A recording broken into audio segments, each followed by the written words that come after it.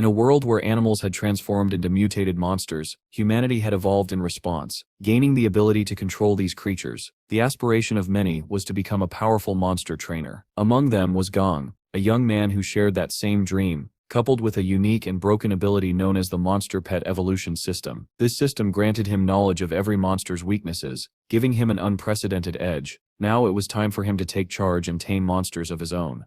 3 years ago, the living beings of Earth underwent a sudden and unprecedented change. Out of nowhere, animals and plants evolved into new, extraordinary forms. Some developed elemental attributes, others gained heightened physical abilities, and some even grew to gigantic sizes. Humans, however, remained unchanged and struggled to keep pace with these new threats. To prevent global extinction and maintain balance, nature gave humans a special gift, the ability to awaken powers that allowed them to control the very monsters threatening their existence. Those who possessed this power could command even the most dangerous creatures, provided they met certain requirements. People with this ability came to be known as Imperial Ambassadors.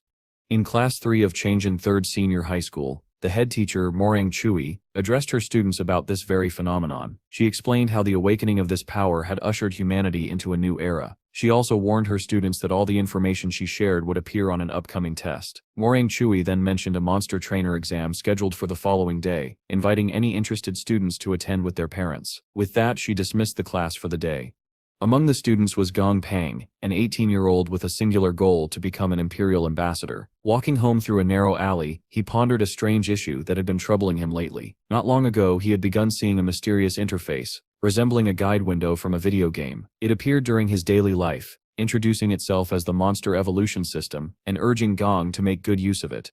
Doubt filled his mind. Was this real, or merely a hallucination brought on by stress? His thoughts were interrupted as he entered his apartment building and climbed the stairs. There on the landing, he came face to face with a giant spider. Its sheer size and detail left no room for doubt. This was real. Gang recalled that the creature was a pet raised by an old lady named Grandin, who lived in the building. According to Miss Morang, they were usually gentle. Yet, without warning, the spider attacked. Gang dodged and fled up the stairs, narrowly avoiding a web that shot past him. Panic surged through him, but he remembered the system window mentioning the spider's weakness, fire. Thinking quickly, he pulled a lighter from his pocket and flung it at the creature. The flame slowed it for a brief moment, but it was not enough to stop a giant spider. As the pursuit continued, Gang realized the spider was somehow angry with him, though he couldn't understand why. Still, he remained confident that if he could reach his apartment, he would be safe. He called out desperately to Big Purple, whoever or whatever that might be.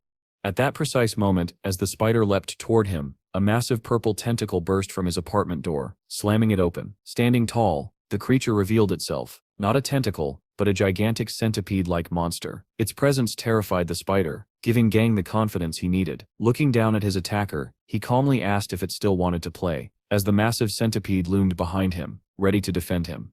The spider, terrified of the massive purple creature standing behind Gang, quickly scurried away. One couldn't blame it. Big Purple was intimidating, but as soon as the spider disappeared, the once formidable centipede underwent a transformation. Its massive, terrifying form shrank into a chibi version of itself. Gang blinked, stunned. He had to admit it, this tiny, adorable version of Big Purple was completely endearing.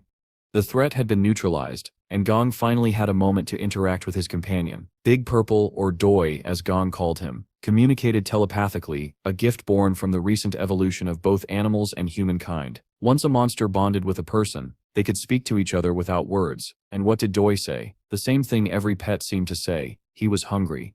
Though moments ago Doi had been terrifying, in this chibi form, he was utterly harmless. This was his non-combat form. Every monster had two forms: a combat form, designed for fighting, and a non-combat form, which reduced their size and energy consumption. This allowed them to conserve energy for battles, or even heal minor injuries over time.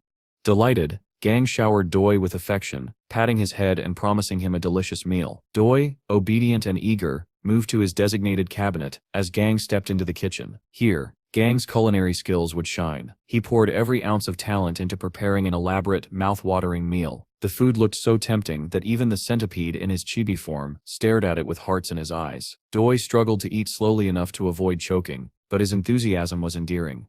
After the meal, Gong glanced at his status window, the Monster Pet Evolution System. A particular detail froze him in place. According to the system, Doi could be promoted from a normal quality monster to an elite quality one. In this new world, monsters were ranked by potential ordinary, elite, and perfect. If Doi could evolve to elite quality, perhaps he could one day reach perfect quality, breaking through the legendary barrier and potentially becoming a leader among monsters.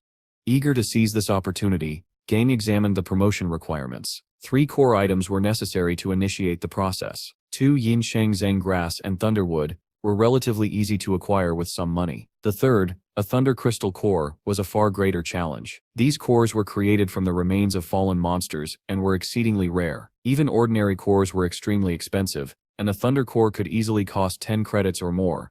To put this into perspective, each credit in the unified global currency system was worth 10,000 affiliate coins. When Gang's parents had passed away in an accident, he had received 20 credits as compensation. He had lived frugally ever since, spending only 9, leaving him with 11 credits to his name. While this meant he could afford the Thunder Crystal Core, doing so would leave him nearly penniless.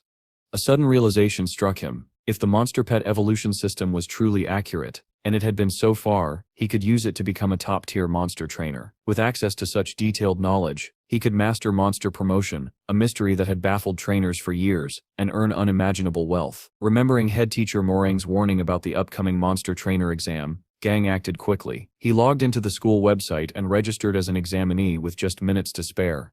The next morning, Gang, accompanied by Doi, knocked on the door of his neighbor's apartment. After a moment, Tang, a woman friendly with Gang due to their living arrangement, answered, smiling. She asked what he needed so early in the morning. Gang explained that he was taking the monster trainer exam and requested that she look after Doi for a few days in his absence. Tang, cheerful and cooperative, readily agreed. Gang thanked her sincerely, promising a dinner treat upon his return. He then rushed out of the building, confident that he could focus on the exam with peace of mind.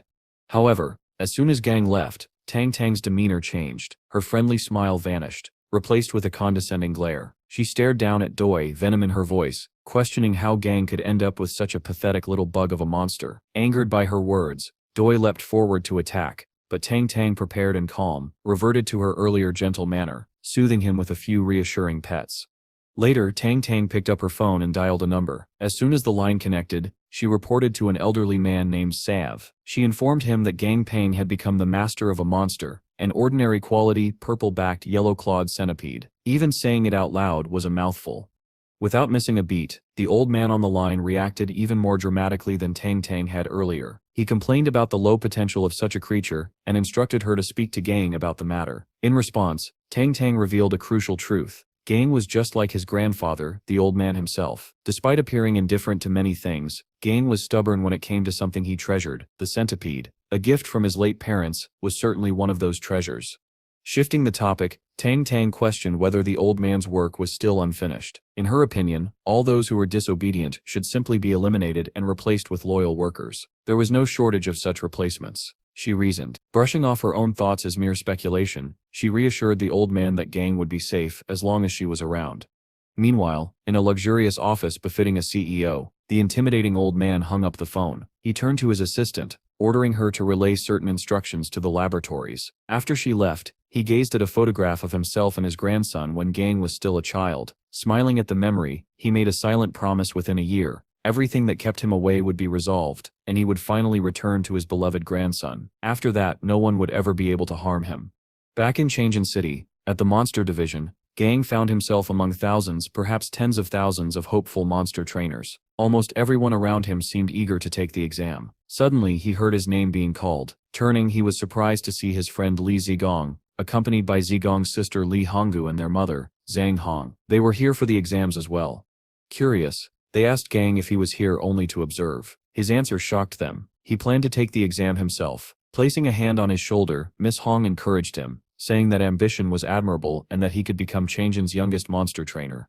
Before they could continue, a spoiled young man approached. Speaking condescendingly, he questioned whether they were even fit to participate. Zigong bristled with anger, but Gong merely mocked him, causing the arrogant youth to turn and storm away. Zigong Hong explained that the man was Wang Shu, heir to the Wang Group, who had already failed this exam 4 times. His behavior was nothing more than jealousy and wounded pride. The entrance doors then opened, revealing a suited man with an eye patch. Fang Shu, the chief examiner of Chang'an's Monster Trainers Division. Inside the grand hall, the examinees took their seats as Fang Shu began the test. Speaking into a microphone, he explained that the exam had 2 stages, a written test and a physical test, the latter requiring martial arts combat skills. The written test would appear on a large screen behind him. 3 videos would play, each showing a monster for a brief time. The examinee's task was to identify each creature by its appearance alone, and record everything they knew about it. With that, the examination began. The first video displayed a large aquatic monster swimming in the ocean. Before anyone could fully analyze it, the clip ended. Fang Shu announced that the students had 30 minutes to complete their answers. Chaos erupted as most examiners struggled with the difficulty of the task. Annoyed, Fang Shu warned that any further noise would result in immediate expulsion. Among the crowd, Wang Shu maintained a smug smile. Despite the test being exceptionally difficult, he had obtained the questions in advance, a clear display of corruption. However, his confidence faltered when he noticed Gong Pang, the very boy who had mocked him earlier, smiling and exuding confidence. For Gong, this test was straightforward. With the monster pet evolution system and his own subconscious knowledge working together, he could see everything about each monster, its name, preferences, diet, and even weaknesses. Calmly, he recorded his observations, starting with the storm dolphin, then the mighty gorilla, and finally the S-mantis. As the time limit approached, Gang's pen moved swiftly across the page, completing the written portion with ease. Fang Shu called for the collection of their papers. Gang Pang, fully confident, knew he had aced the written test. After all, he had the entire encyclopedia of monsters at his disposal through the system. An hour later, all exams had been graded and the results tallied. From his position on the stage, Fang Shu began announcing the names of the examinees who had passed the first stage. Name after name was called, including Zhang Hong and Wang Shu. Slowly, Gang's confidence wavered. He hadn't heard his own name yet. Finally, the list seemed complete. Wang Shu immediately mocked him, assuming that Gang had failed, but Fang Shu spoke again, asking, "Who is Gang Pang?" The entire room fell silent. Smiling, Fang Shu congratulated Gang on achieving a perfect score. The hall erupted into a mixture of envy, awe, and surprise. Gang turned his attention to Wang Shu, locking eyes with him. With a calm tone, he reintroduced himself and apologized for surpassing him, leaving the spoiled heir speechless. With the first stage complete, the thousands of examinees had now been narrowed down to a select few. Fang Shu led them to the location of the second stage, a massive circular arena, large enough to fit several houses within its walls. At the center, the examinees gathered as Fang Shu explained the task. Around the edges of the arena were monsters provided by the association. The task would last an entire week. They were to evolve the monsters assigned to them, increasing their rank within the time limit. The association would supply all necessary materials, but failure to improve the monster's quality would incur a severe penalty. The examinee would have to pay the full market price of the resources used. Overuse of materials would also count as failure. With a clap of his hands, Fang Shu summoned another official from the Chang'an Monster Division. The man carried a red-brown box containing rune cards, which the examinees would draw at random to determine their assigned monsters. In theory, this ensured fairness, but in practice, schemes and sabotage were common. When it was Gang's turn, a plan to undermine him became apparent. Wang Shu smirked from behind, while Len carried out a subtle sabotage, using a tiny invisible chameleon under his control. Len pushed a specific rune card into Gang's hand as he drew from the box. A faint smug grin curved Len's lips. Gong, however, remained undeterred. He and Zhang Hong would be sharing their room assignments. Following the announcement, they proceeded to their designated rooms as Fang Shu officially declared the physical exam underway. Outside room number 10, Gang met X1, a sincere man in charge of the room. X1 assured him that anything he needed during the exam would be provided. Swiping his room card, Gang entered and was immediately struck silent. Inside the cage was a beast engulfed in a shadowy aura of fear and anger, a red river ape. Viewing the creature's status window, Gang was shocked. The ape's condition was pitiful. Turning to XYN, he asked what had happened. XYN explained uneasily that the ape had been experimented on and abused so severely that waste and conflicting energy had accumulated in its body. According to the association's instructions, this was the only monster available for the exam. But in truth, plenty of other monsters existed. The ape had been deliberately selected as part of a scheme to sabotage Gang orchestrated to satisfy complaints from the Wang family. Despite the grim situation, XY assured Gang that arrangements could be made for the ape to take the physical exam next year, carrying over his written results. But Gang, undeterred by the challenge, was determined to succeed with this monster, no matter how difficult the task. Approaching the cage, he took in the state of the Red River ape, feeling a mixture of disgust and resolve. People, he realized, could be crueler than any monster. The Red River ape began howling in a mix of rage and fear, traumatized once again by its past abuse. To its surprise, Gang Pang simply reached through the cage bars and gently petted its head, smiling reassuringly. Calmly, he promised the ape that he would help it evolve. Eager to begin, Gang opened the ape's status window to review its promotion requirements. What he saw shocked him. Before him were not one but two promotion paths. One would result in a standard evolution, but the other was far darker, a path he had never even imagined possible for this creature. The normal evolution path required far too many resources to stay within the exam's limits. Considering the constraints, Gang's only viable option was to attempt the ultimate evolution and take a significant risk. According to the system, the dark lesions on the ape could be advanced to absorb yin energy, giving it a chance to evolve into an entirely new species, even from its lowest quality state. Studying the process in detail, Gang saw the steps required. The ape must consume a black candle herb in half portions with each of 3 meals per day for 3 days. Afterward, it needed to eat an elite-level undead monster crystal core. Finally, 8 units of luminous powder had to be mixed into sulfuric acid water in pairs, along with either 1 skeleton mushroom or 2 grass knots.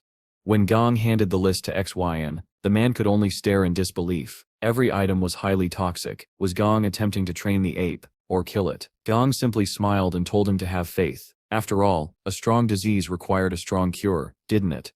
3 days later, several examinees had already failed and been removed from the facility. Some had made catastrophic mistakes, while others had simply been outclassed. Meanwhile, Gang and the Red River ape were thriving. The black candle herb had healed the ape's external wounds almost completely and elevated its spirit and condition to their peak. Even the undead monster core had begun to take effect. All that remained was the sulfuric acid bath. Gang held the key to the ape's cage, given to him by XYN. Unlike most association monsters, this ape's mental state was highly unpredictable, so Gang would have to release it at his own risk. After making the ape promise to behave, he unlocked the cage. The ape barreled out, rushing straight at him, but instead of attacking, it leapt onto Gang and hugged him. Patting the beast's head, Gang instructed it to follow as he led it to the bathroom. Inside, he revealed the vat of toxic sludge he had prepared for the bath, a substance so caustic it could vaporize anything that touched it. The ape, cautious yet curious, tested it by dropping a hair into the bath. The hair disintegrated instantly. Shocked, the ape begged Gang not to put it in. Gang, impressed by its intelligence, gently placed a hand on its head and reassured it that this was for its own good. Determined to make Gang proud, the ape stepped into the bath with resolve. Immediately, a miniature storm of smoke and darkness engulfed the room. The facility's fire alarm was triggered by the abnormally high smoke levels. Security teams rushed toward room 10, fire extinguishers in hand, while some examinees, including Wang Shu, eagerly followed, anticipating disaster for Gang. When the security team kicked open the door, they found no fire, only an immense cloud of black smoke. Emerging from the haze, Gang turned to see them and addressed XYN at the front. He apologized for the disruption, explaining that he had become completely absorbed in his task and hadn't even realized the alarm had gone off. Despite the chaos, he remained unharmed, a testament to his focus and the unusual bond he shared with the ape.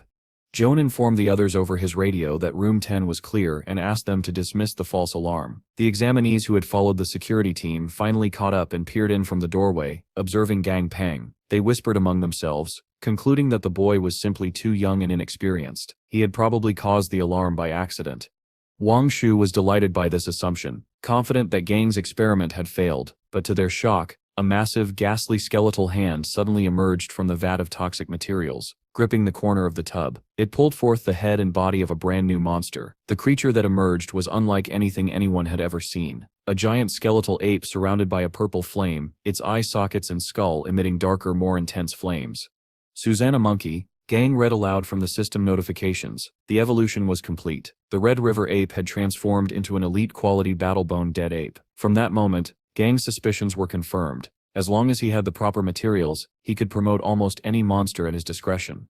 He quickly began examining the ape's new form. Its larger body, metallic-like bones, and rock-solid aura made it an incredible specimen. Observers at the doorway shared his amazement. Lane was practically drooling, declaring that this was a previously unseen type of monster. Its status as a rare undead only made it more valuable. Fang Shu, however, regarded Gang Pang with a proud smile. While the monster's form was remarkable, it was even more impressive that the young trainer had achieved it.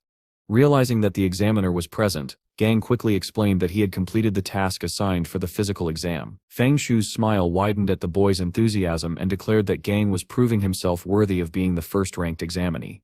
Suddenly the ape tugged at Gang's shirt, looking up at him with its new towering frame. Gong patted its finger and spoke to it reassuringly. Meanwhile, Legion schemed as usual, plotting to take the promoted monster for himself. Monsters evolved in the exam were usually given to association employees as rewards, but this one was far too rare and powerful to pass up. Before he could hatch a plan, Fang Shu intervened. Observing the bond between Gang and the ape, he recognized that the monster had grown dependent on Gang over the past few days, forming a connection that could not be ignored.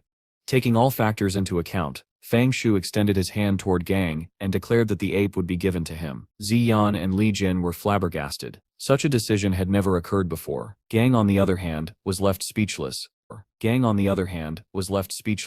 Managing only a quiet, "me." Fang Shu explained that the evolved ape was a completely new and unrecorded species. Its stats were unknown, but the evolution was successful. It was not a loss for Gang to receive it. Gang took a closer look at the ape's status window. Already at level 11, the ape, now elite quality, could be promoted to epic class once it reached level 20. Its appearance alone made it seem like an epic class creature. The trainer smiled, marveling at the success of Susanna Monkey. Joan approached from behind and encouraged Gang to accept the ape. It clearly wanted to stay with him. However, not everyone agreed. Lejin objected, citing association rules that such monsters should be reserved for employees. He also mentioned that the Red River ape had already undergone 6 prior experiments, implying its promotion might be suspect. Wang Shu quickly chimed in, arguing that the monster should have been eliminated long ago, making it impossible for someone as young as Gang to have caused its evolution. Legion tried to formulate a proper argument, but Wang Shu interrupted furiously, insisting that Gang Pang must have cheated. Fang Shu addressed the room, calmly asking how anyone could possibly achieve such a feat in the controlled setting of the exam, considering the task set before them. Realizing Wang Shu's blunder, Li Jin attempted to salvage their argument by claiming that the difficulty of promoting the Red River ape far exceeded the level expected for the exam. He suggested that Gang Pang had merely gotten lucky due to prior experience. Fang Shu, unimpressed, saw right through the flimsy excuse. He turned to Lei Jin, asking if he was seriously proposing to penalize Gang for simply demonstrating skills superior to the test. Flustered, Lei Jin scrambled for more excuses, but Fang Shu wasn't interested. Instead, he turned to Gang and encouraged the boy to go ahead and showcase his abilities as a monster trainer, effectively shutting down the opposition. Confident with Fang Shu's support and his own knowledge, Gang proceeded to mock both Lei Jin and Wang Shu. He explained exactly why the Red River ape had been brought to such a pitiful condition. Experiments had forced yin energy onto it, which happened to be its natural weakness. Neither Lei Jin nor Wang Shu had known this, so they could no longer claim superiority. Gang then detailed the innovative method he had used to promote the ape. Impressed, Fang Shu approached Gang and granted him an intermediate monster trainer certification, rather than a beginner one. However, Gang would need to travel to the Yang'an headquarters to receive it, as it was beyond Fang Shu's authority. Fang Shu then addressed Wang Shu and Lei Jin directly, revealing that he had known about their cheating and backhanded methods all along. With X-Wine ready to testify against them, they had no escape. Wang Shu was banned from taking the exam for 3 years, and Lei Jin was fired, never to work in the field again. Cheers erupted from the other examinees, who were glad to see justice served. Following the commotion, Fang Shu invited Gang to his office for a cup of tea. He apologized for the chaotic day and gave the boy a small favor in line with the president's instructions. At the Yang'an headquarters, Gang received his intermediate monster trainer certificate, with the Red River ape, now officially named Dumby, at his side. Dumby was the undead ape that had evolved under his care, giving Gang both a companion and a name to call it by. Reviewing the certification booklet on the bus ride home, Gang noticed an added bonus: having a certificate would grant him 3 full points on his college entrance exams. The monster trainer exam had provided him with an elite quality monster, a profitable reward, and even an identity token. He couldn't help but be impressed with the efficiency of the association. Normally, an organization of this scale would be far more bureaucratic and difficult to navigate. Fang Shu also had another request. He wanted Gang Pang to represent Shanghai City in the World Monster Trainers competition. The city had a worryingly low number of competent trainers, and they had never ranked notably in the tournament. With Gang's potential, however, Fang Shu was confident he could make waves. Initially hesitant, Gang worried about jumping straight into a global tournament after just becoming a trainer. Fang Shu, knowingly or by luck, mentioned offhandedly that even ranking in the tournament's top 10 would earn a reward of 10,000 credits. An enticing sum, that was all Gang needed to hear. He eagerly accepted, ready to take on the challenge, reminding himself, the greater the power, the greater the responsibility. Back on the bus, Gang began second-guessing whether participating in the tournament was truly worth it. A curious passenger approached Dumby, reaching out to touch the undead ape's bones. In response, Dumby effortlessly wrapped the man in a cocoon of string-like threads, leaving everyone else on the bus watching in awe. Turning to his companion, Gang petted Dumby and spoke gently. "This is all I can do to support you." He knew that with Dumby and Doi to feed and care for, it was his responsibility to provide for them. Despite the chaos, both monsters remained calm under his guidance, a testament to the bond they had formed and the trust they shared. Later, Georgia and Dumby were walking home after getting off at their station. As they moved along, Dumby suddenly shoved GA off the street and turned to face what he sensed as a threat. GA got up, walking back toward the ape, and thanked him for worrying, assuring Dumby that there was no danger. After all, the one Dumby had sensed was just another member of their little family, Dazzy. Except, Dazzy was very different now. Extremely different. Looking at the centipede, Georgia could only feel horror at the sight of the extremely fattened worm crawling toward him. What on earth had Tang Tang done to him? From the direction Dazzy had come, Tang Tang appeared, walking toward GA. As soon as she saw him, she told him that Dazzy and she had come to pick him up. When GA asked about Dazzy's state, she explained casually that she had simply made him healthy and strong by feeding him plenty of good food. After all, he had been far too skinny before. This, she explained, was the so-called feeder method. Terrifying. Gay glanced at Dazzy's status window. The words "extremely overnourished" stared back at him. There was no way this could be considered healthy. Tang Tang, ignoring his shock, asked how his exam had gone. Gay gave her a brief summary. Tang Tang was most surprised by the fact that he had jumped straight to an intermediate trainer from the start. Smiling warmly, she told him his growth rate had truly impressed her. She then decided it was time for a talk. Looking GA in the eyes, she asked if he knew why monster trainers held such high status. It was because, no matter how strong or weak their monsters, the creatures themselves were still monstrous. GA just blinked, barely processing the abstract reasoning. Skipping the rest of the conversation, he returned to his apartment. Inside, Georgia began performing the Imperial Monster Secret technique. With this ability, all damage received by a monster trainer could be transferred to their monster instead, though the range was limited and the activation required the monster's consent. It was a formidable skill, essentially granting near invincibility against normal attacks. As a monster evolved, its defense and vitality only increased, enhancing the effectiveness of the technique. With Dazzy, it felt almost like an invisible thread connected them. Sitting on his sofa, Georgia finally completed the ritual, forming the contract. He had to admit, it was strange that Tang Tang had obtained the scroll for him so casually. She must have a remarkable background.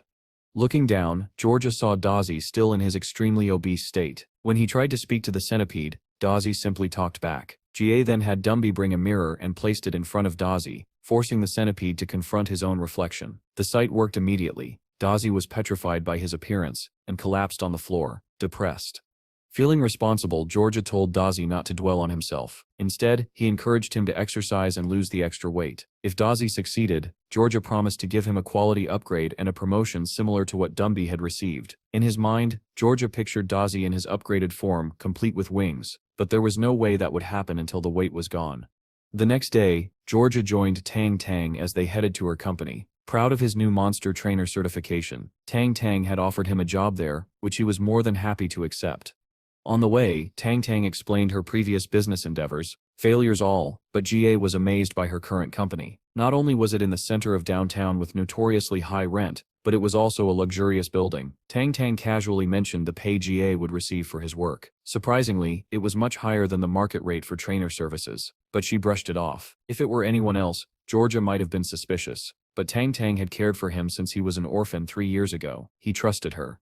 Moments later, they were greeted by a cute young lady named Shan Chuan Chuan, the receptionist. Tang Tang instructed her to show GA around properly before heading on ahead. Exasperated by Tang Tang's antics, but happy to be there, Georgia followed Chuan Chuan to the office. As she punched in his information, Georgia considered his rates for services. Given that his methods almost always guaranteed monster promotion, he felt the pricing was fair, though he knew he needed to earn a lot to repay Tang Tang someday. Chuan Chuan asked if he was sure about charging rates, triple the usual maximum. Before GA could answer, a man suddenly barged in, panicked, and demanded that GA cure his monster. He offered to pay 10 times the standard rate if GA could help. GA, unfazed, calmly told him that his registered triple rate was sufficient, especially for his first order. The man, desperate, presented his monster, a purple mouse with a severe injury on its side. GA examined the creature through its status window and recognized it as an elite-quality purple lightning rat. The system immediately warned him about dangerous conflicting mutations. Turning to the man, Georgia demanded to know what had caused this dangerous reaction. The man admitted to feeding the rat a blood jade mushroom to force a mutation, never expecting such a severe conflict. Ga shook his head. Ignorance wasn't innocence, pal. Luckily, with the system's help, Georgia was able to formulate a cure. After gathering all the facts, Georgia realized that the rat was indeed in the process of evolving. The blood attribute from the mushroom and the rat's own lightning attribute were clashing for dominance, tearing the creature apart from the inside. Using the system's suggested method, Georgia could transform the conflict into a complementary coexistence, allowing the rat's evolution to complete successfully. Turning to Chuan Chuan, he requested 5 shadow fruits, a red maple heart, a pair of thunder gold leaves, and 1 blood bat monster crystal core. Man, they really suck at naming things in this world, he thought. Chuan Chuan rushed off to collect the materials while Ga turned to Ma and reminded him of the rules for such services. All the materials would be paid for in full by the client. Ma, solely concerned with his pet's health, assured him that was no problem. Once the materials arrived, Georgia took them and the rat to the treatment room. There, he prepared a pot over the stove, and for dramatic effect held a butcher's knife over the rat. Horrified, Chuan and Ma stepped back, only for Ga to plop the rat into the pot. Ma lunged forward in panic, but Ga, laughing, assured him it wasn't stew or soup at all. It was a medicinal bath, and the heat from the stove would help the rat absorb the nutrients. 10 minutes later, the pot's lid exploded off as a purple blur shot out, tearing through the room. Thanks to Ga's method, the conflicting mutations had harmonized, and the rat had evolved into a perfect quality lightning blood rat, a monster with dual attributes. Ga informed Ma that with a little training, the rat could even become a litter-level monster. Overjoyed, Ma thanked Ga profusely. Once the fees were settled, he asked to make another appointment for a different monster the next day. Unfortunately for him, Georgia had classes tomorrow, so he couldn't help. Curious, Ma asked what class he was taking, considering Ga was already such an impressive monster trainer. Ga calmly replied that he was a third-year high school student, then walked away. Both Chuan and Mei were left rooted in place, shivering at just how capable Ga was, even as a student. Later, Tang was seen in her apartment, fiddling with a small golden crystal core of high quality. Turning to her personal monster, she instructed it to deliver the item to Ga. The creature crawled across the outside wall and silently dropped the crystal core through Ga's apartment window. Coincidentally, or perhaps intentionally, the core landed right in front of Dazi. Curious, Dazi crawled over and, without caution or concern for safety, chomped down on the crystal core like it was the tastiest thing he'd ever seen. Instantly, he began shivering violently in agony. Dumby watched from behind, terrified for his sibling. Meanwhile, Georgia was returning to his apartment after shopping for his monsters. With 15 pounds of cedar pine needles, he could feed Dumby for a solid month. Since Dumby had only just evolved to elite quality, Georgia planned to wait before attempting the next promotion. On the other hand, Dazi's promotion was a concern. He needed the crystal cores to promote him, which probably wouldn't be an option for a while. However, Georgia was in for a surprise. As he neared his apartment, he felt a sudden sense of distress through the telepathic link with his monsters. Panicking, he dropped the groceries and sprinted back home, slamming the door open. "Dumby," he yelled, terrified. But the ape was fine. The distress signal had been triggered by Dazi, who lay on the floor writhing in pain, drooling and foaming at the mouth. As Gay watched, a system notification popped up. Explaining the situation, Dazi was evolving after consuming a large amount of blood and flesh from the lightning Vajra centipede, along with a monster crystal core. Shocked, Georgia could only wonder where Tang had gotten such an expensive material. Sure enough, she appeared in his doorway, holding the groceries he had dropped, proving she had been watching him all along. J.A. couldn't decide if the gesture was wholesome or creepy, leaning heavily toward creepy before turning to face her. Gang was baffled, asking why on earth she would do something like that without even consulting him first. She simply replied that he wouldn't have accepted it if she had asked beforehand. After placing down his groceries and nervously scolding him for being reckless, she scurried backward and rushed into her apartment, barely managing a goodbye. With her gone, Gao turned his attention to Dazi. He firmly smacked the centipede on the head, warning him not to eat just anything he came across in the future. Then, determined to prevent Dazi from suffering like he currently was, Gao began searching for a way to speed up Dazi's evolution. Fortunately for the centipede, the system provided exactly the information he needed. After rummaging through his possessions for a while, Gao finally found it, a medium-grade purple poison flower. By grinding it into a medicinal juice and feeding it to Dazi, the evolution could be completed. It almost felt too convenient, as if the plot demanded it. Sure enough, as soon as Gao blended the flower and fed it to Dazi, the centipede evolved instantly into an elite-quality purple-backed lightning centipede. Despite the successful evolution, the now much larger Dazi collapsed onto the floor, exhausted from the ordeal he had just endured. Seeing Dazi so tired, Dumbly grew concerned, but Gazi reassured him that Dazi was simply worn out and would recover soon. While Dazi rested, Gaozi fed dumbly the food he had prepared for him earlier. Later, Dazi awoke to find both his master and brother asleep on opposite sides of the couch. An idea sparked in his mind, and the centipede grabbed a blanket. Approaching the couch carefully, Tang, watching from the window, could only worry about what was coming next. Gao soon felt a blanket being draped over him, and to his surprise, Dazi wrapped himself around his master for a cuddle. The moment was so overwhelmingly cute that Gao could hardly believe it. Meanwhile, back at Chang in 3rd Senior High, the principal was in a heated argument with a government official over a pressing issue, the proposed reform of the school system. While the principal opposed putting students in harm's way, the official explained the necessity. In peacetime, people their age were considered children, but the looming war would force them to become the country's primary defensive force. Soon humanity's technology would no longer be enough to counter the vicious beasts mutating in the wilds. Unlike the monsters in the cities, these mutations were violent and battle-focused. If the system reforms were delayed, it would already be too late. Meanwhile, in class, Gao Peng found himself the center of everyone's attention. Initially confused, a friend explained that his exploits in the monster trainer exam had been reported in the newspaper, practically turning him into a celebrity. Blushing from the praise, Gao accepted the attention graciously. His friend then asked for a small favor which Gao instantly refused, either because they were really good friends, or because he simply didn't negotiate. Before the situation could escalate, head teacher Meringue appeared behind him. With a rolled-up paper in hand, she called for the students to settle down and made an important announcement. From now on, schools around the world were undergoing urgent reforms. The second year of high school and above would include a new course on monsters, and a special recruitment channel for the military would be established. Top students could be directly recruited into the military, and military coaches would arrive soon. Anyone interested in joining as a special student was to see her after class.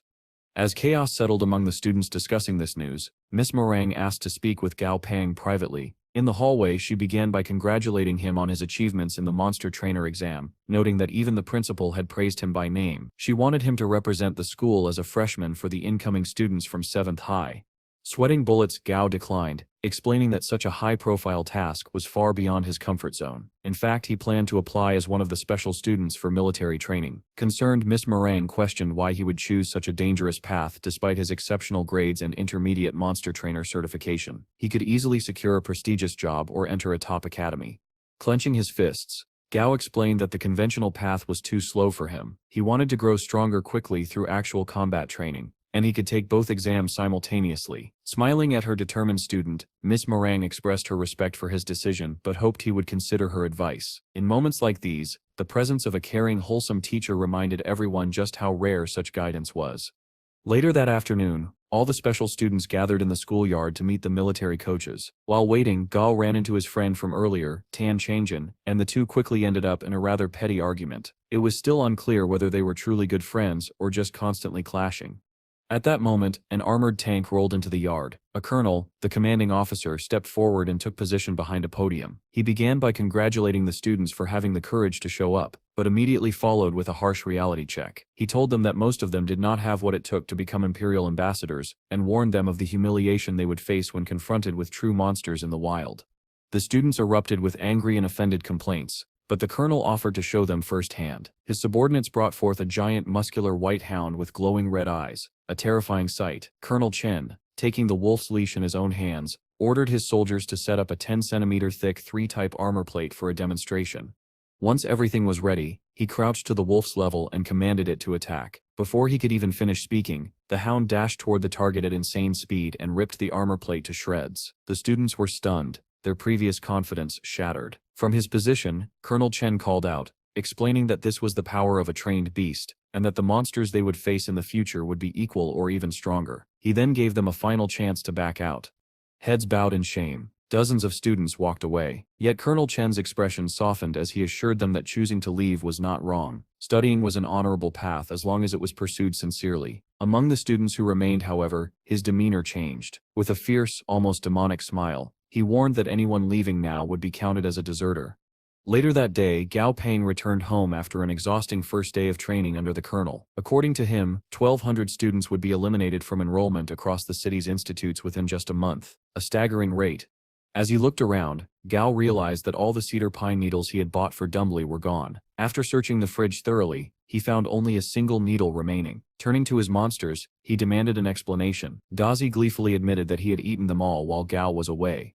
Gao scolded Dumbly gently, but the poor ape was already too ashamed to respond. Instead, Gao reminded him to speak first before eating next time. Sitting down, he reviewed the consumption rates of both his monsters. Dumbly needed 600 pounds of cedar pine needles to evolve again, and he was getting close. The faster he consumed them, the sooner they could move on to the next evolution. After evolving though, he would require even more valuable materials, a real headache in terms of both resources and money. As for Dazi, he needed 200 pounds of lightning flower fruit to reach perfect quality. It was still an expensive resource, and post-evolution, he would face the same challenge as Dumbly. Raising a family of monsters, Gao realized, was far from easy.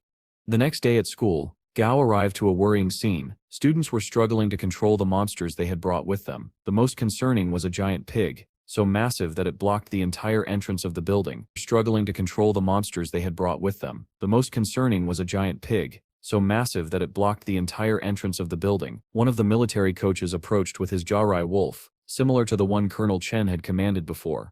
Assessing the situation, the coach let out a terrifying growl and commanded the wolf to act. The wolf intimidated the pig, forcing it out of the way and clearing the entrance. The coach then calmly informed the students that the show was over and it was time to begin proper training. In the schoolyard, the first real lesson began. The coach explained that the most important aspect of being an imperial ambassador was forming a strong bond with their beasts. Without it, no amount of skill or strategy would make the monsters obey commands. He used his own silver moon wolf as an example. By providing its favorite food, exercising with it, and spending quality time together, the bond between them had grown strong. As a result, the wolf listened to his commands willingly. The coach emphasized that developing each monster's combat abilities was equally crucial, and that nurturing the connection between trainer and beast was the foundation for survival and success.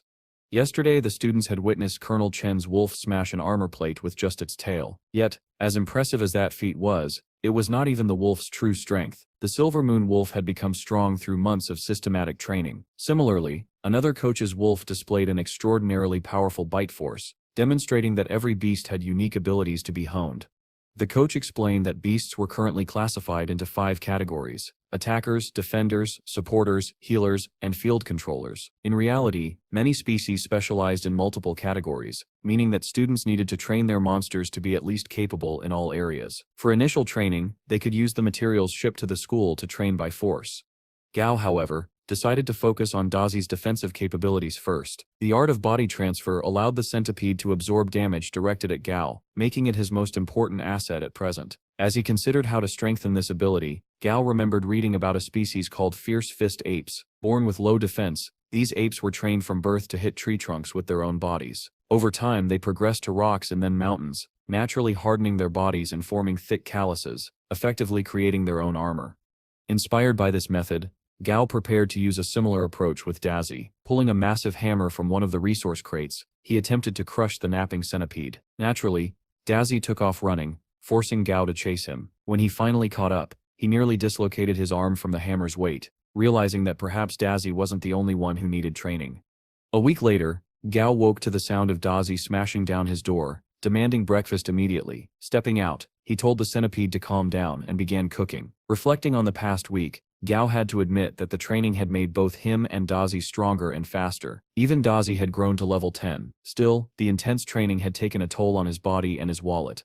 Suddenly his phone rang. Eager to help, Dumbly picked it up and held it to Gao. On the other end was Lu Senin, the general manager of Blue Shield Security Company, a name Gao had never heard before. Curious, he listened as General Lu explained that he had an opportunity that could greatly benefit Gao and asked if they could meet in person. Despite having recently passed the monster trainer exam, landed a part-time consultant role at his older sister's company, and undergoing intense training to become an imperial ambassador, that night, he pondered the costs of feeding and evolving his monsters, and the next day he went to the Fune studio for the meeting. At the studio, Gao was greeted by Quan Quan and then introduced to Mr. Lu. Getting straight to business, Lu asked Gao to work as a monster trainer consultant for his company. Skeptical, Gao insisted they sit down and discuss terms first. He asked why they would want him when there were senior trainers in Chang'an City, not to mention other intermediate trainers. Lu, however, explained that he was looking for an up-and-coming talent like Gao, confident that his potential made him the best choice. Satisfied, Gao set his conditions. He would only work weekends, with exceptions for emergencies, and he would not sign any exclusivity contract. To his surprise, his terms were accepted almost instantly, and a contract was handed over. Gao could only wonder who owned the company to make such a generous offer without hesitation. Soon after, Quan informed Gao that Mr. Ma, who had an appointment with him, was waiting outside. Mr. Ma introduced his request. He had a level 3 plant-based beast, a flower demon which he wanted to evolve and enter into the Flower King competition in half a month. Gao was shocked that such a rare and majestic beast would be treated like a participant in a beauty pageant, but decided not to question it. Mei explained that this was his second beast, and he wished to provide it with the best possible life. Gao charged him the usual fee, triple the market value for such a service, and after obtaining the necessary ingredients from the store, he began the evolution process. After a short nerve-wracking wait, Mei and Quan returned to find that the flower demon had evolved into a regal level 4 beast, sitting confidently as if aware of its own majesty. Mei beamed with joy at the success. Gao Peng felt satisfied with the results, and Quan, flustered and blushing, watched the display in quiet admiration. Meanwhile, in an unknown location, a young lady listened disdainfully as others around her displayed their casual attitude toward life. She, however, had a single goal in mind, and was determined to do whatever it took to find a specific person.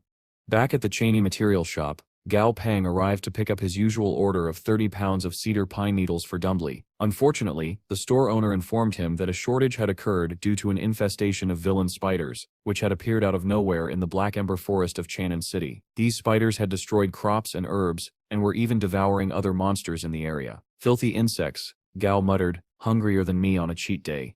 As he left the store, Gao thought about recent events, the collaboration between the college and the military, the security company eager to recruit him, and now this outbreak. It seemed clear that something major was about to unfold. Just then his phone rang. It was Lu Sinan, summoning Gao to the Blue Shield Security Company building. Upon arriving, Gao learned that the new spiders, designated as brutal GY spiders, were attacking multiple resource sites in large numbers. To counter this, the government had mobilized several security companies and organizations to investigate and learn their weaknesses. Lu needed Gao to assist in strengthening their Imperial Beast reserves, noting that even reinforcing a few Devil Mantis would be a great boon. Gao was led to a floor housing about 100 Devil Mantis, and asked to put his best effort into selecting and training them. As he studied the mantises, Lu and a junior colleague discussed Gao's skill level, hoping it lived up to the high praise they had heard, as they were risking a lot relying on him. Just 10 minutes later, Gao had chosen the 10 most powerful mantises and requested they be separated into a lab, along with a list of resources for each. Lu was elated, seeing clear proof that Gao was indeed as impressive as promised, perhaps even more so. A little while later, before the day had ended, Gao had perfectly evolved the mantises into leader level 4 winged jade mantises. Lu's joy confirmed that recruiting Gao had been a remarkable decision. Meanwhile, at the training grounds where the colonel's team oversaw the students, Gao praised Dazi for his latest improvements in combat ability, while keeping an eye on classmates who had already begun slacking off. At that moment, a girl named Mutant approached him. Standing tall, she complimented Gao on how well he had trained Dazi and explained her purpose. With team battles scheduled for later stages of training, she wanted to form a partnership with him, seeing him as the only student as serious as she was. To demonstrate her strength, Mutant summoned her beast, Lotus Seed, a massive seal rhino with incredible defense, and one of only 2 elite quality beasts. Despite the rhino's extreme timidity, Gao recognized its potential as a tank. With Dazi improving his offensive capabilities, the rhino would perfectly round out their formation. Seeing that Gao accepted, Mutant was ecstatic and celebrated with a monstrous handshake that rattled him to his core. Outside, security teams had arrived at the Black Ember Forest to tackle the spider infestation. Manager Lu faced off against Captain Mu, a fierce rival, and after bickering, they approved a suppression shot into the forest. However, the Devil Mantis under Lu's supervision began acting terrified. Moments later, the reason became clear. A giant white-furred red-horned ape burst from the forest. This Lord-level monster, the true ruler of the Black Ember Forest, wreaked havoc on the Allied forces. Civilian members fled, but the military forces maintained their composure, deploying a golden killer beast, a giant bird monster with flaming breath, to force the ape back. Once the ape retreated, the security forces regrouped. A military officer instructed Lu to quickly gather his team, despite complaints about the need for civilian organizations. The superior officer reminded them that in the changing world, even civilians needed experiences like this to grow and prepare for an uncertain future. Later, a team of women worked through elite-class monsters inside a cave to conserve their beast's strength. Their leader arranged defensive beasts at the front, supporters in the center, and attackers on each flank. As they advanced, they eventually heard the sounds of fighting deeper within the cave. Rushing forward, they reached a high ledge that gave them an aerial view of the battle. Below, security forces were locked in combat with a mother spider that was birthing countless pests. Yet, this was only a hint of the true threat that awaited. The mother spider, despite her size, was a weak fighter for her class. Lu immediately led the charge against her, ordering long-range attackers to focus on her eyes while everyone else targeted the legs. However, the team quickly ran into a problem. The spider's eyes were shielded. "Well, that's just downright inconvenient," Lu muttered under his breath. On the battlefield, the captain of the female squad held her position, even as her comrades urged her to descend and assist. Something about the mother spider felt off to her, though she could not pinpoint exactly what. Finally, when the eye shield was broken, Lu commanded a full-force assault. But as the team began inflicting damage, the spider let out a shrill, piercing shriek that incapacitated everyone on the field. Observing the spider's aura, Lu realized the truth. The mother spider was evolving into a Lord-rank peak monster, and their attack had interrupted the evolutionary process. The only option now was to retreat. For once, the military and security teams made the realistic decision to flee. Roughly 3 hours after the initial forces entered the cave, the teams outside began to grow anxious. Suddenly they spotted a beast racing toward them. The military officer immediately went on guard, signaling all troops to prepare for battle. Fortunately, it was a false alarm. The approaching creature was a devil mantis with Manager Lu riding atop it.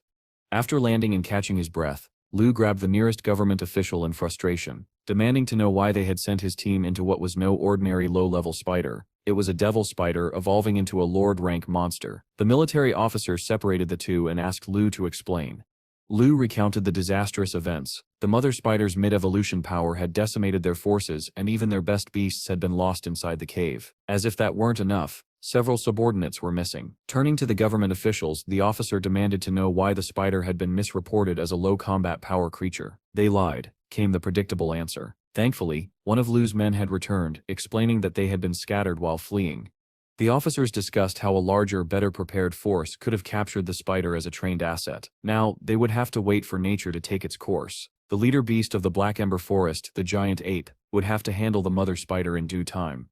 Back at the academy, Gao Peng was showing tremendous growth with Dazi. Thinking of the forest expedition Lu had undertaken with the Allied forces, Gao worried about how the increasing demand for hunting was inflating monster corpse prices. To keep up, he needed to advance his monsters to leader rank and earn his senior monster trainer certificate. Meanwhile, Dazi continued training. Mutant offered Gao a guidebook she had made to study their beast's abilities, mostly over-enthusiastic notes, but she had the right spirit. An announcement soon interrupted their session. The first phase of training had ended, and slackers were to be expelled. True to form, students who had shown little dedication were sent out despite protests. The second phase, practical training, was about to begin. Students were to form groups of 5. 2 particularly competitive students immediately moved toward Gao and Mutant, claiming them as teammates. As groups familiarized themselves, Instructor Zhang Renai approached Gao's team. He would oversee their practical training, and his first lesson promised to be brutal. Zhang presented a terrifying level 9 steel pig, resembling a mammoth. Gao, Mutant, and their new teammates shared a common fear of the beast, and when they requested a different monster, Zhang offered a seemingly innocent hyena. Gao, however, recognized it as a level 10 elite bloodhound, poison immune and far more dangerous than the pig. To protect Dazi from disadvantage, Gao volunteered to take the pig first. As the cage opened, the steel pig charged furiously. Gao remained calm, commanding Dazi forward. The centipede maneuvered around the pig's legs and climbed onto its back, snapping viciously at the mammoth-like creature. The pig managed to throw Dazi off, leaving him vulnerable on the ground. Gao's new teammates showed varying degrees of concern, but it was unnecessary. Even as the pig attacked, Dazi was already asserting control, injecting it with poison. The more violently the pig fought, the more the poison spread. Before long, the steel pig collapsed, and Zhang Renai observed the blue tinge on its face, clear evidence of poisoning. He praised Gao for Dazi's training but cautioned him not to rely too heavily on poison. Overdependence could cripple Dazi against poison-immune foes. Instructor Zhang also took note of how Gao Peng was raising Dazi, more like a loyal companion than a combat tool. That centipede and him could be best friends for life, he muttered to himself. Next up was the skinny guide. He didn't even have a proper name yet, so they just called him Sweater Vest. After some bickering with the fat guide, Sweater Vest sent his yellow-tailed scorpion to face the steel pig. The pig was still poisoned from Dazi's earlier attack. Using its poison needle, the scorpion managed to bring the pig down, but in the process, the scorpion also collapsed. The combination of the pig's residual poison and the effects of Dazi's attack had knocked it out. Meanwhile, the fat guide's beast fared no better. In fact, it had developed a strange attachment to the pig's unconscious body. The fat guide sighed as he tried to heal his creature, while Sweater Vest worked on reviving his own scorpion. Gao and Mutant shared a conversation amidst the chaos. While instructor Jang facepalmed at the absurd scene. Leading this team is going to be a nightmare, he thought. Back at Gao Pang's apartment, Dumby was perched in front of the fridge, constantly opening it and searching for food as if it would magically appear. Gao usually stopped him, but the little ape was just too silly and cute to interfere with. Just then, Gao's phone rang. The number belonged to the Monster Hunting Association. Curious, he answered, expecting Yingyu to call about the cedar pine needles. Instead, an automated message informed him that the task he posted had been completed, and that the items would be arriving at the pickup location at the scheduled time. Gao was thrilled. He quickly sped out of his apartment, worrying that if this kept up, he might need to find Dumby an alternative evolutionary route. As Gao collected his parcel from the delivery robot, a group of sketchy individuals watched from the shadows. They had followed the cedar pine needle shipment all the way from the association's warehouse, intending to rob whoever was buying such expensive materials. One thug hesitated, but their leader shut him up, and promptly knocked him out as an example. Later that night, the three thugs sneaked into Gao's building. They wondered why someone so rich lived in such a rundown neighborhood. As they tried to break into his apartment, a neighbor, Tong Tong, opened her door to investigate the noise. The thugs stammered excuses, but the leader saw an opportunity, grabbed Tong Tong, and forced his way inside with his men. Surprisingly, she seemed calm and accommodating. Then her entire aura shifted. "The soundproof walls will keep your noise in," she said, as a terrifying silhouette appeared behind her. Her beast, a chameleon, readied itself for battle. The thugs were immediately terrified. The leader regained his composure and rushed Tong Tong with a knife, only for her to effortlessly knock it away. One thug sent forward his hedgehog pet to assist, but the chameleon instantly devoured it. The thugs could do nothing but cry out in horror. Before the chaos could escalate further, the leader unleashed a bullet rat at Tong Tong and her beast. To his shock, she remained completely unharmed, save for a slightly tattered dress. In a single instant, her expression shifted to pure death itself. Next door, Gao Pang groaned at the noise. "Guess that soundproofing thing was a lie," he muttered. Meanwhile, Tong Tong called someone named Old Chi, instructing him to have the thugs picked up and sent to work at the border. The following day, Gao and his team continued practical training. Dazi was exhausted from trying to break through a water bear bug's defenses. Even Sweater Vest and Fatso's beasts were down for the count. This creature had evolved to survive extreme conditions, and Gao considered it as a potential third beast. However, he realized its abilities did not synergize with Dazi and Dumby. A long-range healing or flying-type beast would complement his current team far better.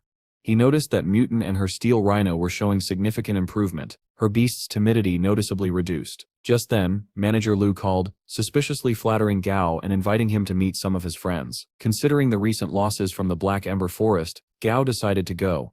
After school, Lu picked Gao up at the gates and revealed that his daughter was actually Gao's classmate. He asked Gao to assist her with her beast if he had time. Gao noted that her beast was a rare cat type, and told her she could visit the studio on weekends, making her extremely happy. When they dropped her off at home, Gao grew suspicious of Lu's intentions. "Who exactly are these friends?" he asked. Lu simply smiled and replied, "You will know when you meet them." Eventually, Gao and Lu arrived at a restaurant with a beautifully landscaped garden. Gao immediately noticed the subtle mastery of both northern and southern garden styles. It was clear the venue was made for distinguished guests. Inside the private room, Gao was introduced to some serious big shots. Captain Song Si of the Firefly hunting team, Captain Django of the Skyar Hunters, and several other NPCs. They immediately looked down on him, as if a child had been invited to dine with adults. Manager Lu acted as the mediator, trying to get the dinner started despite the condescending stares and doubt from the other captains. At the dinner, Django noticed Gao's displeased expression and immediately pressed him on it. Before the tension could escalate, Captain Song stepped in to scold Django for bullying a student. Manager Lu quickly interjected as well, claiming he hadn't properly scheduled this meeting with Gao, which was why the boy wasn't expecting it. The excuse worked well enough for Django to back down, at least for the moment. But things soon shifted in a different, equally frustrating direction. Django commented on how difficult Gao was to get in touch with and suggested that Gao could do him a favor someday, given his skills. The other guests quickly jumped on the bandwagon, one after another, making it clear this was no ordinary dinner. Gao realized the truth. This was not a friendly gathering, but a ploy to exploit his abilities. After all the value he had created for Lu, this was how he was repaid. As the meal continued, Django pushed further, bringing up the rumors of Gao's exceptional skill. Gao answered modestly, saying anyone could visit his company for a consultation. That only made matters worse. Django insisted that since they were all friends, Gao should provide his services outside of company dealings. The others eagerly agreed, voicing thinly veiled demands. Fed up, Gao stood and walked out. The group followed him into the hall, where Lu apologized and offered him a ride. Gao declined, saying he had already booked a car, and left without sparing a glance at the so-called captains. Once Gao was gone, Jianggu lingered behind. It turned out the entire setup had been orchestrated by Lu, whose aim was to sour Gao against other organizations and bind him more tightly to Blue Shield. Jianggu had played along because he owed Lu a debt. Even so, as he returned to the table, Jianggu couldn't help but reflect Lu truly lived up to his title of Old Fox.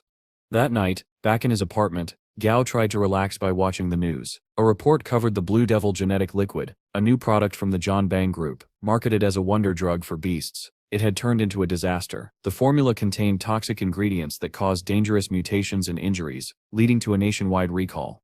As the broadcast continued, Gao's phone rang. It was Lu Sunlin. After a pause, Gao answered. As expected, Lu apologized for what happened at the restaurant, trying to take the blame himself. Gao said he wasn't too upset, but Lu continued flattering him, insisting that any disrespect to Gao was disrespect to himself. Gao cut him off mid-sentence and hung up. Standing in his apartment, Gao felt frustrated. He didn't blame others for trying to manipulate him. That was human nature. What angered him was his own lack of strength. If he were stronger, he could simply dismiss such people. For now, he resolved to play by the rules until the day he could act on his own terms. The news shifted to the latest Dog King competition. The champion was a 21-year-old who had raised his wolf beast to level 39, reaching the leader rank. It was a stark reminder of how far Gao still had to go. That weekend, Gao was in his studio, preparing a concoction for Dumby. After finishing the brew, he handed the ape a test tube and instructed him to drink. The mixture looked disgusting, but Dumby obediently swallowed it. At that very moment, Jia Yu Lu's daughter arrived at the studio with two friends. They chatted outside, commenting on the lack of customers and Gao's rumored high prices. But before they could step inside, an overwhelming aura washed over them, suffocating in its intensity. Inside the studio, Dumby had evolved again. He had transformed into a level 16 perfect quality skeleton dead ape, with a new acquired trait, Blood Silk Heart. The ability passively strengthened him, and when activated, allowed him to manipulate his heartbeat to devastating effect. The evolution was impressive, but Gao immediately noticed a problem. Dumby's size had grown enormous. When Gao opened the door to fetch Quan Quan for help, he found Jia Yu and her friends standing outside. For a moment he suspected Lu had sent her to gauge his mood. But Jia Yu's casual attitude proved she knew nothing of the recent incident. Gao treated her kindly as a friendly acquaintance. When she requested his help evolving her beast, he explained the price and rules, then offered to cover the material costs himself out of respect for her father. Her beast, a timid cat, reacted poorly to Dumby's presence, cowering in fear until Jia Yu called to it. Then, in a bizarre display, the cat leapt straight into her chest with a mischievous grin. Gao raised an eyebrow at the strangely perverse behavior, but let it pass. Meanwhile, his attention shifted to the pet of Jia Yu's friend, a floating jellyfish-like creature. She explained that it was harmless, but carried a unique spatial storage ability, essentially a living bottomless wallet. Gao immediately recognized the immense potential of such a beast. When she mentioned they were sold at Wuku Square's Commercial Street, Gao knew at once what his third beast would be. Gao arrived at Wuku Square, where vendors were busy selling jellyfish. The crowd around him was fascinated by the strange floating creatures. Unlike the others, Gao had a very specific request. He asked to see all of the floating jellyfish, so he could personally pick one. One of the salesmen, intrigued by his persistence, led him into a hidden room where their full stock was kept. There, the vendor explained that floating jellyfish were originally born from a mutation caused by the Space Force at the beginning of the Great Catastrophe. Deep in the ocean, these creatures barely survived, nearly driven to extinction by predator monsters. Though they could float and even open small pocket dimensions, they were considered the weakest of the space-attributed monsters. Gao confirmed this himself by checking their status windows. Every jellyfish was weak, sitting flatly at level 1, except for one. This specimen, far more active than the rest, immediately caught his attention. The salesman, noticing Gao's interest, tried to scam him by setting the price at 100 credits. But Gao quickly countered with 50. To his disappointment, the salesman agreed instantly, which meant he had still paid far more than the creature was worth. Nonetheless, Gao had secured his prize, a jellyfish with dual affinities for space and wind, and of elite-level quality. He decided to name the little creature Silly. When Gao returned home, he proudly introduced Silly to Dai. To his surprise, Dai stormed into the bedroom, slamming the door in jealousy. Unwilling to tolerate such behavior, Gao lured him out with the promise of his favorite treat, only to give him a firm scolding once he appeared. With Dai subdued, Gao turned to his next task, forming a contract with Silly. Inside Silly's mental plane, Gao discovered that it was even smaller than Dai's had been at the beginning. The jellyfish's state was restless and unstable, making Gao feel as though he was bullying the poor creature. Instead of forcing the process, he decided to spend time bonding with Silly first, so it would naturally grow attached and lower its guard. His first idea: take Silly to school the next day. The following morning, Gao appeared at training with Silly perched on his head like a bizarre hat. His classmates, Mui and the others, were stunned. Even passers-by laughed at his odd appearance. To demonstrate Silly's usefulness, Gao pulled a chilled water bottle out of the creature's spatial storage and offered it to Mui. Still distracted by what was sitting on his head, she refused. After he explained, Mui asked whether he had seen the monster assigned for today's training, a massive purple-gold scorpion with a fearsome presence. As usual, Mu assumed Gao would be the first to challenge it. Other students grumbled at this, complaining he always gained bonus points by going first. But Gao, to their surprise, announced that it wouldn't be fair for him to take the first turn every time. He would let someone else go. Seizing the chance, a young man stepped forward with his pet beast, a giant chicken with a rainbow-colored tail. Gao recognized it immediately, a chicken dragon, the only other elite-level beast present besides Dai, though it was only of normal quality. Instructor Zhang signaled for the match to begin. Almost instantly, the scorpion struck, piercing the chicken dragon with its tail. Luckily, Zhang explained that this particular scorpion wasn't poisonous, and the wound was shallow. The chicken dragon retaliated fiercely, pecking the scorpion and driving it back. But Gao's sharp eyes caught something alarming. The scorpion recovered quickly, clamping down with its pincers and crushing the chicken dragon's eggs. The painful blow sent shockwaves through every male watching, who instinctively grabbed themselves in sympathy. The chicken dragon collapsed, defeated. Before the scorpion could continue, Instructor Zhang's wolf stepped in, intimidating the beast and ending the battle. The chicken dragon, humiliated, fled the arena, with its master chasing after it. Turning to the other students, Zhang addressed their earlier complaints about Gao always going first. "Do you still think I favor him over more capable people?" he asked. Their silence was answer enough. They now understood why Gao, with his skills and grades, had earned his place at the front. At Instructor Zhang's questioning look, Gao stepped forward, still wearing his goofy jellyfish hat, and sent Dai into the cage to face the scorpion. The giant centipede rose into a vertical stance, towering over its opponent as the battle began. From outside, Mu discussed the strengths of both beasts with Gao. She pointed out how dangerous the scorpion was, likely still holding back its true strength. Gao agreed, but he placed his faith in Dai and all the training they had done together. The match opened with the scorpion's relentless strikes. Dai deftly evaded every attack, moving with practiced precision as Mu cheered him on. Off to the side, even Silly, the jellyfish, seemed to be watching in admiration, as if it had a little crush on Dai. Finally, the scorpion nearly landed a pincer strike, but Dai dodged at the last second and countered with a crushing body slam. The force sent the scorpion hurling to the ground. Without hesitation, Dai coiled its body tightly around the enemy, trapping it completely. Gao and Silly both smiled as they watched the clear victory. Mu burst with excitement, praising both Dai's power and Gao's composure. She believed Gao had remained calm out of confidence. Gao, of course, played along, maintaining his dignity, though the truth was that his heart had been pounding in sheer terror. From behind, Instructor Zhang called out, telling Gao to recall his beast immediately. There would be many monsters needed for training, and if Dai ate this one, Gao would have to pay for reimbursement. Sure enough, Dai was already chomping into the scorpion's hide. Several students looked on in fear, whispering that Dai was too savage and uncontrollable. At a single whistle, Dai instantly obeyed, slithering back to Gao and scaring away anyone in his path. Gao calmly wiped the blood from Dai's body with a handkerchief, gently reminding him not to eat anything recklessly. He warned that it could upset his stomach, and told him to stick to insect-type beasts since they were both nutritious and safe. Even Silly floated close, doing its part to help clean Dai off. The scene was almost adorable, at least to Gao.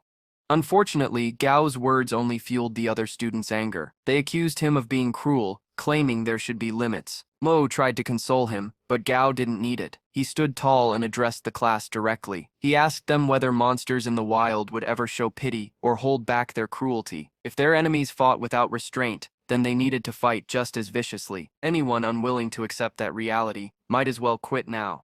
The students bristled at his words, but Instructor Zhang intervened, stating firmly that Gao wasn't wrong. Then, with everyone's attention, Zhang made an important announcement. Basic training was no longer enough. Starting tomorrow, they would begin a 1-week field training exercise.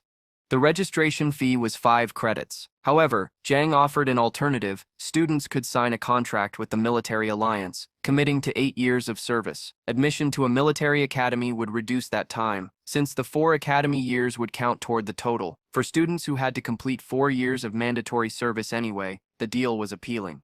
But there was one more requirement. Each participant had to sign a death certificate. At a student's anxious question, Jiang clarified, while death wasn't guaranteed, if someone sustained a potentially fatal injury, they would be pulled from the training immediately. With the announcements complete, Mu approached Gao and asked if she could visit his company tomorrow. Gao smiled, agreeing with a fist bump, telling her he would be honored. The next day, a convoy of military vehicles rumbled through a rough road cutting across the dense forest. Inside one of them sat Gao, Mu, and several classmates. While most students gazed out at the mountains, the lush plant life, and the roaming beasts, Gao's mind was elsewhere. Earlier that morning, before leaving for training, Gao had knocked on Tong Tong's door but received no answer. She hadn't replied to any of his phone calls either. Realistically, he knew she was strong and capable of handling herself. Still, he couldn't help but worry. Was this tied to the secret she had never shared with him? His thoughts were cut short when the vehicle screeched to a halt, throwing several students forward in their seats. They had arrived at their destination. Once gathered together, the instructors explained the rules. Ahead lay a valley, cleared of all leader-level threats. Only normal and elite-level monsters remained inside. Each student had been issued a special watch with a positioning system and an emergency button. Their mission: survive inside the valley for 1 full week. Quitting midway would be counted as failure. When asked about supply points, the instructors mentioned scattered safe houses made of special steel, unbreakable to anything weaker than a leader-class monster. If a student managed to find one early, they could effectively camp out for the week.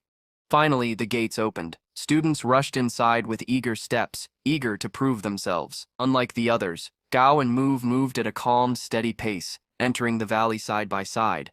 As the training continued, Gao began observing the birds in the sky and the signs of various monster species living in the wild. Mutt, impressed, praised his sharp mentality, thinking he was already analyzing the environment while everyone else rushed ahead. But her admiration quickly collapsed when Gao casually admitted the truth. He was just waiting for the crowd to clear because it was too cramped with everyone around. Practical, yes, but not nearly as impressive as she thought. With the area less crowded, Gao and Mu picked up their packs and moved forward. Still, Gao couldn't shake a quiet unease. He was almost certain he had seen a figure watching them from the tree canopy just moments ago. As day 1 of field training unfolded, the pair explored deeper into the valley until they stumbled across a camouflaged safe house. Inside, they found a bunk bed and rations, enough to last the entire week if carefully stretched. Gao, however, scoffed at the idea. In his mind, anyone relying solely on dry rations might as well not be here. While he took stock of the supplies, Mu pulled out a full-body protective suit stored inside, designed to guard against mosquitoes and toxic insects. Gao couldn't help but stare before she advised him to wear one too. He declined, saying he'd rely on herbs and repellents instead. What he wanted was fresh meat, something more filling than stale rations. With the safe house secured, they decided to use it as their base. Calling on Lotus Seed in his full-sized form, Gao had the beast clear a path through the forest. Their first priority, he explained, was finding a source of water. While searching, Mu suddenly felt dizzy from a strange mix of fragrance and rot in the air. Gao quickly grabbed her forearm, signaling for silence. He pointed to a nearby tree and told her to have Lotus Seed ram into it. Confused, but trusting his judgment, Mu obeyed. Sure enough, a green tree snake fell from the branches. Gao explained that its flesh contained toxins only monsters could normally digest, but because of his damage transfer contract with Dai, Gao realized he could eat the snake safely. Dai would absorb the poison. The thought of delicious snake meat immediately filled his mind. Just then, Mu called out. She had discovered a large freshwater pond nearby. Gao was thrilled at the find, but as he admired their new water source, he felt something wet on his pant leg. Looking down, he saw a green frog floating at the edge of the water. It had spat on him. Disgusted, Gao decided to ignore it. Cleaning the pond was more important. But the frog spat on him again. This time, Gao's expression darkened. The smug little creature almost seemed to be smiling at him. Unable to resist, Gao spat right back at the frog's head. Childish as it was, he struck a triumphant pose, proud of his revenge, while Micah and Silly looked on in utter confusion. The victory was short-lived. The frog let out a shrill scream that echoed through the clearing. Within seconds, dozens of similar cries answered from every direction. Mo froze as Gao's horrified expression confirmed the truth. An entire army of frogs was closing in. Grabbing Mu's hand, Gao sprinted for the tree line as spit attacks rained down around them. Lotus Seed covered their retreat, giving them just enough time to escape that nightmare. When they finally reached safety, the two paused to catch their breath. Gao then reassessed their surroundings. To the north lay the frog-infested pond. To the west the gate they had entered through. To the south a dense forest, teeming with signs of massive beasts. And to the east, a wide slope leading into an open meadow with herbivore tracks. When Mu asked what they should do next, Gao's eyes gleamed with excitement. "It's time to cook," he declared. Mu could only stare in dread, realizing she had paired up with someone who had been cooking disasters since day one. While Gao rambled about pacing themselves and relaxing, Mu suggested they at least gather proper ingredients. Instead, Gao casually pulled out the snake corpse from earlier. Her expression went flat. To make matters worse, he then revealed several small vials of seasoning and herbs he had somehow brought along. When she asked why he had them, Gao simply replied, "One must always be prepared for wilderness survival." Unbeknownst to them, their every move along with those of the other students was being monitored through hidden CCTV cameras scattered across the valley. The lead officer here had taken a particular interest in Gao and his resourcefulness. Despite being only a student with little training, Gao had already shown impressive instincts. Because of this, Colonel Lee ordered a focused monitoring of Gao's actions, curious to see how far his potential could go. Meanwhile, Gao and Mu returned to their safe house, only to face a new problem. The building had been locked from the inside. Frustrated, Mu angrily banged on the door and shouted for the people inside to open it. But the only response they received was a cold dismissal, telling them to go somewhere else. Turning back to Gao, Mu admitted that they had no real claim to the place. Out here in the wilderness, such situations were common, and they could only count themselves unlucky to have run into such people. Gao calmly suggested that since it was just the two of them, they could camp outside. But before Mu could respond, the voices from inside called out again, telling them to hurry and leave before nightfall. Mu was furious, ready to lash out, but Gao held her back, reminding her it wasn't worth the anger. "Someone will teach them a lesson soon enough," he assured her. Accepting his words, Mu turned to move on, but to her surprise, Gao walked back to the safe house entrance. From his bag, he pulled out a chain and lock, quickly sealing the door shut to trap the squatters inside. When Mu questioned him, Gao explained that this lock was originally in the safe house. When they had first entered it, he had kept it in his bag, just in case it proved useful later. Plot armor or not, the timing was perfect. Gao chuckled at the instant karma he had delivered as they walked away.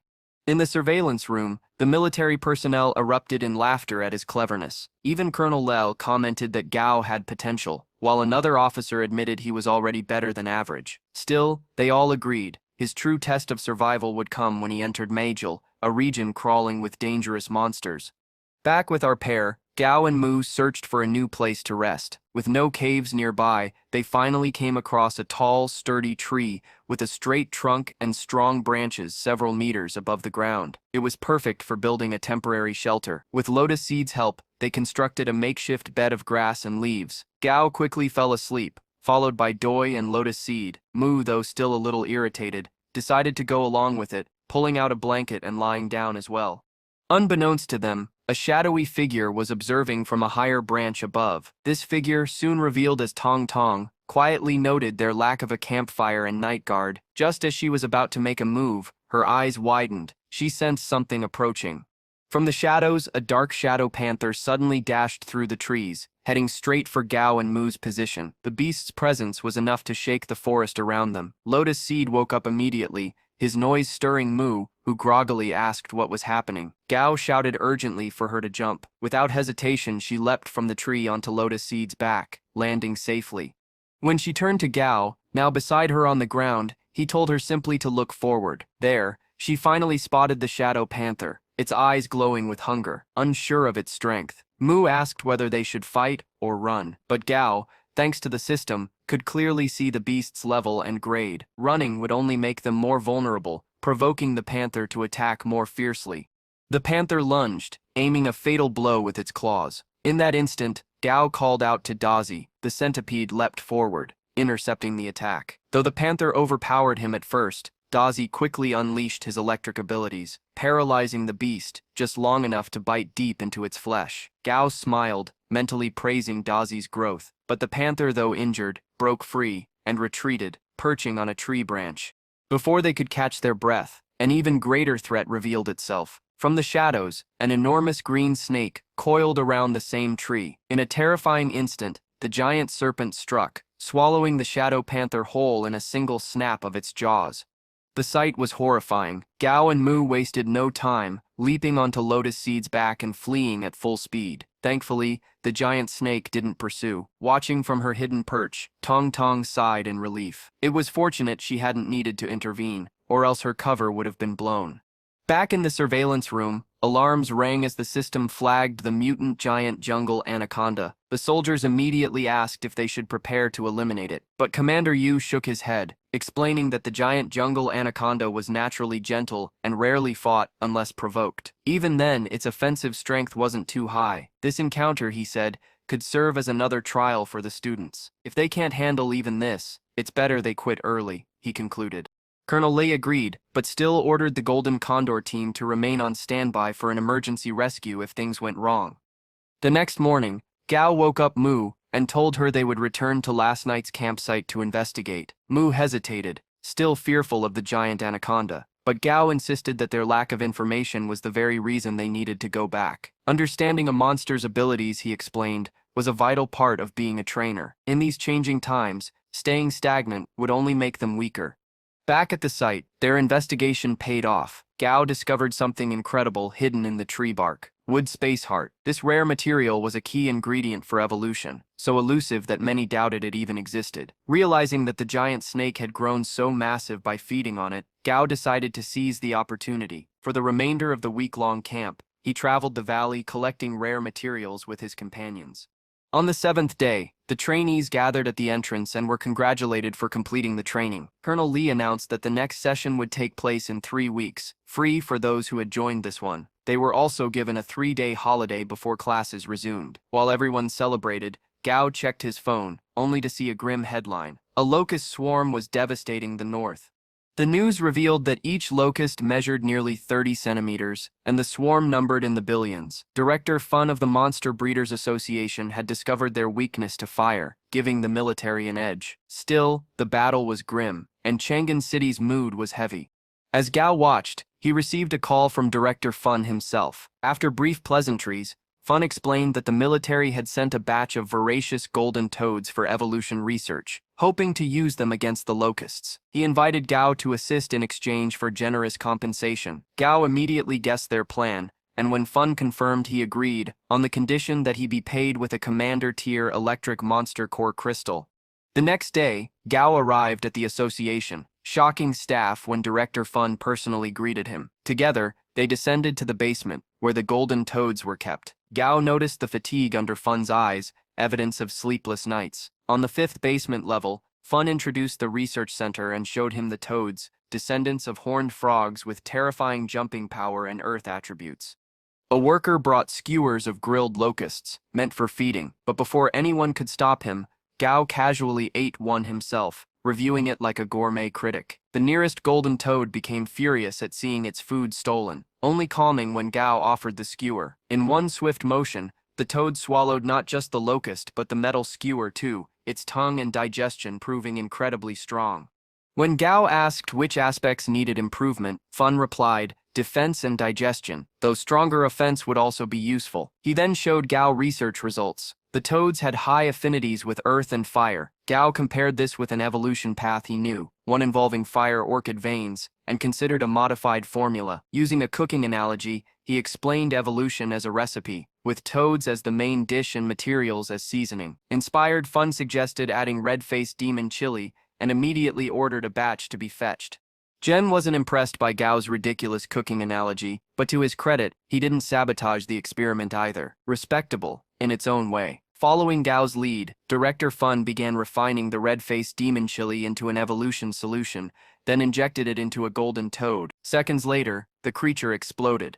Undeterred, they adjusted the formula and tried again. Another attempt, Another explosion. By the third failed test, with 2 toads already dead, the researchers began doubting Gao's ability. At that moment, Gao quietly leaned toward Director Fun. Thanks to his system, he had known the proper path from the start, but revealing that would be too suspicious. Instead, he suggested one final adjustment: add black soft soil as a second main ingredient. Its damp yin nature would shield the toad's organs. Pair that with sparrow suava wood as a stabilizer, and the formula might finally balance out. Fun hesitated, but Gao's logic was airtight. After extensive testing, the lab technicians confirmed the formula's potential. With everything ready, Gao personally injected the new solution into a frail toad. The reaction filled the room with thick smoke, forcing him outside. Alone in the hallway, Gao sighed in relief. He hoped his knowledge hadn't seemed unnatural. To outsiders, this success had to appear as Director Fun's discovery, not his own secret advantage. Moments later, red smoke began pouring out of the lab. Gao re-entered to find cheering researchers and Director Fun celebrating. The experiment had worked. The golden toad had successfully evolved, but not without costs. Its earth attribute was gone, its muscles corroded, and its jumping ability diminished. The toad's offensive power had improved, yet its evolutionary potential was crippled. Gains and losses intertwined. Meanwhile, far to the north of Chang'an City, the military was locked in battle against the monstrous locust swarm. White phosphorus bombs tore through their ranks at first, but the locusts retaliated with a devastating sandstorm, nullifying the attacks. Soldiers marched forward with firearms, determined not to let civilians fall. Then came an unexpected turn. A swarm of massive crimson toads appeared, releasing a strange red mist. They petrified countless locusts mid-flight, halting the sandstorm itself. Soldiers watched in awe as the toads unleashed beams of searing red light, incinerating hundreds of locusts at once. Relief swept across the battlefield. The toads had turned the tide. Whoever had made this possible was a hero in their eyes.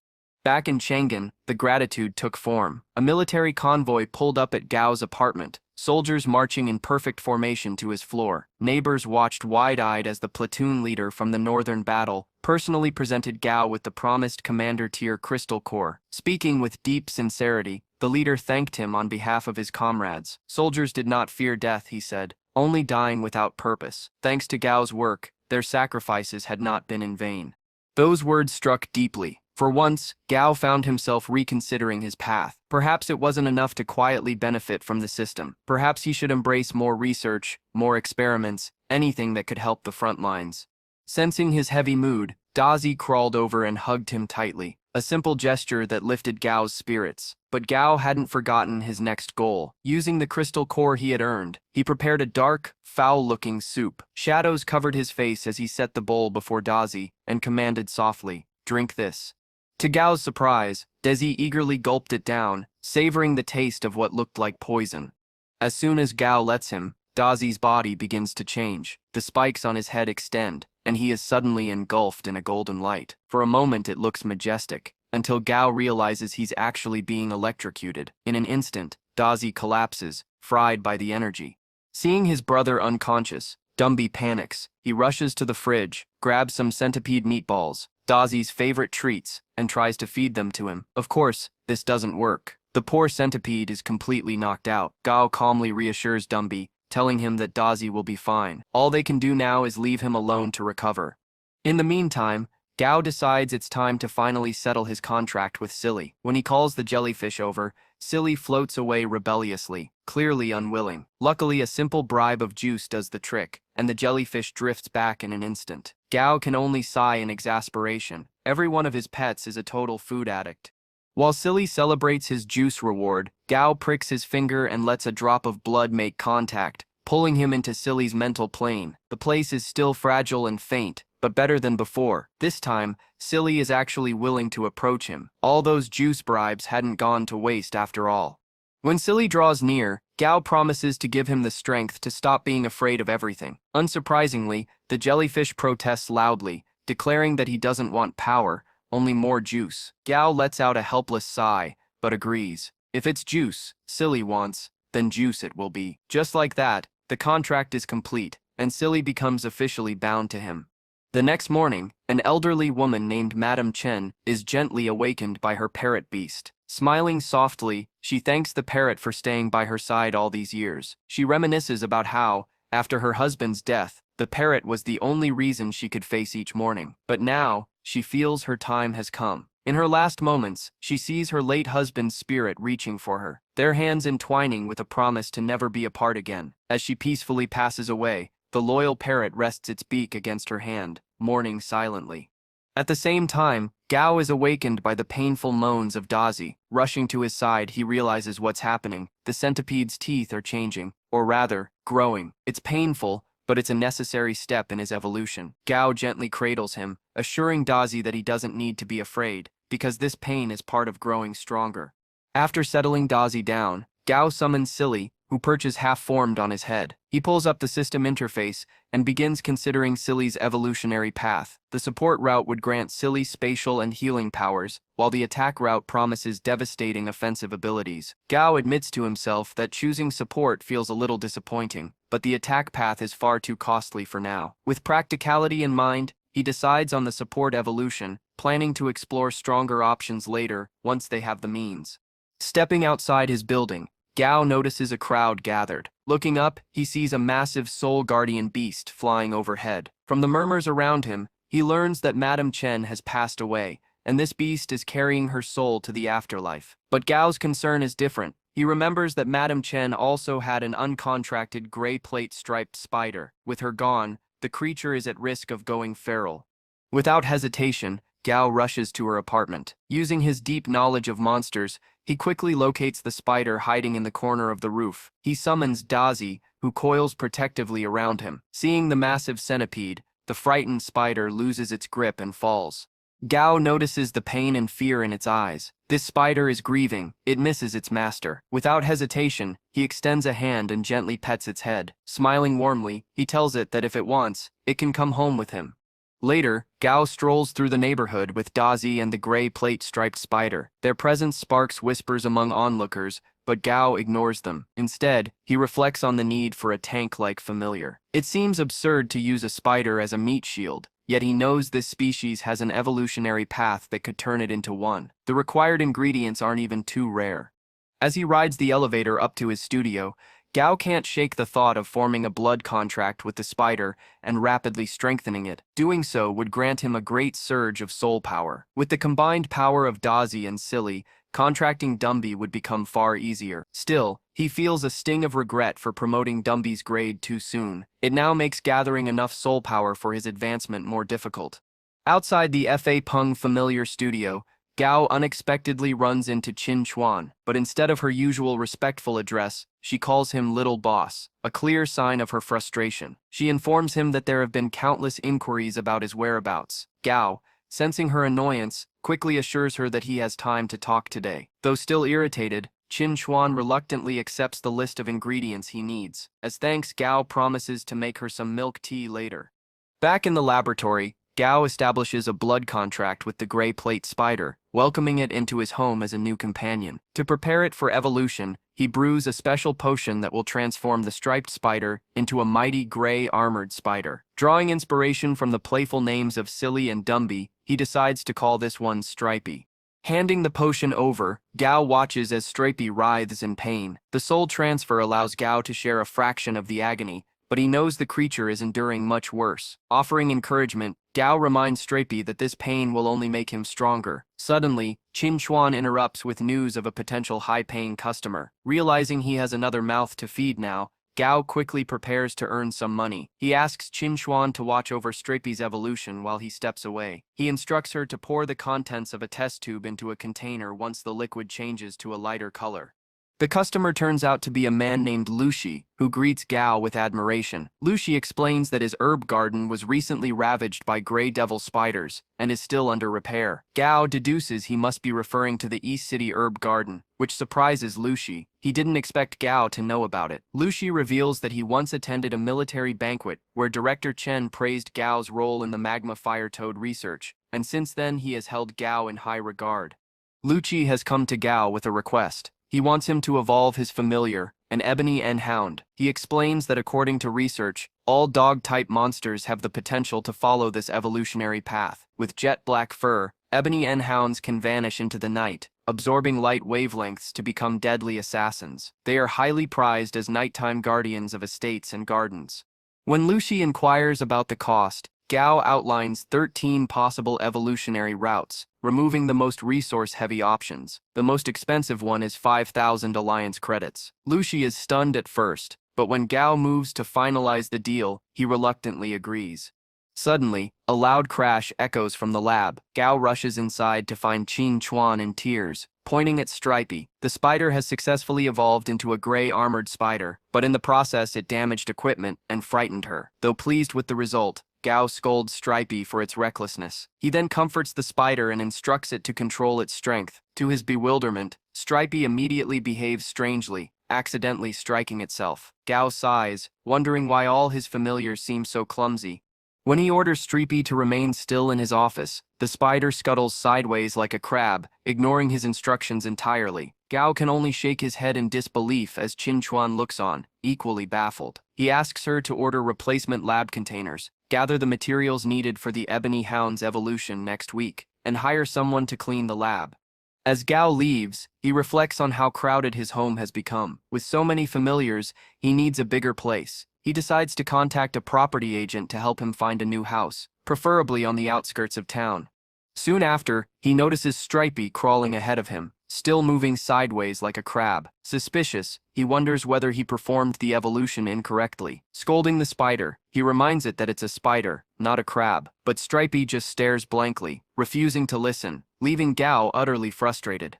At the property agency, Gao is greeted by Shay Lu, the employee he had spoken to previously. She reminds him of their scheduled house viewing and leads him to a waiting car. On the way, she hands him a tablet filled with photos of the villa they are about to see. The property is spacious, well-maintained, and located on the city's outskirts. It even includes a garden and clean surroundings. While it lacks a basement, Shay Lu assures him one can easily be built. When Gao inquires about the location, Xiaoliu hesitates for a moment before revealing that it is near prosperous drive-in lake. Even more enticing, the price is only 2,000 credits, a bargain for such a place. Xiaoliu explains to Gao that along with the villa, he'll also receive a sizable plot of land, since the area isn't closely supervised. However, Gao grows suspicious. He notices that the plants in the photos remain unchanged, leading him to believe the pictures were taken before the cataclysm. Doubtful, he questions whether the agent is hiding something. Xiaoliu, flustered, quickly shifts the conversation, emphasizing the villa's facilities and extraordinarily low price. She insists that such an offer is nearly impossible to find elsewhere, and adds that there's a road leading to the villa at the base of a hill. Even so, Gao senses potential deception. He considers possible security and maintenance issues. In his mind, the villa should be worth at least 3,000 or 4,000 credits. He recalls the unrest following the cataclysm and reasons that the villa should have been reduced to ruins by now. Therefore, he decides that if the house is at least 60% as new as the photos, he'll consider it a good deal. As for safety, he isn't worried. His familiars can handle most threats. The thought makes him chuckle, though the agent interrupts, explaining that the seller is actually taking a loss on this deal. Intrigued, Gao asks to see the villa in person. As they travel, Xiaoliu notices Stripey crawling along and jokingly mistakes it for a crab. Gao corrects her, explaining it's a spider. The two laugh it off, but Gao suddenly senses something strange. From behind a nearby wall, a man watches them, camera in hand. Though Gao notices his presence, the man vanishes before he can confront him. Unbeknownst to Gao, the man is pleased to have spotted the now famous Gao Peng. When they finally arrive at the villa, Gao is stunned. The exterior looks nothing like the photos, shabby and worn down. He wonders if it might just be the outside that's decayed. Upon entering, however, he finds the inside surprisingly neat. There's no dust. The furnishings are well kept, though they need some repairs. The state of the interior puzzles him. Why would the owner sell such a valuable place for such a low price? Suddenly, a voice calls Gao's name, startling both him and Xiaoliu. A man appears at the doorway, introduced as the seller. He explains he rushed over upon hearing Gao was coming. Handing Gao his business card, the man reveals he works in the Imperial Beasts business. He flatters Gao, calling him as famous as President Fan, the hero of the last military operation. To sweeten the deal, he even offers a 20% discount. When Gao questions the unusually low price, the seller reveals the truth. He originally bought the house for his retired parents who wanted to live in the countryside. But before they could settle here, the beast wave tragedy struck, and they passed away without ever enjoying the villa. Consumed by frustration, the man slams his fist into the furniture, venting his grief. He explains that he had planned to keep the house, but upon hearing of Gao's interest, he decided to sell it to him. He believes young people like Gao are the future of Charon City, and hopes they can prevent similar tragedies. Thinking of his own parents, Gao thanks the man for his trust and agrees to buy the villa. It's no longer just a house. It feels like a bond of shared grief and hope. Back home, Gao eagerly greets Silly and Dumby, though they seem unimpressed by his return. Undeterred, he brings out a spread of delicious food, which immediately gathers all his familiars around him, filling the house with warmth and life. At that moment, Tong Tong arrives at the door. Gao welcomes her in, and she playfully teases Dazi over its recent upgrade, leaving the centipede confused. Gao brushes off the banter, but Tong Tong quickly shifts the topic, noting the news that Gao bought a new villa. He explains that they can't move in just yet. The house needs repairs. Tong Tong chides him, insisting he should have asked her about decorations since he's inexperienced. She departs with determination, already planning to visit the villa ahead of time. Inwardly, she muses that when the moment comes, she could always buy the house next door. Meanwhile, Gao ventures into the forest with his familiars, aiming to locate the bottle grove. He knows it's the last day of his holiday, so he must gather the necessary materials today or wait another week. But his focus is suddenly broken when he senses something nearby. Perched on a tree is a level 13 gray sand bobcat. The beast vanishes in an instant, forcing Gao to warn his familiars. Without warning, it reappears and lunges.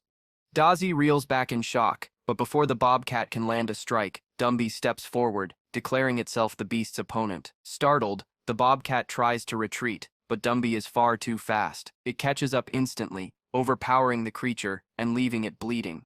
Gao is stunned. Dumby's power is staggering, at least 10 times greater than when it was just a Red River ape. He had expected strength after its evolution, but not to this degree. Even Dumby seems surprised at its newfound might, leaving Gao both impressed and slightly unsettled. Gao realized that Dumby had not fought since its evolution, so he decided it was time to let it exercise more. He urged his familiars to follow him, while Dumby recalled its early days as a Red River ape and its very first encounter with Gao. Meanwhile, Gao and Dai fell into their usual playful argument, this time about why the centipede failed to protect him when Dumby had tossed it aside. Though Dumby could not fully understand Gao when they first met, it now felt a deep emotional connection with him. To Dumby, Gao had become everything. Its loyalty was stronger than that of any dog.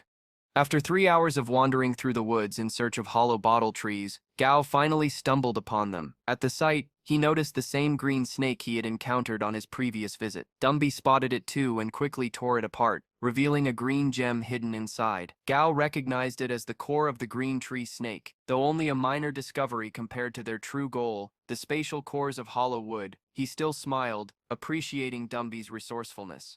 Gao then instructed Dumby to punch one of the hollow bottle trees. With a single powerful blow, the tree shattered instantly. Gao and Silly were thrilled by the result, while Dai appeared somewhat envious. Gao retrieved the crystal core from the shattered tree and asked Dumby to strike again. Meanwhile, deeper in the forest, 3 men were searching for someone. They had received information about a young target. Their leader, accompanied by a rat familiar named Tutu, suddenly heard an unusual sound. Following Tutu's guidance, they pressed forward. Soon, a series of loud, rhythmic bangs echoed through the woods. Yawen, one of the men, remarked that it sounded like someone boxing, but his companion dismissed the idea. Who would practice boxing in a monster-filled forest? The boss quickly scolded them, reminding his men that their job was high-paid and dangerous. They could not afford carelessness. He ordered them to investigate further.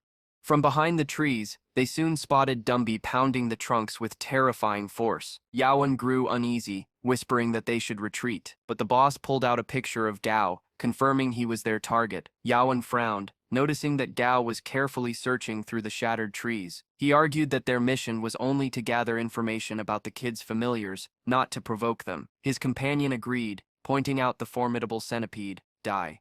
But the boss insisted they stay quiet and watch. He explained that they usually had to accept low-paying jobs because they were too weak to venture deep into the Black Ember Forest. This job was their chance to escape poverty. He speculated that Gao must be facing some problem if he was making such noise in the forest. Perhaps there was something valuable hidden inside those trees. The boss devised a plan. He ordered Yaowen to accompany him to confront Gao, while the third man, Dunson, would wait until nightfall to use his familiar to control the boy. With determination, he encouraged his men to take the risk. But Dumby and Dai had already sensed the intruders. Gao immediately asked what was wrong. Following their gaze, he spotted the men lurking. He called out, demanding they reveal themselves. The boss stiffened. Realizing they had been discovered, he quickly changed his tone, pretending their presence was a coincidence. He claimed they had only come to see if Gao needed help, but Gao grew suspicious, especially when he noticed their familiars, the spiny bee and skeleton butterfly. Both were highly effective at forest ambushes, a fact that raised red flags in his mind. Then Dumby detected another presence. From behind a tree stepped Dunson, accompanied by his mythical praying mantis, an elite level 18 beast. Gao was astonished by its rarity, but he remained calm. With confidence, he stood beside his familiars and declared that he required no assistance. The boss smiled thinly. Seeing Gao's resolve, he decided to let the matter drop. He explained to his men that their cover was blown, their chance for a surprise attack was gone, and it was foolish to make a new enemy. Gao was raising 3 royal beasts at such a young age. He was not someone they could afford to provoke. He even admitted that Tutu, his rat familiar, had felt uneasy around Dumby, and Tutu's instincts had saved him many times before. With that, the group left, vowing to return once Gao was gone to search for clues. As they departed, Gao reflected on the encounter. He wondered if the men would have attacked outright had Dumby not detected them. He also considered what he himself would have done in such a dangerous scenario. 2 hours later, Gao had successfully gathered a bag full of cores, weighing around 2 kilograms. He called Dai, who used its antlers to ignite a fire. Gao began burning the area, remembering that before the cataclysm, forest arson was a serious crime. But now, with the plants far stronger and more resilient, flames would not spread uncontrollably, the forest would endure. Gao felt content, knowing he could easily erase all traces of his presence in the forest. From a distance, Yaowen noticed the rising flames and quickly alerted his boss. He wondered aloud if the boy was afraid they might discover something. The boss, however, remarked that Gao was either excessively cautious or completely unaware of the ruthlessness that lay dormant within him. Yaowen questioned if the boss truly intended to let things go so easily, but the boss explained that there was no real conflict between them and the boy. If treasures had been involved, perhaps the risk would have been worth it. Since there wasn't, there was no reason to push further. He then placed a call, instructing someone to inform Mr. Gon that the mission was complete and that the royal beast scan data of their target had been successfully transmitted. On the other end, the recipient confirmed the payment transfer and thanked them for their cooperation. Once the call ended, the man, likely Gon's subordinate, informed his superior that the trial mission had failed. Still, he seemed pleased, smirking as he claimed to have located Gao Hun's grandson. The drama surrounding Gao was far from over. Back at home, Gao was greeted with a surprise. Stripey had grown rapidly, not only increasing in level, but also in size. However, Gao quickly noticed the spider's overindulgence. It was eating far too much. Curious, Gao speculated whether its exoskeleton might possess magical properties similar to the ancient beast skins described in old novels. While encouraging Stripey to eat and grow stronger, he also warned it to take a break. To make his point, Gao jokingly suggested that once Stripey grew fat enough, they could enjoy fried spider. Horrified, Stripey scuttled away from its food bowl, leaving Gao amused. His true intention was to prevent the creature from overeating, as excess consumption could lead to harmful buildup in its body. Reflecting on his progress, Gao realized he had gathered all the necessary materials, including the spatial core needed for Silly's evolution. However, unlike before, these materials required complex processing. At the Fa Peng Imperial Beast Studio, Gao discovered that Chuan Chuan had already gone home. Leaving him with welcome solitude, he set to work. The rare materials required cold storage, intense heat, and corrosive acids. Carefully initiating the process, Gao succeeded in creating a special potion. Convinced that Silly would find it delicious, he poured it into a container. Drawn by the sweet scent, Silly rushed in without hesitation. But Gao's satisfaction quickly turned into surprise as the potion's color shifted to a glowing green. He recalled how Silly always loved perching atop his head and began to question whether evolving it in this direction was wise. The fluorescent green light it now emitted was not to his taste. Yet Gao knew the truth. The materials needed to push Silly to epic quality were exceedingly rare, and for now, further evolution was impossible. Even so, Gao felt a surge of power within himself. Silly's promotion had strengthened his soul, and he was confident that with a bit more effort, he could form a contract with Dumby in the coming days. Just then, Silly shot toward him, ignoring his protests, and nestled itself firmly on top of his head. As Gao sighed at this strange but familiar behavior, his phone rang, wondering if it was the decorating company Tong Tong had recommended. He picked up only to be greeted by manager Li. The manager explained that the workers at the villa were facing difficulties. Mutant plants had overrun the area, and without their removal, the renovation could not proceed. Gao agreed to help but grew suspicious. When Lei mentioned that all the workers were laboring overtime late into the night, why would they go to such lengths for him? Lei brushed it off, claiming that was just how their business operated. But before Gao could probe further, another voice cut in, "Mr. Gang." He abruptly ended the call, leaving Gao uneasy. Unable to reach Tong Tong either, Gao decided not to take any risks. He grabbed Dai and Dumby, with Silly perched on his head, and rushed toward the villa. Half an hour passed, and Gao still hadn't arrived. Meanwhile, at the villa, one of Gang's subordinates voiced concern that the boy might have sensed the trap. Gang, however, reassured him. They had a meeting scheduled with Jiu's people, and preferred not to use force unless absolutely necessary. Gang admitted he was genuinely shocked to learn that Gao Hun, once thought to have no descendants, had a living grandson. His subordinate remarked that if this information became public, many would view Gao as a threat to be eliminated. John calmly explained the situation to his subordinate. He pointed out that Chi Hanu had no one else, and his grandson was still young. Meanwhile, the Southern Sky Group had already grown into a formidable force, backed by countless high-level factions. The subordinate questioned why they didn't simply kill Gao directly, instead of making so many attempts. Galen elaborated that there were likely powerful figures secretly protecting Gao. Acting recklessly could alert Chi Hanu. And besides, their true objective wasn't to eliminate Gao, it was to use him as leverage. Galen asked pointedly whether they truly believed themselves qualified to compete for control of the Southern Sky Group. Zhang admitted that killing Gao Hu's grandson would only provoke Chi Hanu's fury. In the end, the position of leader would not go to whoever struck the hardest, but to those truly deserving. Zhang explained further. Even his own research institute wasn't among the strongest. There were at least 30 others on the same level. Alongside them existed countless security agencies and rival institutions. Even if Gao Hu's heir perished, leadership would not automatically fall into Zhang's hands. To him, Gao was like a prince, someone destined to inherit the throne in the future. Jian emphasized that in this world, the line between friend and foe was never clear. Tonight, if he gained the resources to expand his laboratory, Gao might not accept his submission in the future. As the hour grew late, Jian sensed it was nearly time for Chi Hanu's people to arrive. He instructed his familiar to control manager Li, and proceeded with caution. Claiming to be a man of science rather than a barbarian, Jian ordered his butterfly familiar to release a strange white substance. Manager Li fell unconscious instantly. Jian told him to rest, implying that he would not be part of the coming events, or witness Jian's success. But before long, a commotion in the skies drew everyone's attention. John's subordinate urged him to look up. Astonishingly, Chi Hanu himself was approaching. Earlier, in the Chalan military district, the Golden Divine Hawk, long dormant, had suddenly awakened and sounded a warning. Guards speculated whether the Black Ember Forest ape had escaped, but the chief clarified this was no beast, but someone from the Southern Sky Group arriving in Chang'an. He ordered his men to hold their posts and declared grimly that a storm was coming. Now, Chi Hanu stood before Jian, whose men were already defeated. Jian nervously introduced himself as Gong, but Chi Hanu warned him to choose his words carefully. Jian retracted his false claim and begged for a chance to explain. When Chi Hanu pressed him on who had revealed information about Gao, Jian insisted he had said nothing. Instead, he pointed to a program he had created, one that would automatically broadcast Gao's details to every Southern Sky Group member unless he decoded it in time. Chi Hanu chose not to force the name of the informant from Jian and prepared to leave, but Jian called after him, finally confessing that it had been Secretary Liu who had leaked the information. Jian pleaded, saying he only wanted more funding, never to harm Gao. With more resources, he could make contributions to the Southern Sky Group.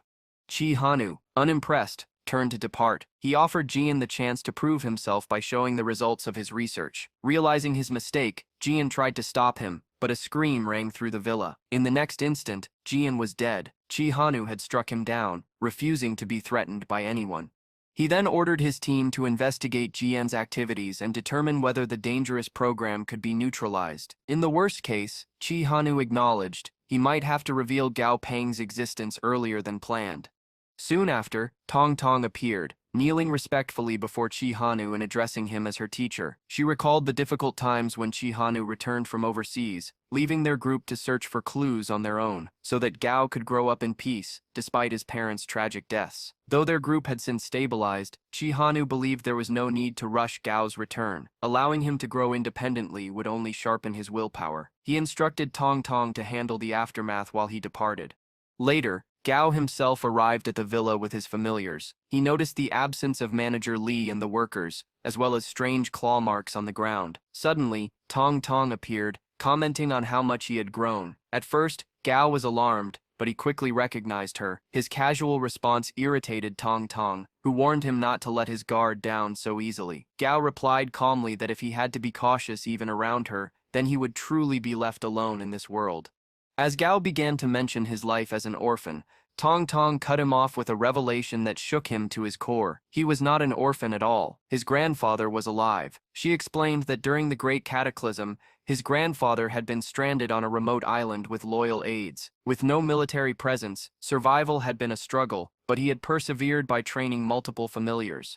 Gao was deeply impressed by his grandfather's resilience. Tong Tong revealed further, Chi Hanu loved him dearly and had entrusted her with his care. She explained that Chi Hanu had his reasons for staying away, testing Gao and preparing him for the future. Gao understood at once. It was not neglect, but protection. A harsh form of love perhaps, but one meant to make him strong.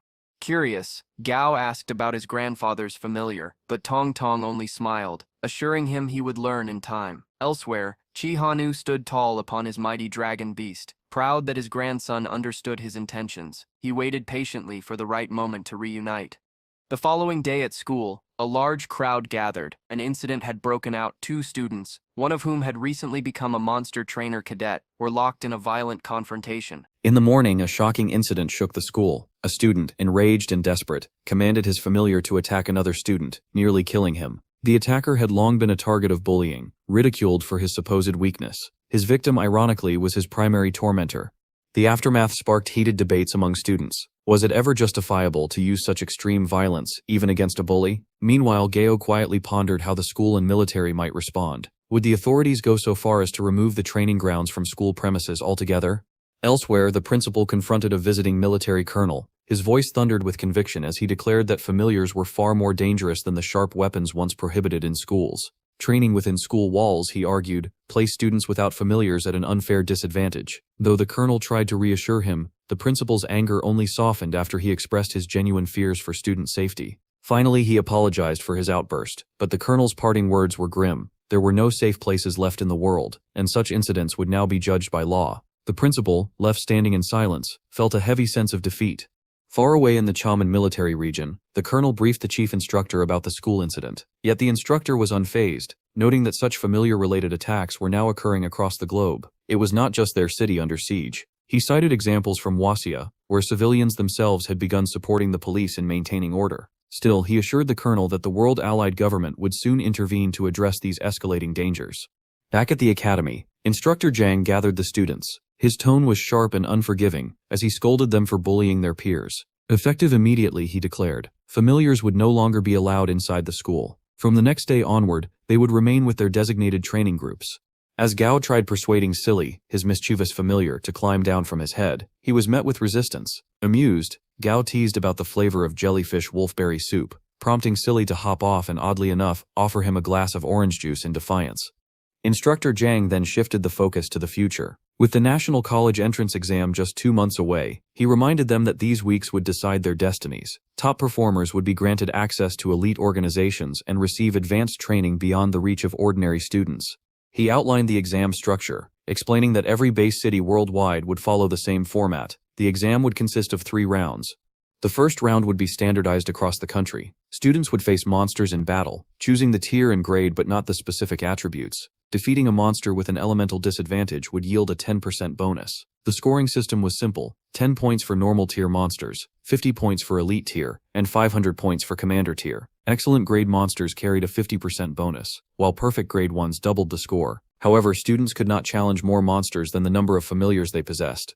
Only the best would progress to the second round, a survival mission in the wilderness, broadcast live for all to see. Those who met the criteria here could earn entry into the most prestigious universities. The third round, Zhang added, would be revealed only to those who advanced that far. As his speech ended, Gao's thoughts drifted. He realized this was a rare chance, even as a sophomore, to compete this year, but he also knew he needed to strengthen Strippy, his familiar, to stand a chance. The instructor then unveiled a mutant deadleaf locust, asking who would challenge it first. Gaja's mind raced. The locust, being a natural prey of spiders, should have been the perfect opponent for Streppy. Yet Streppy hesitated, timid and cautious. Gaja recalled the spider's once aggressive spirit, and wondered if this fear was the result of stress. Determined, he raised his hand to go first. Instructor Zhang, however, paused in surprise. He noticed Ga had another familiar with him. Calmly, he advised the young student that it would be far wiser to concentrate on nurturing a single familiar toward commander tier, rather than splitting focus. Before raising another familiar, Gao acknowledged Instructor Zhang's wisdom, yet he could not reveal his unconventional method of promoting familiars. Instead, he focused on Stripey, encouraging it to step forward. Gao noticed that the spider had grown fatter, but it seemed hesitant. To his surprise, Stripey even appeared to plead with the deadleaf locust not to attack. The other students grew restless, and Gao found himself reflecting on the personalities of his familiars. Dazi had been aggressive from the very beginning, while Stripey continued to show timidity. Gao understood that Stripey needed real combat experience to grow stronger.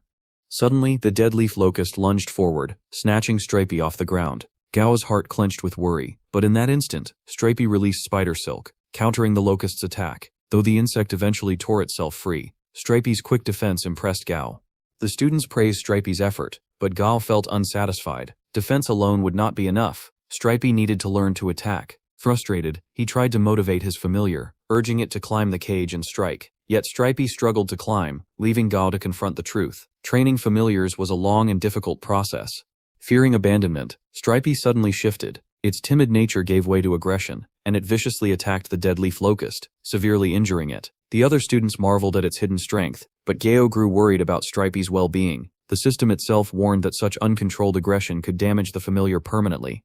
Without hesitation, Gao rushed forward, holding Stripey down. He whispered an apology, assuring his partner he would never abandon it. Stripey calmed instantly, returning to its normal state. In fact, Gao had already anticipated such a reaction, which was why he had insisted on entering the cage himself. Instructor Zhang, impressed by Gao's courage and sincerity, even remarked that someone like him should consider joining the military. After a week of rigorous training, Stripey shed its fear of combat. It slimmed down, reached level 13, and began to embrace its defensive strengths. Still, Gao knew he had to move cautiously. Inexperience could not be rushed. Meanwhile, Gao discovered that Stripey's discarded exoskeletons had medicinal value. Rather than waste them, he decided to cook them, despite the possibility of poison. The fried dish turned out surprisingly delicious. Dazi eagerly devoured it, while Stripey hesitated, uneasy as if reminded of something unpleasant. With his soul strength growing, Gao attempted to form a contract with Dumby. This time, the bond succeeded. Dumby willingly became his familiar, joining Dazi and Stripey as part of Gao's growing team. Soon, Gao boarded a train bound for the second wilderness training. Confidence swelled within him. He was no longer alone, with Dazi and Dumby by his side. On the journey, he overheard a troubling conversation. Some individuals whom Gao had once locked inside a safe house whispered about revenge, yet they did not know his true identity, and Gao remained silent. Upon arriving, Gao noticed that Dumby's powerful aura was intimidating other students' familiars. At his command, Dumby suppressed it, though some students mistakenly interpreted Gao's confidence as arrogance. This time, Gao chose to go solo, venturing into the valley with Dumby as his mount. "I'll protect you," Dumby assured him, a line it had picked up from a children's show. As they explored, a shadow darted across their path, disappearing toward a pond where Gao had once encountered green-skinned frogs. He turned to investigate, but soon found himself face-to-face with a giant jungle anaconda. It was their second encounter. Gao began to suspect this was its territory. The frogs themselves seemed terrified of the beast, their attacks against it utterly futile. Despite being only level 20, the anaconda's strength rivaled a commander-tier monster. Gao quickly realized that this creature acted as the true regulator of the valley's ecosystem. Fighting it would be reckless, so he chose to withdraw. Once the anaconda left, the frogs and tadpoles cautiously returned to the pond. Gao, ever resourceful, seized the chance to catch them for a meal. Just as he prepared his unusual valley picnic, Dazi suddenly grew alert. A black horse emerged. Level 14, excellent grade. Gao was impressed. It would have made a fine mount, but he restrained himself, unwilling to betray his bond with his current familiars. When Gao turned back, he discovered his meal had vanished. Dazi feigned innocence, blaming Dumby, but Dumby defended itself, winning Gao's pride. Then without warning, Dumby snatched Gao off the ground. The giant jungle anaconda had returned, attempting a sneak attack. Dumby's quick reaction saved both Gao and Dazi from certain death. Though grateful, Gao seethed with frustration. Why did this anaconda continue its unprovoked attacks, and what role would it play in his path forward? Gao turned to Dumby and asked a simple question. Could it defeat the monster? The ape didn't hesitate. Leaping into the trees, it maneuvered with surprising agility, circling around to attack the giant jungle anaconda from behind. Its first strike landed, leaving only a shallow wound, but the second blow carried far more weight, drawing blood. Gao watched, thoroughly impressed by Dumby's relentless assault. But the tide quickly shifted. The anaconda roared and went berserk, its massive body thrashing with wild fury. Game sensed danger immediately, and warned Dumby to be cautious. The snake revealed its hidden trump card, striking with sudden precision, and catching Dumby off guard. Game's voice cracked with anxiety as he called out, desperate to know if his familiar could still fight. Then something unexpected happened. Dumby pressed its hand against its chest, activating a mysterious ability. Gao's eyes widened in recognition. It was the blood thread heart, a supernatural gift awakened after Dumby's evolution to the epic grade. With this power, Dumby could remotely seize control of an enemy's heart. The anaconda writhed in agony, but before it could retaliate, Dumby tightened the grip. Blood poured from the serpent as its body convulsed. With one final earth-shaking punch, Dumby brought the beast down for good. Unbeknownst to Gao, military personnel had been watching the battle unfold. The chief officer, shocked by Dumby's abilities, immediately inquired about Gao's background, yet the file was encrypted, far beyond his clearance level. Startled, he realized that recruiting someone like Gao would not be easy. For now, he ordered his subordinates to ensure Gao's safety and prevent any accidents. Meanwhile, Gao directed Dazi to slice open the anaconda's carcass. To his surprise, the blade slid through with ease, as though cutting paper. Inside, they discovered a thick vine entwined through the serpent's body, explaining why it had seemed to float unnaturally. Dazi proudly handed over the core crystal, earning Gao's praise. But Gao also noticed that Dumby's heart had suffered damage from using the blood thread heart. He reassured Dumby that the organ would regenerate, though its strength would depend on proper training once it healed. Their respite didn't last. A thunderous noise echoed across the valley. Dazi quickly identified it, the big one from before. Gao immediately thought of Mu Ying, the girl carrying the lotus seed. Rushing to the sound, he found chaos. Wen was injured, and Wei Yi was supporting her, while Mu Ying fought desperately against a colossal worm monster. Mu Ying ordered the lotus seed to block its path, then carried Wen as she attempted to flee. But before they could escape, another worm erupted from the ground, cutting off their retreat. Surrounded and exhausted, Mu Ying braced for the worst. At that moment, Dumby and Dazi charged into the fray, striking the worms with ferocity. Gao commanded his familiars with precision, splitting them between both monsters to relieve the embattled group. Grateful beyond words, Mu Ying thanked him for saving their lives. Gao only smiled, reminding her that they were friends, and helping each other was their duty. Soon after, an announcement declared the official end of the Wild Valley simulation training. On their way back, Mu Ying asked if Gao had noticed anything unusual. Gao confirmed her suspicions. Earthworms of this size and strength were abnormal. He suggested regrouping, taking the lead as they returned. His calm leadership left a lasting impression on the women. Later, Gao reflected on his instructor's warning. A new breed of formidable monster had appeared in the Dali Desert, driving the man-eating worms to migrate. Still, Gao felt reassured. He had already contacted Director Fun, who informed him that the government was working toward a solution. Students from the safe house blocked Gao's path. Rather than retaliate, he calmly advised them not to seek unnecessary conflicts. Still, Gao seemed disappointed when he noticed they had brought only 4 low-level monsters against him. He suspected that even Dazi alone could have handled the situation. Gao assured the centipede that he never underestimated it. But then, the group's leader revealed his trump card, a black Raging Kong equipped with a weapon. This puzzled Gao. After all, the Raging Kong's body itself was already a powerful weapon. Why would they need to arm it further?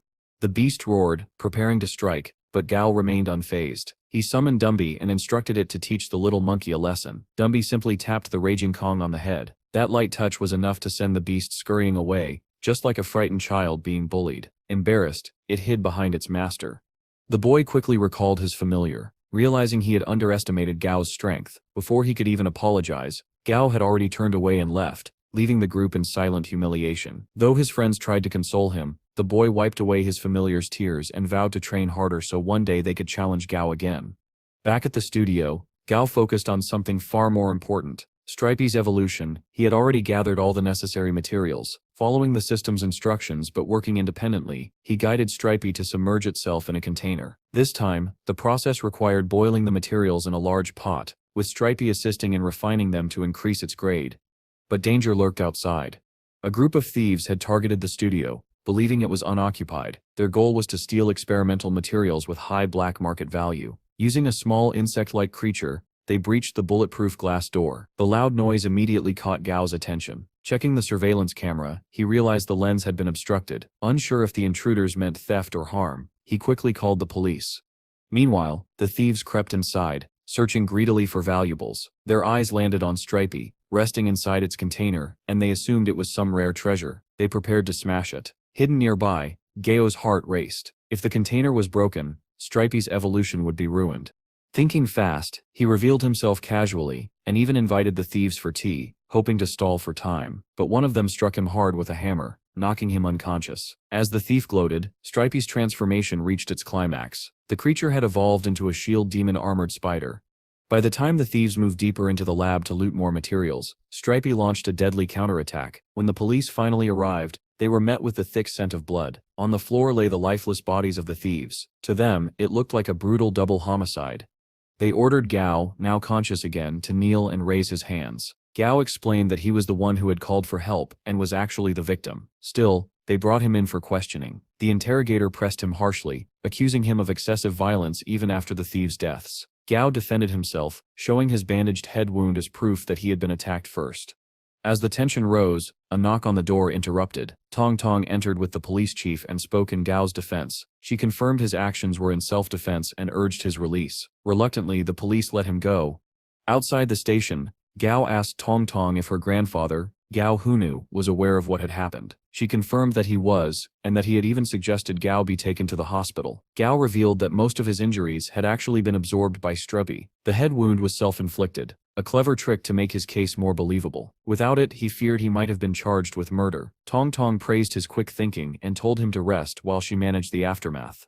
That night, lying in his bed, Gao thought the ordeal was behind him. Suddenly, he was ambushed. Narrowly dodging a knife strike, he was shocked to see the attacker. It was one of the thieves he had seen die earlier. The man's voice was filled with rage as he declared he had returned from hell for vengeance.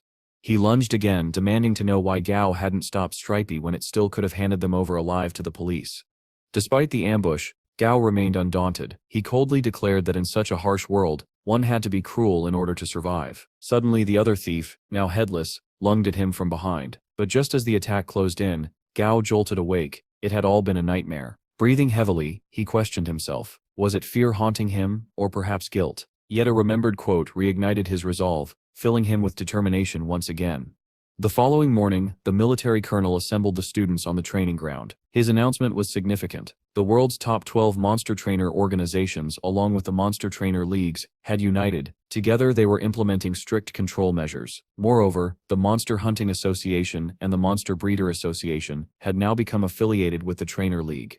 Familiars, the colonel explained, were officially categorized into tiers: ordinary, elite, commander, and lord. Trainers could now apply for official certification corresponding to their familiars' ranks. With this system in place, the colonel revealed that the very first Monster Trainer College entrance examination would be conducted under stricter, more challenging conditions. For that day's trial, the students were tasked with defeating an elite-tier skull-winged blue bat. Whoever succeeded would earn the right to keep the defeated monster. One student, Nam Chen Hunia, stepped forward. His familiar was a level 18 electric luster bear, far stronger than most familiars present. The bear entered the cage, roaring fiercely, yet the skull-winged blue bat hardly acknowledged it. With a single devastating strike, the bat effortlessly brought the bear down. The medical team rushed in, and Gao couldn't help but admire the bat's terrifying speed and power. When the colonel asked for the next challenger, silence spread across the field. The students hesitated, intimidated by the bat's display. Frustration rose in the instructor's voice. But before the tension broke, Gao calmly stepped forward. He sent Dumby into the cage. At once, the battle began. Dumby's strike landed cleanly, drawing blood from the bat. The students murmured in surprise. Even those from the safe house who had once doubted Gao. The boy who owned the raging Kong clenched his fists, encouraging his familiar to grow stronger, though fear flickered in its eyes. The fight raged on. Dumby pressed forward, forcing the bat to defend itself. Some students whispered that if Dumby could fly, victory would already be his. But Gao had a strategy. Dumby's stats were superior, So the plan was simple: wear the bat down until it faltered. The tactic worked. The skull-winged blue bat's attacks grew weaker and less frequent. Sensing the moment, Dumby struck from behind, slamming the bat to the ground. Severely wounded, it could fight no longer. Dumby had won.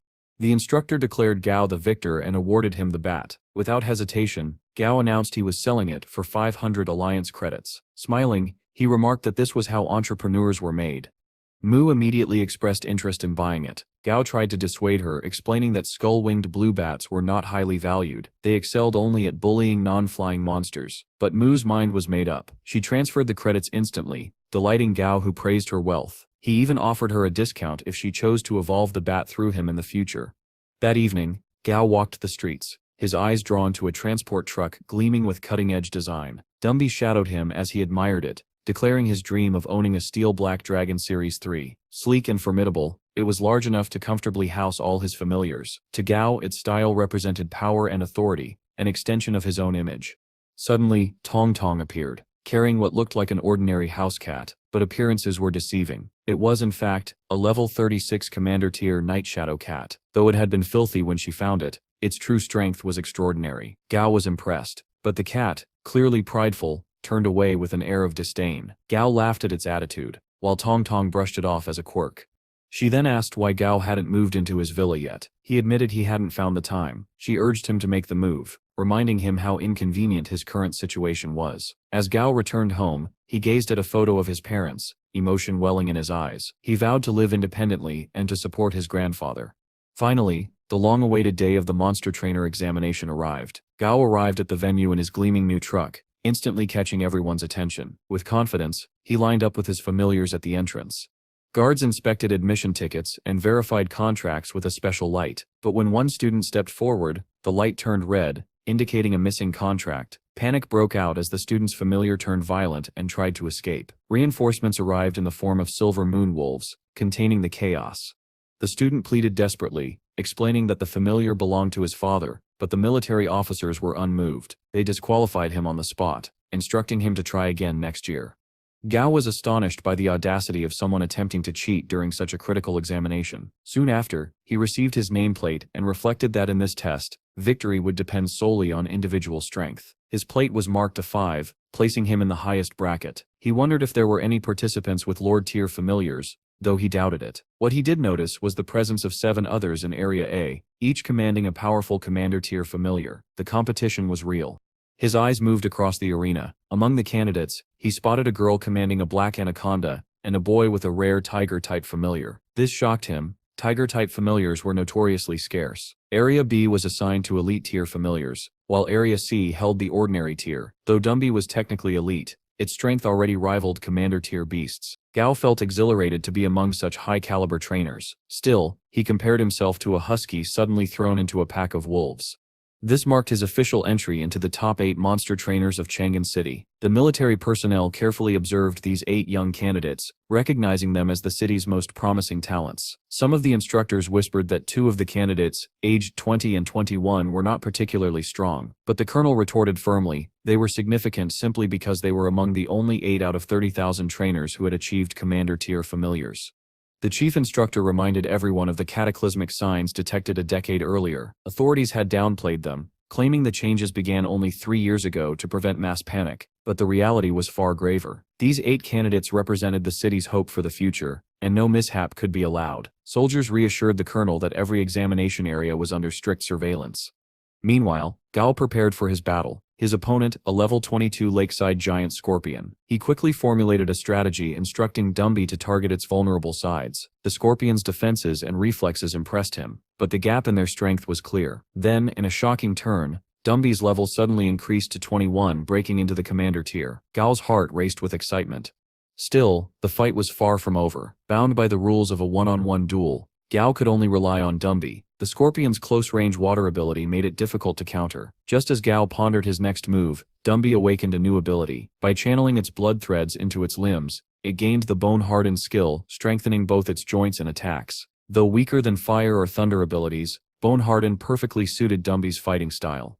With renewed strength, Dumby launched a brutal assault. Its blows tore into the scorpion's exoskeleton, and after a fierce exchange, it finally struck a vital point. the giant scorpion collapsed in defeat. Dumby lifted Gao in triumph, and Gao embraced it warmly, attributing the victory to Dumby's relentless effort. Playfully, he teased Dazi for its jealousy. The centipede scuttled forward, seeking its own hug, but Gao quickly stopped it.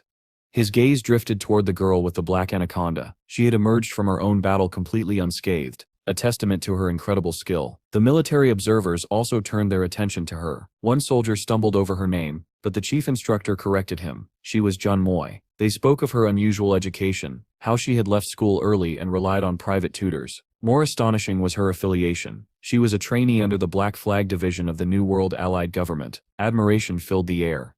Yet Gao was not forgotten. One soldier pointed out his exceptional performance, and the colonel proudly noted that Gao was his student, the youngest monster breeder in Chang'an City, and a key figure in the Dead Leaf Locust incident. Another soldier recalled that Gao had been recommended by Director Fun. Their praise swelled, and the chief instructor, watching closely, nodded with satisfaction, remarking on the value of having such a remarkable grandson. Jun Moy completed her examination and was granted permission to leave early. Before departing, her eyes fell on Gao, who had just triumphed in another match using Dazi. For the first time, she was genuinely impressed. Gao's third battle soon followed, this time against a level 16 Deadleaf Mantis. He chose Supreame, who held an elemental advantage with its earth attribute against the mantis's wood type. At first, Gao was confident, but he was taken aback when the mantis began mimicking human gestures, showing the intellect of a child. Supreame, however, misunderstood. Watching the mantis's movements, it thought the monster was trying to dance. Gao quickly corrected it, warning that the creature was preparing to attack. Supreame grew sad, thinking the mantis wasn't playing with it. When the mantis took flight, Supreame mistook it for a mosquito. Instinctively, it cast a web, ensnaring its opponent. But the mantis broke free and counterattacked, injuring Supreame. That pain lit a fire inside the spider. No longer playful, it retaliated fiercely, its attacks overwhelming the mantis until it could no longer stand. Supreame emerged victorious. Gao smiled with relief. This battle had not only earned them a win but also boosted Supreame's confidence for the challenges to come. Gao's examination finally came to an end, and he was instructed to leave. Outside, a long queue of participants stood waiting impatiently, with only Jun Moy having emerged so far. Just then, the door opened, and Gao made his grand entrance, striking a dramatic pose with his familiars.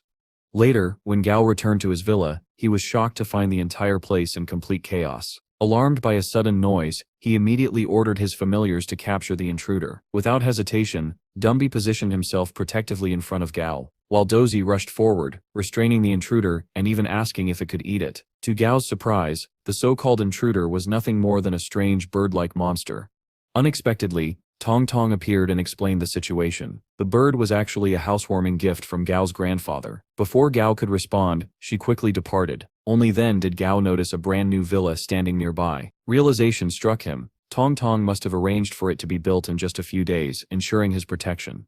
Curious, Gao asked Dumby to lift the bird. To his astonishment, it turned out to be a red-crowned crane with only one leg. Though it appeared unconscious at first, the crane suddenly sprang to life, launching an attack. Gao, however, playfully pretended that he was planning to have the crane for dinner. Instantly, the bird calmed down.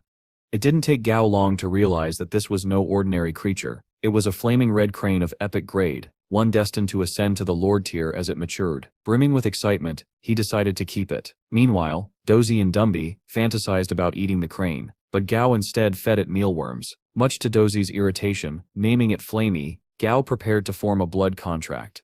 As he delved into the bird's consciousness, he gained access to Flamey's memories and felt sorrow upon witnessing the bird's tragic past, the loss of its mother. The crane then asked Gao if he could help it seek revenge. Gao reassured it, promising that by forming a blood contract, its struggles would become his own. The contract was successfully established, but Gao soon found himself trapped within the bird's consciousness. In an unexpected twist, the collective knowledge of his familiars fused together, granting Gao a new life-saving skill, the elemental barrier. He recalled seeing someone else use this very ability before, which made him suspect that it was a result of Dumby's promotion.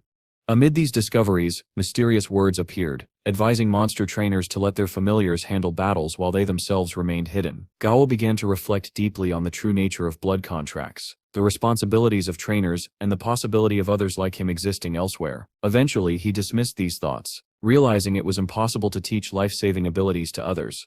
He also came to understand why Tong Tong had insisted he keep his shifting constellation ability a secret. If others learned of it, they would be dangerously drawn to him. This left Gao wondering if Tong Tong and his grandfather possessed far more influence than he had imagined. The thought made him uneasy about helping his grandfather any further. In the days that followed, Gao spent time in his villa, while Flammy trained with a deep, burning hatred for the ones who had taken its mother. Gao's own worries began to fade, thanks to the limitless credit card provided by his grandfather. But peace never lasted long. He soon realized the exam results were out. When he tried to log in, he discovered his grandfather had already checked them. To Gao's astonishment, he had scored 710 points, securing the top rank in Chang'an City. Just then, Gao received a call from an unknown number. It was an official notice about the second round of examinations, scheduled for 15 days later. Concern immediately filled Gao's mind. Because of the blood contract, he could not take Flammy with him to the exam. At that moment, Tong Tong reappeared, making Gao suspect that his grandfather had orchestrated everything from the start. Relieved, he asked if she could look after Flammy in his absence. Tong Tong agreed without hesitation, promising to ensure the crane's safety. Elsewhere in Chang'an City, another boy fumed over finishing in second place. He believed it was unfair, but someone explained that Gao had earned 10 bonus points in the final round. The boy, unwilling to accept the result, swore not to let it go. Finally, the day of the second examination arrived. Gao made his way to the venue and was stunned to discover that only 8 participants had qualified. The instructor explained that this round would take place in Sun Mountain National Forest Park, near Jiangnan. Unlike before, this exam would pit them against real, untamed monsters. Although the forest had been scouted carefully, and no Lord-tier monsters were present, it still contained no fewer than 500 Commander-tier beasts. The candidates were given flare guns for emergencies, and the instructor emphasized that participation was optional. Upon hearing this, 2 participants immediately withdrew. Jun Moi confidently stepped forward, registering without hesitation. The military personnel then announced that only 6 candidates would represent Chang'an City, and that they would soon be joined by competitors from the Waka region. With that, he wished them all the best. A participant named Wang Zhan approached Gao, after learning that he had secured the top rank. Overjoyed, Wang referred to them both as the Muggles among the participants, since unlike others, they didn't come from rich political families or powerful monster trainer backgrounds. Gao chose not to reveal his true background, keeping his silence. Wang then mentioned that several companies had already approached him for recruitment after the exam. This made Gao wonder if his grandfather or Tong Tong had secretly intervened on his behalf. Full of confidence, Wang introduced his familiar, calling it the God Ant. However, the system revealed its true name, a Golden Devil Ant, already at level 21. This left Gao pondering how the system assigned names and whether it possessed abilities even before admission. Soon the military personnel announced the arrival of airplanes, signaling the participants to prepare for departure. As they dashed toward the forest, Gao silently thanked the shifting constellations technique, which gave him unmatched speed. Among the candidates, one rode a massive stellar white pig, struggling to keep it under control. Meanwhile, Tong Tong was watching the live broadcast of the exam. Flammy, having enjoyed some extra fish, had grown plump and now eagerly awaited Gao's appearance on the screen. When Gao was declared one of the popular candidates for the top 12, Flammy became visibly excited, anticipating his success. Back at the exam venue, those unable to reach the forest entrance in time were immediately disqualified. Before entering Sun Mountain Forest, the candidates were provided with backpacks containing food and water. A military official explained that out of 197 candidates, 150 had signed up for the second round, but they should be cautious of the forest's many dangers. At the same time, civilians of Jiangnan discussed the event, aware of the high-stakes challenge. The candidates were then handed consent letters, acknowledging the risks involved, including a 10% mortality rate. Gao stared at the form uneasily, realizing that in the event of his death, his family would only receive 1,000 alliance credits. This second round introduced a new system. Participants were tasked with locating target pillars, and points would be awarded for destroying them. The officials announced that only the top 12 candidates would advance to the third round, and those who excelled might even earn prestigious titles. With the battles broadcast live, Gao couldn't help but wonder about the possibility of gaining such recognition. The exam began. Candidates had 20 minutes to reach the first destination. Gao launched forward with his familiars, when suddenly Strap shot out its silk towards a tree, catching him by surprise.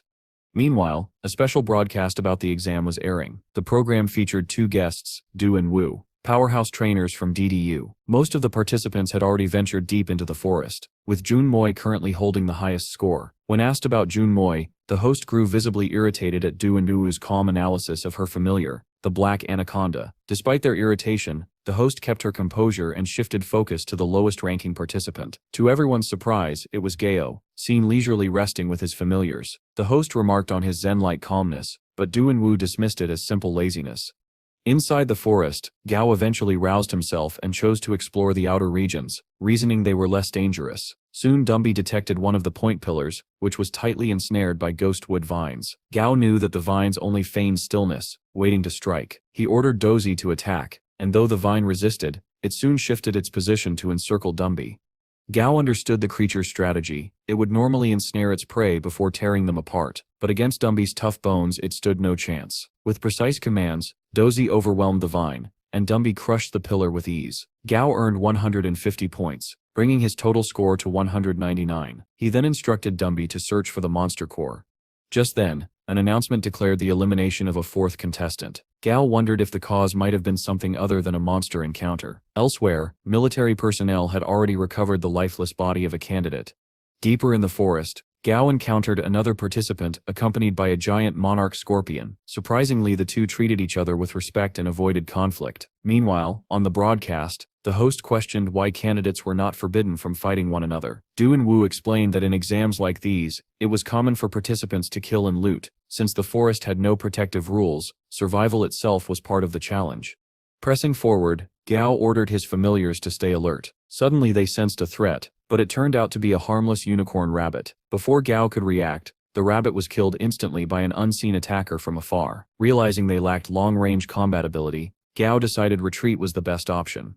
He ran with his familiars, but the attacks continued. Dumby shielded him just as another blow landed, and Dozy also leapt in front to protect him, absorbing heavy damage even with the elemental barrier active. Gao quickly commanded Strap to use its silk, hoping to slow down the enemy's advance and buy precious time. Meanwhile, the military personnel monitoring the examination grew increasingly concerned. They discussed the urgent need to prevent the dreamstick insect from continuing its assault on the candidates. One soldier mentioned that White Rose was already en route to provide assistance. The captain, however, expressed his frustration. A candidate had already lost their life, and now those who had insisted that real-life experience was the best training method were beginning to panic. When another soldier commented on Gao's seemingly casual attitude, the chief quickly countered, pointing out that Gao's composure was actually a calculated strategic decision. Back in the forest, the dreamstick insect closed in on Gao. He knew its weakness lay in the small white spot on its abdomen, yet he decided that fleeing was the safer option. The monster lunged at him, but Stripey leapt forward to defend Gao, urging him to escape. Frustrated, Gao finally revealed the weak point to his familiars and ordered them to attack. Dumby prepared to confront the dreamstick insect, but Gao hesitated. His familiar looked uneasy, as though unwilling to fight recklessly and risk the safety of its companions. Encouraging Dumby, Gao urged it to strike without worry. At that moment, Dozy's anger flared. The centipede roared, declaring that it would not allow the monster to bully its friends. White Rose finally arrived, hovering above on her familiar. Gao commanded Dozy to climb the monster's abdomen and strike at the white spot, but the dreamstick insect lashed out with its spear-like limb, injuring Dozy. Seeing this, Dumby became furious, severed one of the monster's limbs, and even used it as a weapon. Yet the creature retaliated with terrifying strength, knocking Dumby aside. Gao realized with dread that the monster's combat strength still exceeded their own. Desperate, he directed Dozy to target the white spot with an electric attack. The strike narrowly missed. Gao quickly devised a new plan. Dumby would act as the distraction, while Dozy prepared the killing blow. At that moment, White Rose called down to Gao, asking if she should intervene. Receiving the order to exterminate, her familiar, a level 38 light albatross, dove from the skies. With overwhelming power, it seized the dreamstick insect and carried it away, ending the battle instantly. Gao stood stunned by the sheer might of her familiar. Relief washed over the battlefield. A soldier remarked on Gao's possession of 2 commander-tier familiars, but the captain acknowledged that defeating the dreamstick insect had been beyond their current abilities. Another soldier questioned why they had intervened at all, since no emergency signal had been sent. The captain clarified that the higher-ups would not allow the number of young monster trainers to dwindle further. Back in the forest, Gao was relieved to discover that his familiars were already beginning to heal. Stripey had a broken leg, but Dozy surprisingly expressed the urge to consume it. Disheartened, the spider still offered its broken limb to the centipede, believing it would recover faster. Gao, however, received nothing but disapproving glances from his companions.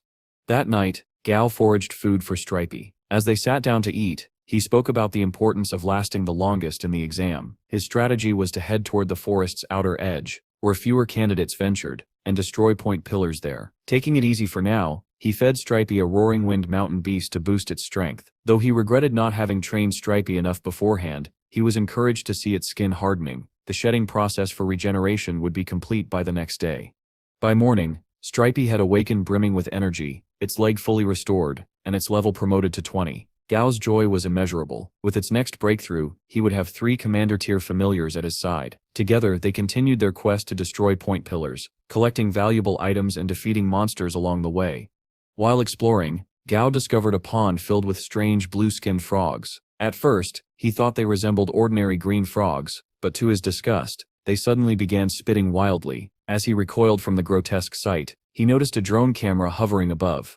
Meanwhile, on the televised program, the host marveled at Gao's unexpected climb to 15th place. Du and Wu expressed their admiration, pointing out that the current top 15 included participants who had already been eliminated, which meant Gao still had a chance to break into the top 12. The host also highlighted Jun Moi's consistent dominance, holding firmly onto second place. 15 days passed, and at last the second round of the exam came to a close. Gao felt relieved. While he hadn't discovered as many point pillars as he'd hoped, Stripey's promotion to commander tier had allowed them to defeat countless monsters. Gao was content, knowing he had given his best effort without regret.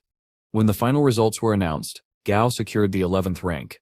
Elsewhere, in a hotel in Jiangnou, an influential man berated his son for failing to reach the top 12. Furious, he declared that his son would no longer have the chance to participate in the Alliance Youth Monster Trainer General Assembly. In desperation, the boy suggested using his father's connections. The man grew irate, ordering his son to lie low and stay away from rubbish friends. A few days later, as Gao walked through the streets, he received unexpected news. The Youth Monster Trainer General Assembly had been postponed for 3 months. The reason? Unsatisfactory performances in the previous rounds. To compensate, the organizers had extended the age limit to 20 years and 3 months, giving participants more time to grow stronger. While digesting this information, Gao was approached by one of the fellow candidates, Wang, accompanied by a few others, including Jin Moi. They warmly invited him to join them for dinner. Just as Gao was about to leave with them, another man appeared and handed him a briefcase containing 1 million Alliance credits. The man suggested they visit a nearby cafe to talk. Gao agreed, and Dabi accompanied him. At the cafe, the man's nervousness was apparent. He emphasized the importance of keeping their discussion private. Then, lowering his voice, he made a shocking offer. Someone was willing to pay Gao more than the reward for the first-place winner, if he agreed to withdraw from the competition.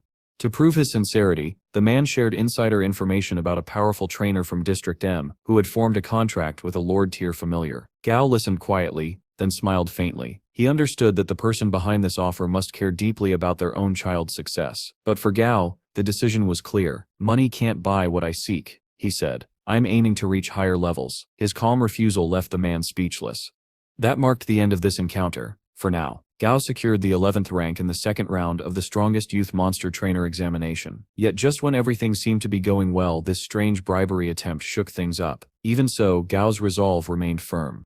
After Gao left, the man immediately made a call. He refused. He reported. His tone carried a mix of fear and resignation. The man mused that his client preferred action over negotiation, but he was only the messenger, not the mastermind. Moments later, the cafe grew eerily quiet. 2 towering figures appeared beside him, each accompanied by a powerful familiar. Alarmed, the man demanded to know who had set him up, but one of them simply said, "Mr. Zong, we already have control of your familiar. Don't set resist. Let sets cooperate." Zong began to realize the danger he was in. They escorted him to a secluded location, where he found Gao Hanwu, Gao's grandfather, waiting with his secretary. Without a word, the secretary tossed a card toward Zong. It contained 5 million Alliance credits. Overwhelmed, Zong confessed everything. He had been sent to persuade Gao to withdraw. He couldn't help but wonder who exactly Gao Hanwu was, and why such a powerful man was interested in a young competitor.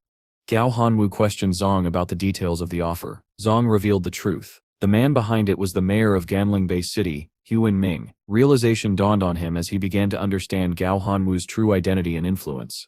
At that moment, a small girl entered the room, holding a man's hand. It was Zong's younger sister, Swan. She revealed that Grandpa had invited her here, promising ice cream in exchange for keeping a secret from her brother. Gao Hanwu chuckled softly, reassuring the nervous child. Once she left, Zong's frustration finally broke. He shouted at Gao Hanwu, demanding to know what he wanted. But Gao Hanwu only smiled and sat down calmly. "I sep not here to kill you," he said. "That sep's inefficient. I step in here to offer you work, and I step like you to tell me everything. Zong, realizing resistance was useless, revealed everything he knew. The mayor of Ganling Bay City had orchestrated the entire scheme. Gao Hanwu sighed, clearly disappointed. He had expected something greater. His secretary suggested dealing with the mayor directly, but Gao Hanwu shook his head. No, he said. This is something Gao must handle himself. Then, unexpectedly, Gao Hanwu remarked, even I think this competition is a waste of Gao's time. His words left Zong stunned. 4 years had passed since Gao Hanwu had last seen his grandson. Meanwhile, back at Gao's home, the young man pondered over the mysterious forces working against him. Despite the growing web of intrigue, Gao decided not to dwell on it, at least not tonight. He lay down to rest. A sudden knock on the door broke the silence. Who is it? He asked cautiously. A familiar voice replied, That's not good for a young man to sleep so much. Gao recognized the voice instantly. When he opened the door, there stood his grandfather, smiling warmly. The two embraced, their reunion heavy with emotion after years apart. Sitting together, Gao Hanwu praised his grandson's performance in the competition, but Gao admitted that he still felt lacking, that he had remained on the sidelines. Hanwu, however, appreciated his grandson's restraint and strategy. Then, their conversation shifted to the recent bribery attempt. Gao Hanwu revealed the truth. The offer to withdraw had come from the mayor of Ganling Bay City, and it wasn't just a bribe, it was a prelude to war. The mayor planned to destroy Gao's reputation by framing him for a crime involving a young girl. Calmly, Hanwu reassured his grandson. You don't have to face this alone, he said. Then, with a teasing smirk, he asked if Gao was ready to give up his participation in the competition. To his surprise, Gao nodded. Yes, he said, his eyes calm but determined. It's time to call the organizers. The young prodigy had made his choice, and it marked the beginning of something far greater than the competition itself. Gao was taken aback by his grandfather's sudden declaration. He asked if there was truly no objection to withdrawing from the Youth Monster Trainer Assembly, but Gao trusted his grandfather's wisdom. If Gao Hanwu had made this decision, there had to be a solid reason behind it. Hanwu leaned back and explained his perspective calmly. Since the cataclysm 3 years ago, he began, the gap between individuals has narrowed. Age is no longer an advantage. Everyone now stands at the same starting line. The era we live in doesn't favor youth. It favors strength. He then encouraged Gao to think beyond the competition. Aim for the title of the strongest monster trainer, not just the best among the youth. The qualifier limits your potential. Gao was stunned. This revelation changed his entire outlook. His grandfather went on to explain that the world had entered an age of ambition, one where conflict was inevitable, and only those who dared to reach higher would survive. Participating in small-scale tournaments, he believed, would be a waste of Gao's time. Gathering his courage, Gao asked, Grandfather, in this coming conflict, where do you stand? Will you maintain order or disrupt it? Hanwu gave a faint smile, one that held both mystery and reassurance. Don't worry about that, he said. Whatever happens, I still protect you. Then, changing the subject, he offered something unexpected. 3 months from now, I can recommend you as a judge in the Youth Monster Trainer General Assembly. Use this time to train and improve yourself. Hearing this, Gao's eyes lit up. The idea of being a judge rather than a participant thrilled him. A few days later, Gao found himself in the bustling airport lobby of Chanbei City. He had plans to handle some personal matters before heading to Yuzhou. His mind was made up. He would apply to Yuzhou University. Not only was it prestigious, but it was also closer to his grandfather, which gave him extra motivation. As he pondered over his future, his phone rang. It was Director Fong. Gao, I need your help, came the familiar voice. Gao agreed without hesitation, mentioning that he also had some work to do at the Monster Trainer Association. But before he could ask more, Fong surprised him with a revelation. I've left the Monster Breeder organization, he said. What? Why? Gao asked, startled. Fong sighed. The organization's tests changed. It's now a subsidiary of the Monster Trainer League. Then, shifting tone, he added, I stem with the military now, and I want you to join me. The pay isn't great, but you still be compensated with rare materials. Gao smiled faintly. Just tell me what you need done. I still decide if it's worth my effort. Fong explained, excitement creeping into his voice. There's a commander-tier monster, a Shaquan man-eating earthworm, from the Del Desert. It's on the verge of evolving into a lord tier. Gao frowned. You plan to capture it? Not exactly, Fong replied. Our job is to make sure no other monsters interfere during its evolution. That made Gao suspicious. But isn't there already a lord-tier desert ruler there? There is, Fong admitted, which is exactly why we suffer interested. When two lords clash, their sepses always profit in the aftermath. Gao could tell this operation was risky, and not entirely official. Why me? He asked. Yusef got stronger trainers in the military. Fong chuckled quietly, because this is my own plan. The higher-ups don't stit approve, but Yusef got allies, and if things go smoothly, the golden deity itself might reward us. Then came the final detail. The evolution step's happening within 2 days. I still contact you again soon, just be ready. When the call ended, Gao sat in silence. This mission was far beyond his current abilities, but observing it could be a rare opportunity to expand his understanding of high-tier battles. Just then, his attention shifted. Tannen, he murmured, spotting a familiar face at the terminal. She was there to receive him, with her familiar Flammy by her side. Gao blinked in surprise. The creature had changed, resembling a chubby penguin-like beast. Soon after, Gao embarked on a journey toward the outskirts of Chanan-Base City. Accompanying him were Fong, Tong Tong, and several others. As they traveled deeper into the wild, Fong raised his hand. From here on, he warned, we'll be entering the territory of the Lord of Dark Ember. Stay sharp.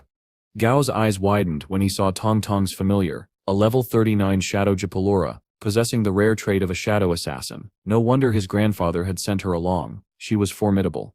Fong introduced the others as well. This is Li Qing, he said, motioning toward a sturdy man. He commands a level 24 thorny ironhide boar and a level 21 poison-blooded green snake. And this, he continued, pointing to a calm-looking woman, is Qin Yi, with her level 27 flaming bird. As they advanced, Fong stopped them. That sips far enough, he said. We don't want to alert the man-eating earthworm, it sips preparing for its level breakthrough. Before them stretched a vast area swarming with earthworms. Gao was awestruck. The sight was both horrifying and fascinating. Fong nodded, satisfied. These smaller worms instinctively protect their leader, he explained. Gao asked, so, is Setlord of Dark Ember Sits its actual name? Fong chuckled. Not quite. It sits just what we call the ruler of this entire forest. For instance, the Lord of the Desert Ruler got its title the same way, by dominating its region long enough. The group stayed alert as they pressed forward. Fong reminded them, stay vigilant. Other monsters might try to take advantage of the chaos. Then, suddenly Gao sensed movement. Something enormous was approaching. Moments later, a gigantic rooster appeared, its feathers glistening with golden light. Fong smirked. Chickens eat worms after all, and a soon-to-be Lord-tier man-eating earthworm, that sips a feast it can ignore. As the massive rooster lunged at the writhing mass of earthworms, Fong gestured for Gao to watch closely. Pay attention, he said. See how it breaks through the worm-sep's defense with ease. This, he paused, eyes glinting with excitement, is how true predators fight. The battlefield had fallen eerily silent. The swarming man-eating earthworms that moments ago filled the ground had vanished without a trace. Gao stared at the empty terrain, his brows furrowing in confusion. Where did they go? He asked. Fong folded his arms, his gaze sharp. They burrowed underground, he explained. That's their natural instinct. The commander-tier monster must also be hiding below, undergoing evolution. He glanced at Gao and added with a faint smile, Yusuf got talent, but remember, there's still a lot for you to learn. Gao nodded humbly, careful not to appear overly confident, but before he could speak again, the earth beneath them trembled. With startling speed, several of the hidden worms shot up from the soil, latching onto the rooster's leg. Watch closely, Fong said, his voice filled with fascination. When the earthworms work together, even a powerful opponent like this chicken becomes helpless. The massive rooster screeched, thrashing desperately, but it was no use. In seconds, the earthworms dragged it down and devoured it whole. Gao winced. That bird lacked any real combat sense, he muttered. Fong chuckled softly. Oh, this is only the beginning. Before they could react further, Tong Tong raised her hand sharply. Quiet, she whispered. Something powerful is approaching. The group tensed. Then out of the dark forest, an enormous spider emerged, grotesque and menacing. Its body radiated a violent aura, its legs trembling with monstrous energy. Gao's eyes widened as he scanned its data. A level 40.5 violent female spider, he whispered. Recognition struck him. This was the same creature that had clashed with Lu Senlin and his squad. That battle had ended in tragedy, costing many lives and interrupting the spider's evolution. It was supposed to have died long ago, yet here it was, a half-promoted deformed Lord-tier monster. Fong Stay's tone grew grim. The military assumed the Lord of Dark Ember would have eliminated it by now, he said. Looks like they were wrong. We'll have to buy some time. Gao was startled. Buy time? Against that. But before he could protest further, Tong Tong Sit's calm, unwavering expression silenced him. They'll handle it, she said. On one condition, the violent female spider belongs to me. Fong hesitated. Stopping it is risky enough. Tong Tong, you can sit? I can, she interrupted firmly. Gao and I will face the spider. The rest of you make sure no other monsters interfere. The others were speechless. Her confidence bordered on reckless, yet something about her composure made even Fong fall silent. With a flick of her hand, Tong Tong released her familiar, a sleek black cat named Softy. The creature darted forward, claws gleaming in the dim light, testing the spider's reflexes. The spider lunged, but Softy met its attack head-on, slashing one of its legs and forcing it back. Fong couldn't hide his admiration. "That cat has sharp claws," he murmured. Tong Tong nodded coolly. "Sharp, yes, but not enough. Those were only surface wounds, no damage to its core." Before Fong could reply, her shadow Japalura erupted from the shadows, seizing one of the spider's legs and slamming it to the ground with immense force. The monster shrieked, its 8 legs thrashing violently as it retaliated. Softy barely evaded a deadly strike, its fur singed by the webbing that followed. The spider began launching webs in rapid succession, covering the field in sticky threads. Gao clenched his fists. At this rate they'll be overwhelmed. He turned to his own companion. "Dumby, use blood thread heart." The skeletal familiar obeyed, conjuring a crimson aura that shot toward the spider, binding it momentarily. The creature shrieked in pain, its movement faltering, but only for a moment. Gao could tell the suppression wouldn't last long. As he gritted his teeth, the ground suddenly quaked beneath their feet. "An earthquake," he muttered. Fongjet's eyes widened. "No, it sepsed here." The soil burst open, and from beneath emerged a colossal creature. The newly evolved Lord-tier Shakwan man-eating earthworm. Its massive armored body shimmered with golden light, its roar shaking the entire forest. It lunged straight at the violent female spider. "Ha! It worked," Fong shouted, his face alight with excitement. The evolution was successful. Gao couldn't help but smirk as the titans clashed. The earthworm was now a level 41 Lord-tier monster, a true behemoth. However, Fong Sis's excitement quickly turned to concern. No, don't Sis leave yet. We need it to clash with the desert ruler." But the earthworm, having crushed the spider into submission, began digging once again, retreating deep underground before the battle could escalate. The spider screeched furiously, slashing at the ground where its opponent had vanished. Gao crossed his arms. Seems like it lost track of its prey. Fong exhaled with relief. Good, mission accomplished. But before they could celebrate, Li Qing pointed nervously at the spider. Something's wrong with it. The creature had begun spinning wildly in circles, its movements erratic and unstable. "Its set's gone mad," Li whispered. Tong Tong observed carefully. "No, its set's starving. It burned too much energy in that fight." As they watched, the spider turned on the smaller earthworms nearby, trapping them in silk before devouring them whole. Gao frowned. "We can capture that thing." Tong Tong smirked. "You haven't seen anything yet." With that, she commanded Softy and her shadow Japalura to launch a coordinated assault. The ground shook, as the two familiars unleashed a series of rapid, violent attacks. Cuts appeared across the spider's carapace, shallow at first, then deeper. Still, Gao urged caution. "Its set's too strong, don't get reckless." Tong Tong Sit's eyes flashed. "Relax. It won Sit's gape." Just then, a shadow passed overhead. A massive bird descended from the sky, a majestic creature radiating crimson energy. Gao Sip's eyes widened. A Lord-tier bird. Fong Stis' face turned pale. The blood-eyed bearded vulture, level 42. It steps another Lord-tier. Everyone braced for a new battle, but instead of attacking, the vulture landed near the spider and bowed its head. "What is it doing?" Gao asked, bewildered. Tong Tong chuckled softly. "It sits mourning the fallen. Maybe it saw too many movies." Li Qing blinked in disbelief. "Wait. Is that your familiar?" Tong Tong smirked, brushing a strand of hair aside. "Of course not. Both a woman should always have her own means of self-defense." Gao exhaled slowly, shaking his head. At this point he muttered, "I wouldn't even be surprised if my grandfather had a dragon." Little did Gao know, the Lord-tier vulture began to move toward the spider, standing still as it fixed its piercing gaze upon the monstrous creature. Tong Tong, slightly irritated, remarked that the vulture was once again reverting to its old habits, a comment that immediately piqued everyone's curiosity. She calmly explained that the vulture still thought of itself as a scavenger. Because of that mindset, it struggled to consume live prey. What they were witnessing was the vulture attempting to adjust its mentality. This revelation left Fan and his men astonished. The creature they once feared was now acting on instinct and habit, not bloodlust. Tong Tong then issued a cold yet precise command to her familiar. The spider was not to be eaten, only wounded. Once the vulture understood her intention, it soared into the air, wings slicing through the wind, before diving back down with terrifying speed. With one decisive strike, the blood-eyed vulture tore into the spider, overpowering it completely. Fan and the others stood frozen in disbelief. A pseudo-Lord-tier monster, one that had caused so much devastation before, was subdued effortlessly. Tong Tong's voice cut through the tension as she instructed her familiar to disable the spider's leg tendons, ensuring that it couldn't escape. Once the task was complete, she exhaled softly and declared their mission accomplished. Gao, still processing what had just transpired, informed Fan that they would be taking the spider with them, a statement that left the soldiers stunned and confused. Later, back at Gao's villa, the battered and immobilized female spider lay before them, completely drained of its former menace. Gao assessed its condition and concluded that it was now useless. Curious, he asked Tong Tong whether she had any further interest in keeping it. She dismissed the idea, saying that the creature wasn't even remotely appealing and suggested giving it to Gao Hunu for experimentation. This remark caused a flicker of disappointment in Softy, but Tong Tong quickly reassured her familiar that she wasn't referring to it. Gao, amused, invited Tong Tong to stay for dinner, but she declined, saying she needed to find someone to take care of the injured spider.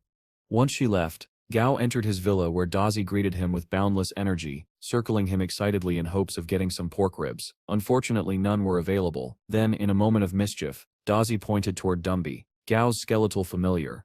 Intrigued by the idea, Gao grinned and began preparing a large pot of soup. When he called Dumby over, the skeleton was thrilled, believing that Gao had prepared something delicious for it. Delighted that his master still remembered him, Dumby eagerly approached, only to be told that he would be bathing in the soup instead of eating it. Gao chuckled at his own cleverness. The temperature wouldn't harm Dumby, and this way he could make soup without using real ingredients. He instructed his familiars to enjoy the meal while Silly comforted the confused skeleton. The next morning, Gao's excitement was palpable. A new chapter awaited him. In Yuzhou City, boarding a flight with Tong Tong by his side, he soon found himself in the bustling metropolis. The Yuzhou airport reminded him of Chang'an, but with far more advanced technology and a sense of grandeur. Tong Tong informed Gao that his grandfather wouldn't be able to pick them up due to other commitments, but assured him that everything was fine. Meanwhile, far away at sea, Jianu, Gao's grandfather, faced off against a massive sea monster that had attacked his ship. Irritated that such a trivial threat was delaying his reunion with Gao, he ordered his men to take cover while commanding his powerful familiar the White Dragon to finish the fight. The dragon's roar echoed across the ocean as it battled fiercely, eventually slaying the creature. The logistics team immediately began salvaging the valuable corpse, while the Blue Monkey team prepared their hooks and cables for transport. At the same time, military observers monitoring the scene commented on how they could never clearly see the battle, only thick layers of mysterious fog. Their leader, a sharp-eyed man, watched quietly and muttered that Gao was a cunning one indeed. Back in Yuzhou City, Gao and Tong Tong arrived at the headquarters of the Southern Sky Group. As Tong Tong spoke with the guard, Gao noticed a Lord-tier white demon plant familiar stationed at the gate, an impressive but arguably wasteful use of power. Tong Tong smiled and told Gao to relax, saying that this place would soon feel like home. Just then, a woman behind Gao started laughing mockingly. Tong Tong turned sharply and asked what was so amusing, but the woman ignored her and walked away with a man, calling Gao a country boy. The man told her to stop wasting time, reminding her that they had someone important to meet. Gao smirked and teased Tong Tong for not being recognized. She shot back playfully that it was because she'd been in Chang'an for 2 years. Soon after, she warmly greeted a man nearby, calling him Old Hun. This surprised the snarky man from earlier, who couldn't believe she knew Secretary Hun personally. Recognizing Gao, Secretary Hun greeted him with respect and invited both of them upstairs, where Chairman Gao, the one and only, was waiting. Hearing this, the arrogant man turned pale. Gao took the opportunity to laugh softly at his discomfort. While the woman fumed in embarrassment, Gao calmly remarked that he didn't hold grudges, but preferred to settle things immediately. They proceeded to meet Gao Hunu, who was overjoyed to see his grandson. Hunu then arranged accommodation for Tong Tong with the chairman's approval. Once alone, Gao asked his grandfather if there was something important he needed to tell him. Gao Hunu explained that he would temporarily work at the Southern Sky Group. Gao expressed concern, thinking it might be too soon, but his grandfather countered that it was time for him to learn, since one day he would lead the group himself. Though hesitant, Gao nodded. His grandfather wondered if he'd been too strict but continued anyway. He told Gao that he would start in the HR department to learn the basics, and then be transferred to the research department after 2 days, where a special lab awaited him.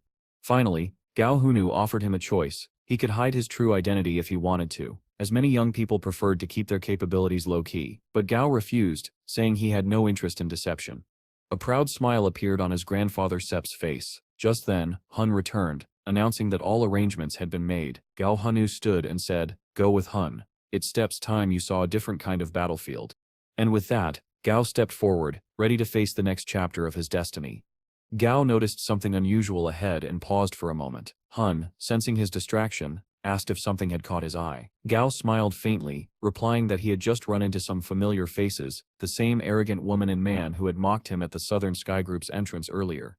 Ironically, those very two now stood before him, looking pale and uneasy. Hun, keeping his composure, introduced the man as K. Exon, the head of the marketing department. K. Exon immediately bowed, apologizing sincerely for his presumptuous behavior earlier that day. Gao shook his hand calmly, brushing the incident aside with grace. He couldn't help but admire Exon's ability to swallow his pride and prioritize professionalism, even if it meant putting himself in an awkward position. After a few polite words, Son excused himself hurriedly, promising to treat Gao to a meal next time. Hun, curious, asked about the matter, to which Gao chuckled and said it was nothing serious, just an overblown misunderstanding caused by Si Shang's behavior. Gao then asked if Exon was genuinely that composed or simply skilled at controlling his emotions. Hun smiled knowingly and suggested Gao find out for himself. He then proposed they head to the Bay District to handle recruitment duties. As they traveled, Hun gave Gao a brief overview. Bay District, he explained, was one of Yuzhou's lesser developed areas, a region that had struggled immensely since the cataclysm. Many lives were lost during that chaotic era, reshaping the social structure. The survivors in Bay were those who had failed to adapt completely to the New World Order. When Gao curiously asked about the district's name, Hin revealed that Bay once symbolized opportunity. Before the cataclysm, it was a place where people from all professions gathered in search of work. The irony of its current condition wasn't lost on Gao. Before Hun could continue, they arrived at their destination, the Bay District's branch of Human Resource Management. Gao immediately noticed the peculiar individuals loitering nearby and asked who they were. Hun replied with a wry smile, calling them Bay's best, but his tone hinted at pity. These were people who had long lost hope, their dreams buried under hardship. Inside, Hun introduced Gao to Section Chief Wang from HR Management Headquarters and Branch Manager Su. Both greeted him respectfully, addressing him as Young Master and Head Gao. Gao quickly requested that they drop such titles, insisting they were all colleagues. But his lineage, being the grandson of the wealthiest and most powerful man alive, was impossible to ignore. Hun reassured him that while the branch might appear disorganized, it provided an ideal environment for learning real management. After giving Gao a few words of encouragement, Hun departed to handle other matters, leaving him to explore the facility. Section Chief Wang offered to show him around. As they toured the branch, he took Gao through the warehouse and the training center for familiars. Wang, out of habit, continued calling him Young Master. Amused, Gao playfully threatened to deduct his salary if he said it again. When Wang repeated it anyway, Gao laughed in defeat. Inspecting the equipment, Gao asked whether every branch had similar resources. Wang confirmed, though he mentioned that these facilities were rarely used. Departments like Security and the Central Security Bureau had far better training grounds, often located deep within the forests. When Gao inquired about recruitment operations, Wang reassured him that subordinates were already managing everything efficiently, leaving Gao little to worry about. After Wang departed, Gao's attention drifted toward one of the machines in the corner, a training module streaked with faint tear marks. He summoned his familiar Flamey and mused aloud that once it reached the commander tier, it would solve his biggest problem, not having a flying-type familiar suitable for high-speed travel. "Think you can still fly, Flamey?" Gao asked with a grin. He pointed toward a set of metal rings hanging midair and instructed it to fly through them. Flemmy spread its wings and soared into the air, moving with impressive agility. But just as it approached the final ring, it clipped it by accident and crashed awkwardly. Gao sighed but quickly encouraged it not to give up. Again and again he urged the creature to improve its control. After several attempts, Flemmy finally glided through the rings flawlessly. When it landed, something unexpected happened. A wave of heat radiated from its body, and flames erupted around it. Gao's eyes widened in astonishment as Flamey underwent an evolution before his eyes. The air shimmered as fire swirled around the bird. When the light dimmed, Flamey had advanced to level 21, a perfect grade flying familiar. Its fire resistance had drastically improved, and it had gained a new ability. It could shed its feathers mid-flight, turning them into fiery explosives. Though the power was impressive, Gao's amusement quickly turned to concern. The explosions didn't originate from the feathers themselves, but from the ignition reaction, meaning each attack cost Flamey its plumage. The image of a bald, featherless bird flashed in his mind, and he shuddered. Still, he couldn't resist teasing the creature before calling for Dumby to join him. Hearing his name, Dumby dropped the dumbbells he had been lifting and shuffled over immediately, eager to follow. That night, as the training grounds emptied, a young boy quietly emerged from a hidden hole in the ground, his small rat familiar following close behind. He seemed ready to begin his late-night practice, when a calm voice interrupted him. "How long have you been coming here?" Startled, The boy turned to see Gao standing beside Dumby, his expression gentle yet firm. The boy stammered an apology, explaining he only wanted to use the equipment. Gao waved it off with a smile, telling him not to enter through the hole again. As the boy turned to leave, head hanging low, Gao watched him in silence. Despite the hopelessness surrounding Bay District, this child still carried a spark of determination, a will to grow stronger. Gao called out, stopping him mid-step. He offered to help the boy get an identity card so he could train here officially. If anyone questions you in the future, Gao said kindly, just tell them my name, Gao. The boy's eyes widened in disbelief, before slowly filling with hope. For the first time in a long while, someone had seen his potential, and that someone was Gao. The next morning, as Gao trained Flamey, Juan arrived, this time with the boy who now had an identity card. Gao asked for the boy's name, and Juan introduced him as Le Junong. Gao then instructed the boy to wash his familiar and begin his training. Lo Junong's familiar turned out to be a level 4 blood scavenger rat named Albi. It carried a mild injury, but Juan explained that the boy was quite lucky to have found such a monster in the sewers and successfully tamed it. Without that, survival would have been nearly impossible. Gao was surprised by this revelation. Juan elaborated that many monsters in the Bay District live in the sewers, feeding on discarded waste. Intrigued, Gao asked whether these underground creatures were allowed to reproduce unchecked. The section chief replied that, in the past, such monsters used to surface occasionally, but after being hunted by monster trainers, most retreated deep underground for safety. This revelation made Gao uneasy. However, Juan reassured him, mentioning that Chairman Yule had devised a unique solution. One of his familiars lived in the sewers and preyed upon these monsters, keeping their population in check. Gao found this system fascinating, especially compared to how things operated in Chang'an City. When Le Junong returned, he shared his story. While most city dwellers feared the sewers, he had ventured inside out of hunger. There he discovered the injured blood scavenger rat, which later became his companion, helping him find food and survive. Gao listened carefully, reflecting on the boy's hardship and the ongoing struggle to recruit workers for the factories. Eventually, he offered Le Junong a job, with a salary, food, shelter and training center access. Overwhelmed with gratitude, the boy accepted the offer with tears in his eyes. Later that day, Gao returned to his dormitory, only to be stunned. Daisy and Strapey, two of his familiars, had advanced rapidly in rank. He suspected that his grandfather might have provided them with rare materials to boost their growth. Meanwhile, Silly had reached level 20, but its progress was capped due to its grade.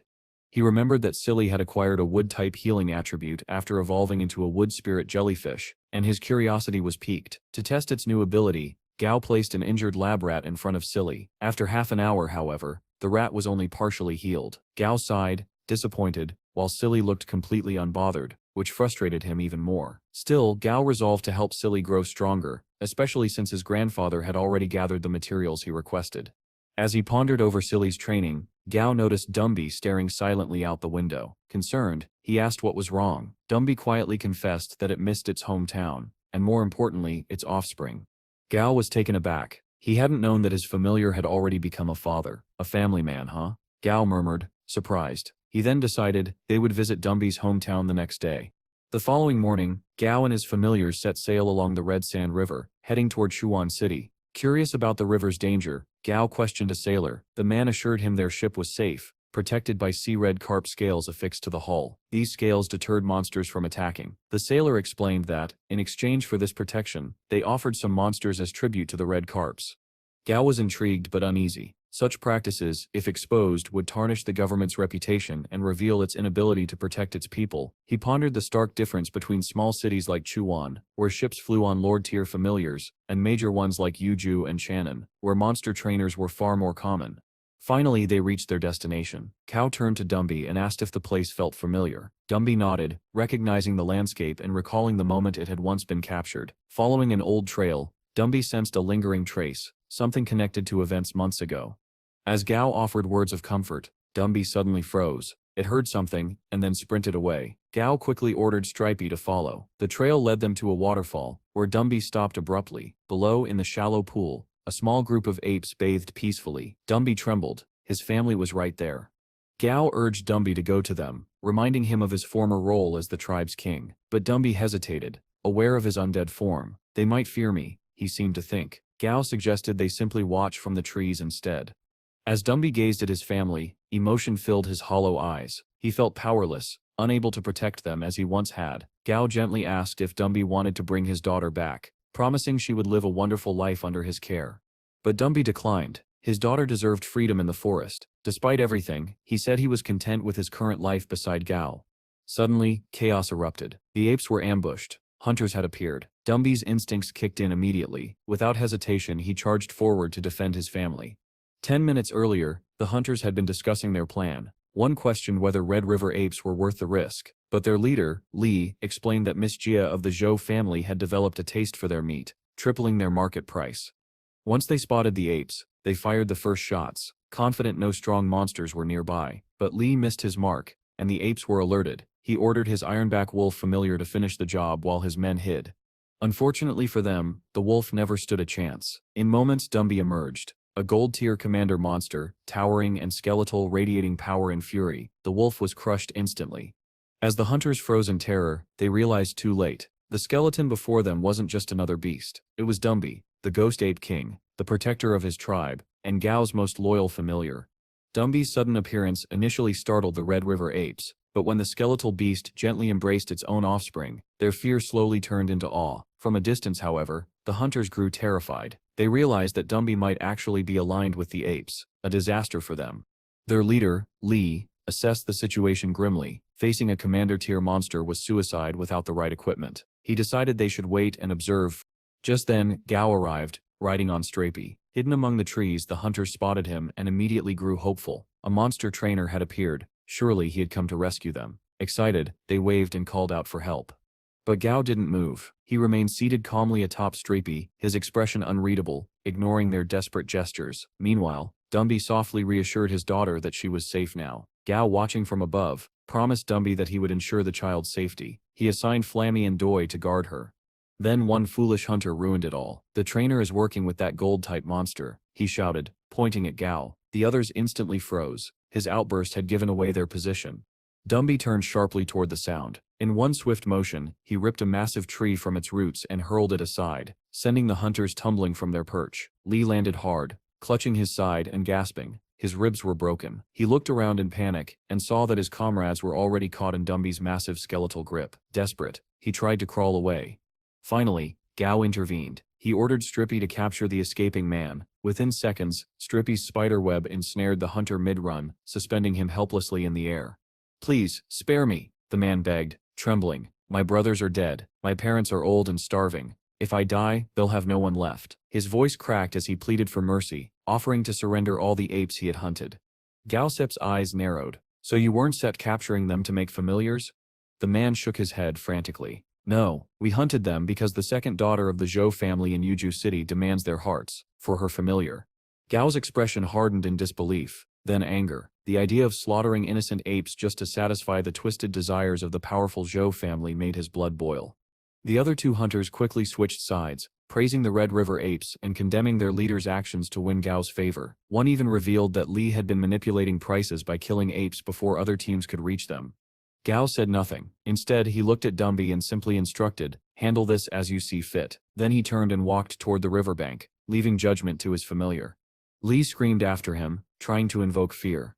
"You don't understand. The Zhou family has influence. If you kill us, you still pay for it." But Dumby ignored him. Gathering the Red River apes, he raised his arm, bones creaking like thunder. His voice echoed through the forest, filled with rage and sorrow. "A tooth for a tooth." The apes roared in unison, their fury unleashed. Dumby carried his daughter on his back as his tribe charged forward, delivering justice to the poachers. Meanwhile, at the riverbank, Gao sat silently, calling his grandfather Ji Hanmu to share what had happened. "Grandfather, I don't know if I did the right thing," he admitted. Ji Hanmu's calm voice came through the line. "Do you regret your decision?" "I'm not sure," Gao confessed. "Then tell me," his grandfather continued, "if you had the chance again, would you stop Dumby?" Gao paused. "No, I wouldn't stet." A soft chuckle came from the other end. "Then there's steps your answer, fickle boy. The world out there isn't set kind. Be ruthless when you must. Sentiment won't set keep you alive. Strength will." Despite the stern words, Gao could hear the warmth in his grandfather Sep's tone. Ji Hanmu added, "I still arrange for the remaining Red River apes to be brought safely to Yuju and give them land to live on. Don't dwell on this." The call ended. Gao exhaled deeply, staring into the flowing red sand river. Soon after, the sailor approached and informed him that it was time for the tribute ceremony to the river's guardian, the Lord Tier Dragon Blood Red Sand Carp. "Address it as king," the sailor warned. It understands our language. He then showed Gao the offering site, explaining how people would present tributes, and the carp would grant its protective scales in return, each scale given in proportion to the quality of one's offering. Moments later, the water stirred. A colossal shadow emerged beneath the surface, and the mighty red sand carp rose, scales glimmering like molten rubies. People bowed low, placing offerings at the river's edge. The creature devoured the tributes, then released iridescent scales that floated gently to the surface. "Collect your scales according to what you gave," shouted a man, ensuring no one angered the River King. Gao stood mesmerized, watching the sacred exchange unfold. The creature's hydrokinesis was breathtaking. Water itself seemed to obey its will. It was like witnessing a living legend. He couldn't help but wonder about his grandfather's own Lord-tier familiar, longing to see it someday. But far away, in South Africa, the world was shifting again. A dire emergency had erupted. A high-energy spatial reaction had agitated the white-bellied spaceworm, signaling the birth of a spatial rift. To investigate, the authorities dispatched a red-spotted falcon and the same white-bellied worm, with a monster trainer mounted atop the falcon. He raced through the skies, anxious about the threat ahead. His fears were justified. From the rift, a strange monster emerged, slaughtering the trainer and his beasts within seconds. Back in Jihanmu's villa on the outskirts of Yuju, Gao watched the breaking news with his grandfather. The tone of the broadcast was grave, yet Jihanmu seemed oddly calm. "Why do you look so optimistic?" Gao asked. Jihanmu smiled faintly. "Because danger is opportunity, boy. During the early cataclysm, these spatial rifts appeared often, but we haven't seen one in 2 years. For strong trainers, this means a chance. New worlds, new familiars." He handed Gao an access card to the Villa SIP's laboratory. "Most of the materials you asked for are ready, but for advanced breeding methods, consult the company SIP's senior monster breeders, learn from them." Gao nodded with gratitude. Though a secret weighed on his mind, his grandfather still had no idea about his unique system. As Jihanmu stood to leave, he placed a hand on Gao SIP's shoulder. "Rest for 2 days. The world will only grow more dangerous from here." Gao looked out toward the horizon, where the river shimmered under the fading sun, and beyond it, the unknown storms that awaited him. When Gao asked about seeing his familiars, his grandfather smiled mysteriously and told him to find White on his own. After searching through every corridor, room, and balcony of the villa with no success, Gao finally wandered to the backyard lake. The calm water shimmered beneath the sun, and he decided to set his search aside for a moment, taking a refreshing dip instead. The cool water eased his fatigue, but then something strange happened. His body suddenly began to float upward, slowly lifting off the lake's surface, as if an invisible force had caught him. "Totally normal, right?" Startled, Gao shouted for help, summoning Flamey. The little familiar darted toward him but froze midair, trembling violently. Its eyes widened as it spotted something massive moving beneath the water. Without a second thought, Flamey bolted upward, refusing to look down. Before Gao could even comprehend what was happening, Ji Hanmu arrived. With his usual calm tone, he said to someone unseen, "Be gentle with my little master." Gao blinked in disbelief. "Little master," he thought. Before he could ask what that meant, Flamey swooped in, grabbing him by the shoulders and hauling him out of the water. Then he saw it, and his jaw dropped.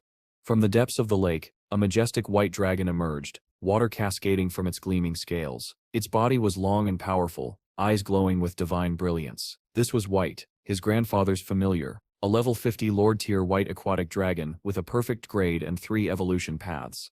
Gao's heart pounded with awe. "This thing, it's far stronger than the dragon blood red sand carp," he exclaimed, marveling at the dragon's presence. Its passive abilities enhanced speed, agility, and even the destructive power of its claws and scales. But as he stepped closer, the dragon's gaze turned sharp, cold, and commanding. The air around it grew heavy. Gao froze, realizing he might have gone too far. I was just leaving," he murmured, backing away. But the dragon lowered one of its massive claws, blocking his retreat. The unspoken challenge in its eyes was clear. "Don't test your luck."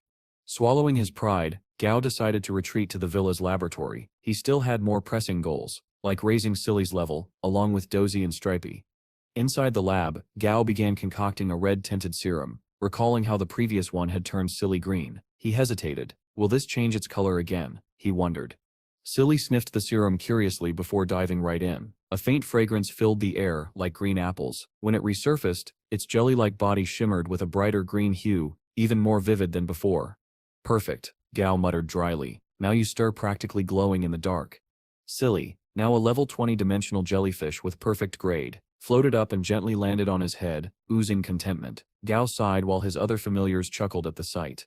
The next day, Gao arrived at the Bay District Branch Training Center, pleased to see Li Junong already there, punctual and eager to work. It brought him quiet satisfaction. His decision to help the boy hadn't been in vain.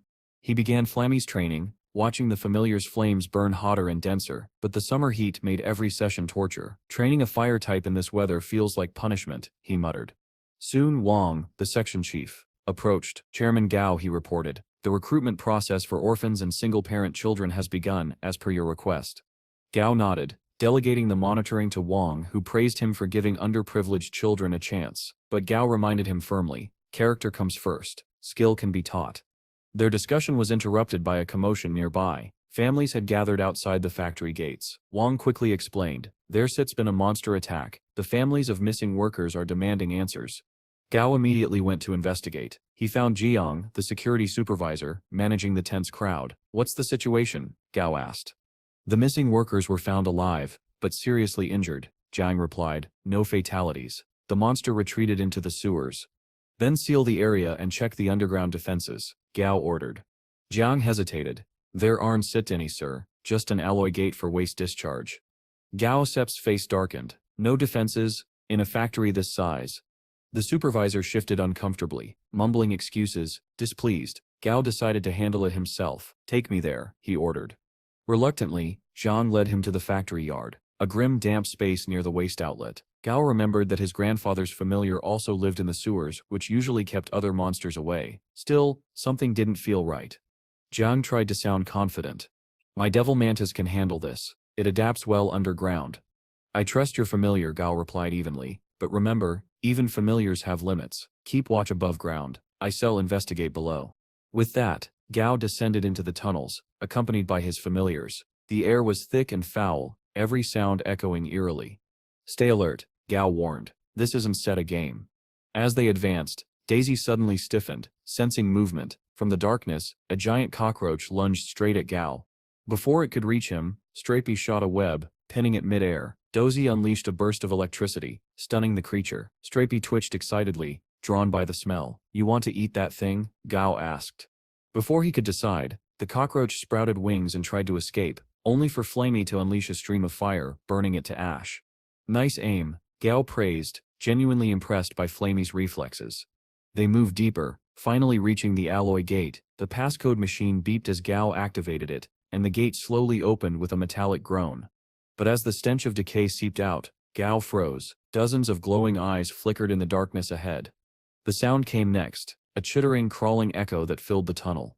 An army of cockroaches emerged, swarming toward him, their bodies clattering like rain against metal. Gao's grip tightened on his staff, his calm composure hardening into focus. Whatever waited in the darkness, he was ready to face it.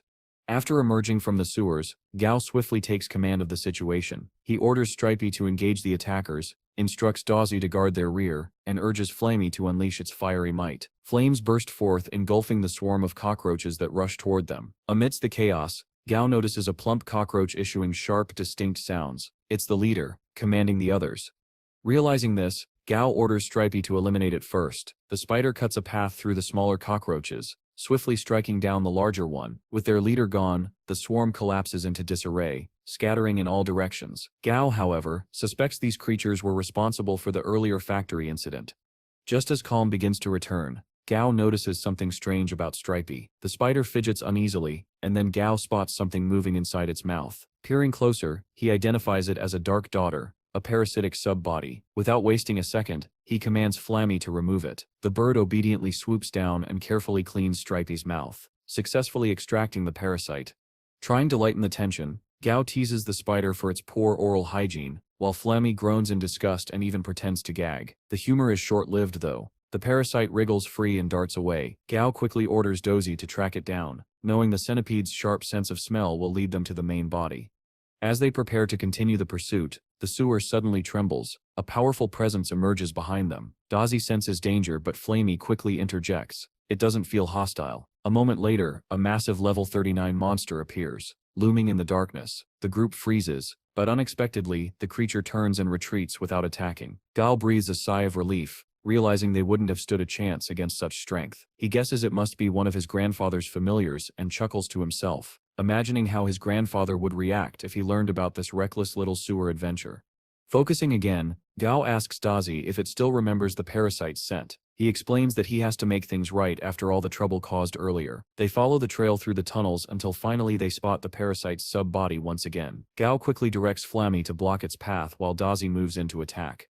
But before Dazi can strike, something unexpected happens. A red rat-like monster suddenly bursts out from the shadows, carrying the parasite's main body. It lunges at Dazi without hesitation. Gao acts instantly, commanding the centipede to unleash an electric surge. Lightning arcs through the tunnel, striking the rat. Shocked and disoriented, it drops the parasite and flees into the darkness.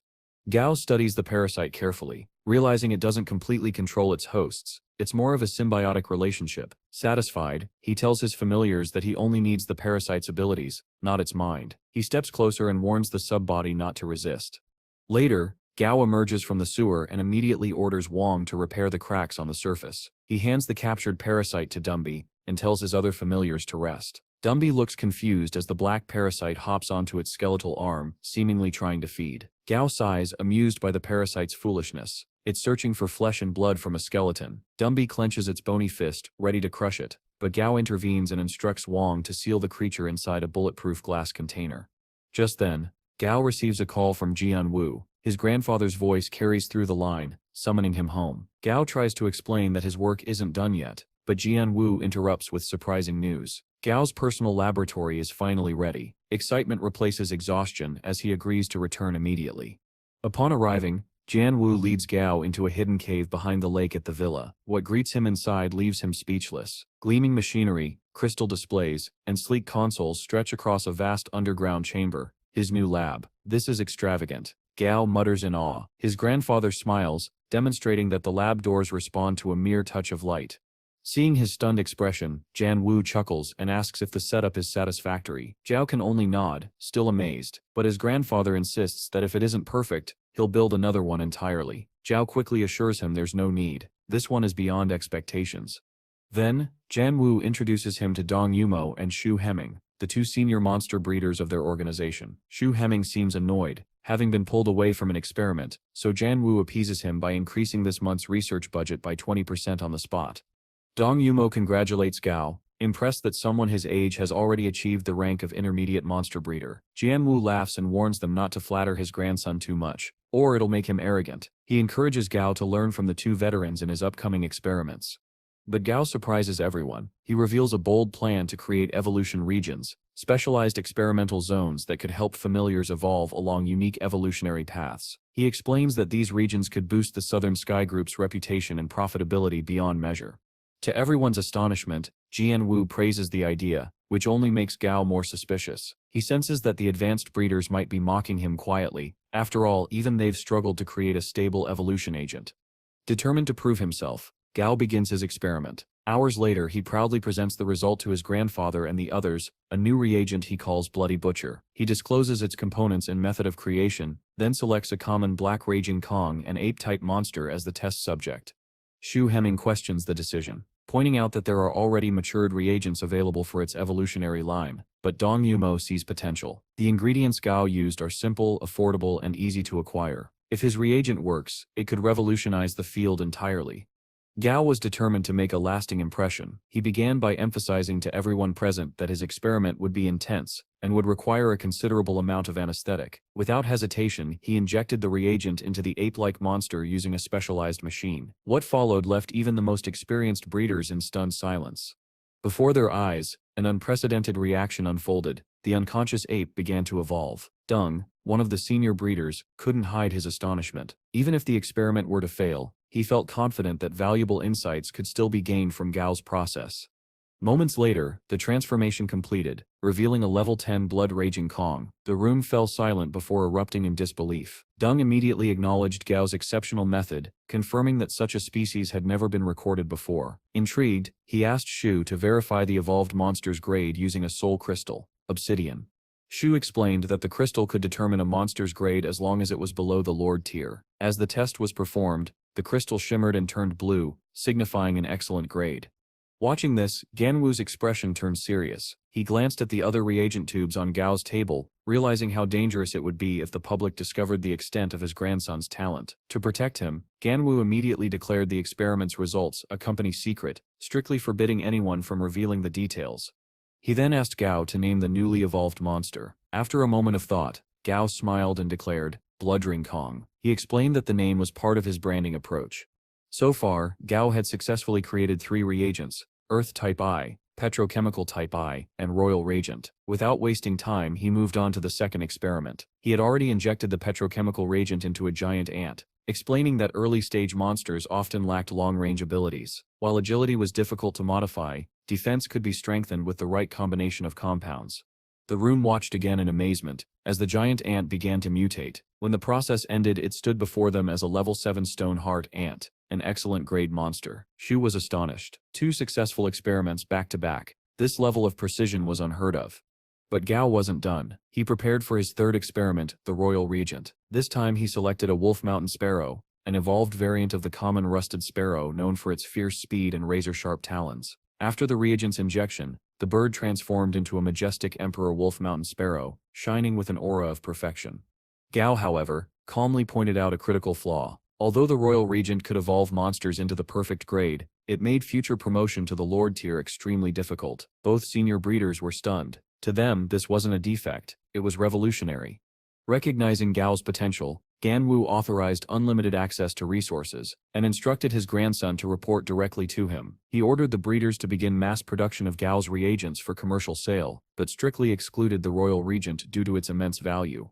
As the senior breeders left, Shu remarked that Gao was catching up to him faster than expected, while Deng expressed pride at gaining a new partner in research. Gao, on the other hand, leaned back casually, thinking to himself that staying in the lab was simply a comfortable way to enjoy air conditioning and pass the time. He didn't even need to experiment anymore.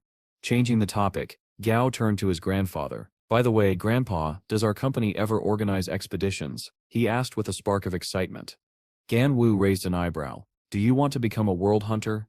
Of course, Gao replied with a grin. Donset, you think world hunters are cool? They are explorers of the unknown, warriors of the wild. Half the areas humanity has discovered were first scouted by them. Ganwu chuckled, recognizing his grandson's adventurous spirit. You've always been restless, he said. But remember, you don't step into the wilderness without my permission. If you disobey, his voice turned stern. You face consequences. Gao sighed, already imagining what consequences meant. The shifting constellations technique, his grandfather mentioned, probably meant breaking his familiar's legs to stop him from sneaking out. Still, Ganwu wasn't done. He scheduled special training for Gao's familiars the next morning at 6. True to his word, Gao arrived right on time, only to be rewarded with 30 push-ups for being punctual. Panting in confusion, Gao asked, Grandpa, how are humans supposed to compete with familiars that can literally fight for us? The question seemed to strike a nerve. Ganwu's eyes narrowed. Without replying, he walked over to a nearby tree and kicked it in half. The loud crack echoed through the courtyard. Because strength isn't just about power, it's about survival, he declared. Gao stared, speechless. His grandfather continued. A monster trainer's life is priceless. As long as the trainer lives, the battle can still be won. Never rely solely on your familiars. And remember, the strength you receive through your familiars' feedback is tied directly to their levels. Then, with a faint smirk, Ganwu admitted, by the way, that kick, I only used 30% of my strength. Gao's jaw dropped. Even the white dragon, his grandfather's familiar, looked unimpressed by the showmanship. To drive the point home, Ganwu summoned another of his familiars, Thunder God, a level 39 Thunder God snail of epic grade, discovered deep in the ocean. He introduced it warmly, saying Thunder God isn't particularly strong, but it has a gentle heart. Turning to Gao Sep's centipede, Dai, he said, listen carefully, this one Sep's your senior. Dai hesitated, clearly intimidated. Gao sighed and ordered Dumby to hold the centipede still. Coward, Gao teased. Dai protested, I learned cowardice from my master. Chuckling, Gao turned to Thunder God. Alright, teach my disobedient familiar a lesson, he said confidently. Donset hold back. Then, glancing around, he added with curiosity, now, where are the others? Gao Hanwu mentioned that Flemmy would train with Dai, and then asked about Gao's plans for developing Struppy. Gao expressed his desire for the spider to focus on defense and control. Hearing this, Janwu decided to train Struppy in control and counterattack abilities. He summoned the white dragon and assigned it the task of training Dumby and Stripey. Silly, upon seeing the massive white dragon immediately fainted, mistaking it for a gigantic fish. Gao Hanwu, however, confidently declared the beginning of their training. Soon, the training was in full swing. Dumby and Stripey struggled to keep up with the white dragon's relentless drills. Stripey attempted a tactical move trying to dig a hole and hide, but failed miserably when the white dragon caught it and tossed it aside. Gao could only sigh, realizing that dragons weren't easily fooled by amateur tricks. Stripey became increasingly agitated, worrying Gao. The spider made a bold attacking move, but again it was swiftly thrown away. Dumby, on the other hand, managed to land a hit on the white dragon. Even though it was quickly defeated afterward, it was a small success, but progress nonetheless. Meanwhile, Janwu personally trained Gao. Dozy and Flammy trained together under the guidance of a thunder god snail. The snail gently encouraged Dozy, showcasing its own remarkable natural talents. It humbly described its abilities as innate, much like Dozy's gift of walking on multiple legs, something Flammy lacked. This comparison upset Flammy, but the thunder god snail tried to motivate the bird as well. Inspired, Dozy attempted to unleash its hidden power. However, instead of a dazzling electric display, it accidentally released a fart. The group burst into laughter, though a bit of disappointment lingered in the air. Silly, however, remained terrified of the white dragon, refusing to get close. Half a month passed, and noticeable improvements began to show. Dumby had become significantly stronger and now engaged the white dragon in fierce battles. Even Jianwu's familiar acknowledged Dumby's growth, noting that its reflexes and speed had reached qualifying standards. The dragon advised Stripey to endure more attacks to strengthen its resistance. Flammy had also improved greatly in controlling its flames, though Dai still required more training. Meanwhile, Silly had reached the commander tier, expanding its portable space considerably. With the training objectives completed, Jianwu prepared Gao for his next challenge, his wilderness expedition. He handed Gao a map, a tablet, and a compass, emphasizing their importance in the untamed wilderness. Jianwu encouraged him, reminding Gao that his flying-type familiar would give him a significant advantage. Before leaving, Jianwu assured his grandson that he would always have his back. Deeply moved, Gao promised to return safely. Gao soon arrived at a dense jungle just outside Yizhou City. Consulting his map, he saw red marks indicating the presence of Lord-tier monsters. To elevate Stripey to epic grade, it needed to consume an Earth Spirit core. The system pinpointed the core's location, helping Gao narrow his focus. As they explored, Flammy spotted a swarm of large mosquitoes and prepared to attack, but Gao wisely restrained it, suspecting hidden dangers nearby. Instead, he retrieved a sack of mosquito repellent from Silly. Once released, the scent spread, and within moments, the mosquitoes dropped dead. Gao's familiars were genuinely impressed by this simple yet effective solution. Continuing their journey, the group was suddenly ambushed by a storm panther. Dumby immediately shielded them, while Stripey counterattacked. The panther retreated, and although Flammy wanted to give chase, Gao stopped it, wary of potential traps. Suddenly, a level 29 golden palm tree spirit attacked them. This time Gao ordered Dozy and Flammy to engage it. Their teamwork overwhelmed the spirit, and Gao successfully obtained its core. He marked the spot on his map and moved on. Later, while seeking shelter in a mountain cave, they heard an odd croaking sound. Inside, they found a small duck. Gao tried to quiet it down but was astonished when the system revealed its status. It was an epic-grade creature. Surprised, Gao jokingly told it to quack properly, before deciding to leave the cave.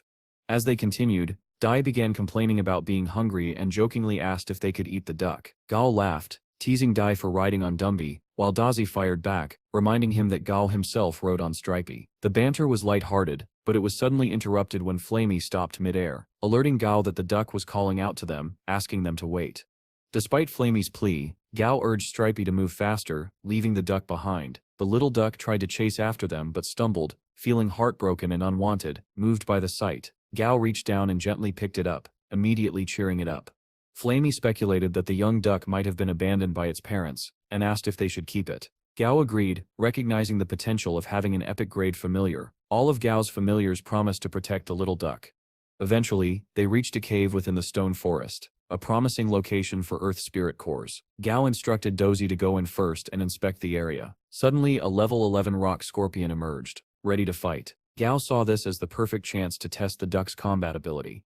However, after 10 minutes, instead of fighting, both the duck and the scorpion were locked in a loud shouting match. Annoyed, Gao ordered Dumby to chase the scorpion away and sighed, wondering how the duck had survived this long. Just then, Dai returned from the cave, proudly holding a small Earth Spirit core in its mouth. The group was finally one step closer to evolving Stripey, and their wilderness adventure had only just begun. Gao now stood before the massive duck, feeling a tinge of apprehension because of its size. Still, he gathered his resolve and moved to a suitable area to begin testing. Handing the Earth Spirit core to Supreame, he instructed it to burrow underground and sleep alongside the core for the night.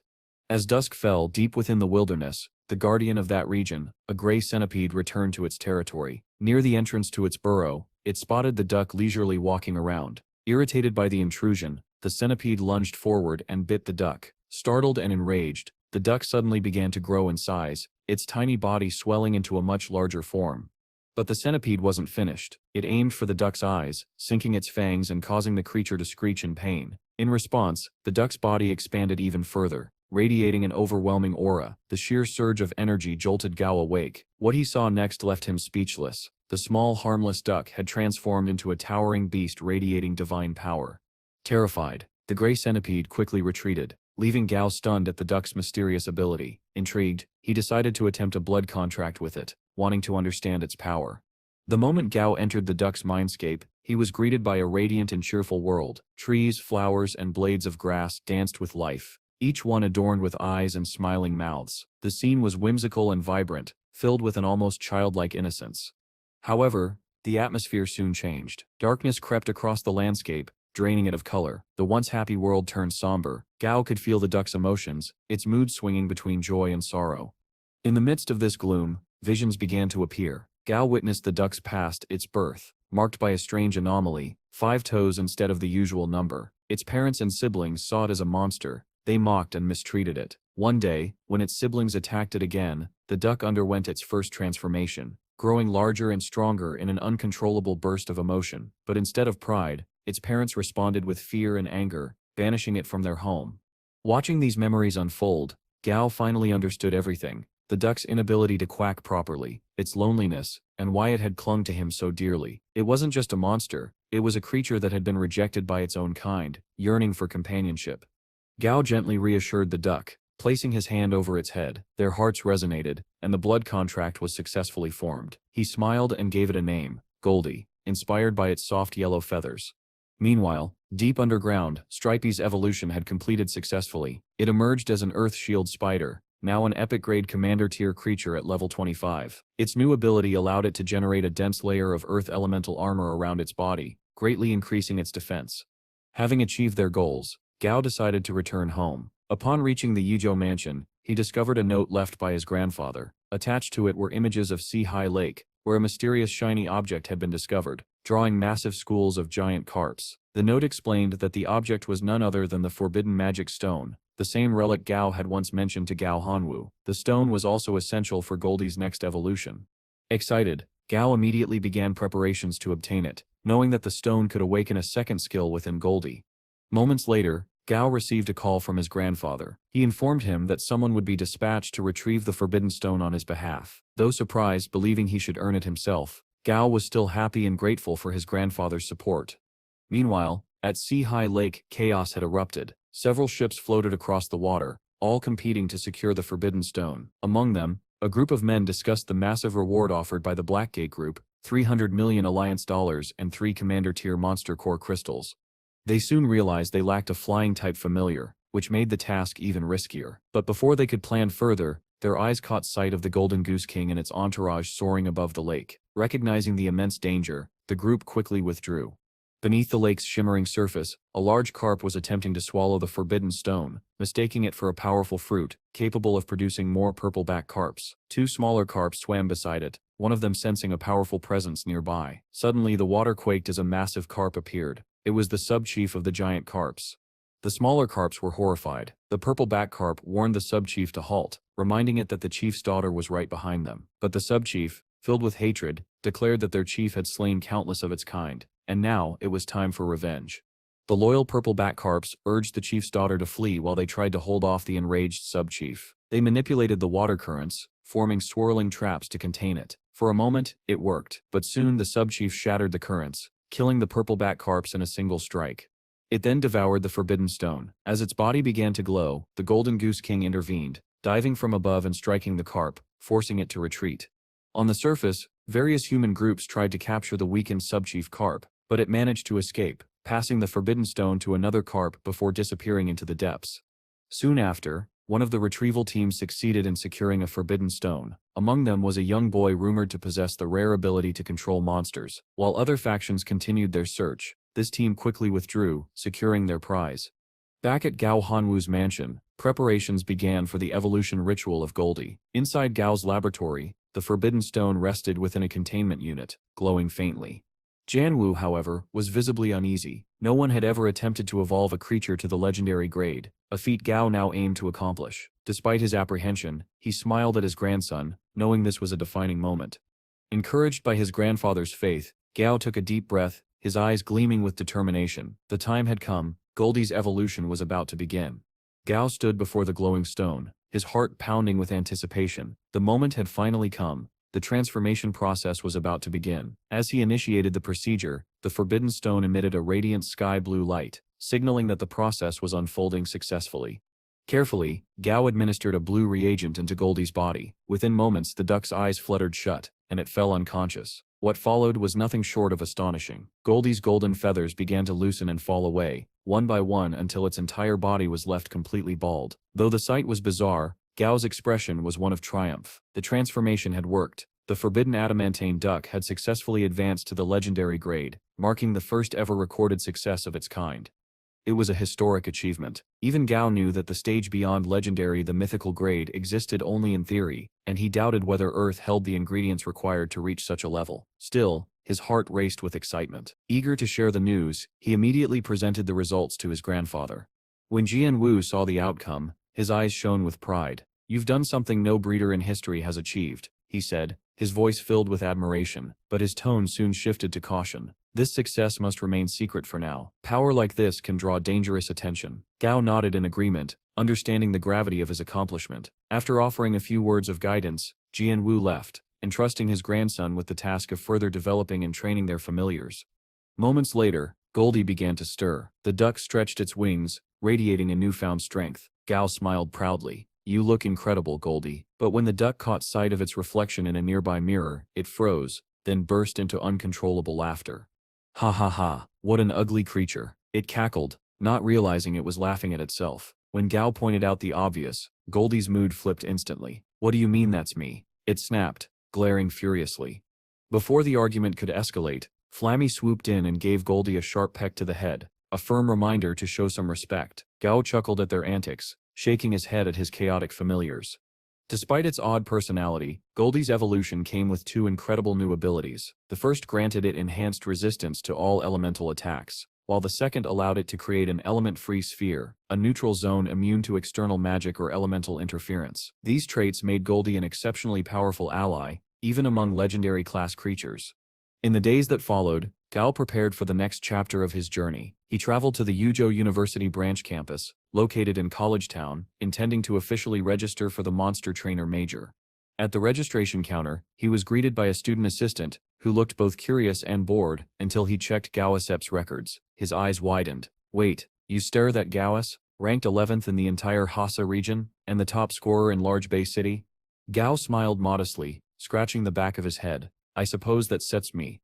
The student was awestruck and quickly escorted him through the campus, eager to make conversation. Along the way, he shared tidbits about the university's hierarchy. There are only 4 monster trainers across all Yuzhou universities considered truly exceptional, he said. 2 of them, Su Ming and Lin Shi, are from our very own Yuzhou University.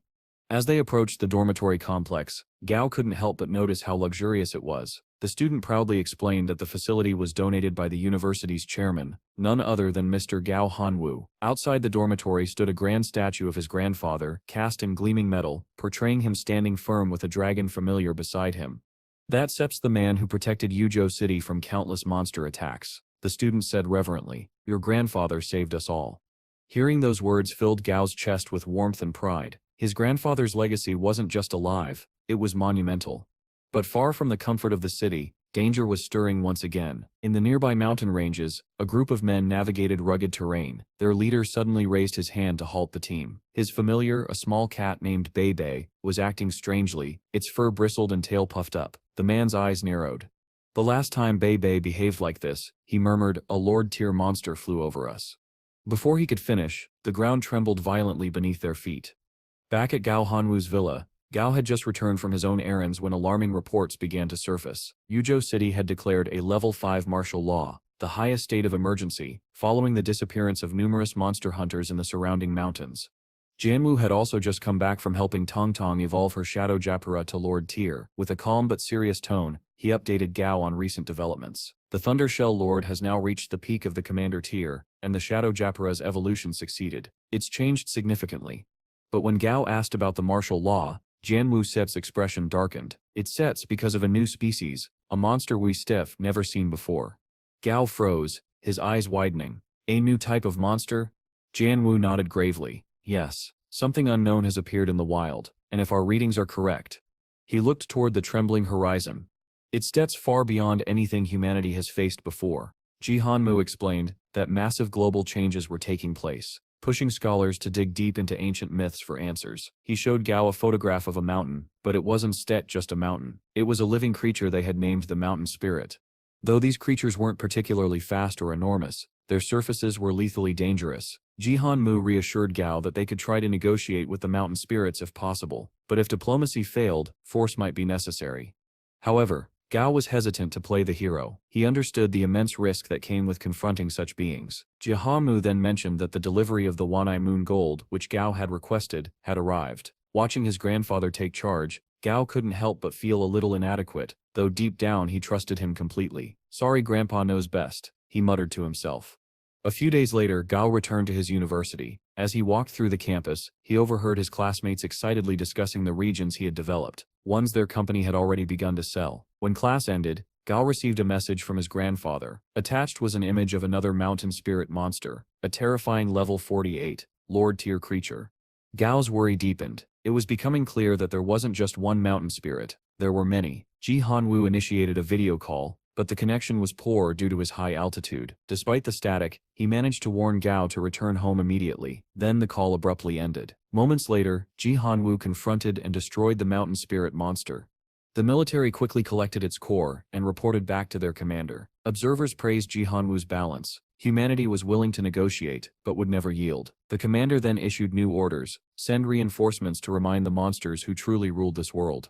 At the Southern Sky open-air testing site, a researcher approached Ji Hanwu. He informed him that the sample results from the mountain spirit would soon be ready and revealed that the military had managed to broker a temporary peace treaty with the monsters. Ji Hanwu, however, wasn't convinced. He explained that once the mountain spirits realized the extent of their power, communication would become impossible. True negotiation, he believed, could only happen when those creatures witnessed the fall of their own kind. The researcher was impressed by Ji Hanwu's insight and strong perspective. Later, the same researcher proudly presented Chairman Gao with the Royal Mountain Wolf Bird Army, creatures specially trained for combat. Ji Hanwu decided to test their effectiveness. A battle was arranged between the army's leader and a commander-tier swine-type monster. The clash was fierce, but the wolf bird emerged victorious. The researcher couldn't stop praising the genius behind the royal reagent that had made such evolution possible. Ji Hanwu, filled with pride, smiled quietly, convinced that his grandson must already be working on developing even stronger regions.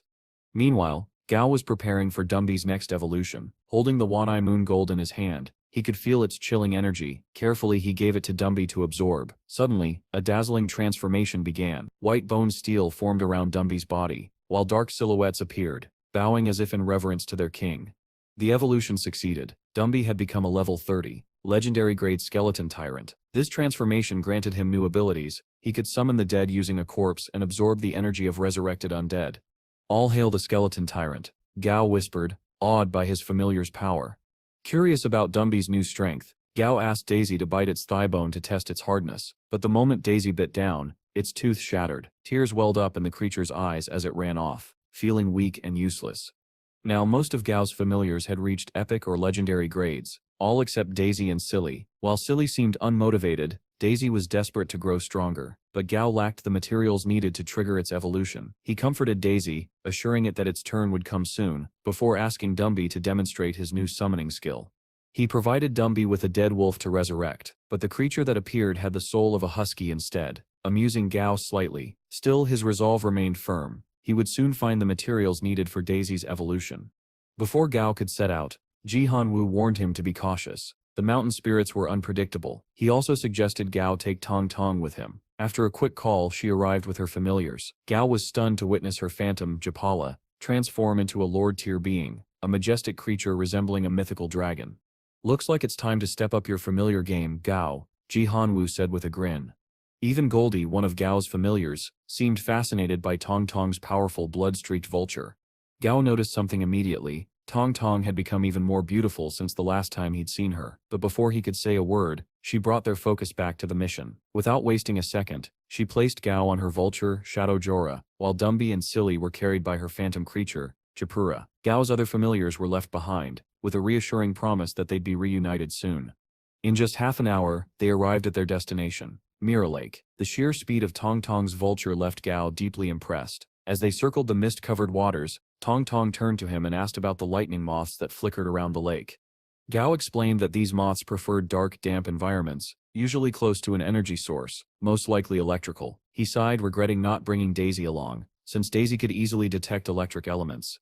To make up for it, Gao whispered a clue to Dumby. Responding to his command, Dumby raised his skeletal arm and dozens of fish skeletons emerged from the depths. The dead lake stirred to life once again. Gao instructed the skeletal fish to search the lake bed for anything radiating strong spiritual energy.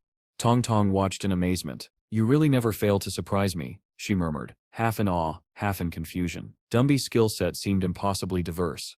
Gao smiled and explained. Reaching the legendary grade was only the beginning. Dumby Sep's abilities are limitless now. He could even trigger a zombie apocalypse if I allowed it. Moments later, the skeletal fish returned from the depths, bringing several strange items, among them a water spirit stone, gleaming with a strong water element. Gao immediately realized that there must be a water spirit stone vein beneath the lake. He instructed Dumby to let the fish rest. As Dumby released the summoned skeletons, a surge of power coursed through him. His level increased to 31. Gao was astonished by how efficiently Dumby could absorb the energy of resurrected creatures. Suddenly the ground trembled violently. Tong Tong's eyes narrowed. "A mountain spirit. It's nearby," she warned. Without hesitation, she threw Gao onto her vulture and took flight. From above, Gao caught sight of it, a colossal living mountain moving on its own. The mountain spirit monster. Its presence was overwhelming, its form both majestic and terrifying. Then something unexpected happened. The creature spoke. In a deep, rumbling voice, it proposed a deal. It would share information about a rare material known as the Lightning Bell Pine, a resource that could help Daisy evolve into a flying creature. In exchange, it wanted the blood of other monsters. Following the directions given by the mountain spirit, Gao and Tong Tong discovered a level 32 armadillo hidden deep within a rocky cavity. Gao was surprised. Armadillos, of all creatures, seemed oddly connected to the mountain spirits. He wondered aloud if they might be a natural threat to them. Tong Tong smirked. Maybe the mountain spirit just got tired of the same monster meat. Acting quickly, she ordered her vulture to smoke out the armadillo. Within minutes, the creature was caught. They presented it to the mountain spirit, who devoured it instantly. When Gao asked for the Lightning Bell Pine, the monster demanded more armadillos in exchange. Tong Tong, ever pragmatic, decided to prioritize finding the location of the material. Through negotiation, they learned that the Lightning Bell Pine was located to the east, across 5 towering mountains. Reluctantly agreeing to hunt more armadillos, Tong Tong joined Gao on her vulture while Shadow Japura continued the search below. Once enough armadillos had been delivered to the mountain spirit, it finally revealed the pine's exact location. Shadow Japura soared through the sky and within 10 minutes returned carrying the Lightning Bell Pine, its branches crackling faintly with electricity. Their trade was complete. As they flew back, Tong Tong asked curiously, "Why would a Lord-tier monster need Commander-tier creatures like those armadillos?" Gao thought for a moment before replying. Maybe it was feeding on them, or maybe the armadillos were guarding something hidden beneath the ground. Tong Tong Sit's eyes gleamed. "Then perhaps we should claim whatever sits down there for ourselves." But Gao shook his head. "No, greed leads to ruin. We still get our chance when the time sips this right." And with that, they turned back toward the city, the mission complete. For now. After a long-awaited reunion with his beloved grandfather, Gao Pang settled in Yuo City. Here he spent his days strengthening his familiars, experimenting in the lab his grandfather had built for him, and benefiting from the old man's nearly limitless resources. Meanwhile, Gao's evolutionary regions had become a renowned product of the Southern Sky Group, earning him wide recognition. He even gained a new familiar, an overly muscular, absurdly powerful duck. Life, in short, had been strange lately. One afternoon, Gao Pang and his grandfather, Gao Hanwu, met with one of the company's employees in the industrial area outside Uo City. The worker proudly showed them the facility where monster bones were processed into nutrient-rich bone powder for familiars. But as Gao watched the conveyor belts crushing the bones into dust, a pang of disappointment struck him. Dumby's revival ability required at least 3/4 of the bones to remain intact, and here, every fragment was being completely obliterated. He clenched his fists quietly. There was potential being wasted, and Gao intended to change that. When Gao moved to question the bone processing methods, Jihan Wu immediately intervened. With a single command, he ordered that from now on the integrity of all monster bones must be maintained during processing. No more grinding them into dust. Turning to Dumby, Gao Pang gave his familiar a new task. You still come here every day, he said, and keep using your revival ability. Absorb all the energy you can. Grandpa Gao looked puzzled. He can level up just by doing that? Gao nodded confidently. Trust me, Gramps. It's stealth work. The ingredients needed for Daisy's evolution would arrive the next day. As the two walked toward their helicopter, they discussed Gao's plans to help Daisy evolve into a flying familiar. And yes, that's right, they casually stepped into their private helicopter. Just how wealthy was Grandpa, really? The next morning, Gao headed to his personal laboratory, the one his grandfather had built for him, bringing Daisy and all the evolution ingredients along. The first step involved preparing a solution from golden-winged insects known as sucus. As Gao began the tedious process of removing their delicate wings, he sighed. Should have asked for an assistant, he muttered, and as if summoned by his frustration, one appeared. A young woman entered the lab, Su Yingxi, the niece of Professor Su from the company's research facility. She was currently interning at the Southern Sky Group for hands-on experience. Gao decided to give her a chance, and handed her the tedious task of dewiring the Suka's wings. Though unfamiliar with her, Gao trusted his grandfather's judgment. If she was sent here, she was reliable. Once she finished, Gao nodded approvingly. Good job, he said curtly. You can go now. Without wasting time, he mixed the golden wings into a pre-prepared solution and added fruit from the lightning bell pine, the same one he had recovered with Tong Tong. The mixture began to crackle with electrical energy. When it reached its peak, Gao gestured for Daisy to enter the picture, but before her curse could settle, a thunderous explosion of energy burst from the lab. Moments later, a radiant figure emerged through the smoke. Daisy, now transformed into a six-winged thunder centipede. His evolution was a complete success. The creature's wings shimmered with arcs of electricity, each beat resonating like thunder. Gao grinned. The evolution had exceeded expectations. Soon, Daisy's wings could even evolve further into permanent thunder wings. As Daisy basked in his newfound power, Gao's thoughts drifted to Dumby. How was his skeletal familiar faring back at the factory? Meanwhile, at the processing facility, Dumby was doing exactly what Gao had instructed, tirelessly reviving and reabsorbing monster corpses to grow stronger. The factory manager, noticing the unnatural spectacle, quietly ordered the security team to erase all surveillance footage from the day. Dumby's activities were to remain a secret. Once Dumby finished draining energy from the current batch of corpses, he pressed a button on the control panel, summoning workers to bring in the next load. Efficient, mechanical, and utterly relentless, it was level grinding at its finest. Elsewhere, at Uo University, Gao Pang was walking across campus, deep in thought about Daisy and Dumby's rapid growth. That's when he ran into a familiar face. Jun Moai, his fellow participant from the Young Monster Trainers competition. Gao, she called out. The student association just found a new monster type. Want to check it out? Intrigued, Gao asked. I am not a member of the association. Is that a problem? Not at all. Gao, she called out. The student association just found a new monster type. Want to check it out? Intrigued, Gao asked. I am not a member of the association. Is that a problem? Not at all, she said. They are open to guests for this. That was all the encouragement he needed. The scene shifted to a buffet restaurant near the university, where the student association had arranged a meeting with a scruffy, exhausted-looking man named Lu, an alumnus of Uo University. Luce explained his situation. For nearly a month, he'd been unable to return home. It all began with strange noises from his apartment. At first, he'd assumed it was just his upstairs neighbors arguing, and even found it mildly amusing. But then he remembered something chilling. He didn't have any upstairs neighbors.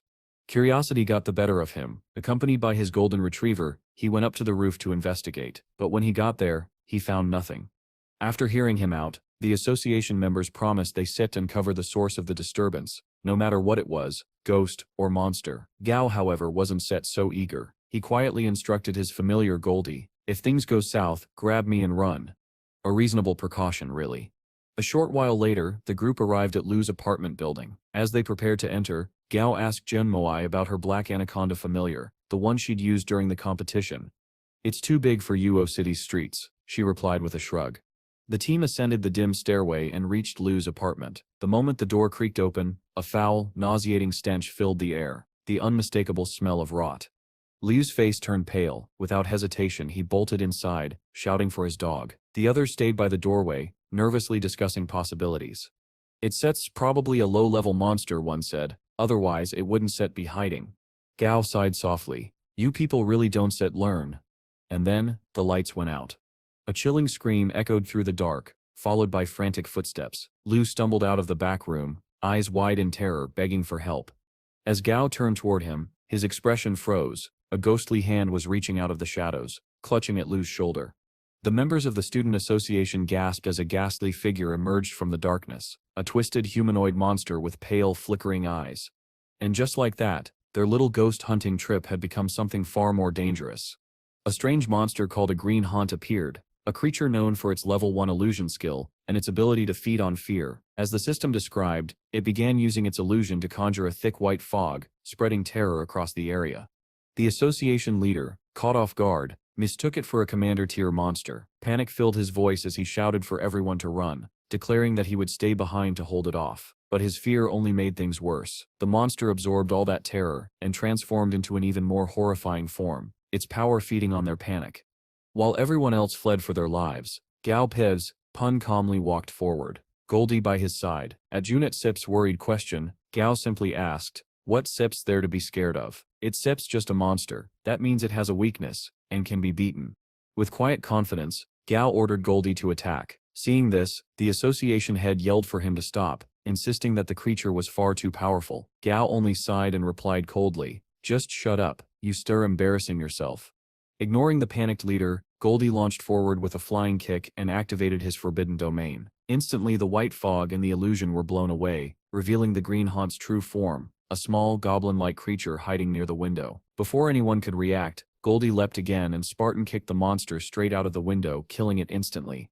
Gao sighed in frustration. He had actually planned to capture and raise the little thing, but after that fall there was no chance it survived.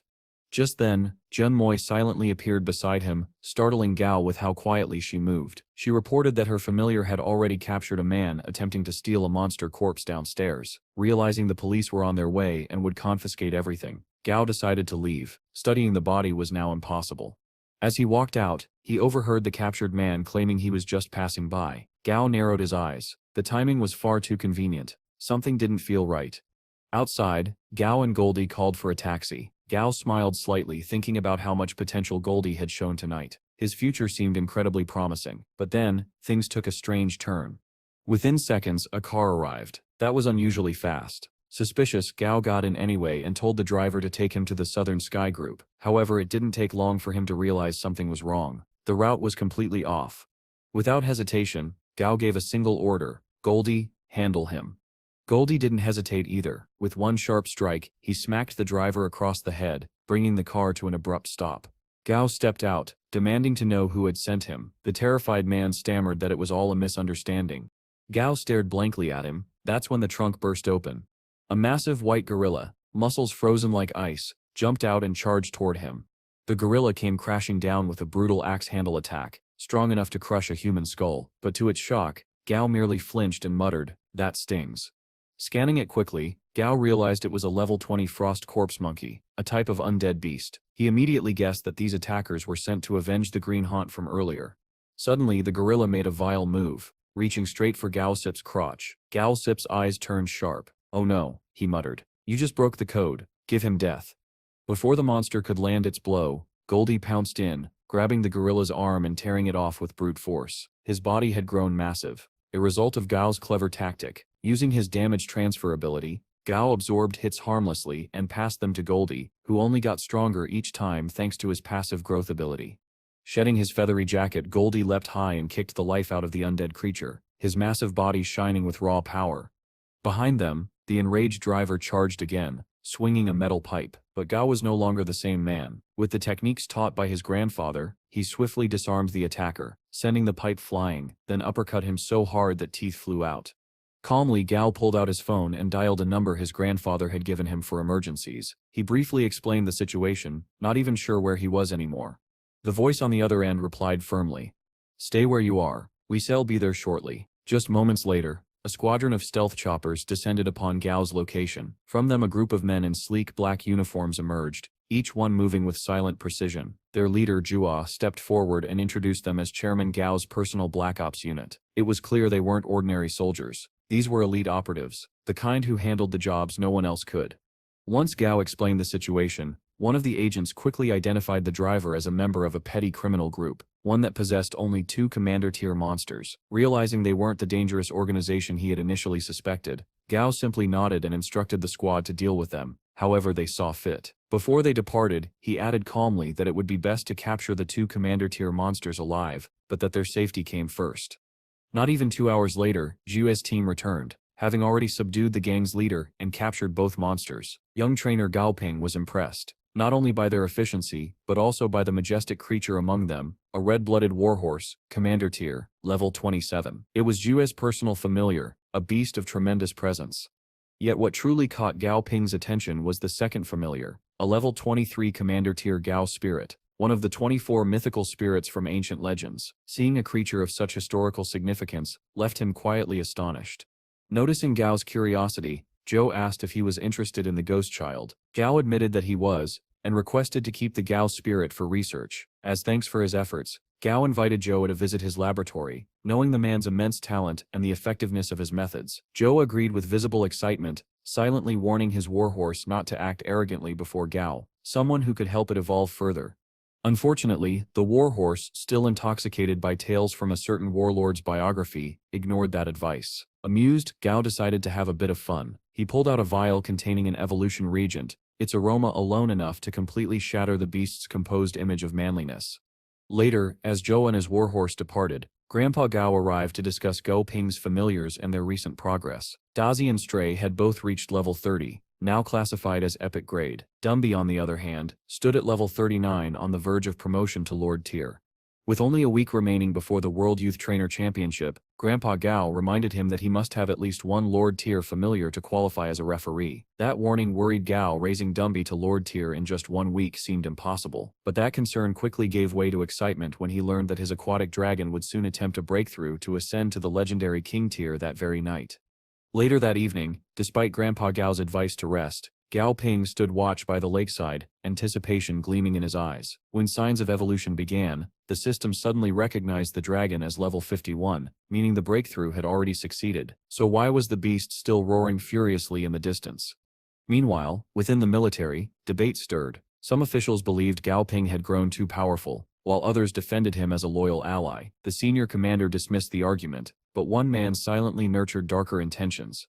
Back at the lakeside villa, a formidable tiger-type beast prowled toward Gao's dragon, convinced it could strike while the creature was vulnerable. But as it lunged, 2 massive claws impaled it mid-air. The attacker was none other than Gao's newly ascended white aquatic dragon. The tiger never stood a chance. It had been completely outmatched from the start.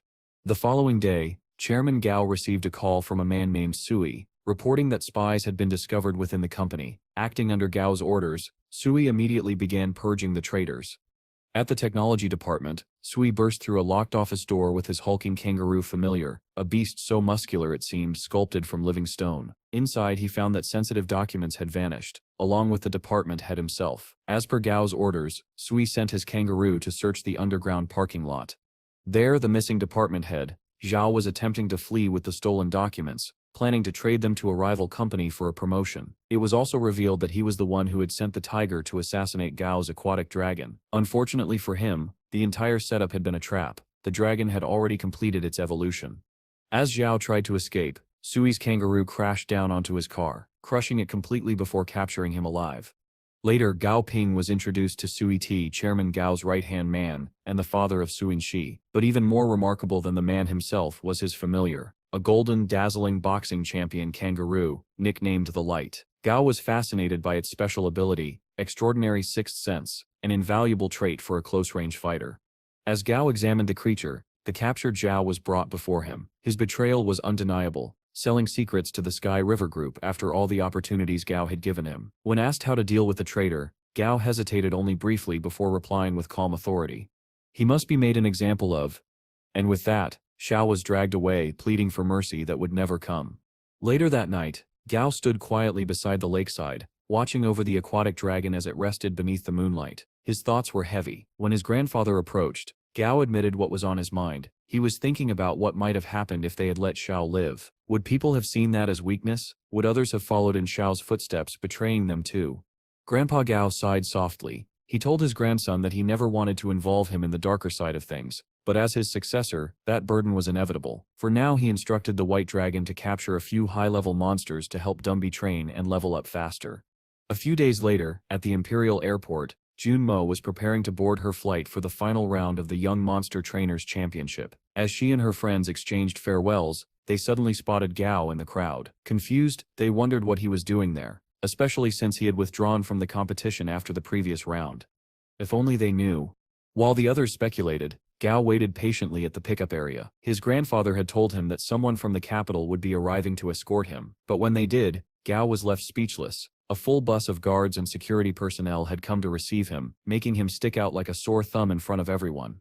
After reaching his destination, Gao Ping was introduced to Zhou Tianmen, one of the 12 elders of the Monster Trainer League, and the former chairman of the Nine Mountain Group. Once the formalities were out of the way, Zhou explained the situation. While Grandpa Gao's endorsement carried immense weight, one of the other elders, Pan Gon, strongly opposed someone as young as Gao becoming a referee. Several others had sided with Pan Gon, arguing against Gao's appointment. Zhou therefore wanted Gao to take a test, to silence the doubters once and for all. The request only made Gao smirk. "A test, huh?" he muttered under his breath, his tone laced with amusement. "They have no idea what they sip are asking for." Zhou led him to the training room, where he introduced his granddaughter, Meng. When Zhou revealed the purpose of Gao's visit, Meng was visibly stunned that someone her age or younger was being considered for such an important role. Zhou reminded her that this was precisely why the old council wanted Gao tested. He guided Gao to the testing chamber, and mentioned that if Gao could show even 2 commander-tier familiars, that would be sufficient to settle the debate. Hearing that, Gao's grin widened. He was already far beyond that standard. With quiet confidence, he told Zhou that a test wouldn't be necessary. "Dumby," he said calmly, "show them."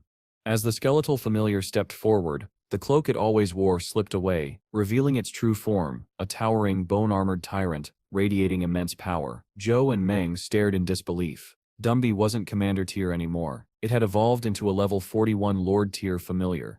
Meng was completely floored. She herself had trained for 3 years and possessed only 1 commander tier familiar. Zhou, on the other hand, could hardly contain his delight. He knew the other elders would be speechless once they saw this. Fast forward to the day of the championship. Only 30 minutes remained before the final round began, and contestants were taking their places. When Gao Ping was revealed as one of the referees, the entire stadium erupted into chaos. Many were outraged, unable to accept that someone so young could hold such authority. At the Hun family estate, one of the contestants' fathers, furious that Gao had been given any role at all, attempted to contact the Monster Trainer League, demanding to speak with him, but his call was instantly dismissed, leaving him fuming in silence. Meanwhile, inside the arena, Gao stood tall in his referee's uniform, calm, composed, and admittedly, a little too stylish for the occasion. Addressing the crowd in the live broadcast, he confidently declared his identity: Gao Ping, age 18, official referee for the championship. The crowd's shock turned into uproar. People shouted, questioned, and accused, but Gao remained unfazed. With a single snap of his fingers, Dumby appeared behind him, unleashing the full presence of a lord-tier familiar. The entire stadium fell silent. The murmurs that followed were no longer of doubt, but awe. Seeing the sheer power standing beside him, everyone finally accepted Gao's capability. With order restored, Gao calmly announced the tournament rules and declared the beginning of the first match. As the battles commenced, Gao immediately noticed one contestant, Hun Lei, struggling. His familiar, a skeletal rhino, was fighting a swamp monster but lacked any special abilities to counter it. Despite being outmatched, Hun Lei kept shouting at the rhino to keep fighting, ignoring the creature's visible exhaustion. Concerned, Gao stepped forward and advised him to surrender before it was too late. Hun Lei sneered and accused Gao of jealousy, claiming he was only saying that because he couldn't compete himself. Gao, maintaining his composure, explained that his only concern was for the rhino's life. The swamp monster's acidic attacks were tearing it apart.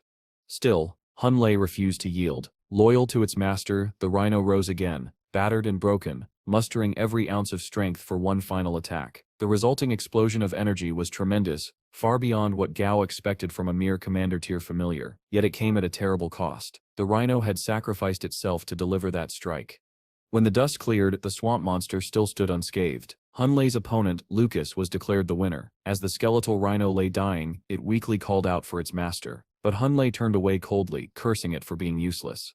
Gao clenched his fists, visibly disgusted. While congratulating Lucas on his victory, he knelt beside the fallen rhino, gently resting a hand on its cracked armor. "You fought well," he said softly. "You deserve better." That act of compassion made headlines across the Union News the next day. Gao Ping became the most talked-about figure of the tournament, not just for his strength, but for his heart.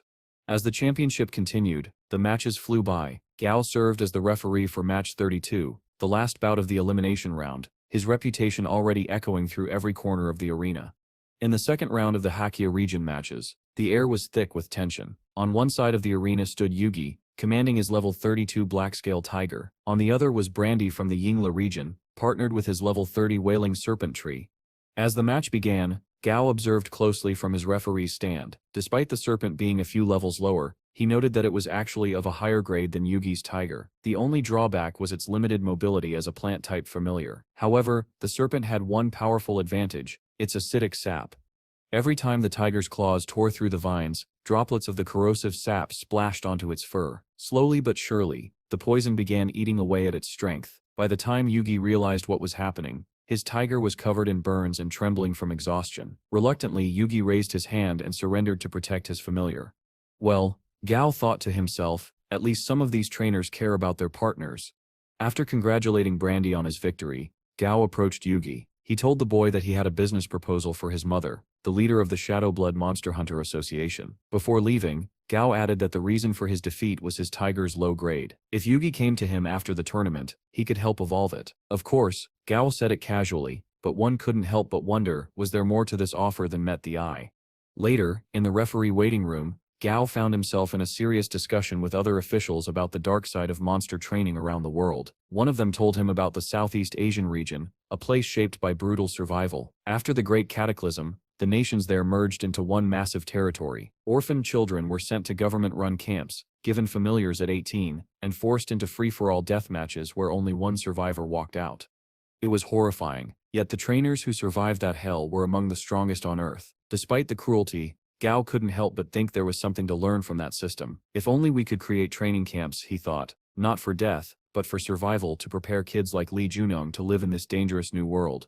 Back home, Gao remotely checked his surveillance feeds and spotted Dazi lounging around, clearly skipping training. Shaking his head, Gao decided to intervene. With a figurative kick to the back, he reminded his familiar that there would be no slacking under his watch. Once the break was over, Gao headed out for his next match assignment. Just before leaving the waiting room, another referee stopped him with a grim warning. "If any more contestants from the Hakkia region lose while you're officiating," he said in a low tone, "there could be trouble, serious trouble." Gao raised an eyebrow but didn't respond. The threat hung in the air as he walked toward the arena. The next battle began. On one side stood Musin of Korea with his silverback gorilla and swamp monster. On the other was Gangmoj of Africa, wielding a giant tarsier and a rainforest scorpion. At first, Gao was puzzled. Tarsiers were psychic-type creatures native to the southeast tropics. They couldn't survive outside their natural habitat, yet this one was alive and fierce. Then he heard Gangmo refer to it as Mom. The realization hit him immediately. This was one of those horrifying bonded pair experiments, where a young child is matched with a grieving tarsier that lost its offspring. Through shared trauma, the creature imprints on the child, forming an unnaturally strong bond. Gao clenched his jaw. "This is sick," he muttered under his breath. As the match started, Muen sent his swamp monster charging in, only for the rainforest scorpion to crush it in seconds. Seizing the moment, Muen ordered his gorilla to attack, but Gangmu's tarsier used its psychic power to freeze it mid-strike. Then, in a twisted display of manipulation, Gangmu whispered to the creature, calling the gorilla evil. The tarsier's eyes glowed red, and it turned on Muen's familiar, tearing it apart. Muen's cry of anguish echoed across the arena, but before the tarsier could attack him directly, Gao snapped his fingers. Dumby appeared in an instant, shielding Muen and sending the tarsier flying backward. "You Stev crossed the line," Gao said sternly. "Attacking another trainer directly is a violation of league rules. This match is over."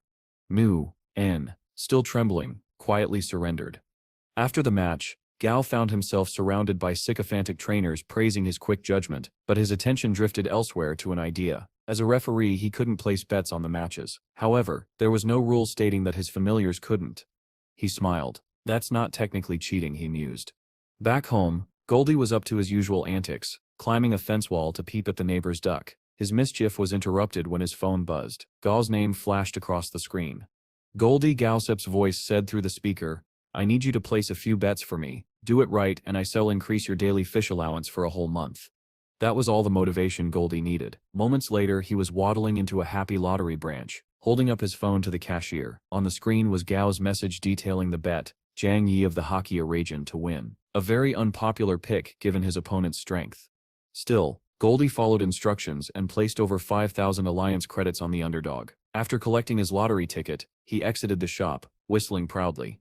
Inside, the cashier laughed with his coworkers. Some fool just bet a fortune on Jiang Yi. Poor guy Sip's gonna lose it all. Then, as if on cue, the TV above them lit up with breaking news. Match result: Jiang Yi wins. The room fell silent. The cashier's smile froze. Meanwhile, far away, Gao's phone buzzed with a notification, and that same knowing grin crept back onto his face.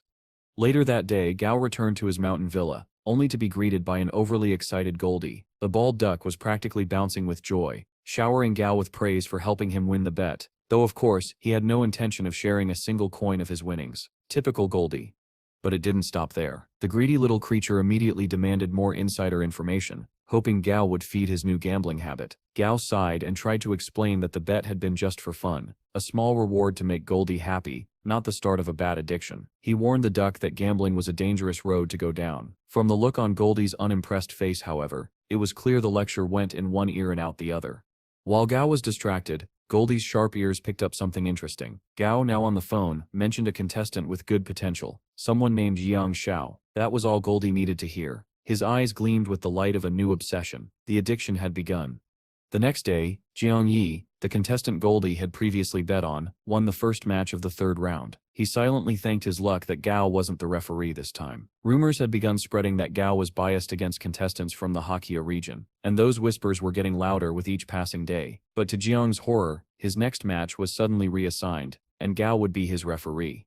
Seeing Jiang's terrified reaction, Gao could only wonder how people believed such ridiculous gossip. Still, he pushed the thought aside and checked the day's matchups. One name caught his attention: Daisy from Britain, who fought alongside her sea dragon familiar. Based on the schedule, Gao suspected she'd face Jiang Yi's Skyfire Hound eventually. Even though the arena environment didn't favor Daisy, her sea dragon's sheer size and elemental advantage meant the battle could go either way.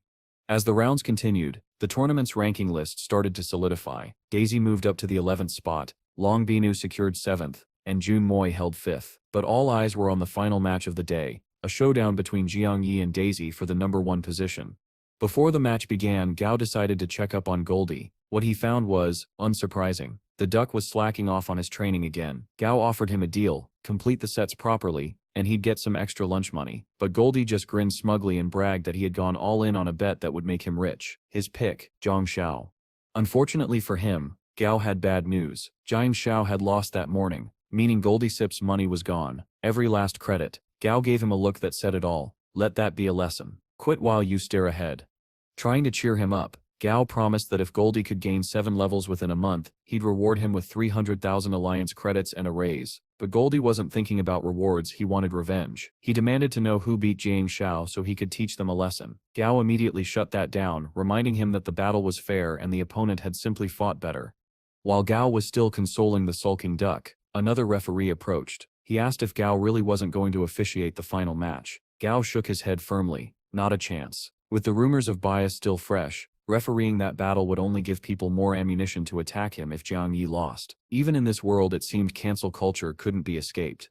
And so, the long-awaited final of the World Youth Monster Trainer Championship began.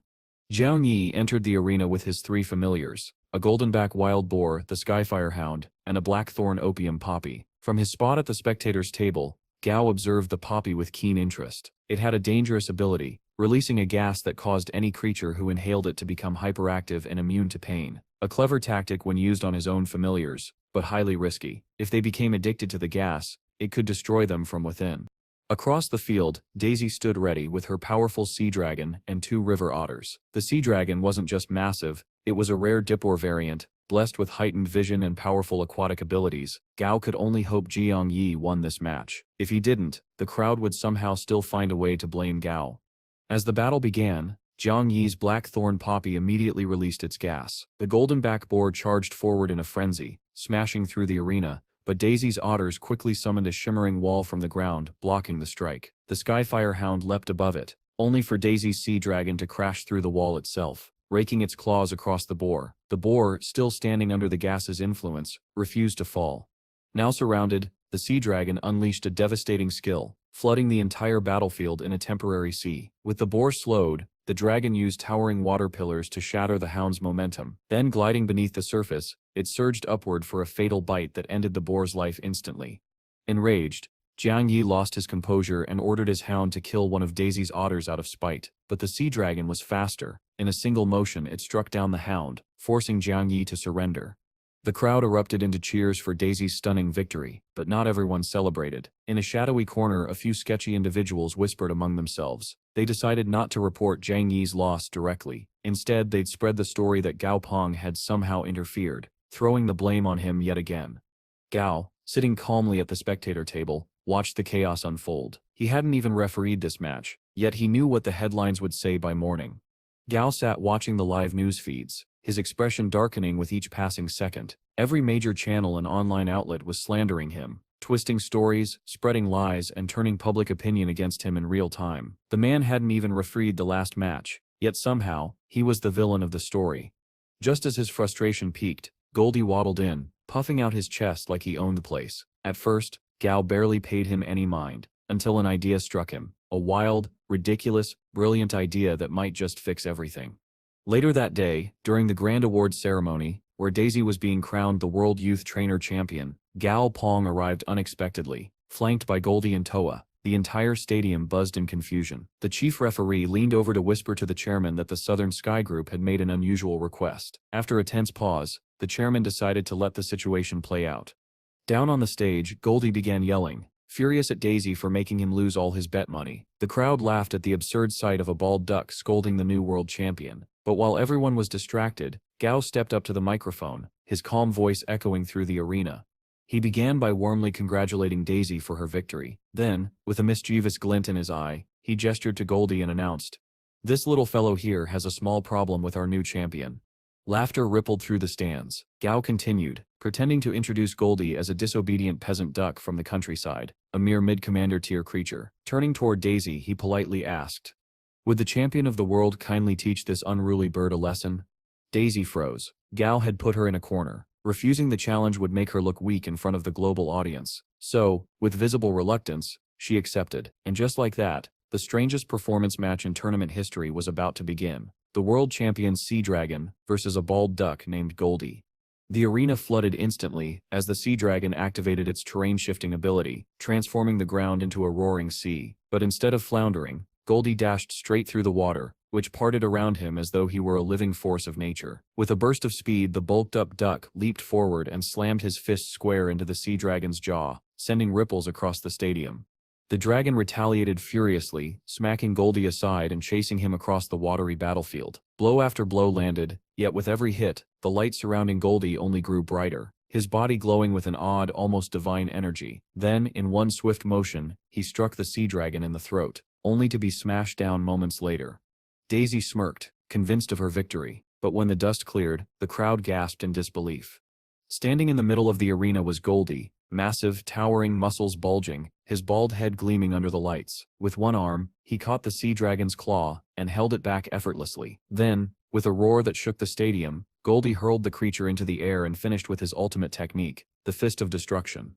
The Sea Dragon crashed into the ground with a thunderous boom. As the arena fell silent for a heartbeat, Goldie raised his wings and let out a victorious war cry. The audience erupted, cheering wildly as Daisy, overwhelmed and exhausted, surrendered. Just like that, every rumor, every accusation, every word of slander against Gao was wiped clean in one glorious moment. Afterward, Gao approached Daisy with his usual calm smile. He assured her that her Sea Dragon would recover in a few days, and even offered her a ticket to his laboratory as an apology for putting her in that position. Still reeling from the humiliation, Daisy scoffed and said coldly, "Someone from a wealthy family like mine has no reason to visit some nobody-sits lab." Gao simply smiled. "That sip's fine," he said. "In 5 years my lab will be one of the leading research facilities in the world. I still wait to see if you still think the same then." His tone was icy, confident and sharp. Meanwhile, at Gao's lakeside villa, Ji Hunu, one of his associates, was preparing a tray full of Gao's favorite sweets when his phone rang. It was the military. Their message was grim. Something horrifying was happening at the mausoleum of the first emperor. The relics had come to life. In the suburbs of the Linggong district, northeast of Chang'an City, soldiers surrounded the emperor's tomb, which was glowing with an eerie green light. Without warning, the earth began to quake violently, and the ground collapsed inward. From the depths of the ancient tomb, rows upon rows of terracotta soldiers clawed their way to the surface, moving, chanting and marching in perfect unison as if obeying some long-forgotten command. Moments later, the entire mausoleum crumbled, and from the debris, a massive coffin wreathed in green energy rose into the air, tethered by two ghostly beasts. Just when it seemed the world was witnessing the dawn of a new nightmare, the sky split open. A legendary white aquatic dragon descended, its master standing proudly upon its back. Addressing the awakened coffin, the dragon's master offered a truce. To everyone's shock, the coffin, intelligent, ancient, and malevolent, accepted the offer. As the dragon soared away, Ji Hunu, still trembling from what he'd witnessed, called the military again to warn them that presence in the tomb felt evil. Back at his villa, Gao Pong sat in silence, lost in thought. He pondered the mysterious agreement between his grandfather and the alliance government. Whatever it was, it clearly gave the Southern Sky Group immense privileges, but it also placed his grandfather in great danger. What would happen if one day he faced a threat, even he couldn't handle? Gao clenched his fists. That was unacceptable. He needed someone he could trust, a true Lord-tier monster trainer, who could act on his behalf and reduce the risks his grandfather faced. And in Gao Sip's mind, there was only one candidate. Later, the doors to Gao's laboratory opened. Hanga walked in with his loyal warhorse trotting beside him. The animal immediately trotted over to Gao, nudging his arm affectionately. With a smile, Gao turned to Hanga and got straight to the point. "Tell me," he said, "would you like a Lord-tier familiar?" Hanga Sep's eyes widened. "Yes, of course." Gao nodded, then gave him a small speech about what would be expected from someone holding such power. The responsibility, the discipline, the duty to protect others. It almost sounded like something straight out of Spider-Man. Hanga nodded solemnly. "I understand." "Good," Gao said, smiling faintly. "Then come with me." And with that, Gao Pong led him deeper into the lab, toward whatever destiny awaited him next. Gao leads Wang Yao to the remote area where a semi-evolved female spider monster has been kept captive for quite some time. Using Stripey as a translator, Gao tells the spider that he possesses a way to help her complete her evolution. The spider, cold and haughty, responds that she'll forgive him for capturing her, and even refrain from eating him, if he truly does what he claims. Annoyed by her arrogance, Yao summons Dumby to his side. In an instant, the skeleton warrior Tyron materializes, fully armed and ready for combat. His mere presence is enough to send chills through the air, terrifying the spider into silence. Gao then lays down an ultimatum. She can either comply and evolve under his guidance, or continue resisting and end up as nothing more than a trophy. Sufficiently cowed, the spider agrees to sign a blood contract. Following Gao's instruction, Wang Yao begins the process, but there's still some resistance from the monster. Without hesitation, Gao commands Stripey to beat the spider into submission. Only then does the contract seal successfully. Afterwards, Gao administers the evolutionary agent. The spider begins her metamorphosis, wrapping herself within layers of earth and energy. Since the process will take time, Gao tells Yao that he's free to remain and watch over her if he wishes. Meanwhile, far away in the mountains on the outskirts of Yo City, a trio of mysterious figures is plotting something sinister. They've come in search of the legendary mountain spirits mentioned in their sacred texts. When the most fanatical among them speaks up, they decide it's time to meet the spirit themselves. Back in Gao's lab, the evolution finally completes. Through the security feed, Gao watches the cocoon break apart. The newly evolved monster is revealed, and the system identifies her as a horrifying, murderous female spider. Despite her terrifying title, she now appears strikingly beautiful. Even Gao can't help but mutter in disbelief at how they somehow made her hot. Wang Yao practically glows with joy, thrilled that his familiar has reached Lord Tier. Gao smiles and tells him to train hard, and if he wants, to take his new companion on a walk around the city to show her off. Later, as Gao is busy in his lab, he receives a call from Su Qingxi. She explains that a friend from the monster trainer department wants to meet him, someone known as one of the 4 stars of Yai. The moment Gao hears the title, he immediately guesses the name, Lin Sinu. Sinu, as Gao knows, is a world-class hunter, one of the few who dares to venture into unexplored mountains and wastelands. Intrigued, Gao agrees to meet her, thinking she might make a valuable addition to his Southern Sky Group. About 20 minutes later, Sinu and Qingji are waiting downtown when a sudden crash from the sky nearly startles everyone. Gao, along with Pong and Flamey, crash lands nearby, apparently because the bird lost its balance mid-air. Flamey apologizes profusely while Gao quietly decides not to reveal that the mishap was due to his own experiment, using Dumby's new soul chain ability to power link himself and Flamey. Once inside the cafe, Gao greets the two women and gets straight to business. Sinu asks if he knows about the Platinum Hands, a notorious extremist group from Ginga, known for their fanatical devotion to the Holy Tian. They are infamous for using human shields and suicide tactics, utterly disregarding innocent lives. Sinu explains that several members of the Platinum Hands were recently seen near the mountain spirits outside Yaw, considering that each mountain spirit possesses Lord-tier strength, and there are many of them in the area. Any provocation could lead to catastrophic destruction across the entire city. Gao listens carefully but still wants to know what exactly she expects from him. Sinu admits that while she wants the extremists eliminated, she'd rather not confront them herself. Instead, she hopes Gao's Southern Sky Group will act as Yayo City's protectors. Realizing her request is genuine, Gao immediately accepts. He even invites her to join the Southern Sky Group herself, offering free evolution upgrades for all her familiars. Sinu, intrigued but cautious, asks what he wants in return. Gao replies honestly, as one of only 3 world-class hunters in Wayo, her presence alone would be a tremendous asset. He suggests signing a temporary contract first to see how things go. After their meeting concludes, Gao decides to personally investigate the Platinum Hands to assess their strength. He contacts Wang Yao, telling him to bring Dumby, Strapey, Flamey, and Goldie to the North Road exit. Doi, feeling left out, throws a fit, but Gao bluntly reminds him that his lack of training makes him a liability on this mission. Later, Gao and Yao ride their familiars through the dense jungles outside Yao City until they reach the site where the mountain spirits were last seen. To their shock, the only thing left is a massive crater. Knowing that mountain spirits never move on their own, Gao immediately concludes that the Platinum Hands must be behind this and decides to pursue them for reconnaissance and answers. Gao sends Flamey high into the sky, instructing him to scout the area and alert them if he spots any trace of the mountain spirits or human activity. After flying a fair distance, Flamey contacts Gao through their mental bond. What he sees shocks even him. An enormous number of mountain spirits are gathered in one place, far more than expected. Gao's expression hardens. The Platinum Hands clearly possess some method of controlling or luring these spirits. A terrifying thought. For now, he orders Flamey to act natural, pretending to be nothing more than a frightened wild bird fleeing from the spirits. What follows is an Oscar-worthy performance.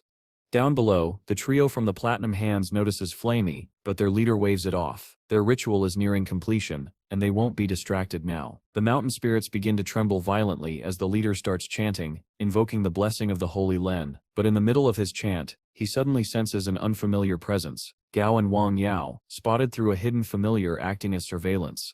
The leader's focus immediately shifts. He commands his winged thunder ape to eliminate the intruders. Before Gao can react, Flamey, returning from his act, is struck by a massive plasma fireball mid-air. Despite his efforts to resist, the flames engulf him. Yao quickly casts an elemental shield, saving Flamey's life, but the bird's feathers are nearly burned away. Goldie, ever the loyal companion, hands Flamey his jacket to cover himself, just before another plasma blast sends Goldie crashing into a tree with immense force. Gao rushes to check on Goldie, but before he can act, a new beast appears. It's a level 44 wood peacock, a powerful support and healing type familiar. The Platinum Hands leader steps forward, introducing himself with chilling pride. He is Bishop Garu, the greatest bishop of the order, and he declares that he'll send Gao and Yao to meet Saint Wen in the afterlife. Yao quickly tells Gao that he'll have his warhorse contact Chairman Gao through their bond. This fight is far beyond what the two of them can handle alone. Flamey, enraged by the loss of his feathers, retaliates with fireballs, but Garu's thunder ape swats them aside like sparks. With equal fury, Garu orders his beast to kill them all. Gao responds instantly, commanding Dumby and the horrifying murderous female spider to charge.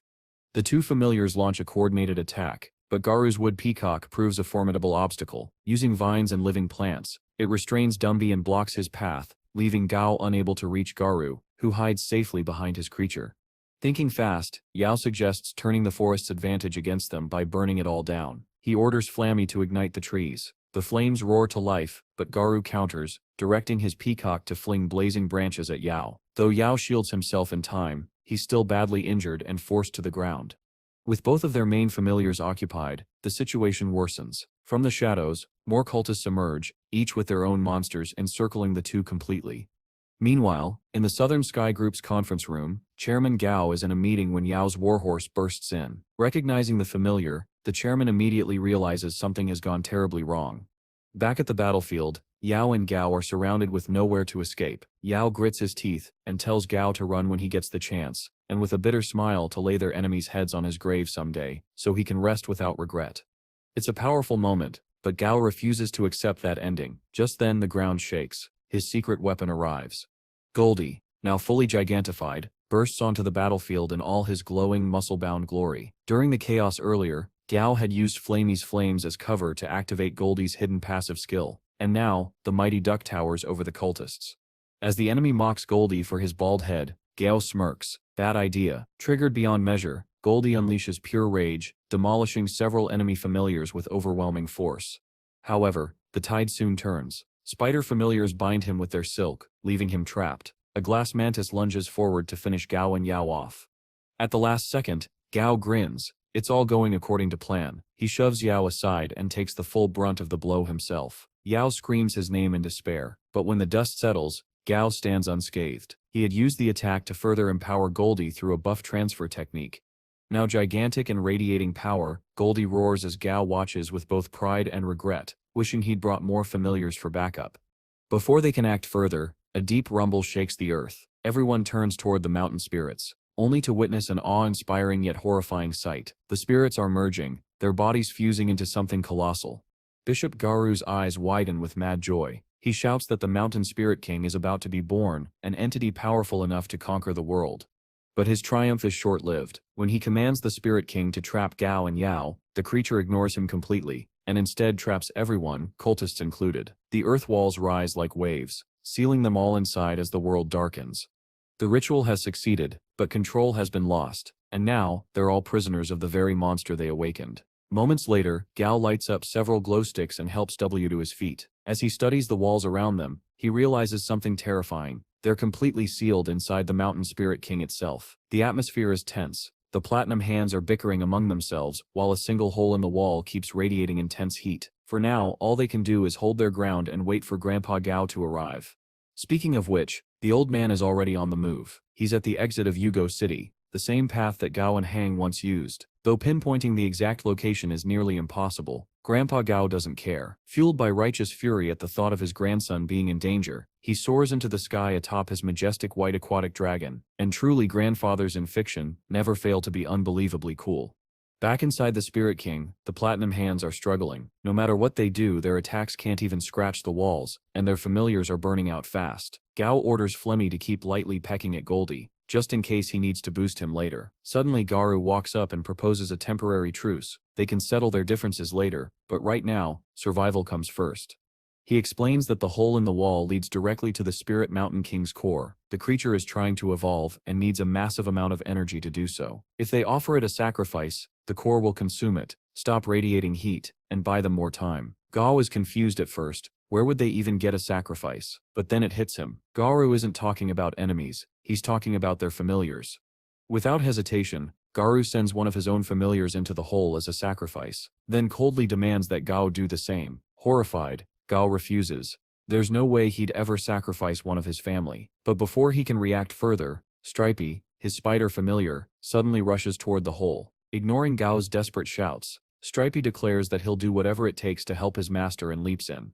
A nearby cultist sneers, mocking Gao for his supposed hypocrisy. That's the last straw. Gao's fury explodes. He spins around and punches her square in the face, threatening to tear her apart if she ever dares to speak like that again. Without wasting another second, he charges into the hole after Stripey, with Goldie right behind him.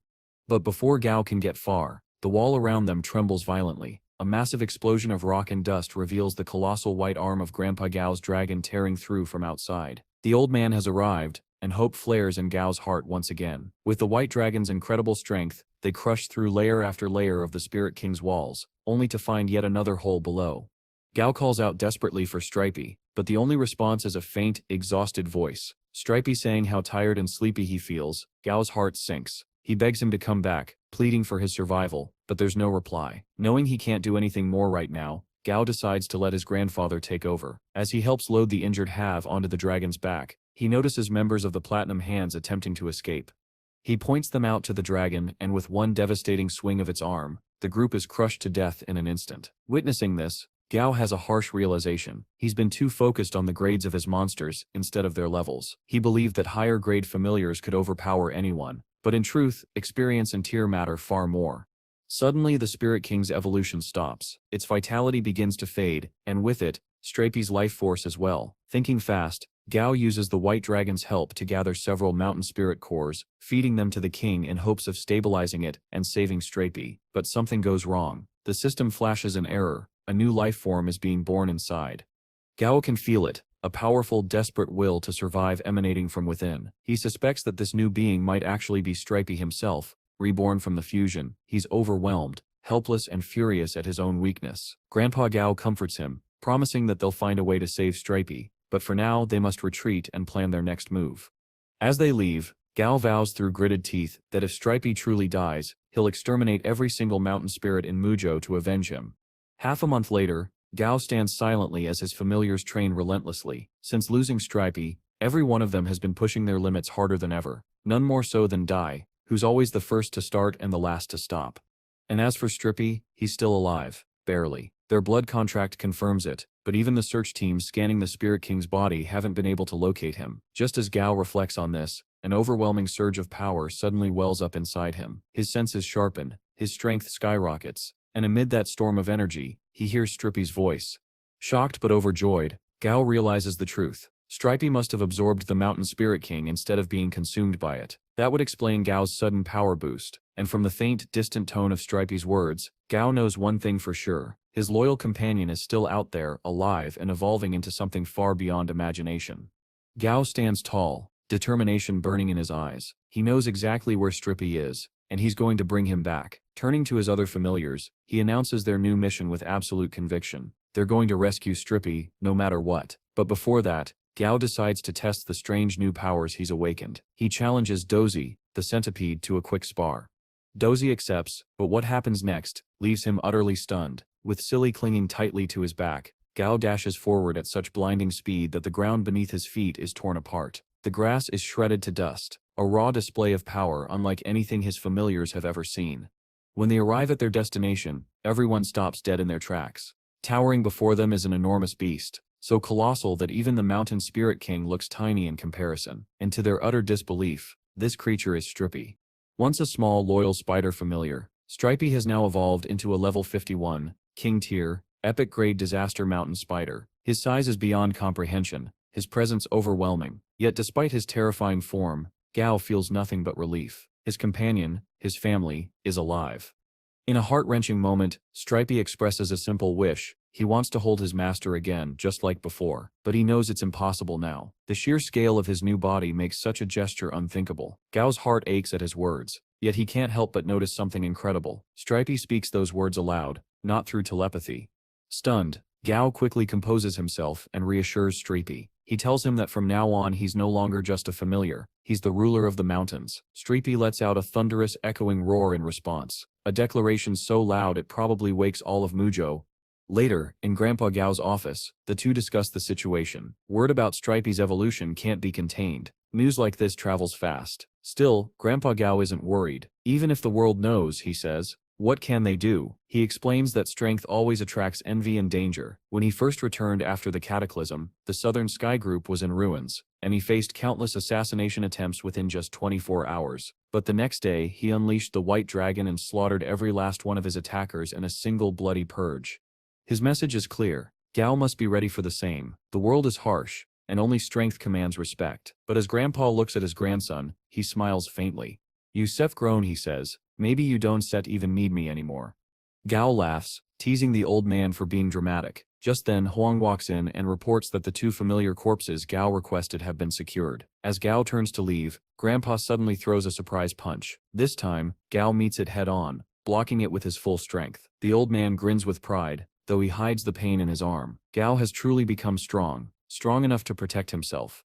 That night, Huang shows Gao the remains of the winged thunder ape and the wood peacock once used by Garou. Gao summons Dumby and orders him to use his revival ability on both. The results are mixed. Dumby fails to revive the wood peacock, leading Gao to theorize that Dumby can only resurrect familiars of lower level than his own. His theory is proven correct when the thunder ape, weaker than Dumby, comes back to life.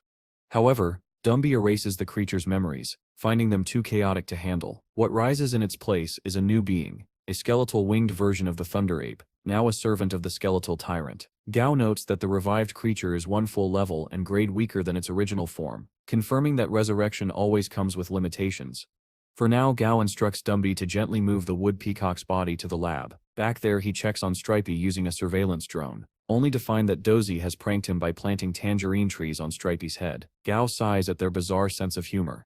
As the chaos unfolds, Gao receives a call from Hang. The school Gao funded is finally complete. The first batch of orphans, children left behind by the cataclysm, are ready to enroll. The school has been built near the Southern Sky Group's territory for safety. They'll grow up to lead better lives. Hang says, all they owe us is a bit of loyalty. Gao can't help but notice the unsettling gleam in his eyes as he says it. After the call, Gao meets Lin Shu, who has finally come to his lab. She wants to evolve her familiar, a level 40 gold-tailed divine shrimp. It has 6 possible evolutionary paths, but gathering the required materials will take time. Gao asks her for a week, and she nods with quiet confidence. I believe in you, she says before leaving.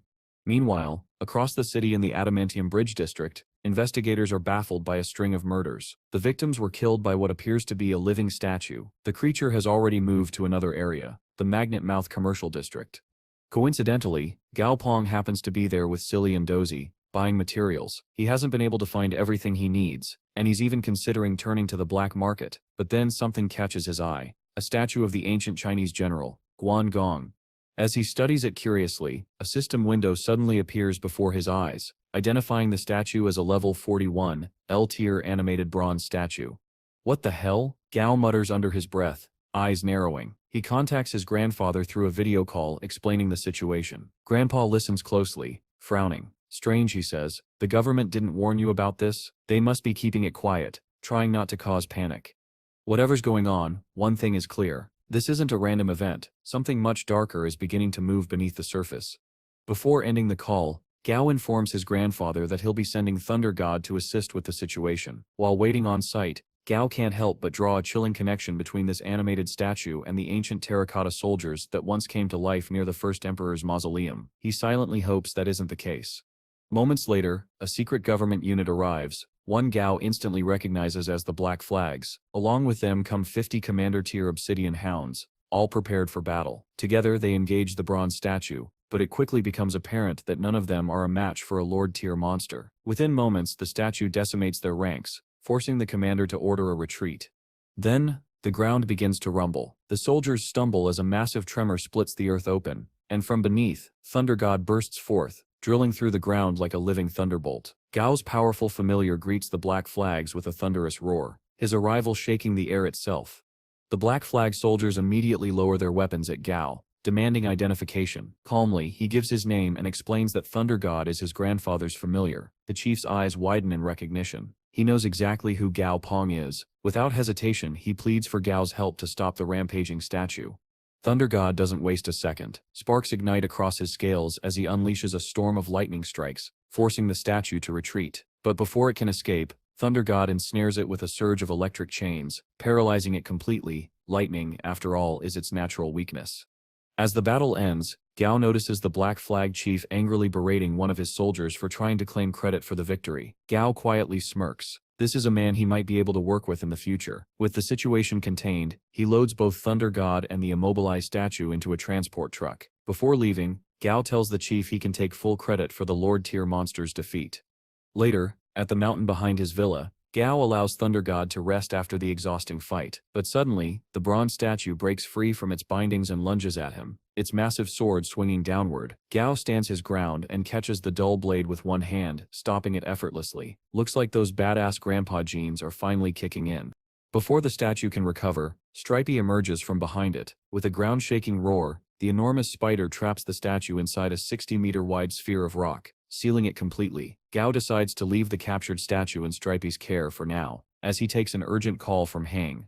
Hang reports that statues coming to life aren't an isolated incident. It's happening all over the world. Gao realizes this means something deeper. The Allied government is losing its grip on global control as evolution and mutation accelerate at unprecedented rates. But Gao refuses to be intimidated. If the world wants to keep evolving, then he'll simply evolve with it, alongside his familiars. After the call, Gao decides to investigate the statue's strange weakness. Listed in its status window as the power of impurity, he tests everything from bird droppings to dog blood, but nothing works. Frustrated, he begins to wonder if the weakness refers to some undiscovered material or phenomenon. Before leaving, he asks Stripey to talk to the statue and try to extract information.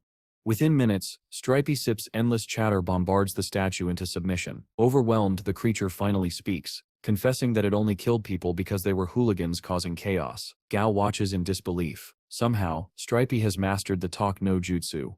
Later, Gao and his familiars ride atop Stripey toward the forest outside Yuzhou City, though they quickly regret it. Every time Stripey moves, his new body releases scorching black smoke that makes it nearly impossible to breathe. But Gao's mind is elsewhere, deep in thought. With the rate of mutations and evolutions rising exponentially, the wilderness must now be filled with new monsters and treasures waiting to be discovered. Normally, exploration teams can't venture too far. There are no safe zones deep in the wild, but Gao has a plan. If he can get the mountain spirits to cooperate, he can use them as mobile outposts, creating safe zones on the move. This would allow explorers to reach uncharted areas, and Gao Pong, as the service provider, would earn a massive profit. A month later, Gao rides atop Stripey again, continuing his mission of recruiting mountain spirits. So far, he succeeded in recruiting 10 and has already built a small outpost using 4 of them. His familiars, Flammy, Goldie, and Dozy, are all just a level or 2 away from reaching Lord Tier. Everything seems to be going perfectly for Gao Pong. What could possibly go wrong now? Yeah, he definitely jinxed it. Without warning, Gao senses a strange vibration from the side. He turns, only to see a swarm of mutated bees heading straight toward him. These are Yan Blade bees, and according to the system, their venom is so potent that a single sting can completely paralyze their victim. Fortunately, Gao has the perfect counter, Stripey's new ability, Disaster Cloud. In one enormous eruption, a tidal wave of molten lava engulfs the entire swarm, vaporizing them instantly. Gao and Flammy descend to collect their core crystals, but to his surprise, Flammy starts eating the bees instead. Apparently they're his new favorite snack. As Flammy continues his bizarre feast, Gao instructs Dumby to revive some of the bees. However, Dumby quickly realizes it's impossible. The bees lack a skeletal structure. Instead, he revives the buried creatures in the nearby soil. Moments later, Dumby senses something moving in the bushes and sends his ghouls to investigate. They return holding a mouse. The moment Gao inspects its status window, his eyes widen. The creature itself is ordinary, but it possesses a rare mystic attribute, making it worth keeping. He hands the mouse over to Stripey for safekeeping, then orders Dumby's ghouls to pile all the bee bodies together. Flamey incinerates the heap, leaving behind only a mountain of glowing core crystals. Gao estimates that this haul alone will fetch him around 10,000 Alliance credits, a solid day's work. Since his last major battle, Gao has done it all, referred the Youth Trainer Championship, evolved Dumby to Lord Tier, crushed the Platinum Hands cult, and even turned Stripey into a Lord Tier rock mountain. But now, with living statues appearing worldwide, his next mission is just beginning. Still, Gao Pang is undeterred. Whether it's global chaos, political schemes, or divine monsters, he's determined to face it all, one evolution at a time. When Whitey finally taps him on the shoulder, Gao knows, the blood bucket is ready. Sometime later, several major evolutions have taken place. Day has ascended to Lord Tier, the Mystic Mouse has been promoted to perfect grade, and Flammy is standing at the brink of his own transformation. As Gao and his grandfather discuss possibly using the defeated statue as a guard for Gao's school, the skies suddenly grow dark. Thunder rumbles across the horizon. It's Stet's time. From within a radiant cocoon of flame, Flammy bursts forth, evolving into a great flaming beast, its majestic aura shaking the very air around them. Though Gao finds it impressive, he can't help but chuckle. It still kinda looks like an ostrich on fire, he mutters under his breath. Surprisingly, Grandpa Gao advises his grandson to accept the military's latest request, not out of obedience, but to see for himself what's really going on. Gao immediately senses there's more to this mission than meets the eye and agrees. Upon arriving in Shangan City, Gao visits a travel agency to arrange transport to the Dali Desert, but he's immediately turned down. The area has been sealed off due to a disturbing number of recent deaths. Undeterred, Gao backs away and looks around until he spots a shady broker lingering nearby. Within minutes, Gao finds himself sitting across from the man in a private room. "I need to reach the Dali Desert today," Gao says flatly, dropping a heavy bag of cash onto the table. The broker grins greedily. "For that much, consider it done." Soon, Gao is standing atop a rocky cliff, watching the military operation unfold in the vast desert below. "Guess the smuggler really pulled through," he muses. With the civilian evacuation complete, the soldiers prepare for the inevitable. And then it appears. The desert ruler.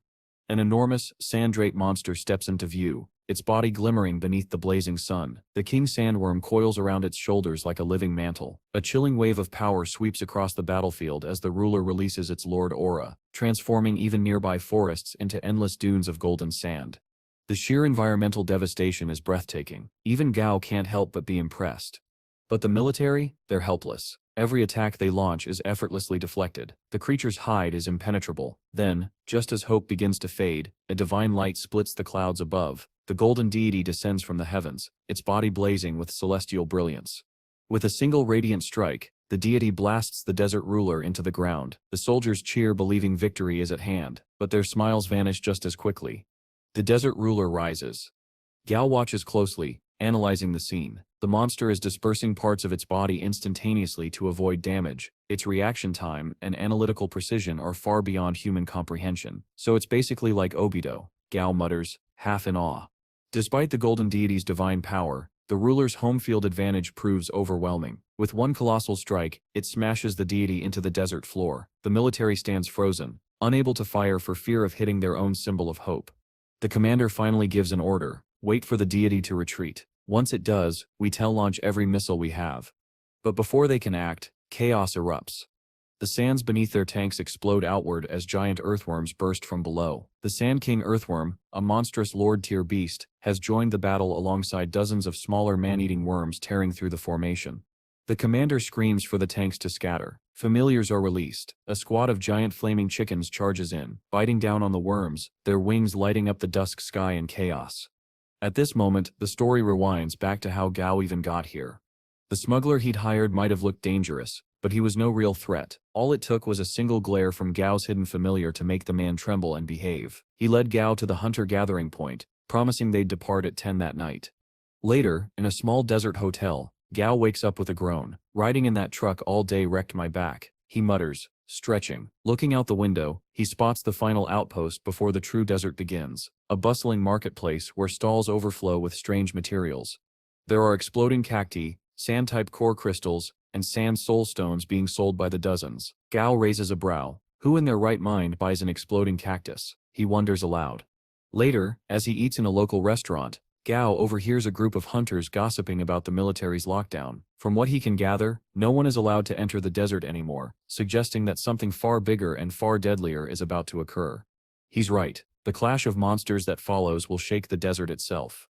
The next day, Gao and his familiars make their way into the vast dunes. It's rough terrain, especially for Dumby, whose heavy body sinks into the sand with every step. After some teasing from Dai, the flying familiars swoop down to help him along.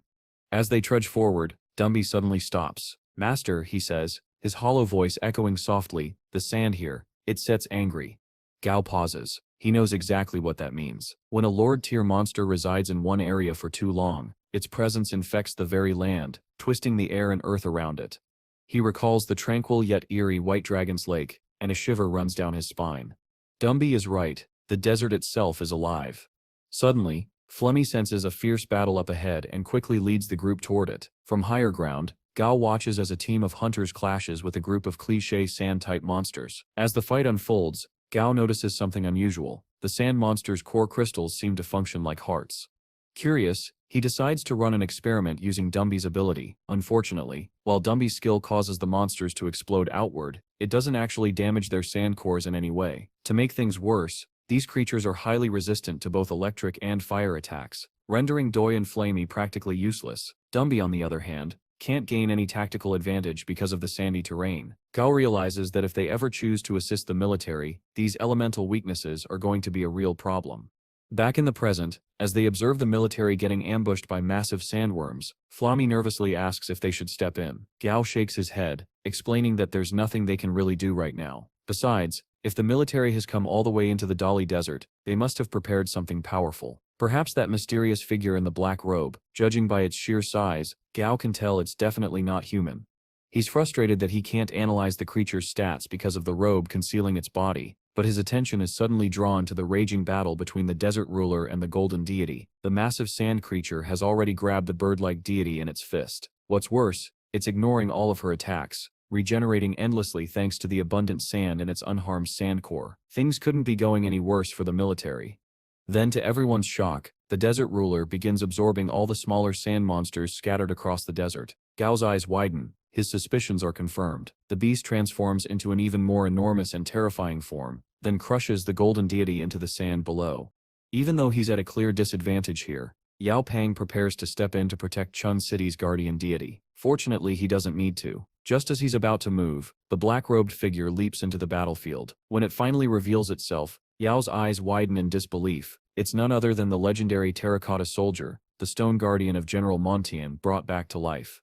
The soldier launches a relentless assault on the desert ruler, hitting it with a barrage of powerful strikes so fast and heavy that the beast is forced to release the golden deity. Though it doesn't seem to harm the desert ruler directly, the immediate goal has been achieved. The deity is safe. Realizing they can't win right now, the commander orders a retreat.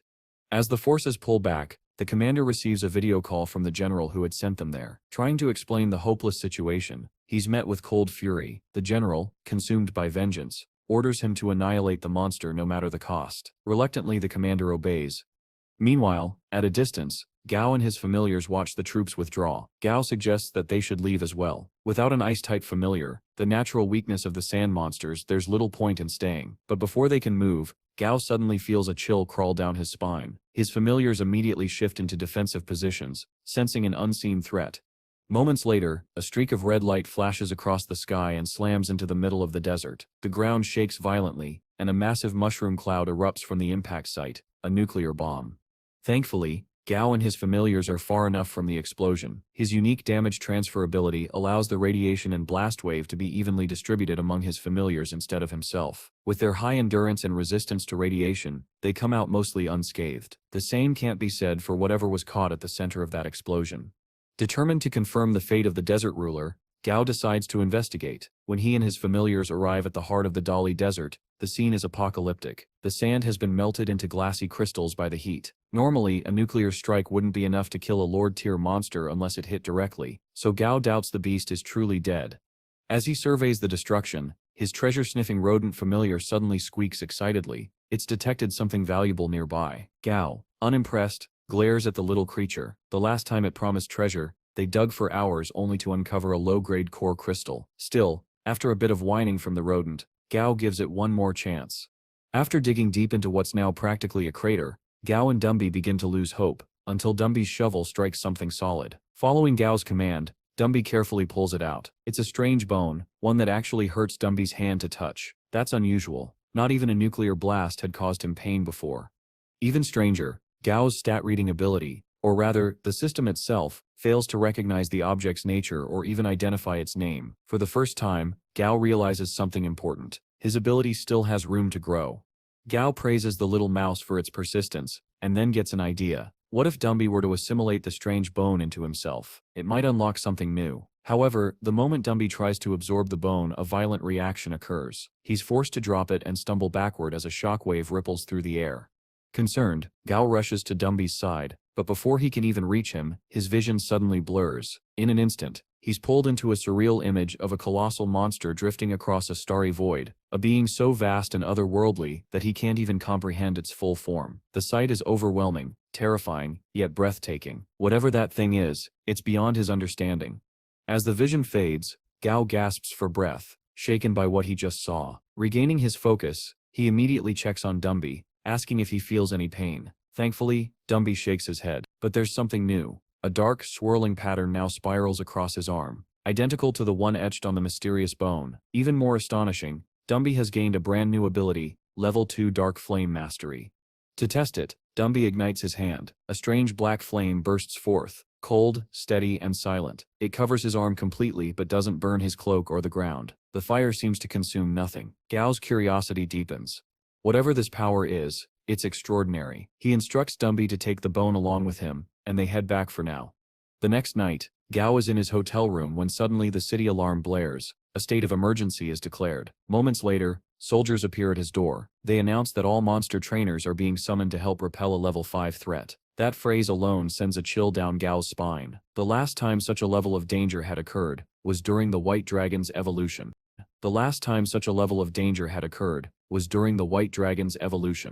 After confirming he'll join them immediately, Gao gets ready, his heart uneasy. Later that night, he stands atop Chang'an City's eastern wall and sees the unthinkable. the desert ruler has returned. It didn't die from the nuclear blast. It mutated. Now its body radiates energy from a glowing nuclear core at its center. Though its shell has become more brittle, its elemental resistance and sheer defense have skyrocketed. Gao isn't sure if this evolution is a blessing or a curse. Before he can think further, the golden deity swoops in from above, unleashing a brilliant beam of light that crashes into the desert ruler's chest. The sight is awe-inspiring. Yet the result is disappointing. The nuclear behemoth barely flinches. Its scales remain intact. Seeing this, Gao commands Dumby to join the fight. This time, on solid ground rather than shifting sand, Dumby can unleash his full strength. As he charges in, the nuclear ruler fires a beam of its own. Dumby blocks it with his arm and retaliates, using his revival ability to summon the enormous corpse of the Elder King centipede, a creature that had been slain here 6 months ago by the golden deity herself.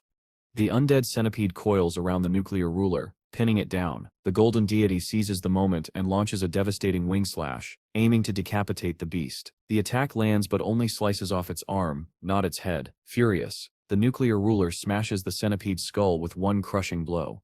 From above, Gao orders Flamey to assist. The fiery familiar unleashes a torrential wave of flames from the sky, engulfing the ruler in a storm of fire. But the monster suddenly reveals another terrifying power: gravity manipulation. The flames scatter, crushed by invisible force. With both offense and defense on its side, the tide seems hopelessly one-sided.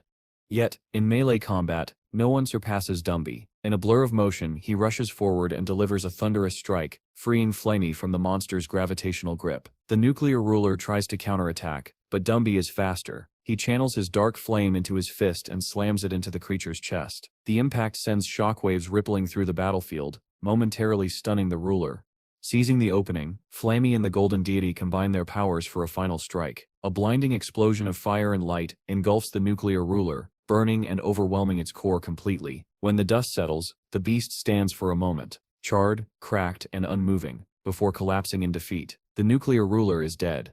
After the battle, Gao negotiates with the military officers over how to divide the monster's remains. He starts with a bold bluff, demanding 75% of the corpse. The soldiers, caught off guard, eventually settle on a deal. Gao will receive the nuclear ruler's core crystal and one of the 2 flesh-enhancing tablets in their possession.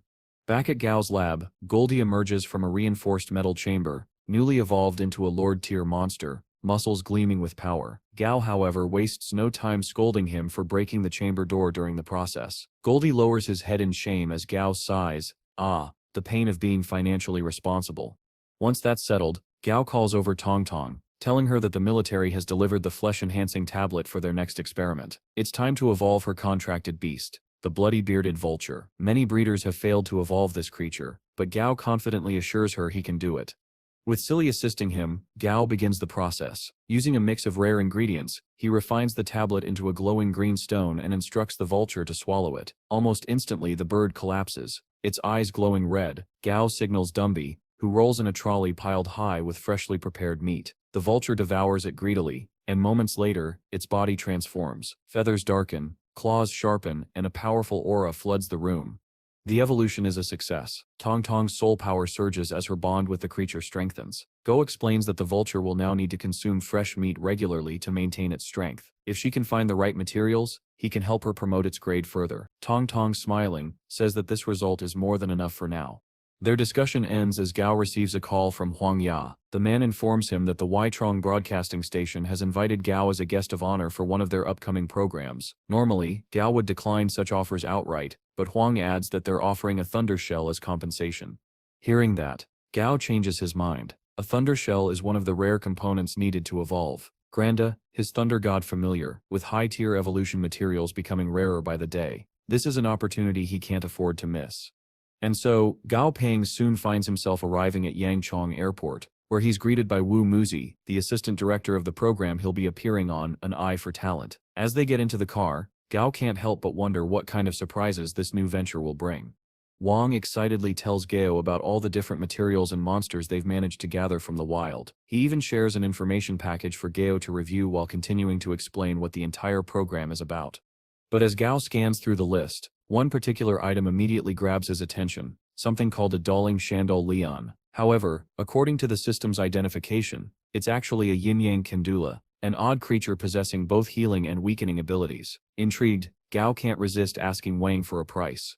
Wang, smiling kindly, waves it off, saying there's no need for payment for such a small thing, and promises to have it delivered to Gao's room that very night. Later that evening, at the Gao family villa in Yangchang City, the yin-yang Kandula finally arrives. After Gao activates it with a gentle blow, the little creature awakens. Gao immediately calls it out, declaring that he knows the truth. It might have fooled the program runners, but he can clearly tell that it's a plant-type monster, not some rare material. Without hesitation, Gao brings out an elite-grade light-type monster core, and uses it to form a contract with the yin-yang Kandula. Once the bond is complete, he names the little guy Flowery and assigns its safety to Dumby, who now proudly wears Flowery on his head like a cute little hat. Meanwhile, somewhere far away, strange eggs begin to tremble and hatch. Back with Gao, frustration builds as he watches how poorly the Yangchang Broadcasting Services program is being handled. Not only are many of their listed materials misidentified, but even the script sounds painfully unnatural. Still, for the sake of the Thundershell and the Yin-Yang Kandula, he decides to endure it a little longer. Just then, Wang Muzi appears and apologizes for the show's strange inconsistencies. He explains that the director is just a pampered rich kid who's dumped all the work onto him. Gao softens up, realizing Wang isn't a creep, just massively overworked. After comforting Wang, Gao checks his phone, and his expression changes. Dozens of missed calls flood his screen, including several from his grandfather. When he calls back, he learns that the Yangchang branch of the Southern Sky Group has come under attack by a wave of monsters.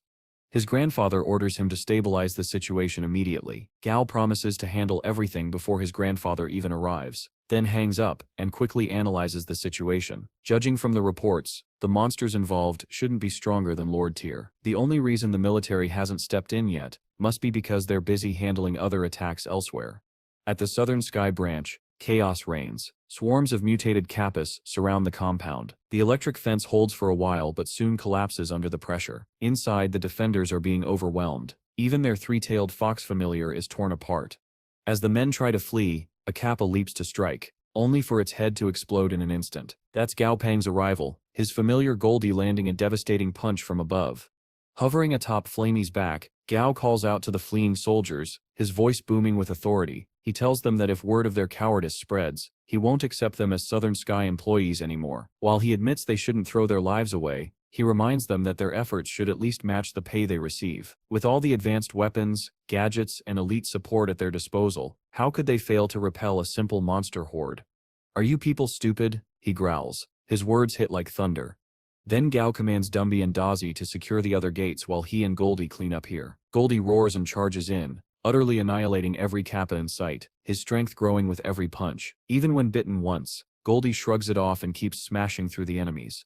In the middle of the fight, Gao casually calls his grandfather again, telling him not to bother coming. He's already got it under control. At the west gate, Dazi spreads his thunder wings, unleashing a surge of electricity that paralyzes the entire attacking group in one strike. The guards stationed there quickly capitalize on the opening. Back at the east gate, Goldie finishes off the remaining enemies with pure brute force, leaving the soldiers stunned with admiration and a bit of jealousy. Seeing this, Gao makes a mental note. Perhaps it's time to reorganize the teams, merging members of the security department into the familiar combat squads. These battles should be handled by professionals. Still, something feels off. It's unnatural for monsters to invade a city like this, especially to target specific company branches. But for now, Gao pushes the thought aside and focuses on regrouping. He gathers the defenders who fought bravely and commends them for their efforts. As for those who fled, he offers them one final chance at redemption. Capture the remaining Kappas alive. Each one they catch will earn them a single point. The defeated men, however, only sneer dismissively, clearly they haven't learned a thing.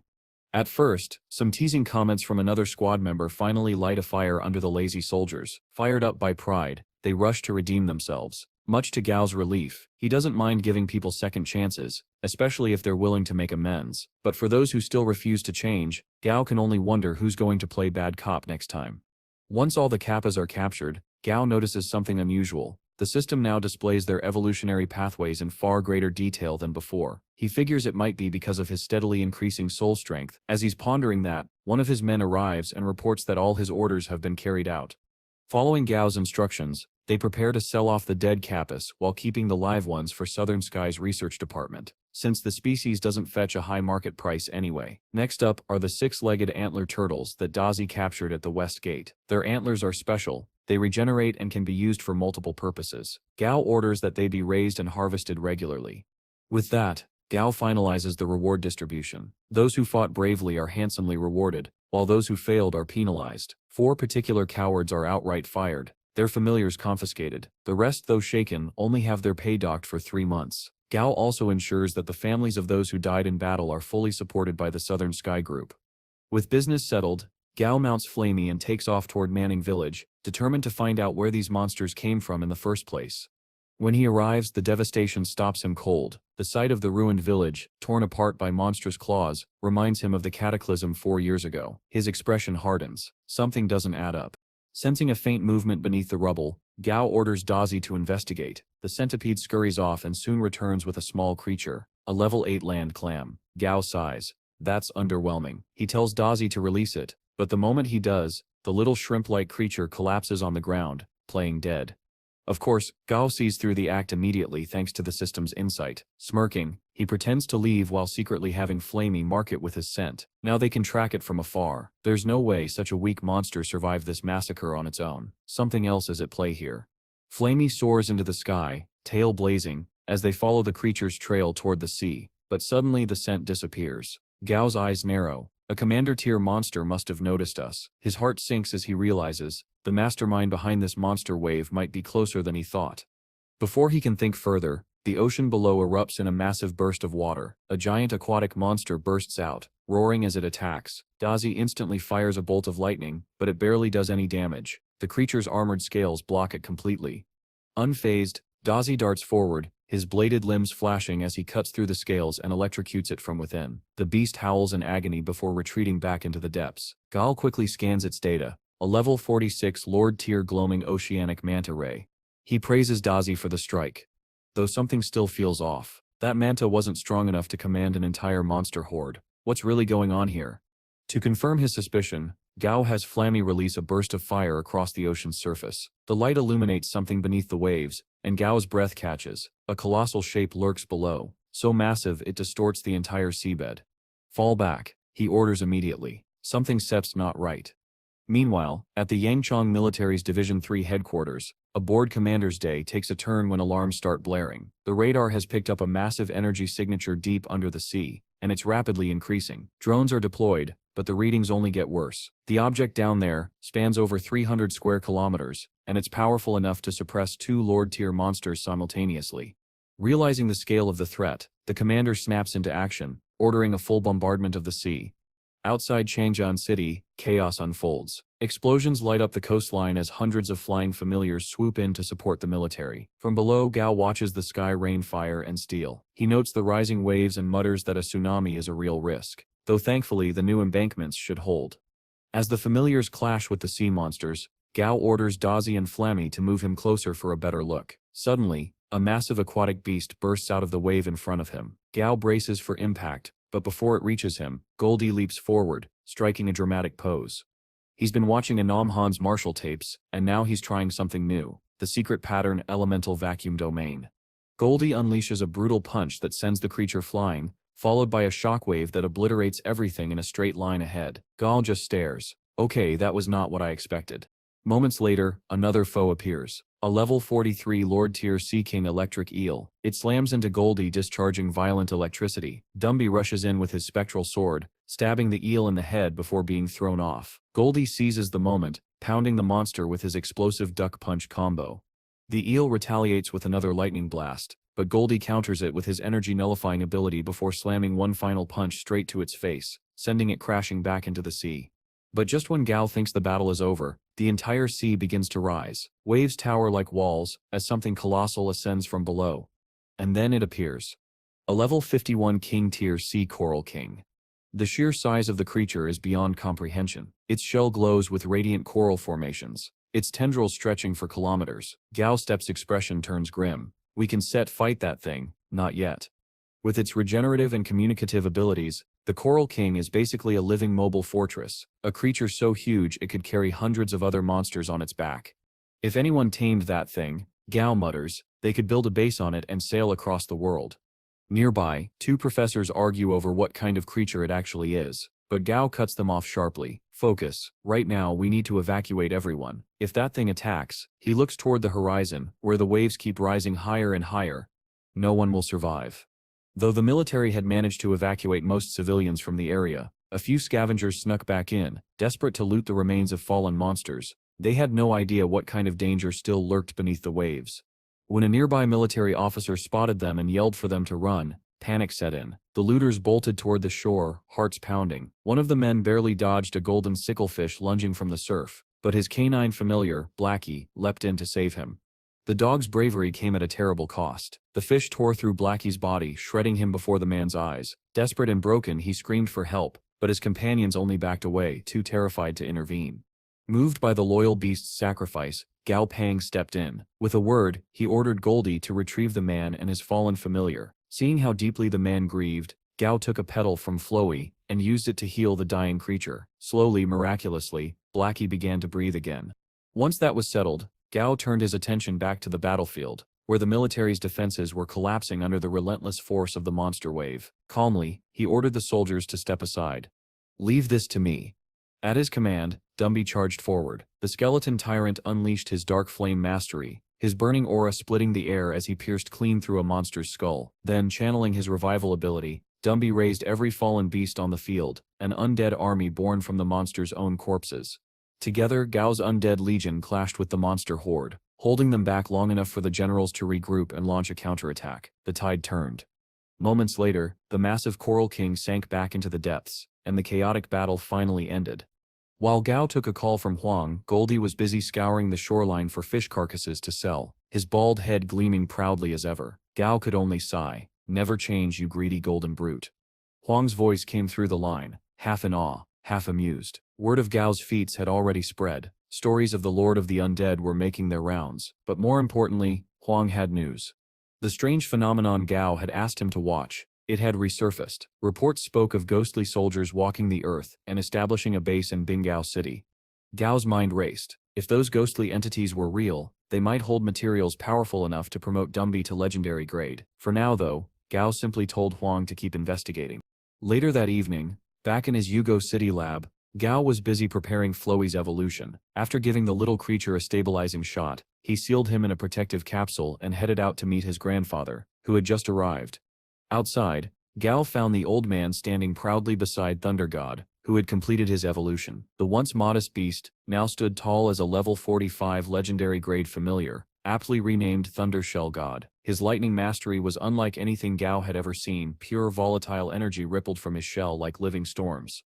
While Gao celebrated this milestone, his grandfather's expression darkened slightly. Every day this boy's feats grow more incredible, he thought. Southern Sky may be peaceful for now, but if I'm to protect him, I'll need to grow stronger too. Breaking the moment of reflection, Gao turned to his grandfather and asked if he remembered Flamisip's birthplace. The old man nodded. "A swamp west of Gangman Base City. You said you still visit it someday." Gao smiled. "Then we shall go tomorrow." The next day, Flamey didn't say much, but Gao could tell. The thought of returning to that place stirred painful memories of his mother. Later, Gao visited Southern Sky's Gangnan branch to gather details about the swamp. Manager Chen helped him sift through the local records and monster logs. While scrolling through the data, Flamey suddenly stiffened, his eyes locked on one feed. A giant crocodile, the very same creature that had attacked his mother long ago. On the live footage, the beast could be seen terrorizing other flame-winged creatures, Flamey's kin, even now. When Gao demanded to know why such a creature was left unchecked, Manager Chen hesitated. That swamp is considered Qian family territory, unofficially of course. They are one of the four great families, Qian Zhao, Sun, and Li. Gao Spit's eyes hardened. No one owns the wilderness. Not them, not anyone. Chen paled as Gao continued. Who steps the master of that crocodile? The second eldest of the Qian family, Qian Wu Yong, Chen replied nervously, a lord-tier trainer. Without missing a beat, Gao gave his order. Send him a formal challenge. I shall meet him on the northern outskirts of the city, 3 days from now. Chen nearly dropped his tablet. Sir, please reconsider. The Can family is allied with the other three. Challenging them is the same as declaring war on all four at once. But Gao only smirked. Then we shall give them a reason to show up. Send invitations to all four families. We shall host a banquet. His eyes gleamed. When I defeat their champion and humiliate them publicly, they shall have no choice but to withdraw from that territory entirely. That very evening, the formal challenge reached the Qian family's mansion, throwing them into an uproar. Many within the clan urged restraint, fearing to provoke the powerful Gao family. But Wu Yongsip's pride wouldn't still allow it. He laughed off their warnings, proclaiming, "I still crush that boy without even killing his familiars. These young people are all talk anyway." He arrogantly changed the duel's venue to the western outskirts, seeking terrain more favorable to his swamp beast. Meanwhile, another Qian family trainer, Qian Shu Yu, was quietly warned by his mother, "Watch your uncle carefully, he'll cheat if he must. Don't let him disgrace the family further." 3 days later, under the dark canopy of the swamp, Wu Yong arrived to meet his monster, the very same red-eyed crocodile that once injured Flamey's mother. Their contract was tense, not one of mutual respect. The beast loathed him, yet agreed to fight, not for Wu Yong, but to avenge its grudge against Gao's white dragon. As Gao prepared for the duel, he took some time to tour the local Lake Tai, where he learned that the region had become home to a silverfish prince, a majestic creature whose presence had halted all fishing in the area. Something about this land felt alive, and Gao knew the coming battle would shake more than just reputations. After that, Gao and his familiars take a group photo together, looking like a small but proud family. Soon enough, the day of the long-awaited challenge arrives. Gao Peng stands calmly at the western outskirts, carefully studying the terrain, but what really stands out isn't the battlefield. It's the palpable rage radiating from Flamey. At the sight of the crocodile that once harmed his parents, the fiery crane's anger burns hotter than ever. The terrain itself clearly favors the crocodile, swampy, wet and perfect for an amphibious creature, but Flamey's ability to fly should balance the odds. Suddenly, Wu Yong approaches Gao with a fake smile plastered on his face. Pretending to act like a wise elder, he suggests that they settle the matter peacefully, without resorting to battle. But Gao refuses, making it clear that today's fight isn't between men, it's between a child who lost his parents, and the beast that took them away. He announces he will not interfere in this battle at all. Everyone present is stunned. They can't believe Gao would let such a young crane fight alone, but Gao just smirks and calmly tells Flamey to show them what he's capable of. As the battle begins, the crocodile immediately launches a wide-area attack, creating a shockwave that nearly engulfs Flamey. It follows up with a vicious tail sweep, meant to crush him, but Flamey propels himself backward using a burst of flame, dodging the blow with ease. After quickly scanning the crocodile's stats through his system, Gao warns Flamey that it carries a wind attribute. Wu Yong too shouts commands to his beast, but the crocodile, driven by blind fury, ignores him completely, focusing only on the crane. Flamey retaliates with relentless waves of fire from the sky, raining flames upon the crocodile until it's forced to dive into the nearby water. There, it conjures a massive elemental shield to protect itself, but that shield doesn't last long. Flamey's blazing fury is far too intense. His fire burns with such relentless heat that it evaporates the shield and sears the crocodile's flesh. Just as Flamey moves in to finish the fight, the crocodile counters with a powerful windroar attack, striking the crane midair, but Flamey quickly steadies himself and reassures Gao that he won't be hit again.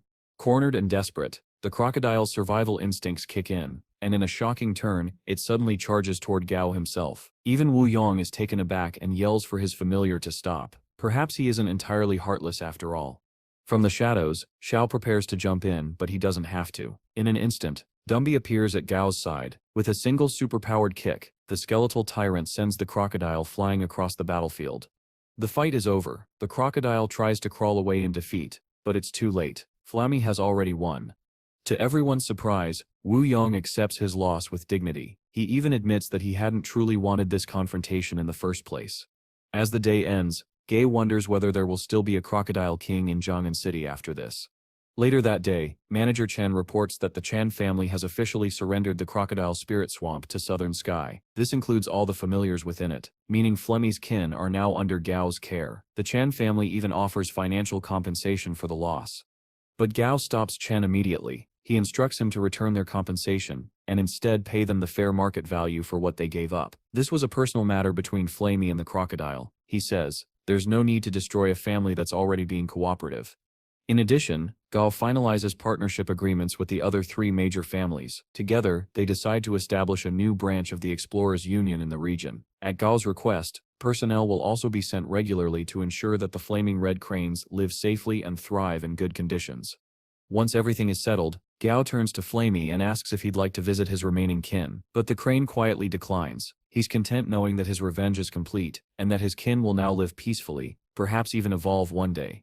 Out of nowhere, a mystical mirror diver turtle of level 46, classified as perfect grade, bursts out of the water near Gao. It approaches swiftly, and presents him with a rare material called ambergris jade, a condensed essence formed from the remnants of ancient dragon species. Without a word, the turtle vanishes back into the depths, leaving everyone speechless. Baffled by the sudden encounter, Gao guesses that the jade might have something to do with his white dragon familiar. He asks manager Chen to have it sent back to Yuzhou for further study. As for Gao himself, he already has a new destination, Changping Village. The life of a master trainer never slows down. Outside Changping Village in Gaoyang Base City, a new team waits in the misty forest. Sui Lenu, Su Qinji and their companion. They've been sent on a special mission by Gao Ping himself, to retrieve a general's bone and the legendary thousand-year Heart of Darkness. To stay undetected, they use a special ghoul powder to mask their presence. It conceals their scent but doesn't make them invisible. When one of them gets too close to a wandering ghoul, the creature lunges, only to be crushed effortlessly by Linu's reflexes. As they move deeper into the forest, the atmosphere turns eerie. Thousands of ghostly soldiers emerge from the shadows, and a strange, ghoul-like man steps forward. He introduces himself as Setman and informs them that General Zhao wishes to see them. Chenji immediately realizes who he's referring to. General Zhao, the fallen warrior whose spirit once fought valiantly in the Battle of Changping. Long ago, the three followed the eerie ghoul-like man to a worn-down shack deep within the forest. Inside, they found a ghostly general seated upon a throne of bones, surrounded by ranks of silent, spectral soldiers. The atmosphere was unnervingly calm, the air thick with yin energy. The general, introducing himself as Zhao, regarded the group with cold detachment. In a surprisingly composed tone, he told them that he would allow them to take what they sought, but only if they did something for him in return. Sui Lenu stepped forward and boldly stated their purpose. They were here for two things, the general's bone and the thousand-year Heart of Darkness. Zhao seemed amused. He agreed to part with one of his own bones, just one, as if the act meant nothing to him. But when it came to the Heart of Darkness, his expression hardened. He claimed he had never heard of such a thing. That was all Sui Lenu needed to hear. Her eyes sharpened, and she stepped closer. With a cold, decisive tone, she revealed the truth. The thousand-year Heart of Darkness is your heart. Before anyone could react, her glass mantis familiar lunged forward, striking Zhao with such brutal force that it sent his body crashing through the shack's wall. Instantly, the ghost soldiers stirred. Their hollow eyes glowed with malice as they surrounded the group, but Su Chenqi's familiar emitted a burst of holy light, forcing the spectral army back and holding them at bay for now. Through the gaping hole in the wall, Linu spotted Zhao struggling to rise. She realized, too late, that he was drawing in the surrounding yin energy to heal himself. Desperate, she ordered her kangaroo familiar, Oret, to strike before the general could fully recover. Oret leapt into the air with immense speed, his powerful legs cracking the ground beneath him, but Zhao had already regained his strength. With a roar, he swung his blade of stone, cleaving clean through one of Oret's arms and knocking him back. As Zhao emerged from the ruins, his eyes burned with fury. He unleashed a wave of spectral energy, rallying his ghost soldiers with a terrifying war cry. The forest itself seemed to tremble as his army advanced with a single command to kill every intruder. Sui Linu quickly noticed the crimson mist forming overhead. The yin energy Zhao had been gathering was turning into a deadly blood cloud. If they got caught in it, they would be drained of life before they could even escape. Thinking fast, Su Chenqi had his small hairball familiar release a thick fog of black smoke, masking their retreat. It wasn't much, but it gave them the chance to flee. The three mounted their flying familiars and shot through the forest canopy, the thunderous cries of undead soldiers echoing behind them. Just as they thought they might not make it out, the sky itself began to change. Bolts of lightning tore through the blood cloud, scattering the curse and purging the dark energy. And then they saw it soaring majestically above them. The white dragon, Chairman Gao, had arrived. With his appearance, the battle turned completely one-sided. The old man's calm, commanding voice cut through the storm as he directed his dragon to strike. White Dragon effortlessly deflected General Zhao's attacks and sent him crashing into the ground with overwhelming force. Defeated in bleeding spectral energy, Zhao could only glare up at Gao, cursing his name. Gao Peng merely sighed and told White Dragon not to kill him. They still needed his parts intact. Later, back at the lakeside villa, Gao Peng looked up to see the old man approaching. To his astonishment, the elder casually dropped the unconscious general before him like a sack of grain. "I didn't know how to extract the parts you wanted," the elder said, brushing off his hands, "so I brought the whole general." He also handed over the dark flames that Sui Linu's team had collected earlier. Gao Peng was momentarily speechless. Another essential material just handed to him with ease. Now he only needed one more item to promote Dumby to legendary grade. As they spoke, Gao teased the White Dragon about that mysterious ambergris jade incident from before. In response, she drenched him with a torrent of water before turning away. Before leaving, she gave him one final update. A spatial rift had appeared in the Baya district. At Gao's current level, it shouldn't be too dangerous, and she believed it would make a good training opportunity. Not long after, Gao arrived at the location. The building housing the rift was cloaked in thick black fog, pulsing with dark energy. Experts advised entering at noon when visibility was highest and the fog weakest. Inside, swarms of level 20 blackjacket geckos crawled along the walls. Since no Lord-tier monsters had been detected, Gao decided to send Goldie in alone. Moments later, Goldie emerged, brushing dust off his fists. Every single gecko had been dealt with. Gao couldn't help but sigh. "He steps pretending to be a monk again," he muttered. "Someone take away his internet." With the area cleared, Gao led the Southern Sky forces inside. Deep within, he discovered the spatial rift itself, an unstable tier in reality, shimmering like liquid glass. Interestingly, the system listed it as an item. Gao considered collecting it to experiment with portable rift setups when suddenly something emerged. It was a yellow jacket devil octopus, a monstrous creature infamous for its mind control abilities and disturbing feeding habits. Gao's mind raced as he tried to make sense of the color-coded species. Black as shadow, yellow as mind, he wondered aloud. Before he could finish his thought, Goldie stepped forward and punched the creature square in the face. "Stop copying my look," he shouted. The octopus never stood a chance. After confirming the area was secure, Gao questioned his subordinates. So far, no one had managed to explore what lay beyond the rift. Turning to Dumby, Gao ordered him to summon the Sea King eel skeleton to scout ahead. A few moments later, Dumby relayed that the other side contained only a few low-level geckos and nothing stronger. Gao entered himself to confirm, and upon hearing his approval, Flamey, Goldie and Dazzy followed behind. On the other side, the air was eerily still. There was almost no black fog here, just endless, twisting walls forming a colossal maze. As the Southern Sky forces began collecting data and samples, Gao studied the strange structures around him. Then, the ground trembled. A massive shadow fell over them as a creature emerged. A level 49 blood jacket labyrinth watcher, wielding a jagged weapon and radiating hostile intent. Gao stared up at it, realization dawning in his eyes. This wasn't just a chaotic realm of beasts and rifts. This black fog world had a civilization of its own. When Flammy attempted to take to the skies and launch an attack, he was abruptly stopped by an invisible barrier in the air. With no other option in sight, Yao, acting wisely, ordered everyone to retreat immediately. Following Gao's command, Dazzy stayed behind to hold off the Watcher, receiving crucial assistance from Dumby, who dealt a devastating blow to the Watcher's minions. Once nearly everyone else had escaped, and the Watcher was knocked down, Gao asked Dumby to act as a translator between them. The ensuing conversation revealed something astonishing. Not one, not two, not even three, but 7 additional Lord-tier Labyrinth Watchers existed. As if that weren't enough, these Watchers possessed a remarkable super recovery skill, demonstrated as the first Watcher's body healed right before their eyes. Fortunately, the Watchers were not hostile. With Dumby mediating, an agreement was reached. Gao would be allowed to return home and come back at a later date to awaken their master. In exchange, this master would be willing to trade with Gao for whatever he desired. During this exchange, Gao also learned that this world had once been home to humans, though they had departed decades ago. As he prepared to return to Earth, Gao pondered the potential consequences of encountering other versions of humanity. If the power difference proved too great, it could easily open the door to invasion and war. Back at Gao's lab, the Yin Kula had reached level 31 thanks to the use of the extraordinarily expensive frozen crystal soil. The only requirement left to promote Dumby was the essence of the undying heart. However, a search in Champing proved fruitless. The resentment of the 400,000 soldiers who had perished there had corrupted the essence beyond use.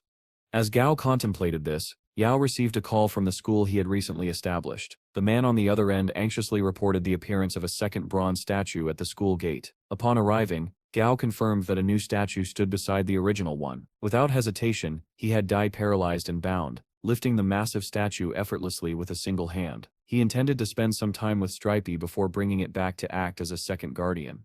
Meanwhile, in the valley where Stripey rested, Gao placed the statue before the mountain ruler, declaring it a new toy. Instantly, Stripey crushed its fighting spirit, punishing it for acting aggressively. Stripey then pleaded with Gao, expressing his longing to leave the valley and embark on adventures alongside him once more. Gao, deeply affected by Stripey's heartfelt plea, promised that he would find a way for them to journey together again. Meanwhile, in Zambia, Africa, the Black Badger Group, led by a desperate leader seeking fame, set out on an expedition guided by instructions from a mysterious tablet of unknown origin. Back in the Baya district, Gao arrived with his familiars, Sweetie and Tong Tong's Softy, after passing through a rift. Using Dumby as a translator, he encountered one of the Watchers from before. Yao discreetly confirmed that humans of this world had possessed familiars as well. The Watcher led them to the location where their master was sealed, a grand hall frozen in time, filled with a massive crystal formation. The Watcher explained that their master had sealed himself inside, and that awakening him required a monster trainer to enter the hall. Gao entered with Goldie by his side. Thanks to an elemental barrier, they navigated the sub-zero temperatures without freezing. However, as they approached the center of the hall, Gao froze in shock. Just as he realized the situation was a trap, Flamey's voice called through their connection, confirming Gao's fears. Several monsters were attacking his friends. Gao prepared to return to their side, but paused briefly when he noticed the Frost Lion had awoken. Sui explained that the Watchers had attacked immediately after Gao entered the hall. They had survived only because Dumby summoned the Sea King Eel skeleton to seal the attackers and block the exit. Flammy had been badly injured by a surprise attack, and Goldie, enraged, rushed outside determined to avenge his friends, despite Gao's warnings not to act recklessly. Suddenly, Gao sensed the Frost Lion following him through their connection. Concerned, he felt Goldie being beaten by the Watchers and shouted in alarm. The Frost Lion continued attempting to get his attention. Exasperated, Gao decided to make a contract with it, allowing him to understand the creature directly. Though he skipped some steps, the contract worked perfectly, eliminating the need for further confusion. Gao sensed that the Frost Lion's true enormous power was locked away, only accessible if it consumed an ice-type treasure to restore itself. Of course, the lion never stopped bragging about this fact. Gao, choosing to ignore the incessant boasting, demanded a solution to their current predicament. In response, the lion instructed him that they needed to run, no elaboration at first. Realizing Gao needed more context, the lion quickly explained that he was the true owner of this labyrinth. He knew secret paths that only small monsters like himself and humans could navigate. Unwilling to leave any of his familiars behind, Gao instructed the lion to retreat for the time being while he focused on rescuing his companions. Empowered by the contract he had formed with Stripey, Gao struck one of the walls with a powerful kick, blowing it open. From there, Dazzy and Dumby executed a combination attack to disrupt the Watchers, while Silly tended to Goldie's wounds. The Watchers were not down for long. They returned, even angrier than before, but Goldie had fully recovered. Fueled by rage and damage previously inflicted upon him, he grew to match the Watcher's size. In a surge of power, he kicked one of the Watchers away and seized its weapon. Now fully enraged and in his buffed-up state, Goldie unleashed a relentless barrage of punches, leaving only 3 Watchers to escape while the rest lay reduced to corpses at his feet. Recognizing the need to secure the scene, Gao ordered Sui to return home and bring reinforcements. He and his familiars would remain behind to guard the corpses, guided by the treasure-sniffing mouse and protected by Dumby. During their downtime, Gao probed the Frost Lion for information and uncovered several insights. For one, a familiar's skills could be developed further after awakening. Additionally, this world was still in the infancy of its evolution, as the cataclysm had occurred only 4 years prior. The best treasures and minerals had yet to surface, and with Gao among the strongest, if not the strongest, monster trainers in the area, he would have access to nearly all of them. Shifting the topic, Gao asked the Frost Lion if there were any methods to shrink a monster's body size. Showing it an image of Stripey, the lion outlined 3 possibilities. First, obtaining a body modification skill, though this came with no guarantees. Second, forming a contract with a space-type monster to transport Stripey into a massive pocket dimension. And third, acquiring a GU fruit, which grew in the Black Phoenix Mountain. This fruit could shrink a monster to 1,000th of its size, though its effect disappeared once the creature entered combat. Unfortunately, the mountain was home to a dangerous black-feathered sparrow. Even the Frost Lion would avoid at peak strength, and it lay 5,000 kilometers away. Despite these obstacles, Gao resolved to undertake the journey, determined to keep his promise to Stripey. At that moment, Gao received word that the logistics team was en route. They would be bringing ice-type fruits for the Frost Lion. True to form, the lion tried to act arrogant and superior, but Gao simply had Silly store the fruits away, undisturbed. It was time to continue exploring the labyrinth. Meanwhile, in another part of the fog world, the group from Zambia arrived at the labyrinth wall, believing they were the first to discover it. Unfortunately for them, the first contact they made was with one of the Watchers that Goldie had previously beaten into retreat. The creature showed no mercy. Luckily, Yao Plong was nearby, and he sent Goldie to rescue the humans and their familiars. Goldie responded with extreme aggression, forcing the Watcher back. Gao soon learned that these humans were from the same world as him, indicating a spatial rift from Luwaka into this fog world. The cataclysm had expanded the world and increased distances between regions, creating a prime opportunity to establish trade routes and benefit from the fog world's resources. The humans, grateful for Gao's timely intervention, were receptive to collaboration. Gao planned to involve the Explorer Union in developing the area, anticipating another profitable venture.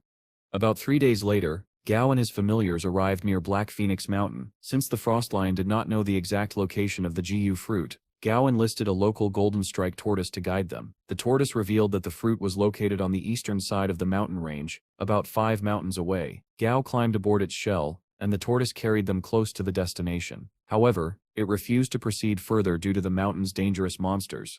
To scout ahead, Flamey flew above the mountain. He detected a Lord-tier monster's aura, and immediately came under attack from a massive bug-like creature. More importantly, he spotted the Gu fruit hanging in the trees. Flamey quickly returned to Gao's position, alerting him to its location. Their excitement, however, was quickly overshadowed by the approach of a giant level 49 white seal-bladed beast, hurtling toward them with terrifying speed. Gao immediately ordered Dai to strike Goldie with lightning, aiming to start stacking his passive ability. The bladed beast, meanwhile, managed to land a hit on Flammy, grounding him. Seeing this, Goldie quickly instructed Dumby and Silly to rescue Flammy, while he took it upon himself to confront the bladed beast. What followed was nothing short of pure chaos. Goldie relentlessly attacked the bladed beast again and again, sustaining injuries that grew progressively worse with each strike. Yet he had a clever trick by contracting his muscles, just enough to cut off blood flow. He created the illusion of being completely unharmed. Gradually, Goldie absorbed so much damage that his size grew to rival that of a mountain. At that point, it was only a matter of timing. One perfectly executed punch could crush the bladed beast entirely. During the battle, Gao allowed Flammy to heal Goldie. However, the sheer amount of damage he had taken used up all of Flammy's healing petals, leaving the little creature feeling exhausted and somewhat downhearted. Luckily, Dumby was there to lift Flammy's spirits, offering a rare moment of warmth and care amid all the chaos, a moment that could easily be called wholesome. After the fight, Yao was disappointed to find only about 4 Gu fruits on the tree. Not willing to settle, he decided to uproot the entire tree and take it with him. While he was at it, he figured he might as well take the pulverized bladed beast along. The beast, naturally, was not thrilled about this idea. Back in the human world, Gao brought the bladed beast to the valley where Stripey rested, showing him the potential for growth. While reaching Stripey's size might be unrealistic, under Gao's guidance, the bladed beast could easily grow to match Dumby's size. Initially hesitant, the bladed beast agreed to form a contract with Gao, but with one condition: if Gao failed to make him bigger, he would refuse to obey any orders, contract or not. After securing the contract, Yao Pong shared the Jiu fruit with Strippy, explaining that it would allow them to go on adventures together again, as long as Strippy refrained from fighting recklessly on his own. Even after being shrunk by the fruit, Strippy remained impressively large, but far more manageable than before. With his familiar now bonded to the newest member of their growing group, Strippy's morale was high. Soon after, Gao Pong was greeted by his grandfather, who came bearing gifts for Goldie, a pair of axes resized from those taken off the Labyrinth Watchers' corpses. Naturally, this only fueled Goldie's dramatic flair.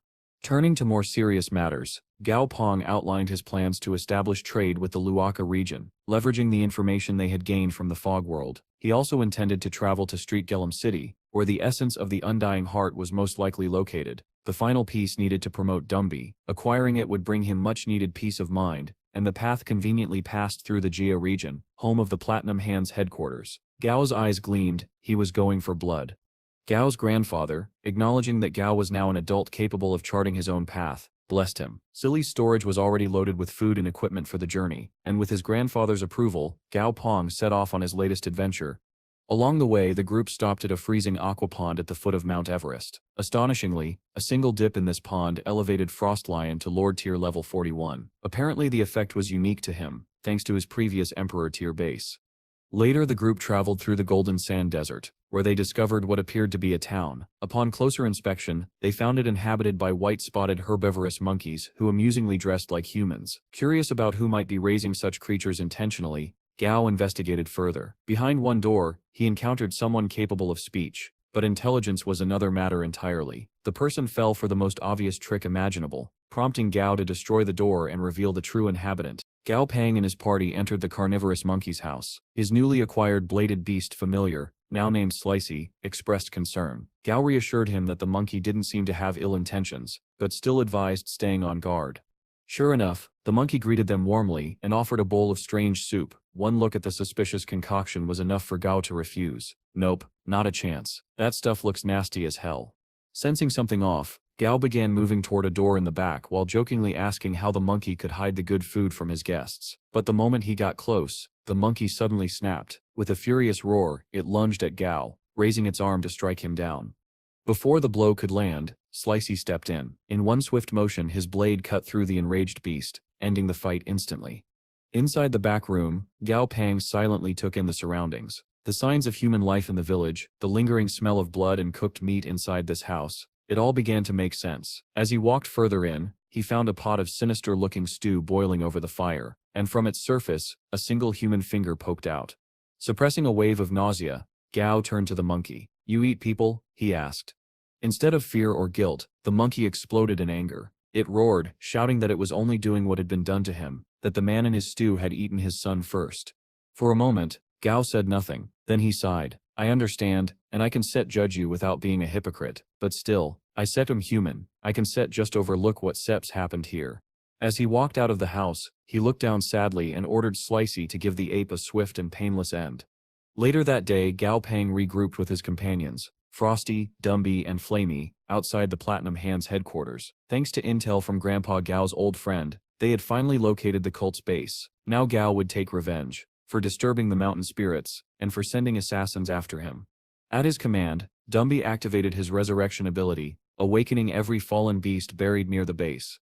Inside the headquarters, two bishops of the Platinum Hands were idly discussing their duties, one complaining about the desert, the other trying to calm him down. Suddenly, a messenger burst in, pale and terrified. He reported that corpses near their town had come back to life, and were attacking their people.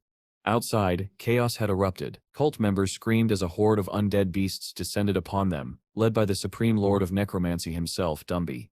Among the undead, the bishops recognized a familiar creature, a Lord-tier giant thorn warren lizard they had slain only a month ago. In panic, they released a blue-scaled, four-armed river ape to fight it. The ape fought valiantly, but barely managed to hold the creature at bay. From their vantage point, Gao Pang, Frosty, and Slicey observed the battle, until a sudden blur of silver wings came flying straight at them. A mirage beast. Because of its stealth ability, they hadn't sensed it approach, but Gao reacted instantly, signaling Slicey. With a flash of blades and his Stormcross kill technique, Slicey sliced the mirage beast apart like it was nothing. The Platinum Hands bishops fell into panic. One of them desperately tried to recall his Earth Dragon before it could be defeated, but Frosty was already moving. With a single thought, he froze the dragon in an icy cage. When Gao mocked him that the ice was already melting, Frosty smirked, and casually added one finger's worth of effort. The next moment, the dragon was sealed inside a solid pillar of ice. With the Mirage and the dragon defeated, only the Blue River ape remained. The creature fought like a true warrior, crushing Dumby's undead underlings one by one. It beat its chest in triumph, but that victory was short-lived. Dumby himself arrived. Facing the ape, he uttered one of the most chilling lines in the entire series. "Death is the final home of all the living." The ape froze, caught off guard and utterly unprepared for the overwhelming power that followed. Dumby struck with ease, each blow precise and devastating. With a single palm thrust, he sent the ape crashing down. The beast's furious glare faded as Dumby raised his hand once more. This time, Dumby combined two of his signature abilities, Undead Flame and Blood Thread Heart, to forge a new terrifying power. Flames and crimson threads intertwined, allowing him to both control and burn his enemy simultaneously. The blue ape unleashed one final counter, a massive shockwave of elemental energy. Slicey asked if they should step in, but Frosty waved it off. That water attack will do little more than give Dumby a bath. Gao agreed. True to their words, Dumby shrugged off the blast and delivered a finishing uppercut that sent the ape into the next life. With the battle nearly over, Gao ordered Flamey to watch the base from above and ensure no one escaped. Inside, panic spread among the remaining bishops. The yellow bishop urged his comrades to flee through an underground tunnel, but when he turned, he found the blue and red bishops pointing guns at him. They warned that without their familiars they had no way to defend themselves. If Yellow planned to betray them, the only way any of them would survive was if he summoned his own Lord-tier familiar to buy time. A sinister smile crept onto Yellow's face. He raised his hand, and summoned a flying carpet-like familiar, something eerily reminiscent of Doctor Strange's cape, but this was no gentle ride. In a flash the carpet whipped through the air like a blade, decapitating the blue bishop instantly. The red bishop barely escaped by teleporting away at the last second. He landed in the desert, gasping, thanking his luck that he had kept his true power hidden. Unfortunately for him, he had jumped straight from the frying pan into the fire, because Gao Pang was already there, waiting.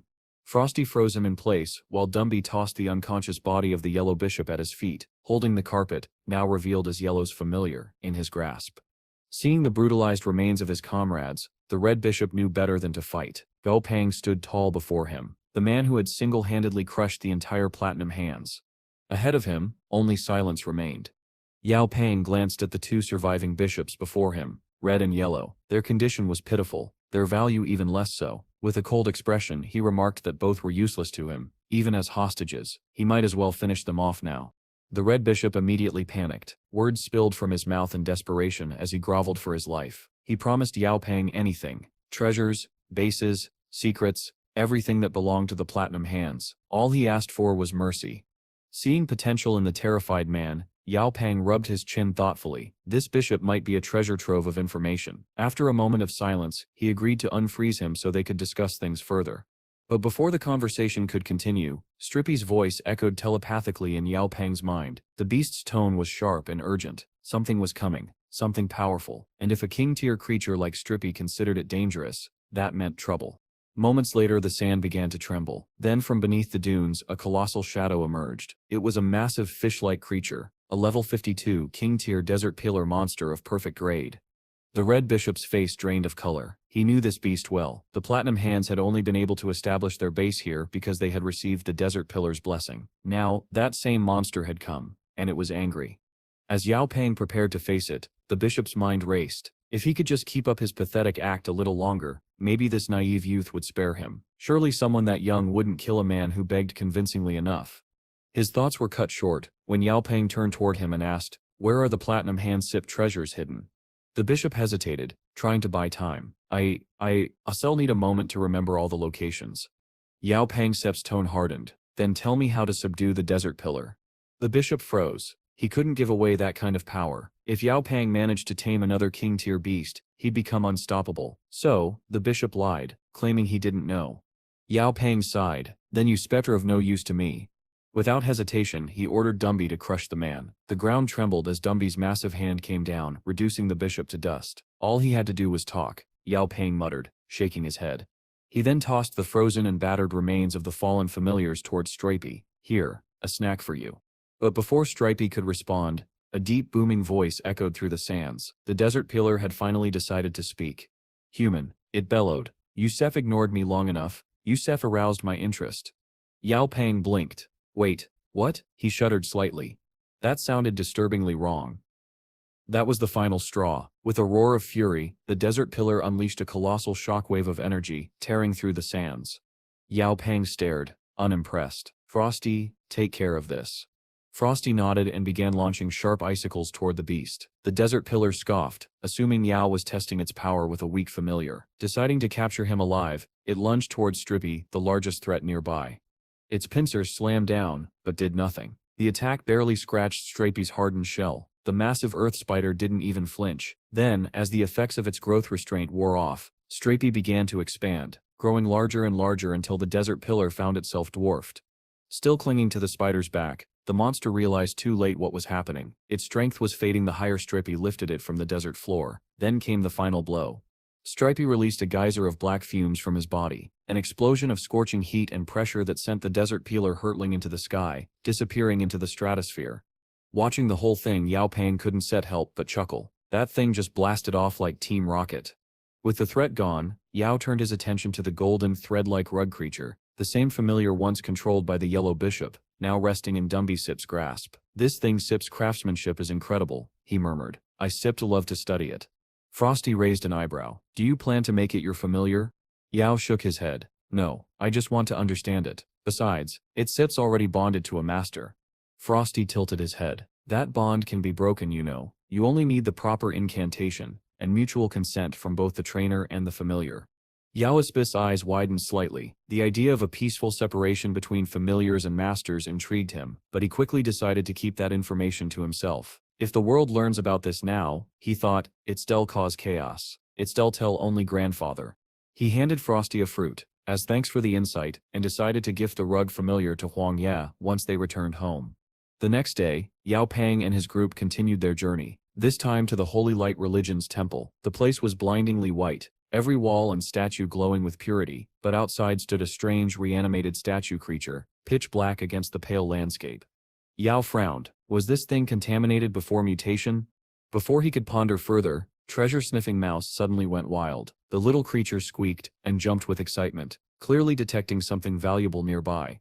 Intrigued, Yao ordered Stripey to follow the mouse's lead. Soon they found themselves standing before a massive flame-faced mushroom glowing faintly in the heat. It was rich in fire-based nutrients, so rich that several monsters stood guard around it.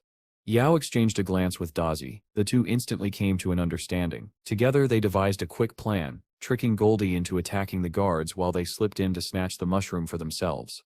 And just like that, with clever teamwork and quick thinking, they secured yet another powerful treasure. As the group caught their breath, Dazi looked at the glowing mushroom curiously. "So what exactly is this thing?" he asked. Gao Peng smiled faintly. "This right here," he said, "is a rare material that said'll help with Flameyset's evolution." Later that day, after a long journey through the endless sands, the gang finally arrived at their destination, the Temple of the Holy Light in the Yellow Desert region. But instead of divine calm, they were greeted by chaos. Before them stood a horde of twisted monsters, white birch tree demons, led by a towering blackened stone statue known as the Convicted. Gao Peng frowned. In the picture he had seen of this statue just a few hours earlier, it had only been at level 40. Now it radiated power at the Lord tier. Without hesitation, Gao Peng began issuing orders. "Flammy, take care of the birch tree demons. Slicey, handle the statue." Flamey moved first, unleashing waves of scorching fire that roasted the tree demons like fried chicken in a feast of flame. Meanwhile, Slicey dashed toward the statue, his blades gleaming with deadly precision, carving through the stone body bit by bit. Gao Peng was surprised. After the first attack, any normal Lord-tier monster would have already been down for the count. Yet somehow, this statue still stood. Suddenly, the statue raised its arms and began to chant. "The convicted shall descend to hell," it roared, releasing a wave of darkness that flooded across the temple's front yard. Instantly, the white birch tree demons transformed, their bark turning black, their faces twisting into grotesque shapes. Gao Peng could feel the shift. Their strength had increased, and worse, their resistance to Flamey's fire had multiplied. "Flamey, fall back," he commanded. "Dazi, your turn." The mischievous centipede grinned. Time to show off what I learned from Grandpa Sip's Thunder God." Without warning, Dazi unleashed his new technique, Thundernet Storm. The air cracked with electricity as a web of lightning surged forward, dropping 4 birch tree demons instantly and heavily damaging the rest. Meanwhile, Gao Peng's ever-dramatic companion was losing his temper over a black stain on his shell. "What is this filth? My beautiful shell," he wailed. Gao Peng rolled his eyes. "Relax. That's just the darkness element from that statue. That'll vanish once we destroy it." But Slicey wasn't calm. The stain had sullied the shell he took pride in. Rage burned in his eyes. "No one dirties my blade and lives," he shouted, unleashing his ultimate technique, 3,000 slashes of the endless hurricane. The air itself screamed as blades of wind tore the statue apart, slicing it into tiny pebbles. Gao Peng groaned. "Slicey, you destroyed its core crystal. I told you to be careful." But Slicey just crossed his arms. "It deserved it for staining my shell." Fortunately, the mistake turned out to be beneficial. Without the statue's dark power, the birch tree demons began to wither and crumble into dust. Gao Peng quickly realized that they had been feeding off the statue's energy all along. With it gone, their life force faded as well. With the enemies cleared, Gao Peng prepared to move on. "Strippy, stay outside," he ordered. "You won't fit in there anyway." The group stepped into the temple sept's dark interior. Inside they found a stone fountain, and within it, another statue, half hidden by shadows. But Gao Peng Sep's system vision pierced the darkness. "That Sep's no decoration," he muttered. "It's Sep's another reanimated monster." He sent Goldie forward to handle it, using the battle to stack his passive buff. Within minutes the statue was reduced to rubble. Gao Peng reached down, retrieved the glowing core, and fed it to Grassy. "With this," he said proudly, "you should reach Lord Tier soon." As they advanced deeper into the temple, the path ahead grew darker, consumed by corruption. Gao Peng ordered Flamey to ignite a fireball for light, and in its glow he spotted clusters of eerie black crystals. The system quickly identified them, crystals of the Undying Heart. Their presence meant that the true essence of the Undying Heart was nearby. Flamey intensified his flames, illuminating the path further. In the midst of the black fog, Dumby reached out and with a swift jab, pulled the essence free. Now they had everything they needed. Gao Peng set to work immediately. Goldie punched a crater into the ground, forming a makeshift mixing vat, while Gao poured several glowing fluids into it. "Dumby," Gao Peng said solemnly, "place the essence of the Undying Heart in your eye socket and the 1,000-year heart of darkness in your chest." Dumby obeyed. The moment he did, a surge of overwhelming power erupted from his body, nearly knocking him to his knees. "Get into the bath now," Gao Peng ordered. Dumby climbed into the crater, submerging himself in the mixture as Gao Peng stepped back. A moment later, a massive pillar of dark energy shot up into the sky, shaking the very sands around them. The sheer force of it stunned Gao Peng. Then, from the swirling dust, Dumby emerged, transformed. The red markings that once adorned his arm now ran across his entire body, and his skeletal frame glowed with golden light. He had ascended. Dumby was now a mythical grade, Lord-tier skeleton dominator. Gao Peng stared in awe. Wait, does that make him the top now? It was a valid question. As he examined the new stats, he realized something shocking. Dumby's skill list included a level 5 ability, something usually only seen in king-tier monsters or higher. And with the combined effect of his Flame of the Undead skill, that meant Dumby now possessed 2 level 5 skills. Stripey may be the strongest right now, Gao Peng thought, but Dumby Sep's potential far surpasses anything I Sep's seen. To test this, Gao Peng switched his soul chain to Dumby. Let's see how much soul strength you can absorb per monster, he said. Goldie brought over one of the fallen birch tree demons. Dumby raised his hand and summoned an undead minion to attack. The creature exhaled a chilling freeze breath right at Goldie. Gao Peng blinked. What are you doing? He sighed, realizing what was happening. Sibling pranks, of course. After having his undead minion absorb the soul of the tree demon, Dumby turns to Gao Peng and explains that if he absorbs a soul on his own, he can gain around 1/5 of its strength. However, if one of his minions does it, he'll only gain about 1/10. Hearing this, Gao Peng begins to strategize, his mind already racing through ways to maximize Dumby's terrifying growth potential. Meanwhile, Goldie can be heard yelling in the background, challenging someone to a fight as usual. A little while later, Gao Peng instructs Dumby to summon all his undead minions. When they appear, he tells Dumby to keep only those at level 40 or above, and to absorb the rest. Without hesitation, Dumby obeys. The moment he devours his weaker minions, his aura surges violently, and his level skyrockets straight to 50. Gao Peng is left speechless. The sheer speed of Dumby's growth feels like a cheat, something beyond normal logic. Realizing this potential, Gao Peng concludes that Earth is too limited for Dumby to truly evolve. The Black Fog world, on the other hand, is teeming with buried monster skeletons and dense energy, an ideal ground for expansion. He tells Dumby that once they return home, he should take his troops and grow his army there. Dumby, however, looks heartbroken. He lowers his head and asks if his master is abandoning him, a single tear somehow slipping down his hollow eye socket. Gao Peng instantly scolds him for even thinking such nonsense. He reassures his loyal familiar that this is not abandonment, it's preparation. He wants Dumby to grow stronger, unrestrained, and reach his full potential. Humbled, Dumby kneels before him. I understand, master, he says, his voice steady despite the hollow echo. I'll become strong enough to defeat anyone who dares to stand in your way. For some reason, Gao Peng doesn't doubt him in the slightest. Later, Gao Peng meets with Old Huang at the Black Dragon Base City Airport, before setting off on his next journey. Huang hands him a case full of resources Gao Peng had requested earlier and assures him that everything back home is running smoothly. The academy, the city. Gao Peng then has Goldie bring over the rug familiar he'd taken from the Yellow Bishop. Huang is shocked to discover that the rug is actually a living familiar, but that shock deepens when Gao Peng tells him that the Lord-tier familiar now belongs to him. He simply asks Huang to watch over Dumby in the Black Fog world and make sure Goldie and Doi return home safely. As for Gao Peng himself, he's heading straight to the North Pole. Trudging through the snow-covered wastelands, Gao Peng is accompanied by Grassy, Frosty, Silly, and Slicey. The freezing wind bites through his coat, and soon Grassy starts trembling from the cold. Frosty notices this, and immediately releases a faint wave of warmth, creating a gentle heat barrier around the shivering plant.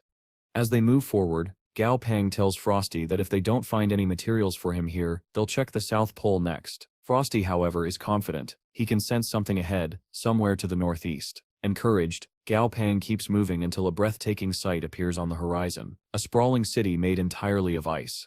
The walls shimmer like crystal, carved with patterns so intricate, they seem impossible for human hands. Gao Peng studies the design and realizes instantly, this is beyond human craftsmanship. Just then, the massive gate creaks open, and out steps a towering figure, a level 51 king-tier monster clad in azure armor, known as the Ice Azurea Knight. Without Dumby or Stripey here, Gao Peng knows his strongest beast is Slicey, but even he might not be enough. Frosty, however, seems oblivious to the danger, his focus entirely fixed on whatever powerful presence he's sensing from within the city. Nervously, Gao Peng bows slightly and requests permission to simply look around outside the walls, promising to follow every rule of this frozen city. The knight gives no verbal reply, it merely turns around and walks back through the gates. Gao Peng takes that as silent approval, and begins to explore. Before he can take even a few steps, Frosty suddenly leaps off his shoulder and bolts toward a frozen lake nearby. Gao Pang shouts for him to stop, but the impulsive little creature dives straight into the icy water. To Gao Pang's utter disbelief, Frosty's level jumps from 41 to 43 in an instant, just from that brief contact. Suddenly, the Azuria Knight materializes behind Gao Pang, completely without warning, sending chills down his spine. Instead of attacking, the knight simply commands them to follow him and begins walking back into the palace. Frosty, being Frosty, immediately spots a pure ice spring inside and starts sprinting toward it like a kid toward candy. This time, Gao Pang manages to grab him by the arm before he can dive in. The knight turns to look at them, silent and watchful. Then, to everyone's surprise, it speaks again calmly, almost kindly, saying that the spring could actually help Frosty recover some of his lost power. He grants them permission to proceed. Overjoyed, Gao Pang bows deeply in gratitude and asks Silly to fetch a bucket and water tank. Carefully, he scoops up some of the shimmering spring water, but the moment it's lifted from the pool, it turns pitch black and loses its heat. Frosty explains that it's a security mechanism meant to preserve the ice power within the spring. Despite Gao Pangsip's warning, Frosty can resist any longer. He dives headfirst into the spring, and instantly freezes solid inside a block of ice. Gao Pang sighs, half in exasperation and half in amusement. Well, he mutters, that sip's one way to cool off, I suppose. Gao Pang suddenly hears the gentle voice of a woman behind him, asking, is that your familiar? When he turns around, he finds himself facing a beautiful young woman. For some reason, his eyes instantly focus on the red lotus pattern glowing faintly on her forehead, a detail he immediately scolds himself for noticing. He nods and answers that yes, the creature beside him is indeed his familiar. The girl tilts her head slightly and asks an odd question, what time is it? Though confused, Gao Pang humors her. It's 7:30 in the evening, he replies. The woman smiles faintly. I haven't had guests in a very long time, she says, her voice carrying a hint of nostalgia. Tell me, how long has it been since the planet Cess elemental revitalization? When Gao Pang answers that it's only been 5 years, she looks mildly disappointed. Only 5 years, I must have been asleep for far too long, she murmurs. Then her tone softens with genuine admiration. Still, it's impressive. You managed to raise Lord-tier familiars in such a short time. Before Gao Pang can reply, she suddenly changes the topic. Would you like to taste my cooking? I make an excellent grilled fish.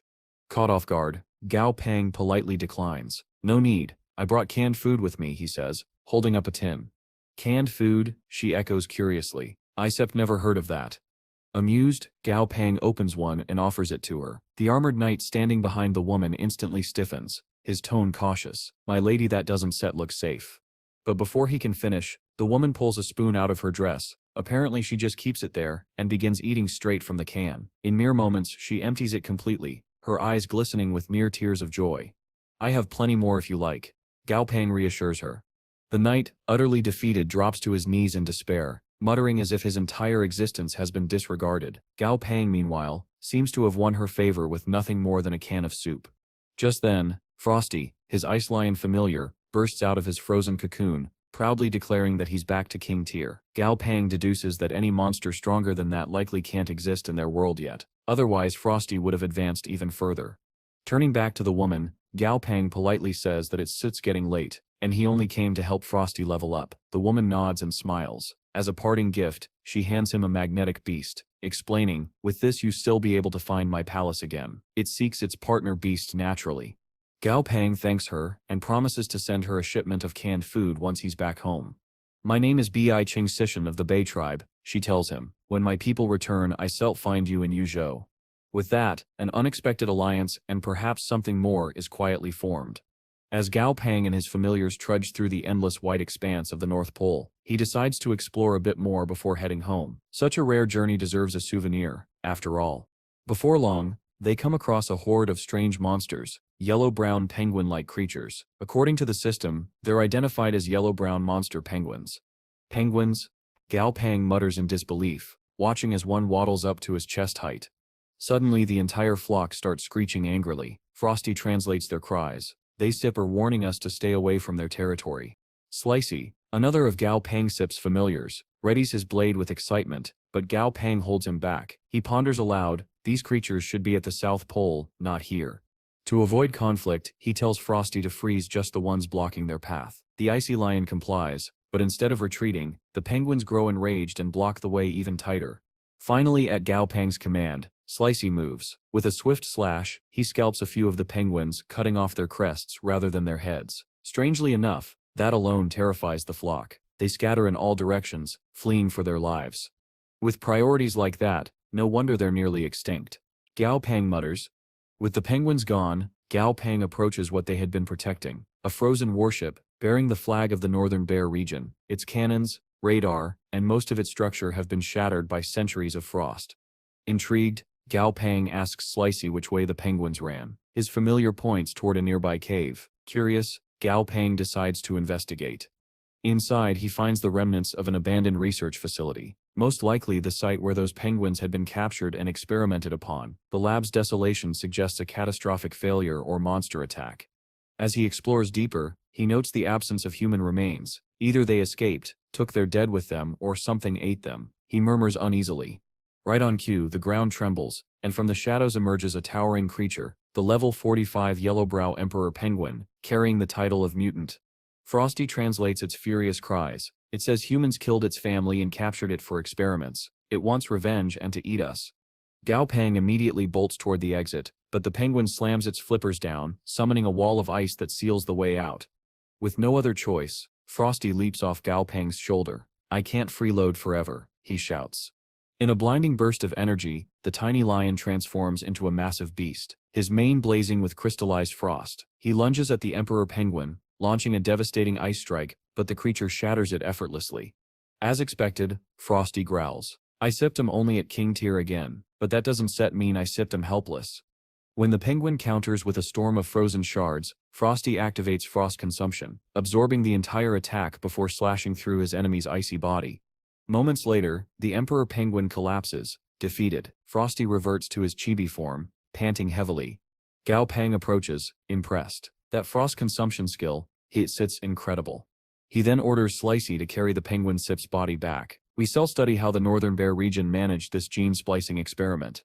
Frosty, still catching his breath, smirks. Humans and their experiments always trying to play God, and yet, they never learn. Gao Pang silently agrees. The frozen winds howl outside the cave, carrying the lingering scent of battle and the quiet warning of what humanity's ambition can create. Meanwhile, on the other side of the planet, chaos was erupting outside the Lucera spatial rift, the gateway leading into the Black Fog world.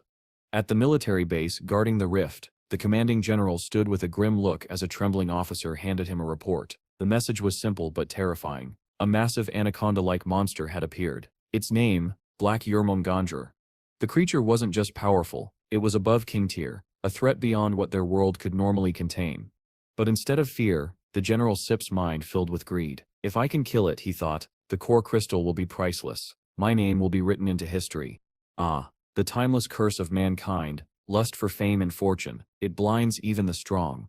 Before he could finish his delusions of grandeur, the ground began to quake violently. Soldiers stumbled as alarms blared. The general barely managed to summon his massive lion familiar, who scooped him up just in time. A heartbeat later, the Black Yermongandr erupted from the ground, shattering the entire base like it was made of paper.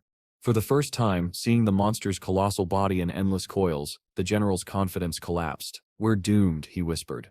Far away in the Northern Bear region's bustling Tom's Base City, life was still calm. The Southern Sky Corporation had just opened a new branch there, and inside the bright, modern facility sat Gao Pang and his trusted partner, Old Huang. Their first batch of familiars was ready for sale. I've been watching the people here, Gao Pang said. They value strength. If a familiar is powerful, it'll be popular. Huang nodded. That Sip's true. Oh, by the way, there's Sip's trouble in Lucera. The spatial rift was closed off. They say that Black Yermongandr was discovered in deep hibernation inside the Black Fog world, and some idiot tried to cut open its brain to steal its core crystal. Gao Pang Sip's eyes widened. What? That Sip's insane. Exactly, Hong said. And now the whole rift is sealed. Panic briefly flickered across Gao Pang Sip's face. My grandpa, he was in the Black Fog world last time I checked. Relax, Huang assured him. He came back to Yuzhou City before the lockdown. He's safe. Gao Pang sighed in relief. Good. Then let's focus on this branch. If things go smoothly in Tom's, we can expand across the entire northern region. Huang smiled and gestured toward a massive cage nearby. Inside stood a ferocious creature with 6 jagged horns and gleaming eyes, the Commander Tier 6-horned Dreadwolf. This one goes on sale tomorrow, Huang said proudly. With its combat skills, healing abilities, and heightened senses, it sets the perfect hunting partner for people surviving out in the wilderness. Excellent work, Huang, Gao Peng replied. You never disappoint. He then added, arrange a showcase battle between our Dreadwolf and one of the Northern Bear region's Sep's top familiars. We'll prove its superiority firsthand. Huang agreed, mentioning that Gao Peng's new acquaintance, Bunshaft, the second son of a prominent local family, would also be attending the event to liven things up. Once Huang left, Gao Peng leaned back in his chair, deep in thought. So much is happening all at once, he muttered. I wonder how Dumby is doing in the Black Fog world. Inside the Black Fog world, Dumby, the skeletal undead overlord, stood before the Lake of 1,000 Streams, his vast army of undead stretching endlessly behind him. Across the waters, a monstrous whale-sized piranha surfaced, its jaws glinting with deadly intent. Dumby sought to add this beast to his growing army, but something else stirred beneath the swamp, a powerful aura pulsing from the depths. With a flick of his hand, Dumby cast Resurrection, summoning a long-dead creature back to life, the blue water sky toad, a monster the piranha itself had once slain. The piranha's rage was instant. As the resurrected toad leapt into battle, the lake churned violently. Dumby's undead army swarmed the beast, striking its thick hide from every direction. The piranha fought back, thrashing and devouring the undead by the dozens. But Dumby's forces were endless. With every soldier destroyed, 2 more took its place. The balance of power shifted. Slowly, the predator became the prey. In desperation, the piranha unleashed its ultimate attack, Water Dragon Tooth, a cataclysmic blast that sent torrents of water and steam erupting skyward, shaking the lake to its core. When the steam cleared, Dumby stood firm. Enough, he growled. I said I'll end this myself. He crouched low, dark flames coiling around his arm. Power surged and his skeletal form glowed with a sinister light. Then he vanished. In a blur, Dumby struck the piranha's head with a devastating punch. The impact stunned the creature, leaving it dazed long enough for Dumby to follow up with a crushing blow that shattered its skull entirely. Standing triumphantly atop its fallen body, he mocked. So this is the mighty beast of the 1,000 Streams. Pathetic. Moments later, his necrotic power spread, engulfing the piranha's body. Flesh withered, bones hardened, and soon the massive creature rose once again, reborn as one of Dumby's undead soldiers. With his new servant kneeling before him, Dumby raised his hand high. From this moment on, he declared, I am the master of the land of 1,000 Streams. The army roared in eerie unison, the sound echoing across the dead waters. Back in the Northern Bear region, dawn broke softly. Gao Peng, wearing a bathrobe, sat by the window of his suite, sipping morning coffee. The TV flickered with a news report, the grand opening of Southern Sky's new familiar store in the Luaga district. Though it was not even 8 in the morning, the streets outside were packed. On the display screen above the crowd, the 6-horned Dreadwolf was shown battling the Icefall Bear, the region's previous top familiar. The crowd cheered in awe at the Dreadwolf's overwhelming power. This new familiar is incredible, one customer exclaimed. I set him getting one as soon as I can. Watching the broadcast, Gao Peng smiled faintly. The branch was a roaring success. The wolf had left a strong impression, and the northern market was officially theirs. Taking another sip of his coffee, Gao Peng looked out at the snow-covered horizon. The store was in good hands now. Huang could manage it perfectly well. That meant one thing. It was time for Gao Peng to move on and continue the next stage of his journey. Gao Peng shared the latest news with Frosty, telling him about the terrifying Black Yermong Andra, a beast so powerful that even he dared not approach it for now. Frosty, however, scoffed in his usual confident tone. There's no way that snake is above Emperor tier. After all, what Overlord tier monster would ever sleep inside the territory of another Overlord? Typical Frosty, cocky as ever. Once he had been a legendary creature, but in his chibi form, he seemed to have retained all the arrogance and none of the humility. Gao Peng could only sigh at the Frost Lion's shameless bragging. Thankfully, he was saved from more boasting when his communicator began to ring. He accepted the call, and the face of Grandpa Gao appeared on the wall screen. The old man's expression was grave. Pangsefter, his grandfather began. There's trouble brewing in Shangan again. A monster invasion seems to be coming from the Tulan Desert itself. The entire desert is moving. Gao Peng blinked in disbelief. The desert is moving? Yes, his grandfather said solemnly. And worse, its stance changing. Its stance turning into a living creature. Based on current calculations, if this continues, Shangan will be completely swallowed within 10 years. Even for a world accustomed to catastrophes, this was beyond comprehension. Gao Peng frowned deeply. That sip's insane. Grandpa Gao nodded. Exactly. That sip's why I still be heading out tomorrow to investigate the situation myself. Without hesitation, Gao Peng said, then I stip coming too. As we got an ice-type familiar now. I still be useful. The old man smiled faintly at his grandson Sip's eagerness. All right, come if you wish, but be careful.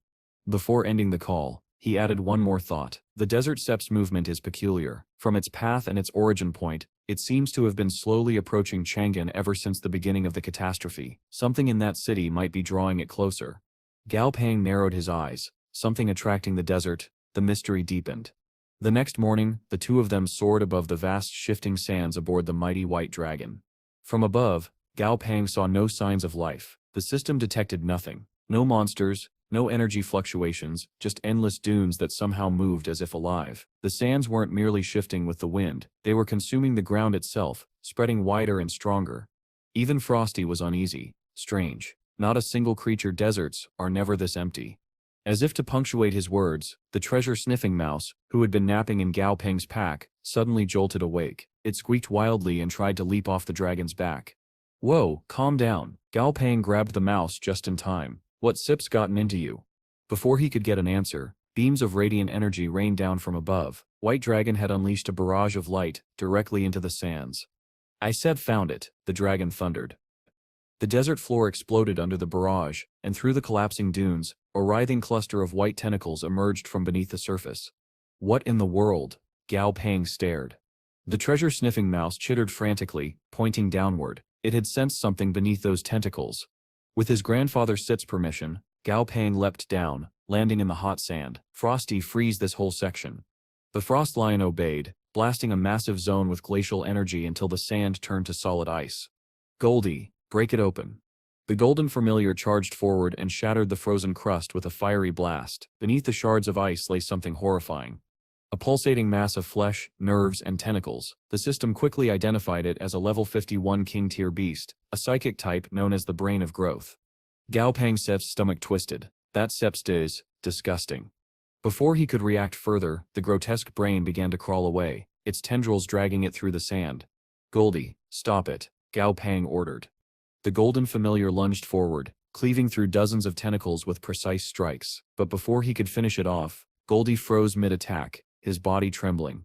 What? Gao Peng gasped as Goldie's eyes glazed over. The beast had been caught in a mental illusion.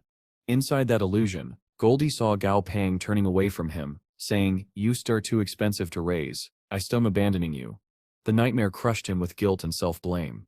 Outside, Gao Peng felt a wave of psychic nausea but quickly steadied himself. Thanks to the soul fire inherited from Dumby, he resisted the illusion's pull. Looking around, however, he saw his other familiars, Goldie, Daisy, even the mouse, all trapped in their own guilt-ridden dreams, murmuring apologies in their sleep. Frosty floated beside him, chuckling. Hilarious. They are all confessing their sins. Should I end it? Gao Peng smirked. Not yet. Let Stitz hear what else they have done behind my back. A little later, Grandpa Gao descended, landing beside the frozen pit. What in the world? The brain monster was trapped between icy pillars, twitching weakly. Despite being fully exposed to the elements, it showed no signs of damage or dehydration. This thing was using its psychic power to move the desert, Gao Peng explained. I thought you might want to form a contract with it. The old man shook his head. I don't have the soul strength to control another king-tier beast. In that case, Gao Peng said, eyes gleaming, I'll take it myself. It's not every day you find a psychic type like this. As he prepared to make the contract, a faint voice echoed in his mind. Please, wait. Gao Peng froze. The voice was that of a young boy. He realized the brain was speaking to him telepathically. Who are you? Gao Peng asked aloud. And why are you moving the desert toward Chang'an?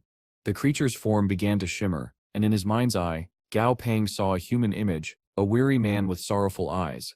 My name was Wang Jiang, the voice said. 5 years ago when the cataclysm began, I was hiking in this desert. A massive sandstorm struck, and I changed. The day it happened was a week before my daughter Sip's birthday.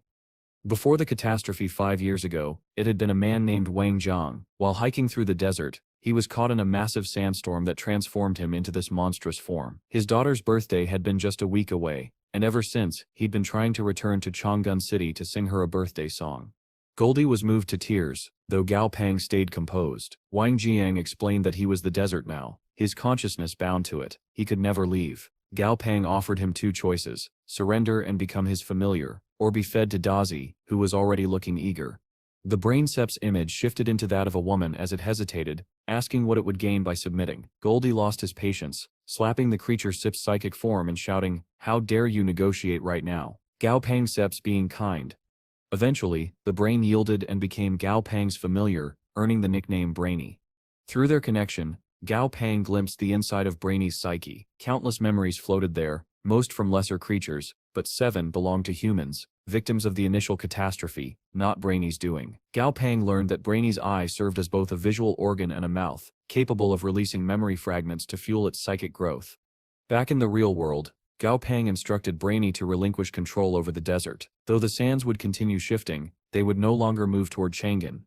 At that moment, Goldie asked if the treasure-sniffing mouse had survived. As if on cue, the mouse burst out of the sand, shouting about treasure. Gao Pang sighed, turning to Brainy for clarification. The brain explained that what lay below were merely parasitic creatures feeding off its body. Moments later, the parasites emerged, demonic sand trees, themselves infested by parasite beetles. While Gao Pang marveled at the bizarre ecosystem, the mouse began digging furiously. To everyone's surprise, it unearthed something incredible. A massive white jade bone slab etched with intricate red patterns. It was identical to the one they discovered earlier in the Dali Desert. Reactions were mixed. Grandpa was proud, Gao Pang was exasperated, and the mouse was disturbingly overjoyed. With the desert incident settled, Gao Pang and his grandfather prepared for their next stop, Hongbei City. 3 days later they arrived atop White Dragon. As they flew in, Grandpa began sharing a history lesson about the region. A dense tale of past prosperity, war, and mystery. Gao Pang barely managed to stay awake through it. What caught his attention, however, was the recent discovery. Strange noises and flickering lights had been reported near Mount Dun, along with the appearance of army tents and flagpoles. A Lord-tier monster trainer had been dispatched to investigate, but reported nothing unusual. Gao Pang quickly deduced that the truth had been hidden. His grandfather confirmed this. The official report was a cover-up. The trainer had found something, a flag on Mount Dun, and that flag had come to life. Puzzled, Gao Pang followed his grandfather to the mountain's peak. There, amid a military outpost, he heard someone shouting ridiculous slogans about bringing glory to the Hun dynasty and making enemies taste steel. When they reached the top, Gao Pang saw the culprit, a level 46 Lord-tier military flag, being held upright by a level 45 land terror alligator. He stared at the bizarre sight in stunned silence. A flag, a literal flag, was somehow a Lord-tier monster. Just then, a buff but kind-faced older man approached Gao Pang and his grandfather, striking up a friendly conversation. Grandpa Ji smiled and introduced him as Uncle Lu, the very friend who had shared information about the rare ingredient Gao Pang had been searching for earlier. Gao Pang bowed respectfully and thanked him, but Lu only laughed it off, his easygoing manner matching his broad frame. He then pulled out a strange-looking rock that he had discovered while subduing the confirmant flag. Recognizing it immediately, Gao Pang's eyes widened. It was a rare evolutionary material he had been seeking. He thanked Lu sincerely and promised his help in return if the man ever needed it. Lu just waved off the gratitude and invited them both to join him for dinner instead. Handing the rock to Dazi, Gao Pang warned him to handle it carefully. It was crucial for his evolution. Dazi, not particularly interested in carrying the heavy thing, bribed Goldie with 10,000 alliance credits and a box of salted fish to take it instead. It was a ridiculous deal, but Goldie eagerly accepted. The smug grin on his face said it all. He had planned this from the start, knowing full well how easily Dazi could be manipulated. Later that evening, at Lu's home, Grandpa G teased his old friend for being unable to butcher the Ghostfire crow he was preparing for dinner. Lu defended himself immediately, insisting that the bird was Lord tier, and even cutting through its hide was an achievement. Curious, Gao Pang stepped forward and asked if he could give it a try. Lu, impressed by the young man's enthusiasm, handed it over. Within moments, Gao Pang had Dazi bite off one of the crow's claws, then used that very claw to craft a makeshift blade. Using the bird's own weapon against it, he expertly sliced through the thick hide and carved up the entire carcass in mere minutes, turning a difficult task into effortless artistry. Lu watched, wide-eyed, as Gao Pang worked. Even Grandpa G chuckled, clearly proud of his grandson's skill. Goldie and the others began preparing kebab skewers, though it was mostly Goldie doing the actual work while muttering about payment. Internally, Lu was stunned. Cutting through Ghostfire crow flesh, even with its own claw, was something only someone of immense strength and precision could do.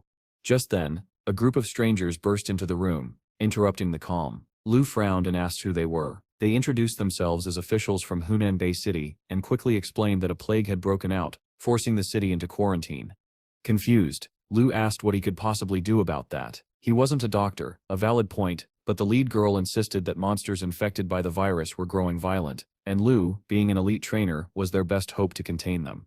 Before he could respond, Grandpa Gi and Gao Pang stepped outside as well. Lu immediately tried to clarify the misunderstanding. He wasn't some great trainer. In fact, he admitted, he'd barely managed to form contracts with his two familiars by sheer dumb luck. He wanted to help, but he simply didn't have the necessary skills.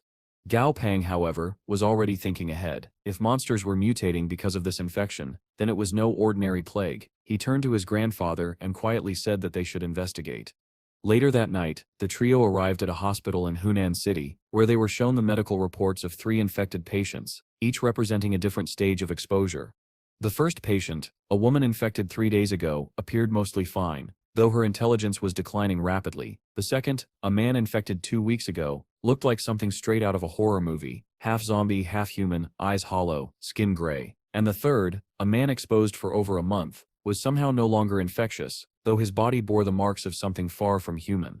Intrigued, Gao Pang asked for permission to examine the third patient up close. The ward had been specially reinforced. It could withstand the attacks of a commander-tier monster for an hour. As Gao Pang approached, the creature sensed him. What had once been a man now moved like a beast, its limbs jerking violently as it slammed into the glass with a guttural scream. Gao Pang quickly activated his system to analyze it. The data identified it as a mutated monster, the result of infection by the green plague bug. The bug reproduced by scattering microscopic fragments of itself, capable of surviving even the harshest environments. Realizing the danger, Gao Pang mentally contacted Brainy, ordering a psychic scan of the hospital. From high above, carried by Flemmy, Brainy projected a mental snapshot directly into Gao Pang's mind, and what Gao Pang saw made his stomach twist. The larvae of the green plague bug were everywhere, embedded in walls, hidden in the air vents, even scattered across the floors. The nearby doctor noticed his sudden shock, but Gao Pang quickly disguised it as fear of the patient's horrific state. Keeping his composure, he left the ward and contacted Uncle Lu again to discuss next steps. As he walked, he told Brainy to scan the entire city. A moment later, Brainy's telepathic voice came back, cold and grim. The larvae hadn't spread across the whole city yet, but they were getting dangerously close. Realizing that killing the larvae would be pointless unless they destroyed the parent insect, Gao Pang asked the young woman to take him to where the plague had first broken out. She led him to the Nansong Orthopedic Hospital, the epicenter of the outbreak. By the time authorities realized what was happening, over 90% of the staff had already been infected. That was Gao Pang's first clue, and the beginning of uncovering the horrifying truth behind the plague. At that imperial court Grandpa Gi was talking about, the highest seat belonged to none other than the old man himself. Naturally, he grew embarrassed when Gao Pang mentioned it so bluntly. Sensing his discomfort, Gao Pang quickly steered the conversation elsewhere. He pointed out that the rebel groups currently shaking up the world seemed completely disorganized. Their actions lacked any real coordination. Some attacked the 12 elders directly, others challenged them to duels, while a few ignored them entirely. Grandpa Get snorted and said these were nothing but fame-hungry thugs. The title of elder, he added, was just an empty label anyway, one he himself once held but never cared enough to claim. Just as he said this, Huang entered the room, his expression grim. He reported that the situation outside was deteriorating rapidly. 5 regions had already declared independence, and all 5 were sanctioned by the world government. Now that number had grown to 7, and one of the 12 elders, Elder Bo Duo, had been found dead, his familiar slain alongside him. Huang revealed that the culprit was a 22-year-old tamer named Huang. Arrogant, reckless, and in possession of a king-tier familiar, known as the Dark Aura. He then played a video showing the creature in battle, allowing Gao Pang to analyze it through his system. It was a dark-type close-combat beast, much like the White Dragon. Huang further explained that Huan had been boasting about his familiar being stronger than both Gao Pang and Grandpa Ji. Grandpa Ji merely shrugged. "Let the kid talk," he said, probably drunk on his own ego. Gao Pang agreed. They had no interest in chasing down a loud-mouthed rookie. Instead, they shifted focus to Huang's new discovery, the concentration stone. According to reports, witnesses claimed that the stone transformed into a flying beast at night and reverted to stone at dawn, resting at the foot of Goddess Peak. Intrigued, Gao Pang made up his mind. He convinced his grandfather to join him on an expedition to Goddess Peak the next morning, the first day of the Lunar New Year. It would also be the perfect opportunity for Daozi to evolve. In the background, the centipede familiar puffed up proudly, bragging that he would soon surpass all his brothers. Meanwhile, on a vast lake, 2 sisters rowed a small boat. The younger pointed toward a strange fisherman nearby, but the older one quickly scolded her for being rude. Before either could react, the surface of the water erupted. The monstrous white crocodile king burst forth, charging straight toward them. The younger sister screamed, asking why it was attacking when they had already made their yearly offering. Her sister shook her head. "It's not after us," she said. "It's going for that fisherman." Panicked, the girl yelled for the fisherman to run, but the stranger didn't move. Instead, the rocks beneath him began to rise, and Gao Peng revealed himself, perched atop Stripey in full glory. The crocodile froze in terror and tried to retreat, but at Gao Peng's command, Stripey struck it down effortlessly. The lake fell silent. The creature the locals once worshipped had just been slain in an instant.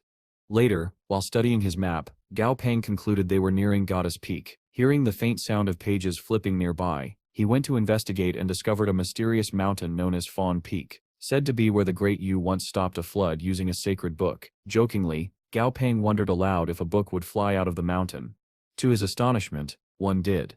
The floating tome glided through the air toward Goddess Peak. Without hesitation, Gao Peng and his familiars followed. After some travel, and a quick snack for Stripey, they reached the mountain's summit. High above the clouds, Gao Peng saw what appeared to be a dragon in the distance, but as he focused his vision, the system's display revealed something even stranger, a pair of glowing scissors. It identified them as the concentration stone. Overjoyed, Gao Peng led his familiars forward, tracking the stone until they stumbled upon a hidden valley unlike anything in the outside world. There, he saw a woman gracefully dancing amidst the mist. Curious, he approached, only to realize the woman was nothing more than a stone statue. The dance an illusion. Before he could explore further, a powerful voice boomed through the valley. A level 50 Holy Spring spirit appeared, eyes blazing with hostility. "Die, trespassers," it roared. Gao Peng tried reasoning with it, but it was too far gone for talk. As he prepared for battle, a new threat emerged, a legendary grade monster known as the Dragon Decapitation Water Spirit. In an instant, countless mirage-like copies appeared, mimicking Strippy and other familiars. Fortunately, these clones were all under level 50, still manageable. The spirits unleashed a water barrier technique, attempting to drown Gao Peng and his partner, but the skill had no effect on them. Without flinching, Gao Peng countered. "Strippy, take them down but don't kill them," he commanded. And just like that, the battle for Goddess Peak began, and the chapter of the Dragon Decapitation Water Spirit came to an end. It might sound strange, but Gao Peng and his pets are currently battling rocks. Yes, actual living rocks. Fortunately, Gao Peng's companions are far too powerful to lose against such low-level creatures. Within moments, the rocky opponents are completely defeated. One of them, the Holy Lake Spirit, reverts into the form of a small blue teacup, a rather humiliating transformation for a once proud creature. Gao Peng raises an eyebrow as a system window appears above the cup, informing him that this monster can be fused. While he's still wondering what that means, another monster makes a break for it. It takes to the sky, casting an illusion that momentarily stuns Gao Peng, but before it can escape, Stripey attacks, unleashing Disaster Cloud, striking the creature down from midair. The fallen rock, known as the Goddess Stone, turns pitch black and emits the smell of smoke. Among its ashes, Gao Peng finds another system prompt, this one also claiming that this monster can be fused. Gao Peng can set help, but laughed to himself. What is this? A fusion monster bargain sale? Meanwhile, another enemy attempts to burrow underground using its earth attribute. Unfortunately for it, Stripey also commands earth powers, and far superior ones at that. In moments the creature is trapped, encased in shimmering crystal-like projections summoned from the ground. By the time Gao Peng finishes clearing the area, he's acquired 2 concentration stones, though one is slightly smaller than the other, and 3 fusion-capable monsters. With all his objectives achieved, and then some, Gao Peng departs from Wu Gorge, riding atop Stripey.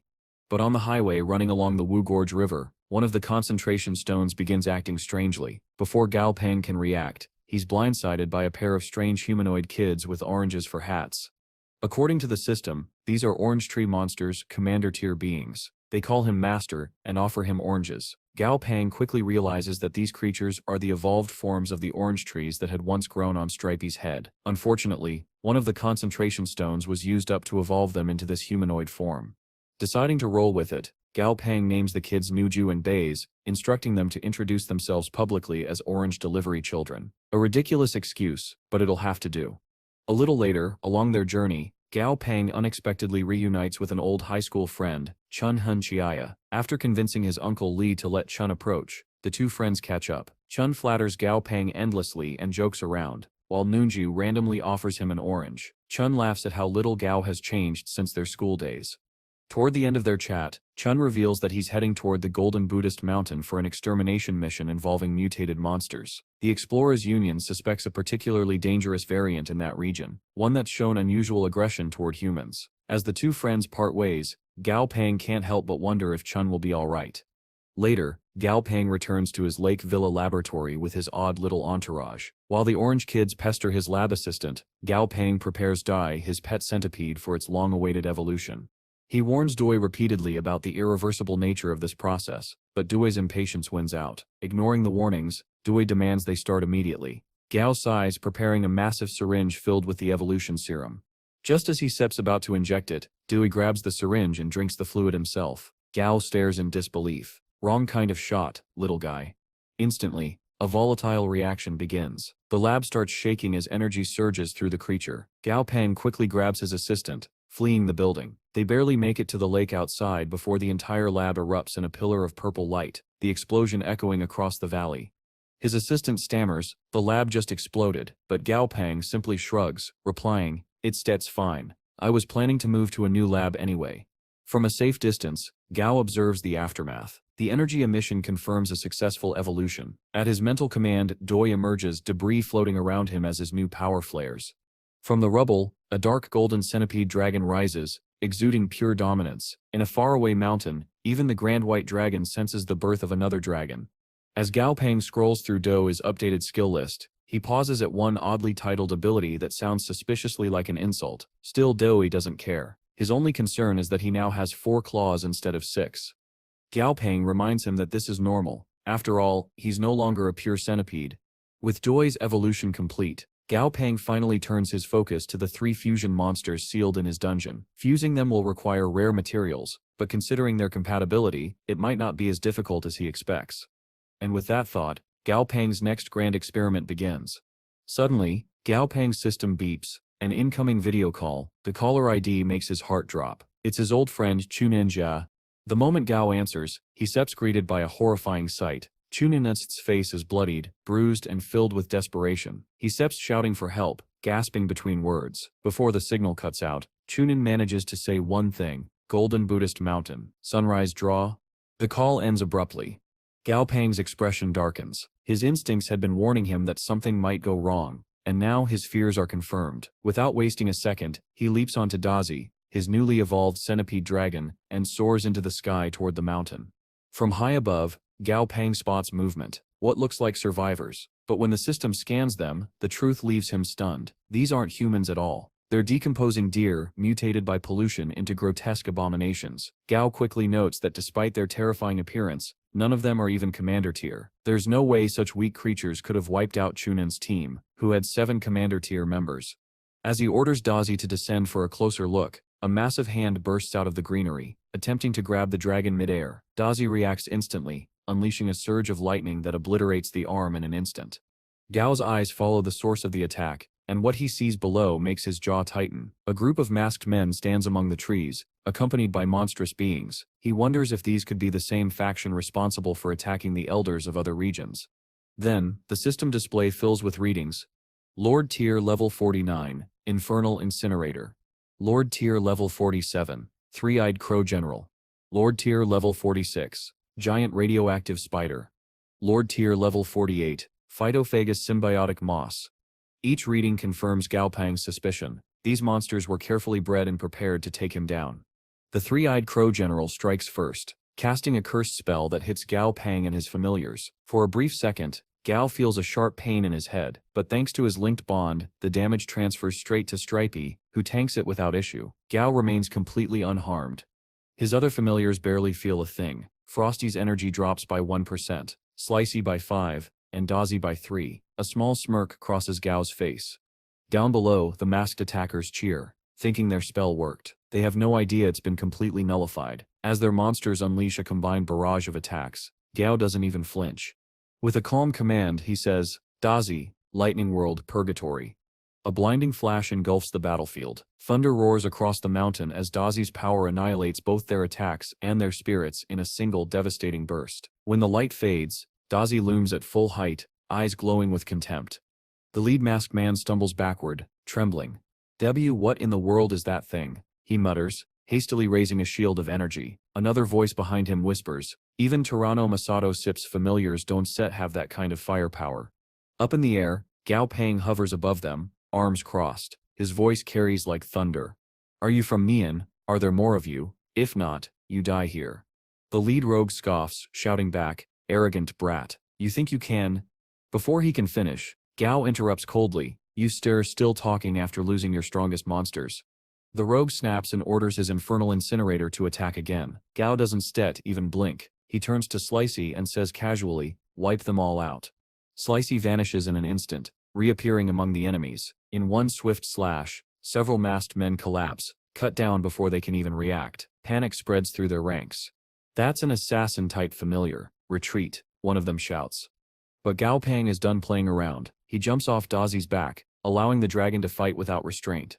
"Give them a quick death," he orders. That single line carries more chill than Frosty's coldest blast. Dazi lunges forward. His claw pierces straight through the crow general, shattering it midair. The incinerator retaliates, its fiery limbs colliding against Dazi's scales, but Dazi endures the hit and smashes the creature away with his massive tail. Then, from the distance, a giant crab appears flying somehow, and the incinerator climbs atop it. Together, they charge at Dazi like a bizarre flaming cavalry. Unfortunately for them, their teamwork proves useless. Dazi uses their limited mobility against them, impaling the crab effortlessly. The incinerator leaps upward and manages to land a hit as it falls, but all it does is enrage the centipede dragon. With fury burning in his eyes, Dazi activates one of his new abilities, Heart of Blaze. A blinding explosion of golden fire erupts. When the flames die out, the infernal incinerator is gone, reduced to ashes, save for a single charred hand. Hovering above the destruction, Gao Peng lets out a satisfied breath. He feels a surge of pride as his system reports the defeat of all hostile entities. "Dazi," he commands, "chase down the two who escaped." Once the dragon departs, Gao lands beside Shunanje, who's now bandaged with a sling around his arm. Shunan starts to apologize for dragging Gao into this, but Gao quickly cuts him off with a reassuring smile. "That's fine," he says firmly. "You stay alive. That's what matters." After the battle, Gao Peng receives an apology from Chun. After all, the attackers had been after him in the first place, and Chun was only caught in the middle. Gao feels he should be the one apologizing, but before he can insist, Chun's father arrives. The older man clasps his son's shoulder, speaking bluntly about resilience. This is a minor setback they must recover from, like any challenge before. His face grows serious as he thanks Gao Peng sincerely for saving them, and insists none of this is Gao's fault. If anything, he says, they should have been strong enough to protect their familiars. The responsibility lies with them. Hearing Chun's father speak with such fierce conviction about survival of the fittest, Gao Peng can only admire the man's tenacity. At that moment, a small worm-like creature erupts from the ground nearby and surprises them all. Chun freezes. This is a familiar he once forced into a contract years ago. He had expected it to flee or hate him, not to return. Seeing the creature come back, Chun's eyes go soft with something like relief. Gao Peng, having watched enough, gently asks Chun about his future plans and whether he would consider joining the Southern Sky Group. The offer is generous, but Chun is wary. He warns Gao that they have already lost everything. His monster hunting party is finished. He even cancelled his blood contract with the little worm to prevent it from being targeted as his familiar. Gao Peng simply smiles and tells him that a person's character is worth more than any contract. The fact that the worm returned proves Chun has a good heart. Encouraged by his familiar's sudden affection, Chun meets Gao Peng's gaze with new resolve and accepts the offer. They will work for the Southern Sky Group. Their immediate plan is simple and hard: return home and prepare to take revenge for what happened today. The mood is ominous, and Gao Peng loves it. Back at the lake, Gao Peng calls for brandy, only to find the lake already brimming with an army of aquatic minions. Children of the water, it seems. He suppresses a sigh and, ignoring the absurdity of it all, points to two captured robed men. He asks Brandy if he can extract their memories to discover who ordered the attack. Brandy warns that the process leaves the victim brain dead. Gao Peng waves away the moral calculus. He only wants answers. With a single granted nod, the tentacled creature launches itself at the captives and begins the extraction. After the memory probe, Brandy reports what little useful information he could salvage. The two men were originally from the Yingyi region. After infiltrating Nihan, they were dispatched by the Nian region to assassinate Gao Peng. Their final orders had been to pose as agents of a nameless organization. That is all the captives revealed. There is no clear master behind the scheme, only confusion and gaps. Gao Peng frowns. The trail has been deliberately obscured. Behind him, Flamey urges action. If these men are enemies, he says bluntly, they should be disposed of. Primitive, perhaps, but not wrong. Gao agrees in spirit. He wants a reason, but for now, an excuse will suffice. They will use this as the spark for a response. Elsewhere, in the Black Fog world, Dumby has been busy. He has subjugated hundreds, if not thousands of undead. He summons 3 powerful minions: the Broken Jade Devil Spirit, the 6-tailed Heavenly Fox Skeleton, and the Stone Mountain Elephant Skeleton. After dismissing his lesser thralls, Dumby absorbs the accumulated energy of his army. Flames ignite in his eyes. His power surges higher than ever. A horrific grin spreads across his face. It is time he decides to return home to his master. Back at the lake, Gao Peng's familiars suddenly sense a familiar presence. A spatial rift tears open before them, and Dumby steps through, kneeling before Gao Peng in deference. He announces his new strength. He is now level 59. Dumby praises his progress. Gao Peng embraces him with a shoulder hug and replies that, now that he has returned, it is time to go overseas for a mission. Rumors say a night parade of 100 demons appeared in the Neon region after the cataclysm. They will investigate. As they prepare to leave, the familiars bicker in the background about Goldie being a brainless buffoon. It is the usual sort of argument, annoying, familiar, and oddly comforting. Later that day, Gao Peng lands on a beach in the Nihan region and encounters men harvesting odd objects from the sand. When he questions them, they claim to collect what they call white meat conches. They scrape the flesh from these shells once it becomes visible and use it for sashimi. Something about the practice smells wrong. Gao Peng checks the status window. The flesh and blood of these conches contain potent addictive toxins that alter brain chemistry and eventually cause paralysis. The men are already deeply addicted. Gao Peng warns them to stop, but the addiction runs too deep. They offer him some, he refuses, telling them to keep their catch and to point him toward the nearest settlement. They name the place Tissing Island and tell him he is still far from the capital. Gao Peng recalls the name Tyranno Masakato, the capital's enforcer, who had previously opposed him. Now bitter with a promise of payback, Gao Peng turns his thoughts toward the capital and what comes next. A thick shroud of darkness suddenly envelops one of the grand skyscrapers in the capital. Inside, an old man Masakato sits calmly in his chamber, but that calm is broken when one of his familiars warns him a powerful presence is approaching from the west. Masakato walks to the window, peering out over the glittering city, and his eyes narrow when he sees it. A massive swarm of flying undead heading straight toward them. Without hesitation, he commands his familiar Haisha to intercept the incoming threat. The shadowy beast steps forward, its body morphing as it takes on a humanoid form. Before taking flight, Haisha turns to the civilians below and orders them to evacuate. Then, in a blur of motion, it rockets upward and dives into the incoming swarm, ready to engage.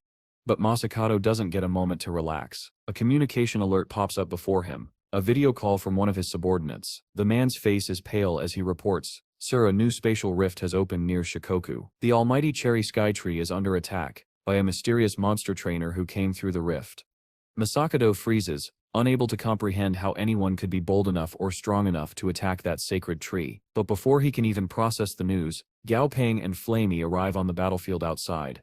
Haisha's power is immense, and even Dumby's undead army struggles to hold their ground. Seeing this, Frosty climbs onto Flammy's head and unleashes a devastating ice storm, blanketing the sky in a flurry of freezing wind. The first blast only slows Haisha slightly, but the second, that one seals its fate. Frosty channels his full power, and Haisha is instantly frozen solid, encased in a massive block of ice, like something straight out of Avatar. The frozen beast plummets to the ground, smashing into the concrete below.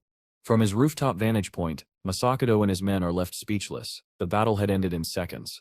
Before anyone can react further, a massive surge of energy erupts from the distance. Gao Peng looks toward it sharply, and Frosty reports that a powerful familiar has just died nearby. Gao's expression darkens. That energy, it must be the cherry skytree, he mutters. The realization stuns him. The cherry skytree was a level 54 monster, an epic grade being with extraordinary regenerative powers. For something or someone to kill it that easily, it defies logic. Still, Gao Peng pushes the thought aside for now. He descends gracefully onto the rooftop where Masakato stands and greets him in the native Mian language. Calmly, Gao explains that he's come because of an assassination attempt made on his life by people from the Japanese region. He even shows a video recording of the interrogation as proof, assuring Masakato that he wishes only to clear up any misunderstandings and prevent tension between their regions.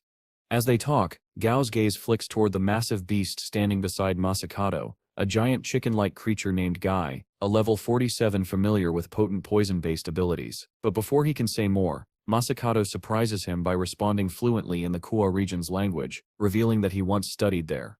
Masakato's tone remains calm but firm. "I am willing to speak openly. Gao Pang, he says, and I still overlook the damage done to my familiar, but then, his eyes narrow slightly. However, before that, there sips something you must see. He retrieves a sleek black box and activates it. A hologram flickers to life, displaying a scene of absolute devastation. Entire landscapes are torn apart. The last frame shows the face of a strange man, surrounded by several others and a horde of monstrous beasts, unlike anything known to the world. Then, one of those creatures notices the drone recording the footage, and the feed cuts to static. Masakado looks at Gao Pang grimly. We ran his face through every recognition database, every software we have, he says, but nothing came up. No matches, not even a trace. He pauses, and considering our technology is the most advanced in the region, there steps only one explanation. Something, or someone, far beyond their understanding has entered their world. Gao Pang has a theory of his own. When he traveled to the North Pole and met Bi Ching Yan, he pieced together a fragment of history. Long ago, Earth was home to a civilization of monsters and trainers. That civilization abandoned the world long before the cataclysm, but they planned to return once conditions became suitable again. Gao Pang suspects the newcomers they are facing now are descendants of that lost civilization, and their intentions are anything but friendly. Masakado admits his forces cannot match these invaders and asks Gao Pang for aid on behalf of both their regions. Gao Pang agrees, but on two hard lines. First, he will only communicate via real-time broadcast, no face-to-face parley. Second, if the enemy proves overwhelmingly strong, Gao Pang will withdraw from the region at once. Sensible, he thinks, he would have left already otherwise. Masakado accepts both conditions and immediately starts mobilizing the best fighters he can send. Far from the negotiation, over the edge of a major city, a group of green-haired individuals from the drone footage watches the skyline and speaks of conquest. Their leader Tang Mo scornfully judges Earth's inhabitants as inferior. Ying, the man whose face had appeared in the footage, prepares to test any approaching threat with his black lightning eagle. Masakado calls Gao Pang through an earpiece and announces that he is at the exact coordinates shown in the footage. Gao Pang watches the live feed and reads the situation like a script. As Masakado thanks him for coming, a black ominous bird suddenly soars toward the rooftop where the men stand. Believing it to be a formal greeting, Masakado is unprepared.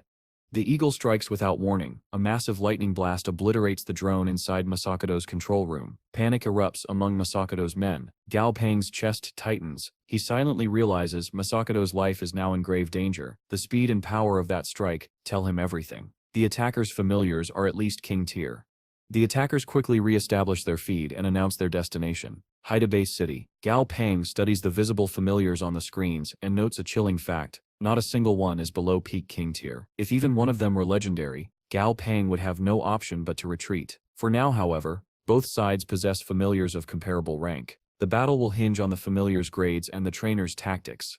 Outside Haida, the Tong group argue over strategy. Ling urges withdrawal. A city's population outnumbers their tribe. Powerful trainers must surely live within. This will be a dangerous place to provoke. Tong Seong echoes her caution. They have completed their reconnaissance. Leave now. But Tang Mo, a doctor-like strategist with an inflated ego, insists on making a show of force. He wants a strong opponent to challenge him. He unleashes his prideful weapon, a one-eyed giant demon he claims is the strongest familiar the planet has ever seen. 10 minutes pass. The Tongs stare at the city, perplexed by the lack of response. Tang Mo begins to scoff that the city must lack trainers. Then Ying calls out, "Someone is approaching from the sky."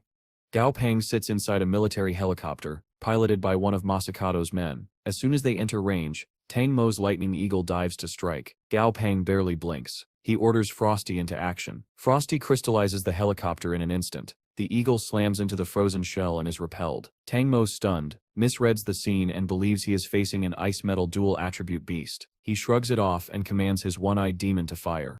The Cyclops' beam tears through the aircraft. The helicopter is wrecked and begins a death spiral. Gao Pang tells the pilot to eject and to survive. He will handle the rest. Gao Pang descends on platforms of ice conjured by Frosty, a display as majestic as it is tactical. As he arrives, Frosty seals Tang Mo's demon within a colossal iceberg. Tang Mo orders his ally Tong Seong to wake the demon with his six-tusk Brahmin elephant's power. Tong Yang sends his lightning eagle back to re-engage the airborne combatants, betting that the ice platforms will leave Gao Pang at a disadvantage. He is wrong. Gao Pang summons Dumby to take the ground fight. The Tongs are stunned. In their world, only a holy figure can command more than one familiar, and Gao Pang now fields multiple. The battlefield above the city fills with more of Gao Pang's squad. The sight demolishes any assumptions the invaders held. Dumby wastes no time. He unleashes Yin Soul Dominator, a brutal technique that crushes Ying's black lightning eagle. The beast collapses to the earth. Ying follows, blood betraying the fall. Chaos erupts. Tong Yang signals retreat. Tong Xiang orders his elephant to drive the attackers back and flee, but Dumby is already on them, relentless. Panic grips the Tong ranks. Their plan to cow a single city has collapsed into a rout. Gao Peng's intervention has not only saved Masakado's side for the moment, it has shattered the attackers' confidence. Unfortunately for Tong Xiang, his elephant was no match for what came next. With terrifying ease, Dumby grabbed the massive creature with one hand and drew the soul right out of it. I should call her, he murmured, then stopped himself. Anyway, with the elephant out of commission just like that, Dumby made quick work of Tong Xiang and his comrades. When they were all lying unconscious on the ground, Gao Peng stood over them, cold and calculating. He ordered Dumby to tie them up before waking them. He wanted answers, and fast. While that was happening, Frosty Sip's attention shifted toward Tong Mo and his demon, both still encased in solid ice. Gao Peng glanced over and commented that they didn't really need any more hostages. Casually he told Frosty to shatter them. The cruel command caught the others off guard, but Frosty obeyed without hesitation. With a simple snap of his fingers, he killed them both. Later, when the remaining Tong warriors awoke, Tubby took charge of his group. He tried to plead with Gao Peng, speaking rapidly in his native tongue, but Gao couldn't understand a word. Thankfully, Frosty knew enough to act as translator. Through him, Gao learned that these captives were from the Tong tribe, children of their high priest and the vice captain of their hunting squad. Worse still, the one Gao had just ordered Frosty to kill was the son of their patriarch. Gao Peng froze. He immediately realized how bad the situation was. His mind began racing, analyzing, calculating, searching for options. But the longer he thought, the darker his conclusions became. Finally, he decided there was only one solution left: kill the remaining captives and delay the inevitable retaliation. At his command, Dumby stepped forward, his presence heavy and ominous. Tong Ying, defiant even in defeat, stared back and said, "The men of the Tong tribe do not fear death." Gao didn't flinch. "Then go ahead," he said to Dumby. "Fulfill his wish." As Dumby began drawing the soul from Ying's body, a sharp crack interrupted the moment. An ice chip struck Gao Peng's face. Frosty had thrown it.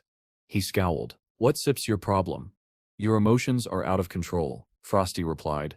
Dumby turned, backing him up. "He sits right," he said. "When I absorbed all those souls back in the fog world, a lot of negative energy came with them. I filtered most of it out, but when I shared your power back with you, that negativity hit you all at once." Frosty nodded. "It'll fade with time, but for now, you need to stay in control." Gao Peng took a deep breath and forced himself to calm down. "Fine," he said. "It was all a prank. I'll send them back to their tribe, if their elders provide me with one of the following materials." He listed them out. True Dragon Fruit. Great Destruction Origin Stone. Light of Z Degree. Body of the War God. Flame of the Sky. Tong Kang's response was as confused as it was relatable. Huh? He couldn't believe it. Who in their right mind called a death threat a prank? Sometime later, the group returned to the site of the Cherry Sky Tree, bringing the Tong captives along. The tree wasn't a combat monster, but Gao Peng considered whether its powers might help neutralize his lingering negative emotions. After some thought, he made up his mind. He landed before the tree, and ordered Dumby to resurrect it. Behind him, Tong Kang watched in awe. The power Gao commanded was beyond comprehension. He silently prayed that the elders of his tribe would never pick a fight with this man. Unfortunately for Gao Peng, the resurrection didn't go as planned. The tree came back mutated, corrupted into a hell tree radiating violent energy. "Well," Gao muttered, "at least it might strengthen the undead army. A grim silver lining perhaps." A month later, Gao Peng stood in his lab, surrounded by his familiars. His trip to the west had paid off. Flammy had evolved into a legendary grade, level 49 beast, now known as a sub-blood biff. Even more impressive though was Slicey Sip's transformation. The once snow-white creature was now a level 50 epic grade beast, covered in black armor and known as a black-armored blood-bladed beast, or as Gao liked to call it, Darth Bug. He watched as Slicey dashed toward the trees, thinking it was eager to train, only to realize it was simply measuring its own height. After a bit of bickering between Slicey and Doi, and a few moments of lighthearted calm, Gao decided it was time to check on something far more serious, the fusion monsters he'd kept locked away. He made his way to the back of the mountain, where Stripey had constructed a special confinement chamber. Cheerful and confident, Gao opened the door, only to nearly get punched in the face by a concrete fist. Dazzy tackled him out of the way just in time. The impact shook the entire mountain. Even Goldie and the others felt the tremor from afar. Gao stared, trembling at the rubble that had once been a wall. Whatever had emerged from that cell was not what he had left inside. The monsters had fused on their own, and now stood before him as a legendary grade King tier, level 56 creature known as the Dragon Slay Goddess. The name was long, but the power was undeniable. Gao was stunned by its form and the dragon-slaying water chapter embedded in its left arm, the likely fusion core of the entire being. Dazi, loyal as ever, rushed forward to protect his master, but Gao's warning came too late. The goddess activated her anti-dragon seal, nullifying Dazi's power completely. Of course, Gao muttered grimly, the Dragon Slayer mark, any dragon-type monster is useless against her. Before things could spiral further, Flammy and Goldie arrived, launching a coordinated attack. Flammy unleashed a wave of fire while Goldie delivered a mighty kick. But when the smoke cleared, the goddess stood unharmed, not even a scratch. The battle was far from over. The Dragon Slay Goddess didn't give Gao Pang much time to think. With blinding speed she lunged, aiming a crushing punch at Goldie before the duck could even react. Gao's eyes narrowed. He could tell at a glance while Goldie's grade was high enough, his level was far too low to stand against a creature like this. Before the blow could land, a blur cut through the air. Dumby appeared, his massive arm intercepting the goddess's strike. The impact sent shockwaves across the battlefield. Gao Pang exhaled in relief. Goldie, fall back, he ordered. Let Dumby handle this. Goldie hesitated, clearly worried for his friend, but Gao assured him, Flammy sips on support. It'll be fine. Almost on cue, Flammy unleashed a torrent of emerald green fire at the goddess. The flames roared across the field, but when the smoke cleared, the goddess stood completely unharmed. Not even a scratch, Gao muttered. Goldie Sip's eyes lit up with a sudden idea. Flammy, hit me with that flame, I can stack my passive. Flammy didn't hesitate, partly because Goldie had just mispronounced his name again. With a grin, he blasted a geyser of green fire straight at the duck. As Goldie cooked himself into power mode, Dumby and the goddess continued their brutal exchange. A clash that could only be described as JoJo-level intensity. Fists blurred, ground cracked, air exploded. To his credit, Dumby was holding his own. Blow for blow he matched her strength, but then the goddess pulled a cheap trick, summoning a dozen illusory clones to surround and confuse him.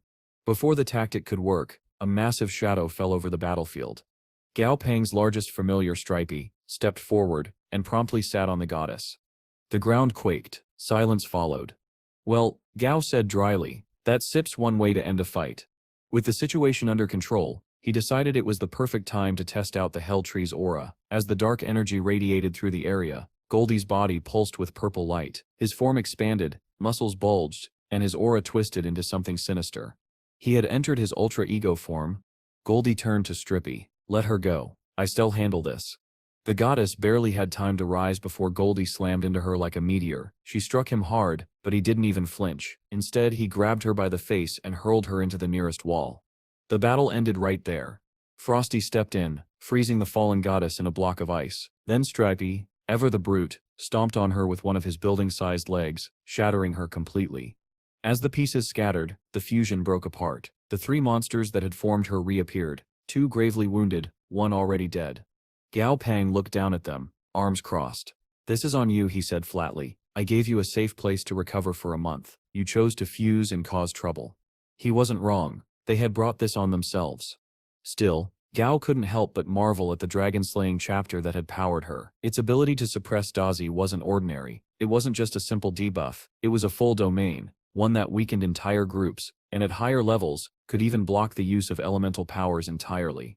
Considering that he had 3 dragon-type familiars, Gao made up his mind if he couldn't tame the artifact, he'd destroy it.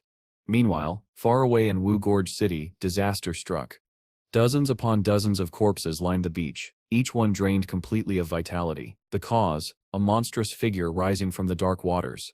At first glance, Gao might have called it absurd, an emo dragon with a black mane of spiked hair, but there was nothing funny about the destruction it brought. The creature's power had plunged the entire city into chaos. Back at his home, Gao Pang received the distress call. The voice on the other end was panicked. Massive flooding. It sets a black dragon. Thousands are dying. We need help now. I stem on my way, Gao replied. Without hesitation, he took to the skies, his familiars following close behind. When they arrived, the scene was horrific. The river was choked with corpses, the stench of decay heavy in the air. Ahead of them, the legendary grade, level 59 Black Flood Dragon was devouring fresh victims, absorbing their souls to heal its wounds. Gao Sep's jaw tightened. If only I seps tamed that dragon-slaying chapter, he muttered. It seps be perfect for this. But there was no time to regret. He ordered Dumby forward. Stop that thing. The undead king launched into the air, colliding with the dragon mid-flight. The battle was ferocious, two titans trading blows that split the clouds. Frosty, watching closely, turned to Gao. He can win this alone, he warned. I sep in going to help. Be careful, Gao said. Its attacks can damage your soul.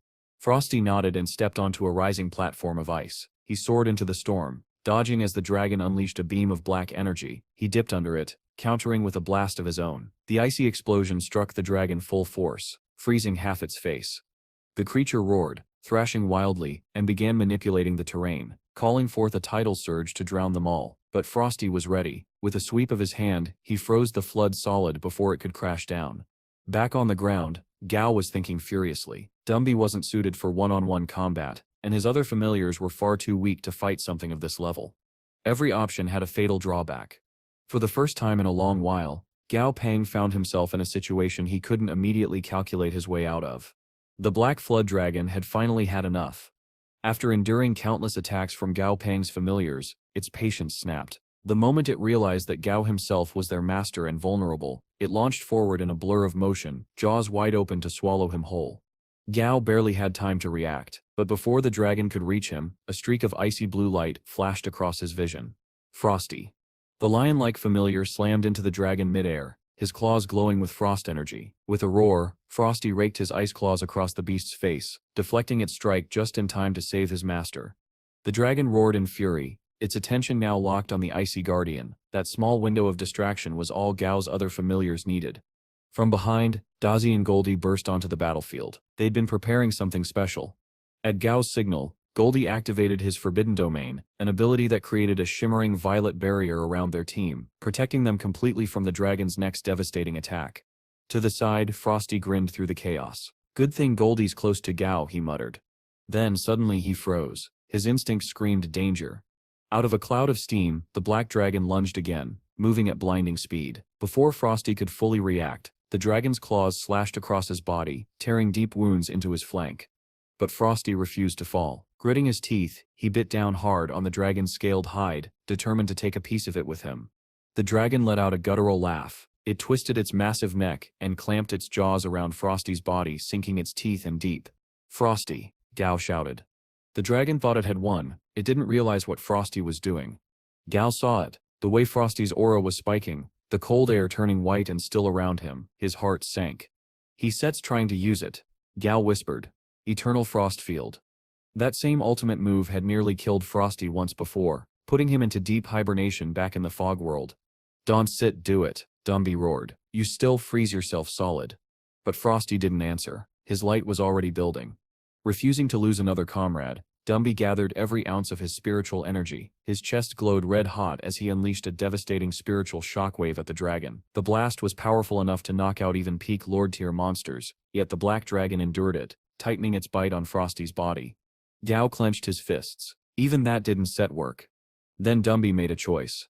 Without hesitation, he reached into his ribcage, snapping off one of his own ribs. He imbued it with soul energy, transforming it into a glowing spear. With one powerful swing, he hurled it at the dragon. The impact was explosive. The spear pierced clean through the dragon's scales, embedding itself deep within its body. The shock was enough to send the beast reeling. Frosty tumbled free, reverting to his small furry form mid-air. Gao darted forward, catching him in his arms. Frosty was barely conscious, his breath shallow, his fur charred and frozen all at once. Gao pressed a hand to his familiar Sep's chest, his expression grim. You held on. You did it. The dragon, though gravely wounded, wasn't dead. It twisted its body, thrashing violently before fleeing into the distance, disappearing toward the southern horizon. Behind them, Wu Gorge City was gone. Nothing but a flooded crater filled with floating debris and fragments of broken buildings. The devastation was total. Just then, Stripey arrived with Brainy and the others. Flowery, the healer among them, rushed to Frosty's side, her petals glowing as she began mending his wounds. While the healing began, Dumby approached Gao with grim news. The dragon's heading south, he said. Gao's eyes darkened. He remembered what had happened last time, how the dragon had feasted on human souls to heal itself. If it reached another city, the massacre would repeat. He clenched his jaw. If only I tamed the dragon-slaying chapter, or the goddess stone when I had the chance. He looked down at Frosty Sip's weakened form. That thing would have been nothing but a worm. He sighed. Hindsight. It always stings. But regrets would have to wait. The priority now was stopping the dragon before it reached anyone else. The group took off after it, their combined power sending shockwaves through the forest. Wildlife scattered in all directions, though Gao noted, with some amusement, the adorable squirrel-like creatures that darted out of their way. When they finally caught up, Dazi was the first to strike. From above, he unleashed a thunderous lightning beam, stunning the dragon mid-flight. Dumby seized the opening weaving through the spinning water tornadoes the dragon had created and slammed into it with a devastating kick. But victory came at a price. The dragon retaliated instantly, its claws shooting forward and impaling Dumby through the chest. "Dumby," Gao shouted. Yet the undead warrior didn't flinch. In fact, he smiled a grim, knowing smile. The dragon sep's eyes widened in realization. "You stir using yourself as a medium," it snarled, "to channel your soul power into me." Exactly. By linking his soul to the rib spear still lodged inside the dragon's body, Dumby was creating a resonance, a chain reaction that would implode from within. "You are both insane," the dragon roared. Dumby Sip's voice was calm. "The resonance is complete." He looked the dragon dead in the eye. "It's Sip's time for you to die." But before he could trigger the explosion, the dragon in pure rage gathered all its remaining energy for one last suicidal attack. A sphere of black light swelled in its mouth, pulsing with lethal force. "If I fall," it bellowed, "I shall take your master with me." It fired. Gao turned just in time to see the beam streaking toward him. He knew immediately, Flamey wasn't fast enough to block it. This was it. Then the air trembled. A massive shadow loomed over him. An enormous hand, larger than a house, materialized before Gao and caught the beam, snuffing it out like a candle flame. When the light cleared, Dumby stood tall in the distance, his body surrounded by a colossal spectral aura. He had summoned his Titan avatar. And this time, the fight wasn't over yet. Gao Pang could hardly believe what he was seeing. Dumby's new Titan avatar loomed over the battlefield, a colossal figure wreathed in burning spectral energy. The sheer pressure of its aura sent shockwaves through the air. Even Gao's other familiars stepped back instinctively. It wasn't just powerful, it was terrifying. The black dragon sensed it too. Panic flickered in its eyes. Realizing it couldn't win, it turned to flee, darting toward the south, toward the nearest clusters of human souls. But Dumby was done running. "Enough," his voice thundered, echoing from within the avatar. With one earth-shattering swing of his massive fist, Dumby struck. The blow connected squarely with the dragon's skull. The resulting impact cracked the heavens themselves, shockwaves flattening trees, splitting rock, and sending waves rippling across the flooded plains. When the dust settled, the black dragon's body lay still. Its head was gone. The threat was over. Gao Pang stood speechless. Even after everything he'd witnessed, after the countless battles, the monstrous evolutions, he had never seen raw power like that. Then the Titan avatar flickered, its energy spent. Dumby's massive form dissipated into smoke, and his true body plummeted from the sky. "Dumby!" Gao shouted, sprinting across the battlefield. He found the undead warrior lying in a crater, exhausted but alive. Dumby's breathing was heavy but steady. Gao let out a relieved laugh. "You absolute monster, you really did it." He knelt beside him. "Do you remember what that was, that form you used?" Dumby shook his head weakly. "No, just instinct." Gao frowned, but decided to leave it for later. For now, there was something else to handle. They returned to the dragon's corpse. What was left of it anyway? The beast's head was completely obliterated. "Can you resurrect it?" Gao asked. Dumby shook his head again. "Not without a head." Gao sighed. "Probably for the best. Isep had enough of that thing." He contacted the nearest Southern Sky field team, instructing them to collect the dragon's remains for study. Once the call was done, he glanced back toward the horizon. "Let's go home." Back at the Southern Sky Group's experimental labs, two senior researchers, Huang and Chun, stood over the dragon's remains as they were being harvested. Gao's orders were clear: preserve the organs, marrow and spine. The rest could be distributed to the allied labs. Huang glanced up from the report he was reading. "Oh, and get this," he said to Chun. Gao Pang finally formed a contract with the dragon-slaying chapter. Chun blinked. "Wait, the same artifact from the goddess fusion?" "The very same." The moment Gao mentioned killing the black dragon, the chapter practically bound itself to him. Huang sighed. "Shame it didn't happen sooner. Wu Gorge City might have been saved." Elsewhere, Gao was on a live call with the mayor of the Allied World Government. The screen flickered with static, as the mayor Sip's voice trembled. "Wu Gorge City, not a single survivor. The world Sips in panic. Jiao, Great Britain, Jianghan City, Jinling, Mudu. They Sip all withdrawn from the alliance. They Sip are forming their own factions." Gao's best expression hardened. So it begins. The government sets losing control, she continued. If this keeps up, we fall back into post-cataclysm chaos. When the call ended, Gao sat in silence. The chaos outside was spreading faster than anyone could contain, and he knew it would only get worse. Moments later, a group of archaeology experts arrived, escorted by security. They had been summoned at Jao's request. One of them adjusted his glasses and asked, "Mr. Gao, where are the ancient texts you mentioned?" Gao smirked. About that. I don't have ancient scripts, but I do have 2 living examples. He gestured toward the containment wing. The experts followed and their jaws dropped. Inside the observation chamber were 2 individuals from the ancient tribes, restrained but very much alive. Their murmured reactions said it all. Impossible. Living ancients? Gao simply folded his arms. They've been quite helpful in my research. Later that night, Gao reviewed recent footage from global monitoring satellites. Across the world, king-tier monsters were appearing, each tied to a mysterious trainer who couldn't be identified by modern systems. 4 of them, all at once. Their familiars were impossibly powerful, their control over ancient energy unmistakable. These aren't new trainers, Gao muttered. They are ancient ones, returning. He leaned back, eyes narrowing. If they stir back, then the world about to change. Just then, Huang appeared on his monitor. How? Your grandfather sits back, and he brought guests. Gao rushed outside. Overhead he spotted his grandfather, Old Man Gao, descending atop his white dragon. Behind him flew a formation of enormous familiars, each carrying men in ornate ancient clothing. The newcomers looked around with curious awe. One of them gestured at the land below. So this is our ancestral ground. Another sneered. Pathetic. These modern trainers can even compare to us. Before he could continue, his gaze drifted sideways and he froze. Stripey, in full colossal form, was standing just beyond the compound, towering over the trees. The ancient man went pale. By the gods? Old Man Gao laughed heartily. Don't mind him. That's just my grandson's cute and obedient familiar.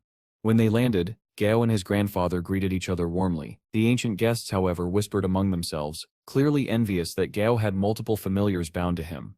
It's unfair, one grumbled. We can only form a single contract, and it can be changed until the familiar dies. But the man who did notice Stripey earlier shook his head. Our ancestors must have intended for us to relearn this power. We till and master the art of multiple bonds again. Later, Old Man Gao pulled his grandson aside. Those ancient tribes have been acting erratic, he warned. They follow me around like wild dogs. Gao chuckled. I've already captured 2 of them. Their language is being studied now. His grandfather nodded approvingly. Good, I handle the rest. You focus on learning their language and preparing for what next. Gao's tone grew serious. Icep's planning to enter the Black Fog world once Icep mastered it. The ancients send their strongest there. It's where Icep's proud grows stronger too. Earth's power limits are holding me back. In the Fog world, I can push beyond them.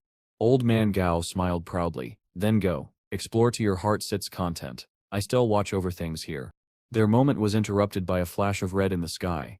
Flammy came barreling down, panic etched across his face. Gao, Dazi missing. What? Gao expression darkened. How?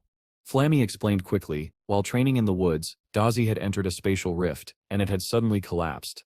Old Man Gao's face turned grim. Go. I handle the ancients. Find your familiar. Soon after, Gao and Flummy arrived at the site. The air still shimmered faintly with residual energy. Gao crouched, studying the ground. Electrical traces, Dazi lightning power. He paused, and here space energy. Frosty, what do you sense?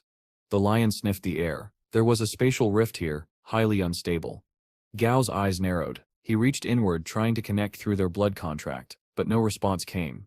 Flammy voice quivered. It's my fault. I should been watching him. Gao placed a hand on his shoulder. No, this isn't set on you. I can feel it. Dazi still alive. Wherever he is, he's safe. He stood, eyes hardening with resolve. We go to the Black Fog world. Maybe we find him there. Weeks later, within the dark expanse of the Fog world, Gao Pang had tried 27 times to reach Dazi through their bond. Every attempt had failed. But he wasn't giving up. Not yet. Despite everything, there was one small comfort for Gao Pang. The blood contract aura between him and Dazi still pulsed faintly. It hadn't changed. That meant Dazi was alive, at least for now. With that reassurance, Gao turned his attention back to strength. If they wanted any chance of finding Dazi or surviving whatever worlds they might have to cross to do it, his familiars needed to evolve further. Dumby, especially. Go ahead, Gao said quietly. Let's see what you can do. The undead warrior nodded and began his breakthrough ritual. At once, the world trembled, the sky dimmed, the wind howled, and waves of spiritual energy erupted from Dumby's form like shockwaves. The raw surge of power was enough to draw attention, and not from anything friendly. A massive level 64 black flame rock python slithered into view, its obsidian scales glowing with red heat as it closed in on the disturbance. But before it could strike, Dumby's eyes snapped open. His breakthrough was complete. The ground split beneath his feet as his aura spiked. The Emperor tier had been attained. He raised one arm, summoning ghostly white energy into the shape of an enormous blooming lotus. Bone prison, white lotus. The lotus petals shot out like blades, forming a cocoon around the python. The beast roared and thrashed violently, then was crushed inward, bones snapping, flesh liquefying. Silence fell. Dumby absorbed the fallen creature's essence, his level climbing rapidly to 61. Goldie clapped his feathery hands. Big brother, teach me that move. Flammy rolled his eyes. You only call him Sepig brother Cest when you want something. Goldie squawked indignantly. It's Sips called respect. Gao chuckled quietly. You three fight like siblings. From his perch on Gao Sip's shoulder, Frosty looked southward. Which direction now, master? Gao thought it over. North has an Emperor tier monster we can set handle yet. East is nothing but ocean, we set were not equipped for that. So, he pointed, south it is. After stowing away the python's corpse, the group began their trek through the southern wastes. Their path led them to a strange labyrinth carved into the black stone. The entrance was sealed with a massive iron door, and in its center a small hole. Before Gao could issue a warning, Goldie waddled up and poked it. The door creaked open. Goldie, Gao sighed. Do you ever not touch strange holes in ancient ruins? The duck shrugged innocently. Inside, the group was met with an eerie sight. Cauldrons, firewood, and even a corpse laid across a stone bench. Strange, Gao murmured. This place, it sets like they had their own civilization. Something about it felt off. The air was thick, charged. As they ventured deeper, Gao noticed the same flight restriction field that had appeared in the other labyrinths. Whoever had built these, they all followed the same pattern. Before he could ponder further, a thunderous roar echoed through the corridors. A swarm of monsters burst from the tunnels ahead, dozens upon dozens of red-skinned sanguine pig demons. Gao glanced at their system tags. Level 38, all of them, and something called a Stead Labyrinth God Sit. Rage pigs, he muttered. Of course. Dumby stepped forward and raised a hand. One pulse of dark energy later, and most of the horde collapsed instantly, their souls ripped free. The survivors tried to flee, squealing in terror, only to be crushed underfoot as their king appeared. The Pig King towered above the others, level 54, with twin axes and veins of molten energy running down its arms. Still, it was barely a threat. Dumby dispatched it with a single blow, then stood motionless, absorbing the essence of his prey while the mini-monster trio cheered him on. Show off, Frosty muttered. Gao clapped once. All right, let's check the center. If there sits treasure here, that sits where it sits will be. They eventually reached a large circular chamber. In its center stood a bronze altar, dark with soot and age. Gao approached carefully. Nothing seemed out of place, until he reached out and brushed its edge. A jet of flame erupted, scorching the tips of his gloves. He pulled his hand back instantly. A trap? Smash it, he ordered. Dumby was already halfway there when a voice shrieked from the altar. Wait, Donstedt, destroy me. I can grant power. But it was too late. Dumby's fist crashed down, and to everyone's surprise the altar didn't even crack. Even holding back, Dumby's blows could pulverize mountains, yet this thing didn't so much as dent. A glowing system message appeared before Gao Sep's eyes. Abyss plundering altar, indestructible artifact. Description: converts offerings into usable materials. Ownership transferring complete. At that moment, the altar pulsed with energy, and a tiny impish creature emerged from its flames, grinning smugly. I am the avatar of the Abyss altar, it announced proudly. From now on, I shall serve you, Master Gao Peng. Gao blinked. That Sips knew. He decided to test it. Picking up a wooden stick from the ground, he placed it onto the altar. Instantly, a burst of flame consumed it, leaving behind a rough wooden crystal, radiating faint life energy. Gao Sep's eyes widened. It broke the material down and refined it into its base essence. He turned to the imp. So you stir a food processor. The imp puffed its chest. A divine one. Gao grinned, then let's see how divine. He gestured to Silly, who obediently retrieved the python's corpse from storage. They placed it atop the altar. Flames roared, and moments later, 3 glowing pills appeared where the carcass had been. The system readout confirmed their properties. Nutrient pill, restores stamina and hunger. Earth resistance pill LV2, permanent. Fire resistance pill LV2, permanent. Gao Sip's jaw dropped. This thing it sips absurdly useful. The imp smirked. You sip barely scratched my potential, master. I step in a damaged state now, but once I regain my former glory. It grinned wider, flames flickering across its small form. Even the gods will envy what I can create. The more Gao Peng studied the abyss plundering altar, the more impressed he became. Its extraction ability was already remarkable, but the imp's promise that it would grow stronger as it recovered its power sealed the deal. If Gao had instead been convinced before, he was now. All right, he said, patting the altar sep's side. You start coming with us. At his order, Dumby carefully lifted the altar onto his back. The imp nestled into its place atop it, looking quite pleased with itself. Carry me gently, Bone Man, it said smugly. Dumby just sighed. But before Gao could respond, Frosty Sep's voice cut in from the edge of the clearing. Master, I am sensing something nearby. Monsters are fighting for ownership of another labyrinth. Gao turned toward the direction Frosty indicated. Show me. From atop a nearby cliff, the group peered down into a vast valley where chaos reigned. Hundreds of level 67 dragon ants swarmed toward the blackened stone gates of another labyrinth. The earth shook beneath their combined charge. Through his system interface, Gao quickly pulled up their details. Dragon ants, he murmured, blood thieves. They steal dragon blood to trigger evolution into draconic forms. Before he could study them further, the labyrinth's gates exploded open. From the darkness emerged a monster so large it seemed to blot out the sun, a level 69 six-armed giant. Its entire body was covered in obsidian armor, each arm wreathed in dark flame, the air warped around it from sheer power. Even Gao, who'd seen some of the world's deadliest creatures, was stunned. That thing, it sets on a completely different level.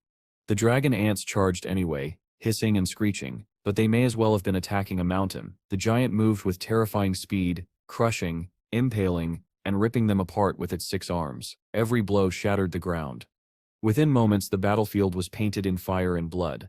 As Gao watched, Slicey stood at the cliff's edge, eyes narrowed, analyzing every movement the giant made. His vision sharpened, tracing the giant's weak points, the tendons, the shoulder joints, the small gap beneath its armor plating. But his expression fell. My blade's still not strong enough. Below, the massacre continued. The 6-armed giant fought like a one-being army, pulverizing anything that moved. And then, before anyone could stop him, Slicey moved. He leapt from the cliff in a flash of silver. Slicey, Gao shouted.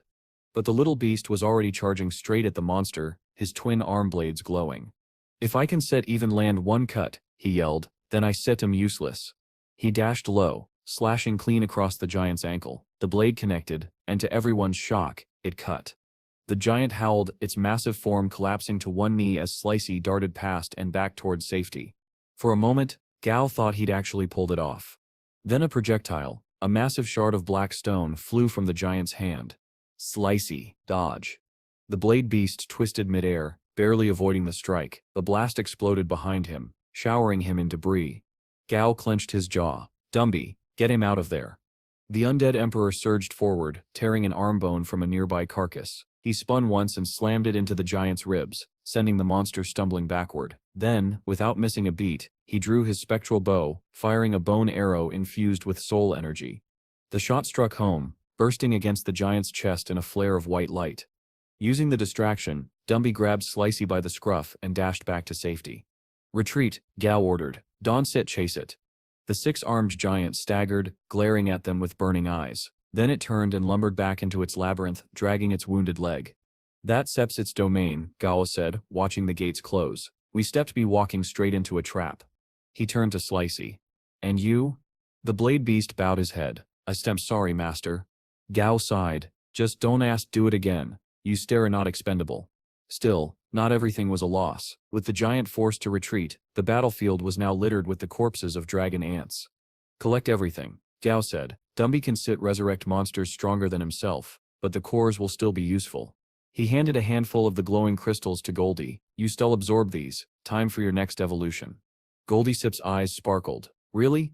Don't waste them, Gao warned. The rest of the bodies were piled near the altar. The imp licked his lips, figuratively speaking, as the offering flames consumed the remains. Within minutes, the abyss altar was churning out piles of refined pills and energy crystals. If it could sweat, it probably would have. Master, the imp wheezed, I might explode. Don't be dramatic, Gao replied, pocketing another resistance pill. Meanwhile, back on Yo City, life moved forward. Within the Southern Sky Group's new facility, tensions brewed between members of the White Dragon tribe. One of them, Yen, a tall man with sharp eyes and long white hair, looked visibly annoyed as another tribe member hugged him from behind. Still upset, the other teased. Yen scowled. They spear saying I mean the High Priest Step's reincarnation, but look at my familiar and ordinary white dragon, lowest grade in our bloodline, a mere king tier. He clenched his fists. In this world, power decides everything. What good is a weak priest with a weak beast? The other member shrugged. You sound jealous. Before Yen could reply, another white dragon tribesman came running toward them. Sir Yen, members of the Inferno tribe have entered the city. Yen straightened instantly. The Inferno tribe? He sighed. Of course, ranked second among the 7 major tribes, they must be here for me. Despite his frustrations, he composed himself.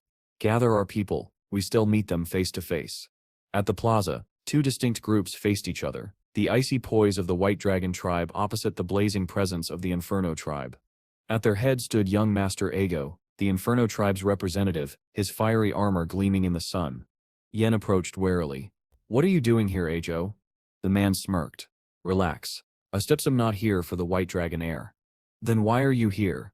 Eostest's eyes gleamed. I stemp here for the champion of the ancestral land. A tense silence followed. And Yen, despite himself, couldn't help but wonder if he already knew exactly who that champion might be. After decimating the majority of a dragon ant colony in his latest endeavor, Gao Peng came to an unexpected realization: these creatures absolutely loved food. Despite his reputation as a genius, even he seemed surprised by the simplicity of it all. By offering them pet food, Gao Peng managed to win the allegiance of the surviving dragon ants without the need for any blood contracts. While the ants feasted, his treasure-sniffing rat informed him that 3 super-rare treasures still remained within the colony. Following the rodent's lead, Gao Peng ventured deep into the underground tunnels. Eventually, they came across a pile of monstrous corpses that appeared to be the colony's storage area. There, wedged between the remains, he discovered a scroll. Unrolling it revealed what looked like a map. Judging by the symbols, Gao Peng concluded that it might lead to the Death Dragon Valley, a place he would need to visit to train his dragon ants. With the White Dragon tribe stirring, he knew he could never have too many dragons capable of suppressing monsters. A week later, his companion Flamey had advanced to King tier thanks to a few flesh and blood essence pills. Now their journey brought them to their next destination. According to the map, this was the entrance to the Mermaid Labyrinth. But Gao Peng was puzzled. How could mermaids live here? They were supposed to be half-human, half-fish hybrids, yet this was dry land. The only explanation he could imagine was that there might be a pond hidden somewhere inside. Deciding to see for himself, he instructed Slicey, the fastest of his companions, to knock on the door. If anything went wrong, Slicey could retreat before danger struck. The moment Slicey's blade tapped the door, it began to creak open, revealing a pitch-black interior. Gao Peng suddenly felt a dark, oppressive presence emanating from within. Instinctively, he shouted for Slicey to run. The little creature bolted away just as 2 glowing yellow orbs flickered to life in the darkness. To Gao Peng's horror, his rodent and dragon ants began turning to stone. It didn't take long for him to realize what kind of monster lurked inside. A system window appeared before his eyes, confirming his suspicion. A level 62 Emperor tier Earth Medusa, the mythical creature capable of petrifying anyone with a single glance. And well, she was not what he was expecting. Fortunately, Gao Peng's bond with Stray protected him from her Earth attribute powers, allowing him to look upon her safely and perhaps appreciate her beauty more than he should have. But instead of attacking, the Medusa surprised him by apologizing. Her demeanor was calm, even gentle. She tore off a few strands of her snake-like hair and handed them to Gao, instructing him to place them on his petrified beasts. The moment he did, they were restored to normal, free to scamper away.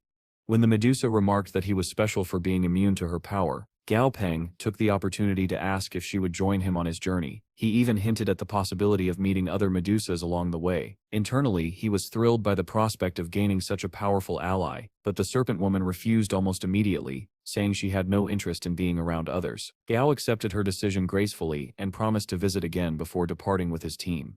Once they were gone, the Medusa returned to her labyrinth. Inside, countless monsters stood frozen in stone. She walked among them until she reached a single petrified bird perched on a branch. Gazing upon it, she drifted into her memories. Long ago, when she was just a child, a violent monster had invaded the labyrinth. To protect it, she had been forced to use her petrifying power. Sadly, most of the birds she had once played with fled in terror, except one. She tried to cure that lone bird, but it accidentally met her gaze again and turned to stone once more. This cycle repeated several times until, eventually, the bird perched on her head and comforted her despite the risk. Over the years, the two grew together. The bird aged gracefully by her side, until finally, at the end of its natural life, it asked to look into her eyes one last time. It was petrified forever, resting now as an eternal companion in her garden, one she still missed dearly. Meanwhile, outside the labyrinth, Stray and Goldie commented on how kind the Medusa had been to sacrifice part of herself to cure them. Gao Peng admitted it was the first time he'd met a friendly monster but respected her choice to remain alone. With that, they continued toward the next labyrinth. According to the map, the next location bore the drawing of a crab, but after the last mix-up with the mermaids, Gao Peng couldn't help but wonder if it was actually meant to represent a spider. He would soon find out it was not. Awaiting them was a level 68 Emperor tier Inferno King Crab. Gao Peng could only stare in disbelief as the creature displayed its overwhelming power, using its massive claws to stabilize itself and its body like an indestructible fortress. As Stray blocked the oncoming attacks, Gao quickly laid out a strategy. Dumby and Strappy would stay back while the others practiced coordinated combat. Flamey would unleash his flames on Goldie to activate his passive boost, while Flowery healed him. Frosty would engage the crab directly, darting across the battlefield with his ice constructs, while Slicey would target the crab's leg joints to destabilize it. The dragon-slaying duo, Chapter and Silly, were simply told to watch, and Gao made no effort to hide the fact that he thought they were useless. Frosty gave it his all, leaping across ice platforms and striking at every opening. Meanwhile, Goldie, ever the dramatic fool, sat still amid the chaos and muttered cringe-worthy lines about how he could barely feel the flames. And thus, the battle against the Inferno King Crab had truly begun. As the fight raged on, Frosty could feel himself beginning to lose steam. His body still hadn't fully healed from his previous injuries, and his strength was fading fast. He called out to the others, urging them to hurry. The Inferno King Crab, enraged by Frosty's persistence and the team's tactics, suddenly unleashed a massive wave of flames. The heat was so intense that it vaporized every trace of Frosty's ice. Gao Peng was stunned by the sheer power of the creature's element. In that moment, it all made sense. The scorched, desert-like state of this entire region was because of this furious monster. The Inferno Crab wasn't just a guardian of this labyrinth, it was the very creature responsible for burning the land until water and nutrients had all but vanished. The thing was practically a walking apocalypse, a fire demon straight out of legend. On the battlefield, Frosty's ice shield finally gave out, shattering under the relentless flames. The explosion of heat sent him flying backward. Slicey dashed in amidst the chaos, using the distraction to slash at the crab's legs, landing a series of solid blows that knocked the monster off balance. Gao Peng's hopes rose for an instant, until he realized his mistake. The crab was using its own momentum to launch itself upward. A heartbeat later, it came crashing down, aiming directly for Slicey. Just before impact, Goldie leapt into action. His passive ability had finally stacked to its limit. Gao Peng rushed to check on the injured Frosty and Slicey, while Goldie stepped up to face the crab head-on. Unfortunately, the monster quickly proved itself the superior fighter. It battered Goldie relentlessly, tossing him around like a toy. Yet even as he was pummeled, Goldie wore a smirk. Through the pain, he muttered that while he might not be a threat now, he soon would be. And then, Gao Peng saw why. With every strike the crab landed, Goldie's body swelled larger and his aura grew stronger. The crab paused, confused, as its opponent continued to grow more powerful before its eyes. Finally, with a roar, Goldie seized the crab in both hands, lifted it high, and slammed it into the ground with such force that its skull caved in. The fight was over. Goldie had won. In the aftermath, as the dust settled, Goldie and Flammy fell into their usual bickering, trading insults, as if nothing had happened. Meanwhile, Gao Peng instructed the altar imp to dismantle the crab's corpse, and see if any useful pills could be refined from it. To everyone's surprise, the imp managed to extract not 2 or 3, but 6 distinct pills.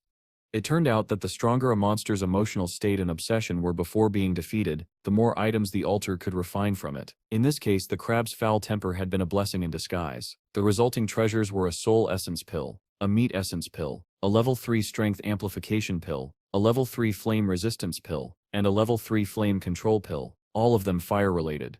And the 6th pill was something completely new, a flame power fruit. a rare item that could only be consumed by fire-type monsters. Without hesitation, Gao Peng tossed it to Flamey and told him to eat it. The moment the giant bird swallowed it, his entire body convulsed violently before collapsing to the ground, twitching in a seizure-like state. Goldie immediately panicked, shouting for Gao Peng to help, but Gao calmly explained that this was part of the awakening process for a new ability. They could only wait. So the group packed up their camp while keeping a close eye on Flammy. Before long, the former ostrich stirred awake. Goldie called out to Gao Peng, who rushed over and opened Flammy's status window. The bird was still a level 51 king-tier monster, but a new line had appeared in his stats. The Flame Devour skill, once belonging to the Inferno King Crab. Gao Peng exhaled in relief. The pill had worked, but then he noticed something else. The system listed a new note. Flammy now walks the path of usurping power. Concern flickered in Gao's expression. Flammy noticed it and nervously asked if something was wrong with him. Realizing how it looked, Gao smiled and reassured him that everything was fine. The note simply indicated a mutation in his new ability, nothing dangerous. Still, Flammy admitted that despite feeling stronger, there was now a strange voice echoing in his mind. It whispered, urging him to follow the path of usurping power. Before Gao could say anything, Goldie chimed in, mocking his brother for trying to sound dramatic. The irony was not lost on anyone. Pot, meat kettle. Flammy burst into flames, chasing Goldie in circles while Gao, mildly exasperated, turned to Frosty. He asked if the little lion knew anything about this path business. Frosty replied that he had only heard vague stories that it was some kind of life or death trial. That's when the altar imp finally spoke up. It explained that the path of usurping power was a form of battle, a competition for the title of the strongest. The imp claimed it didn't see the point, since it couldn't die anyway, and went on to mock monsters obsessed with power and status. Naturally, Flammy and Goldie didn't take that well. The fiery bird kicked the imp square in the head, and when the creature retaliated with insults, Goldie joined in, giving the imp another solid beating before stalking off in triumph. Meanwhile, in an unknown dimension far beyond their world, something stirred. Dazi awoke from his deep slumber to find himself in an endless, empty expanse. The only thing that broke the monotony was a colossal tree bearing strange, glowing fruit. True to his gluttonous nature, Dazi didn't stop to question it. He rushed forward and devoured as many of the fruits as he could, collapsing afterward in a satisfied heap. From the surrounding void, disembodied voices began to murmur, debating his presence. One voice, deeper and more commanding than the rest, finally spoke above them all. This, it said, is simply the work of fate. And far away, back in the fog world, Gao Peng and his companions had no idea what destiny was already setting in motion. Gao Peng and his team had finally arrived near Death Dragon Valley. As they approached a jagged cliff overlooking the area, the dragon ants he had befriended began chittering excitedly. They claimed to smell something delicious nearby. Before Gao Peng could even ask what they meant, a deafening crash echoed from below. The ground shook, followed by a roar so powerful it sent a gust of wind up the cliff face. The ants immediately scurried to Gao Peng, frantically informing him that a dragon was dying at the bottom of the valley. Without hesitation, Gao Peng called for Flammy, Dumby, Slicey, and his dragon-slaying companion White Paper to join him. He also selected 7 dragon ants to come along. Everyone else was to stay on the cliff as backup. He didn't want to risk the entire group when that last roar had radiated such overwhelming power. As soon as the team landed at the base, Slicey quickly dispatched a stray monster that had wandered too close, scaring off the rest of the local creatures. With the area secure, Gao Peng began searching for the source of the roar, only for an unexpected problem to arise. His stomach suddenly began to swell at an alarming rate, ballooning outward until he looked nearly 7 months pregnant. Panicked and embarrassed, Gao Peng hastily excused himself, claiming he needed to find a bathroom. Once alone, his composure broke entirely. He started pacing and muttering to himself, wondering if he was about to give birth to something. If he was, he decided he'd just lie and say he found it by chance, because apparently that was his biggest concern. Before he could spiral any further, a sudden blue portal opened in front of his stomach, flooding him with both power and knowledge. The skill he had received from Dumby's recent promotion had just awakened. His soul strength skyrocketed in an instant. Feeling this surge of energy, Gao Peng realized it was the perfect time to sign blood contracts with the 7 dragon ants. Once the contracts were complete, Gao Peng promised his new companions that they'd never go hungry while following him. To demonstrate his new ability, he used it without warning, and one of the ants instantly vanished. The others panicked, chittering in alarm, but Gao Peng calmly checked his new space-time pocket inventory. Inside, he saw 100 available storage slots. Any creature stored there was held in a kind of stasis, safe and unaging, though unable to grow stronger while inside. Satisfied, he released the ant back to the group, who immediately surrounded it with relieved squeaks. Eager to test the limits of the skill, Gao Peng asked Flamey to fly him back up to the top of the cliff. Goldie, watching this unfold, asked if he was done with his bathroom break. Gao Peng smirked and replied that he was just experimenting. Then, with a flick of his wrist, he vanished, Stripey into storage. Goldie lost his mind, shouting in disbelief while Gao Peng calmly examined the data. Stripey, despite his size, only took up one storage slot, the same as a dragon ant, so mass wasn't a limiting factor. Just as he released Stripey again, a sudden movement caught his eye. A massive shape was skittering down the cliff wall. It was a level 71 Overlord tier dragon ant with a rare iron dragon tail mutation. Gao Peng instantly realized it was heading for the dragon's corpse below. He motioned for Slicey, Dumby and Flamey to follow and took off after it. At the base of the cliff, he barely managed to avoid being spotted. Thinking fast, he hid behind a boulder and vanished all his familiars into storage to conceal his aura. From there he quietly followed the enormous ant as it crawled toward the source of the battle noises ahead. When he finally reached the clearing, the truth became clear. A massive smoke dragon lay dead at the center of the valley, its body still releasing thick black vapors that cloaked the battlefield. The surrounding dragon ants were working together to fend off other scavengers, taking turns ripping chunks of flesh from the corpse. Gao Peng watched in awe. Despite their brutal nature, dragon ants clearly had a sense of kinship. They protected their own kind fiercely. To test a theory, Gao Peng summoned one of his smaller ants and instructed it to approach the feast. The baby ant timidly climbed toward the corpse, its tiny mandibles clacking nervously. The overlord turned to inspect it, then simply moved aside, allowing it to eat freely. Gao Peng grinned. The sight of the baby ant greedily munching on dragon flesh was oddly adorable. When it eventually fell over from overeating, he sent another one forward. Soon all his contracted ants were feasting contentedly, completely accepted by the colony. Watching them, Gao Peng made several observations. Dragon ants showed a fierce loyalty to their own kind, but absolute hostility to outsiders. He saw one monster attempt to snatch a piece of meat and get its arm sliced clean off for the effort. Yet strangely, none of the ants touched the smoke dragon's head. That was where the dragon crystal would be, its most valuable part. Either they didn't consume crystals, or something about this one was off. 3 days passed since the feeding began. Gao Peng was pleased to see that 2 of his dragon ants had already grown in size. One, however, had undergone something even greater. It had mutated. The newly evolved Dragon Ant 6 had developed the ability to release and control smoke, using it for both offense and defense. As Gao Peng stood atop a rock, watching his dragon ants thrive in the shadow of the fallen dragon, he couldn't help but smile. Every battle, every encounter was leading to something greater, and with his new space-time power, the possibilities for his growing army had only just begun. While the rest of Gao Peng's dragon ants were busy geeking out over their newly evolved, smoke-wielding brother, a thunderous roar suddenly tore through the valley. The ground trembled, the skies turned blood red. Gao Peng froze, dread creeping up his spine. Even the dragon ants, creatures who feared almost nothing, began trembling violently. They could sense it. Something monstrous was coming.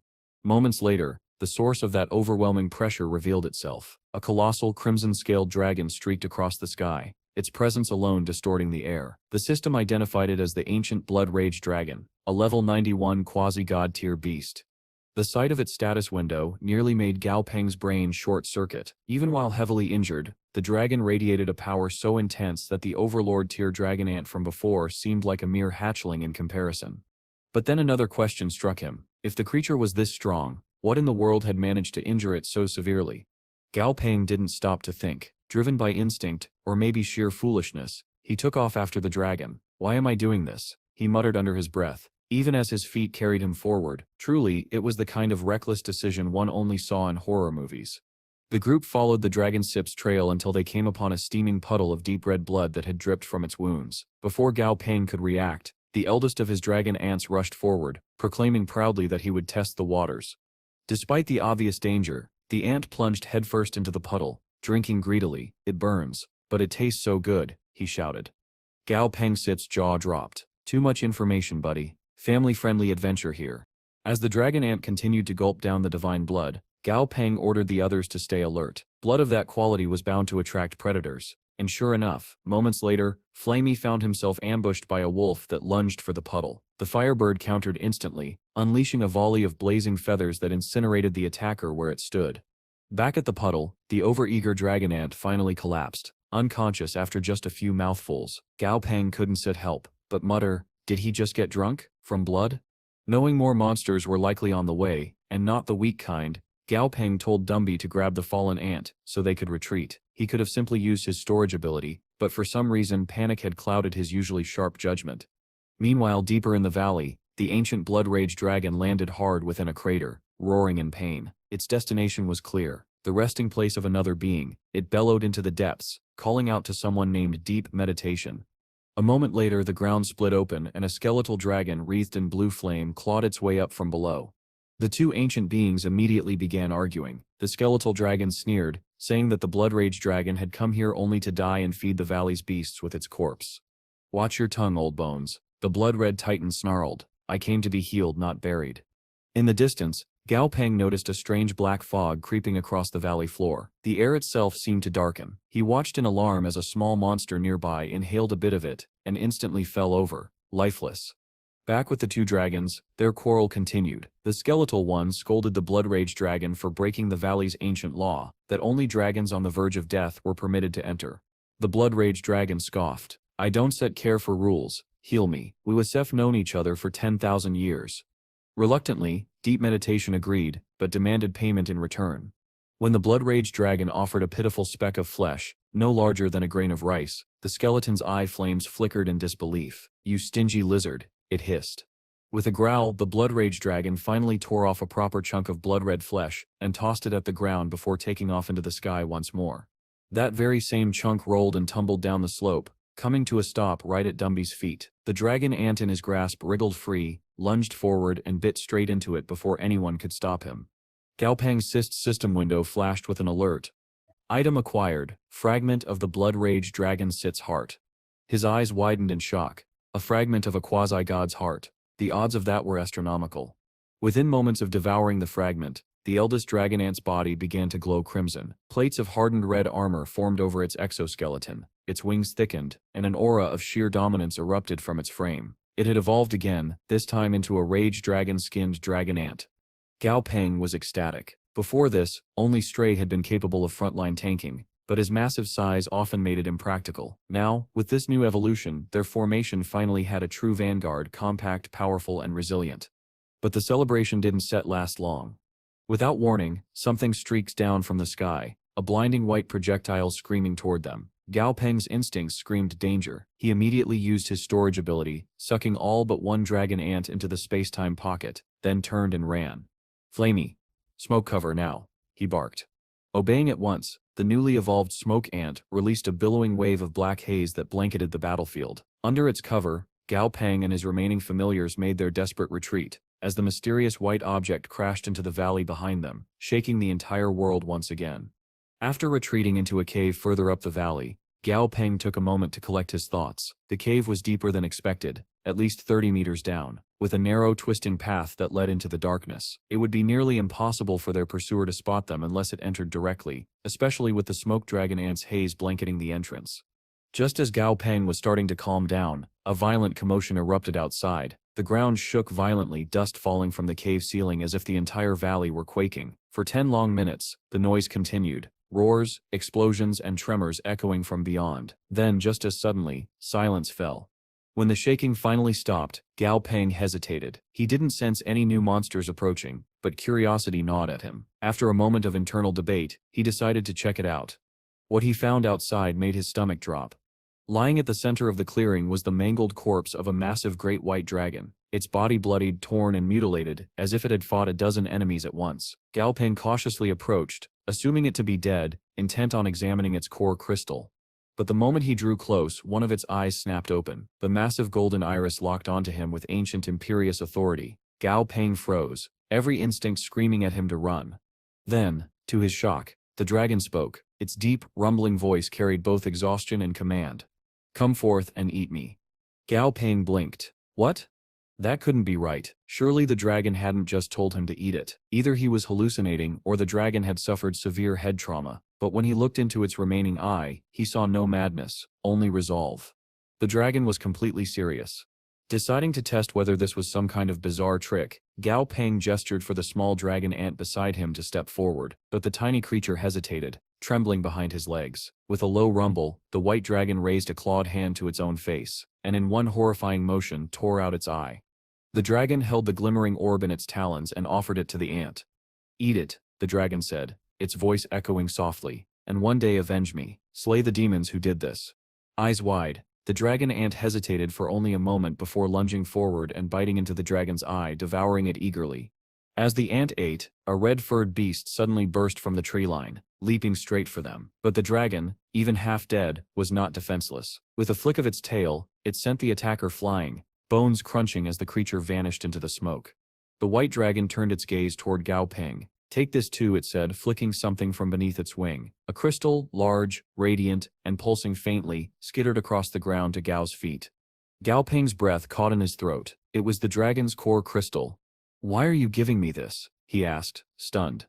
"It is better in your hands," the dragon rasped. "Better than in theirs." Even as it spoke, several demonic silhouettes appeared in the distance, closing in fast. The white dragon's one good eye hardened. "Go," it said. "Leave this place while you still can." There was no hesitation after that. Gao Peng ordered Silly to store the core crystal, scooped up the dragon ant, and ran deeper into the cave as the sounds of the white dragon's final stand echoed behind them. As they fled, Gao Peng's mind raced. The dying dragon's words, the blood rage dragon's wounds, the name Death Dragon Valley, everything clicked into place. The valley wasn't what it seemed. The white dragon had asked him to avenge it. The blood rage dragon had been heavily injured. The monsters here were all dragon-related, and the way they grew stronger by feeding on the remains of their own kind made grim sense now. The valley wasn't a graveyard at all. It was a breeding ground. Somewhere deep within, a dragon was maintaining balance, a hidden overseer who allowed lesser beasts to thrive while preventing any from growing too strong. That explained why Gao Peng had never encountered a monster above Overlord tier here. Those who reached that level were likely forced to leave by the valley's master. He felt a chill run down his spine. When he finally stopped running, Gao Peng checked on the dragon ant that had eaten the white dragon's eye. The creature's once black eyes now glowed faintly gold, filled with shifting bands of light. A system window appeared. New ability acquired. Daylight Aurora Pupil. Allows the user to see through darkness and perceive objects through solid matter. The ability wasn't offensive, but its utility was undeniable. Gao Peng couldn't help but chuckle softly. The little ant was still happily chewing on the last bits of dragon flesh, blissfully unaware of the revelation that had just shaken his master to the core. Still, Gao Peng knew it was time to leave this place. But before departing, he had to decide what to do with the rest of his growing dragon ant brood. He couldn't possibly keep them all. Then, suddenly, inspiration struck. Sometime later, at the mouth of another cavern, the Overlord tier dragon ant lounged peacefully, enjoying a rare moment of rest. The sky above the valley was calm for once, painted gold by the setting sun. But his tranquility didn't last long. He felt it, a familiar energy approaching. Instantly he rose to his feet, mandibles flaring, wings twitching in preparation for battle. With all monsters above his tier long gone from the valley, anyone bold enough to approach him now could only be doing one thing: challenging him. Just as the Overlord dragon ant declared that anyone approaching must be there to challenge him, the bushes nearby rustled. Out popped 4 familiar figures, the 3rd, 4th, 5th, and 7th dragon ant hatchlings. They immediately began chittering happily, crowding around him. The Overlord blinked, utterly confused. "Whose kids are these?" he muttered, a bead of sweat rolling down his head. Then, in perfect unison, the little ones shouted, "Daddy?" The Overlord froze. "Wait, what?" Before he could react, the young ants swarmed him, hugging his legs and repeating the word over and over. "Daddy? Daddy?" He stood there in stunned silence. This was not how he expected his quiet day off to go. Still, to his credit, the Overlord was surprisingly calm about it. They reminded him of his own brood, the little ones he'd raised so carefully. They were nearly grown now, ready to leave the nest. The thought of them moving on made him oddly sentimental. Maybe he'd even ask his wife to start a new nest once they were gone. But that could wait. He cleared his throat, forcing a serious tone. "Listen, little ones, I am not actually your father. You shouldn't call me that." The moment he said it, all 4 of them started bawling in unison. "Daddy doesn't want us anymore?" The Overlord panicked instantly. No, don't cry, stop crying." But it was too late. A shadow fell over him, and the air turned icy. From the mouth of the nearby cave emerged his wife, her eyes blazing with righteous fury. She took in the scene, her husband surrounded by crying children, telling them he wasn't their father, while the little ones sobbed that their mother had sent them to find him before she left. The Overlord turned pale. "Dear, I can explain." His wife ignored him entirely. She crouched beside the children, her tone instantly softening. "Where are your parents, little ones?" Between hiccups and tears, they wailed, "They abandoned us." The Overlord's wife gasped, her maternal instincts kicking in full force. "Oh, you poor darlings." She pulled them into a warm embrace, soothing them while glaring daggers at her husband over their shoulders. And just like that, the overlord dragon ant suddenly found himself with 4 new children and no way to talk himself out of it. From a nearby bush, Gao Peng watched the entire exchange unfold with a wide grin and a silent thumbs up. Perfect execution, he whispered to himself, the smug satisfaction practically radiating off his face. Later, far above Death Dragon Valley, Gao Peng faced a very different problem. For once it wasn't about deception or danger, it was about decision-making. He had too many familiars and couldn't decide which one to promote first. As he stood there deep in thought, Stripey interrupted him, sensing something beneath the ground. "There's a monster hiding in the soil," Stripey reported. "Force it out," Gao Peng ordered. The striped beast slammed a claw into the dirt, and a moment later, a creature popped out, a firetail mink toad, dazed and croaking in protest. Gao Peng's system scan revealed its skill set, and one ability caught his eye, level 4 Earth Flame. "Flamey," Gao Peng said, "absorb its fire." The giant firebird obeyed, drawing in the creature's burning energy, but as soon as he finished, he let out an enormous gust of air right in Goldie's face. The reaction was immediate. Goldie froze mid-breath, then collapsed dramatically, gagging. No, the smell too strong. He fell to the ground, lifeless. Gao Peng sighed. "Rest in peace, Goldie. You died a true warrior sip's death." Flammy, meanwhile, was busy shouting at the unconscious toad. "Your fire made me gassy. How dare you?" "Enough," Gao Peng said, pinching the bridge of his nose. "Actually, this could work. If we use the toad as a power source, you could keep absorbing its flames indefinitely. Its sep's basically a living power bank." Flammy paused mid-rant, considering it. Gao continued, half joking but entirely serious. "And if it ever runs out of fire, well, we shall just butcher it and eat it. Totally normal. Nothing morally questionable here at all." While Gao Peng and his familiars were busy turning natural creatures into power tools, far away in the unknown void, Dazi was living the dream, floating lazily through the endless expanse, snacking on anything he could find. He was, quite possibly, the happiest centipede in existence. But after a while, he noticed something strange. The endless buffet of cosmic snacks had stopped appearing. Not a crumb of food had spawned in ages. As he pondered this, a spatial rift suddenly tore open in front of him. From within, he caught a familiar scent, the smell of earth. Eyes widening, Dazi raced toward it, desperate to return. But as he neared the rift, a barrier repelled him. The Earth's dimensional laws prevented a creature of his immense power from crossing over. From the surrounding darkness, unseen voices began to murmur. They discussed his predicament, the danger of allowing his strength to keep growing unchecked, the imbalance it could cause to his homeworld. One voice suggested sending him to another realm, but another quickly dismissed the idea, citing the rules. When Dazi began to cry, lamenting that he might never see Gao Peng again, a different voice, older, calmer, spoke up. "The rules may be rigid," it said, "but they are not absolute." A second rift appeared beside Dazi. Hesitant, he poked one of his stingers through. To his surprise, it passed cleanly to the other side. Curious, he leaned forward, poking his head through, and was met with the sight of a vast, endless ocean stretching to the horizon. "Yeah, no thanks," he muttered, pulling back. "I step not drowning today." But the void had other plans. The same voices that had debated his fate gave him one final push, literally shoving his massive body through the rift and slamming it shut behind him. Dazi burst out into the ocean, thrashing to stay afloat. "You cowards," he shouted up at the fading tier in space, unleashing a colorful string of curses. Before he could recover, a massive shadow loomed beneath him. A giant fish lunged upward, jaws wide. Annoyed more than afraid, Dazi narrowed his eyes. "Really? You start picking a fight with me?" Electric energy surged through his body. A moment later, a colossal bolt of lightning struck the sea, vaporizing the water and frying the fish in an instant. As the smell of charred seafood filled the air, Dazi floated above the rippling waves, smirking. "One tray of fries," he said to himself, "and we sef got first-class fish and chips." After dealing with the whole fish and chips situation, Dazi, still fuming, took off across the horizon, electricity crackling faintly across his massive centipede form. He grumbled under his breath, muttering about stupid oceans and backstabbing cosmic jerks, completely unaware that dozens of enormous fish were lurking below, watching his silhouette fade into the distance. Back on land, Gao Peng suddenly froze mid-sentence. A crushing pressure washed over him, an overbearing, suffocating presence unlike anything he'd felt since leaving the valley. His first thought was grim. The monster from the bottom of Death Dragon Valley must have followed us. Not realizing what was actually happening, Gao Peng immediately barked out orders. "Everyone, battle formation. Prepare for contact." Flammy spread his wings, Dumby braced his shield, and the dragon ants assembled, ready to unleash everything at the first sign of movement. Gao Peng stood at the front, tension in every muscle. "Attack on my signal," he shouted. "Don Sets let it get the first move." 10 minutes passed. Nothing happened. The sea breeze whistled softly through the cliffs. Flammy blinked and tilted his head. Boss? There Stets nothing here." A long silence followed.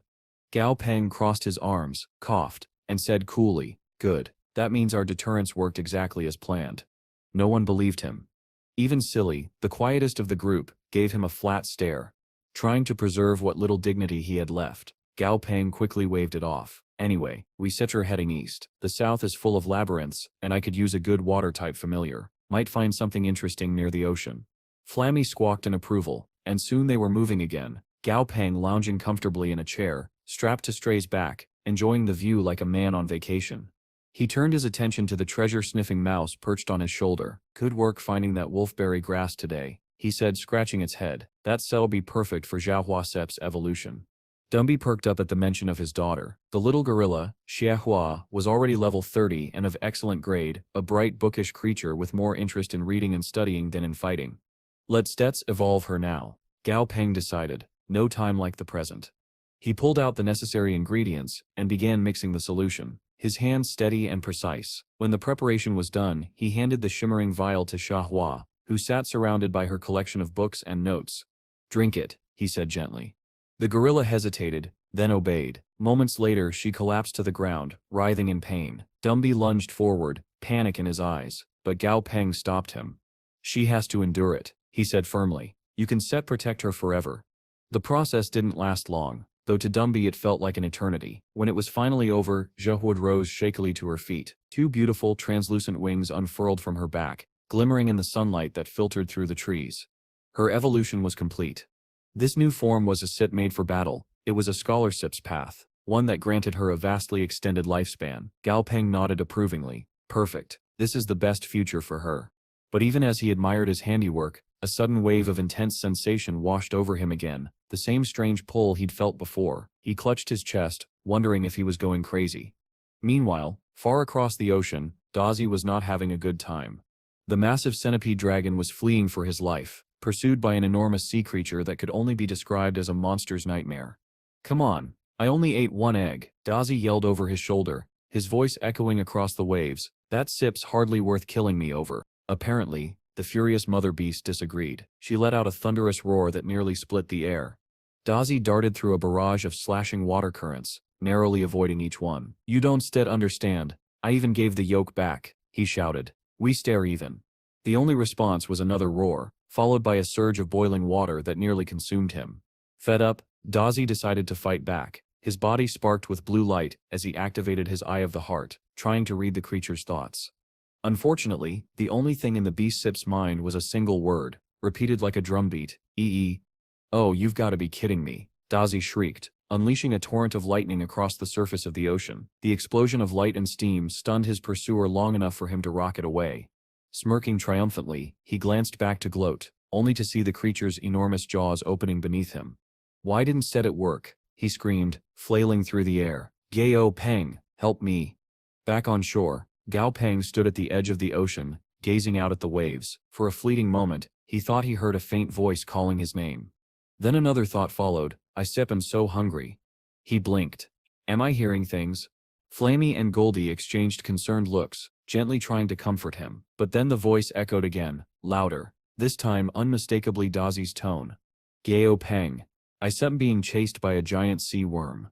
Gao Peng Sip's jaw dropped. "No way." Tentatively, he sent out a thought. "Dazi, is that you?"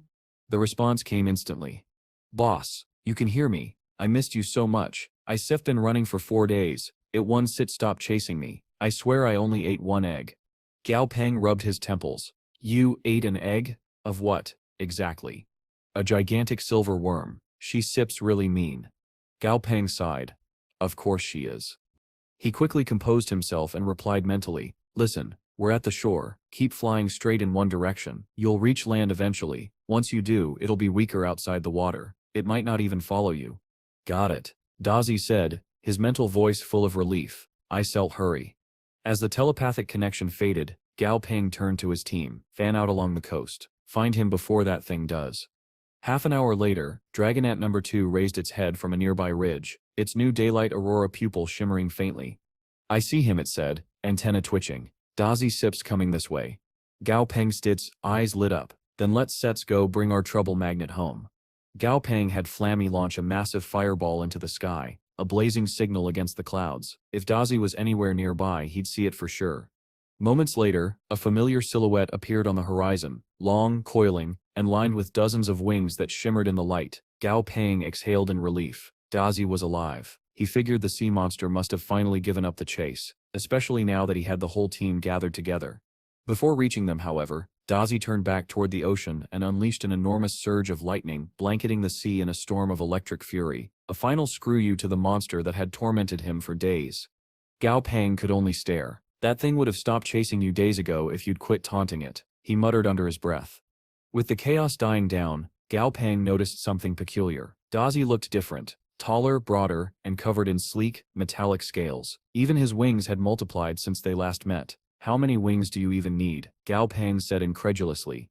Dazi ignored the question, groaning loudly instead. I haven't eaten in months. Silly, bring me boxes of mealworms. I'm starving. Before Gao Peng could scold him, Stripey suddenly went rigid, his many eyes narrowing. He'd sensed something. A split second later, the ocean erupted. The massive silver serpent that had chased Dazi burst from the waves, its 3 gleaming eyes glowing with murderous intent. The deep-sea silver-winged three-eyed snake had followed him all the way to shore. Gao Peng barely had time to shout a warning before the creature's attack hit. Stripey, the towering spider beast who had guarded the team through countless battles, lunged in front of everyone and took the full force of the strike. The explosion of water and energy shook the coast. When the spray cleared, Stripey was still standing, but blood seeped from cracks in his carapace. Gao Pangsip's expression hardened. Even Stripey took real damage. That thing is terrifying. He immediately ordered Stripey into the water. Suppress it before it uses the ocean against us. Stripey dove in, slamming into the serpent's scales. The snake retaliated instantly, pulling a massive sphere of dense water around its body, and hurling it at Stripey with devastating force. Gao Peng winced as the impact threw Stripey backward, deeper into the sea. What in the world did you do to provoke this thing, Dazi? Gao Peng yelled. Out of curiosity and dread, he opened the serpent's status window, and immediately regretted it. Level 74, Overlord Tier Deep-Sea Silver-Winged Three-Eyed Snake. They were so doomed. Behind him, Dazi scratched the back of his head. Ah, did I mess up? Yes, Gao Peng snapped, so badly. But then something else caught his attention. Dazi looked stronger. Gao Peng opened his status window and his jaw hit the ground. Dazi was now a level 69 Emperor Tier beast. Nice, with several skills over level 5 and a newly gained mythical grade. His title read, 24 Winged Lightning Sky Dragon. In raw stats, he even surpassed the Silver Serpent. Gao Peng smacked him on the head. You stature stronger, get in there and help Stripey. But, no buts. Grumbling, Dazi launched himself into the air, electricity crackling around his wings. Fine, fine. He dove toward the serpent and roared, explosive lightning. The air detonated with power. The serpent tried to raise a water barrier, but the lightning pierced straight through, sizzling against its scales. Dumby took the chance to charge forward, his massive fists glowing with dark energy. He swung hard, but the serpent twisted just in time, making the hit glance off its side. Even so, the impact hurled Dumby back to shore. Before Gao Peng could shout again, Dumby gritted his teeth and ignited his dark flames, coating the serpent's body in black fire. The result was shocking. Not only did the flames cling to its water-coated scales, but they burned the seawater itself. Gao Peng stared, fascinated. It sits burning water instead of energy.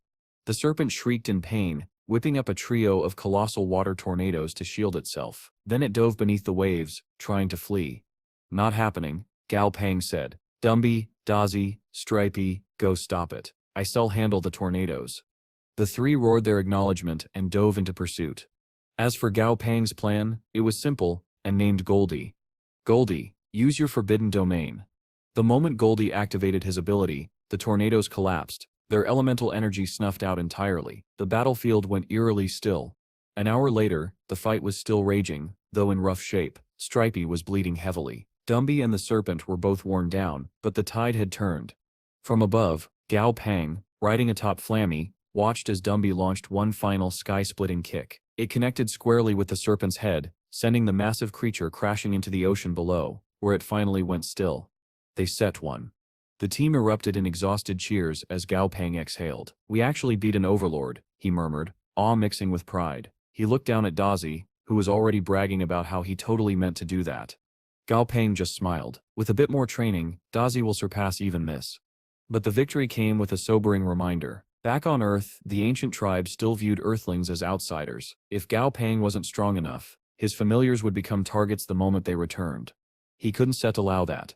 To survive, they needed both power and rank, equal measures of skill and strength, and with his new space-time storage ability, he had a dangerous idea brewing to secretly smuggle higher-tier monsters onto Earth, evolving his companions beyond what anyone there could match. As the battle's aftermath faded, Stripey's wounds began to mend under the Earth's elemental energy, while Dumby simply absorbed the lingering spirits of fallen foes to heal himself, a trick even Gao Peng had to admit was unfairly powerful. With his team recovering, Gao Peng turned to the altar imp. "From now on, you stare its dark child." The imp immediately groaned. "Please don't salt call me that. I sip literally just your altar set's avatar." "Too late," Gao Peng said with a grin. "It suits you." Even Goldie chimed in from nearby. "It sips a cool name, stop whining dark child." The imp buried his face in his claws. And so, the odd little family continued. For the next 6 months, Gao Peng and his familiars trained relentlessly, mastering their new powers and pushing their limits in the Black Fog world. A full year had passed since Gao Peng's arrival. His strength, his control, and his connection with his familiars had all grown beyond recognition. And one calm evening, as the team prepared dinner by the sea, Goldie burst from the water with a triumphant roar, dragging a massive fish in his claws. "Dinner steps served," he shouted proudly. Gao Peng smiled as his companions gathered around the crackling fire. The storms, the chaos, the battles, they'd all survived together. For the first time in a long while, the world felt almost peaceful.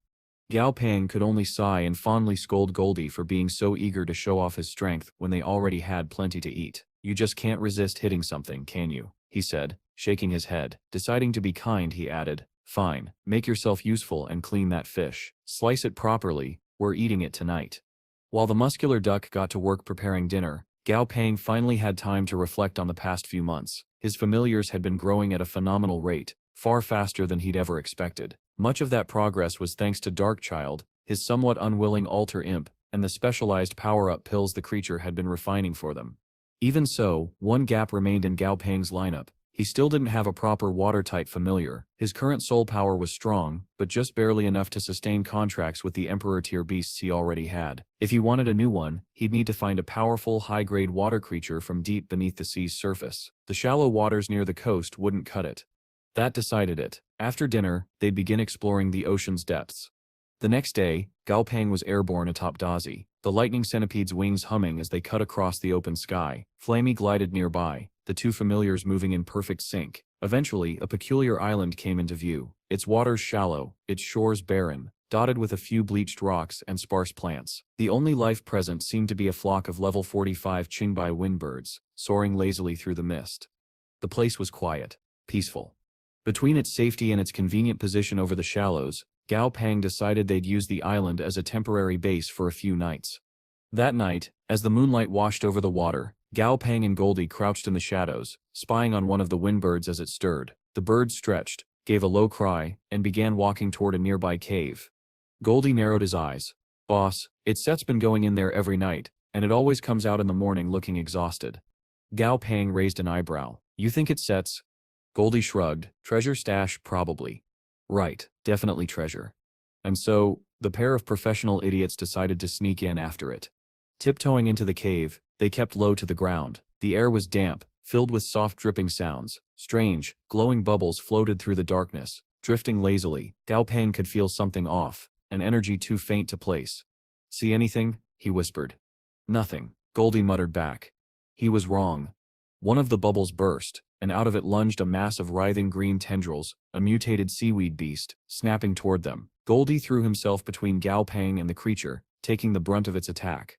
But the seaweed wasn't a simple opponent. Its body was rubbery and flexible, impossible to tear apart. Within seconds, Goldie was wrapped up tight, immobilized and dragged toward the water. "Boss, little help?" Gao Peng grimaced. "You still hate me for this later." He raised his hand. "Flamey, burn it." The cave flared with fire as Flammy's blazing breath roared across the chamber, engulfing both Goldie and the monster.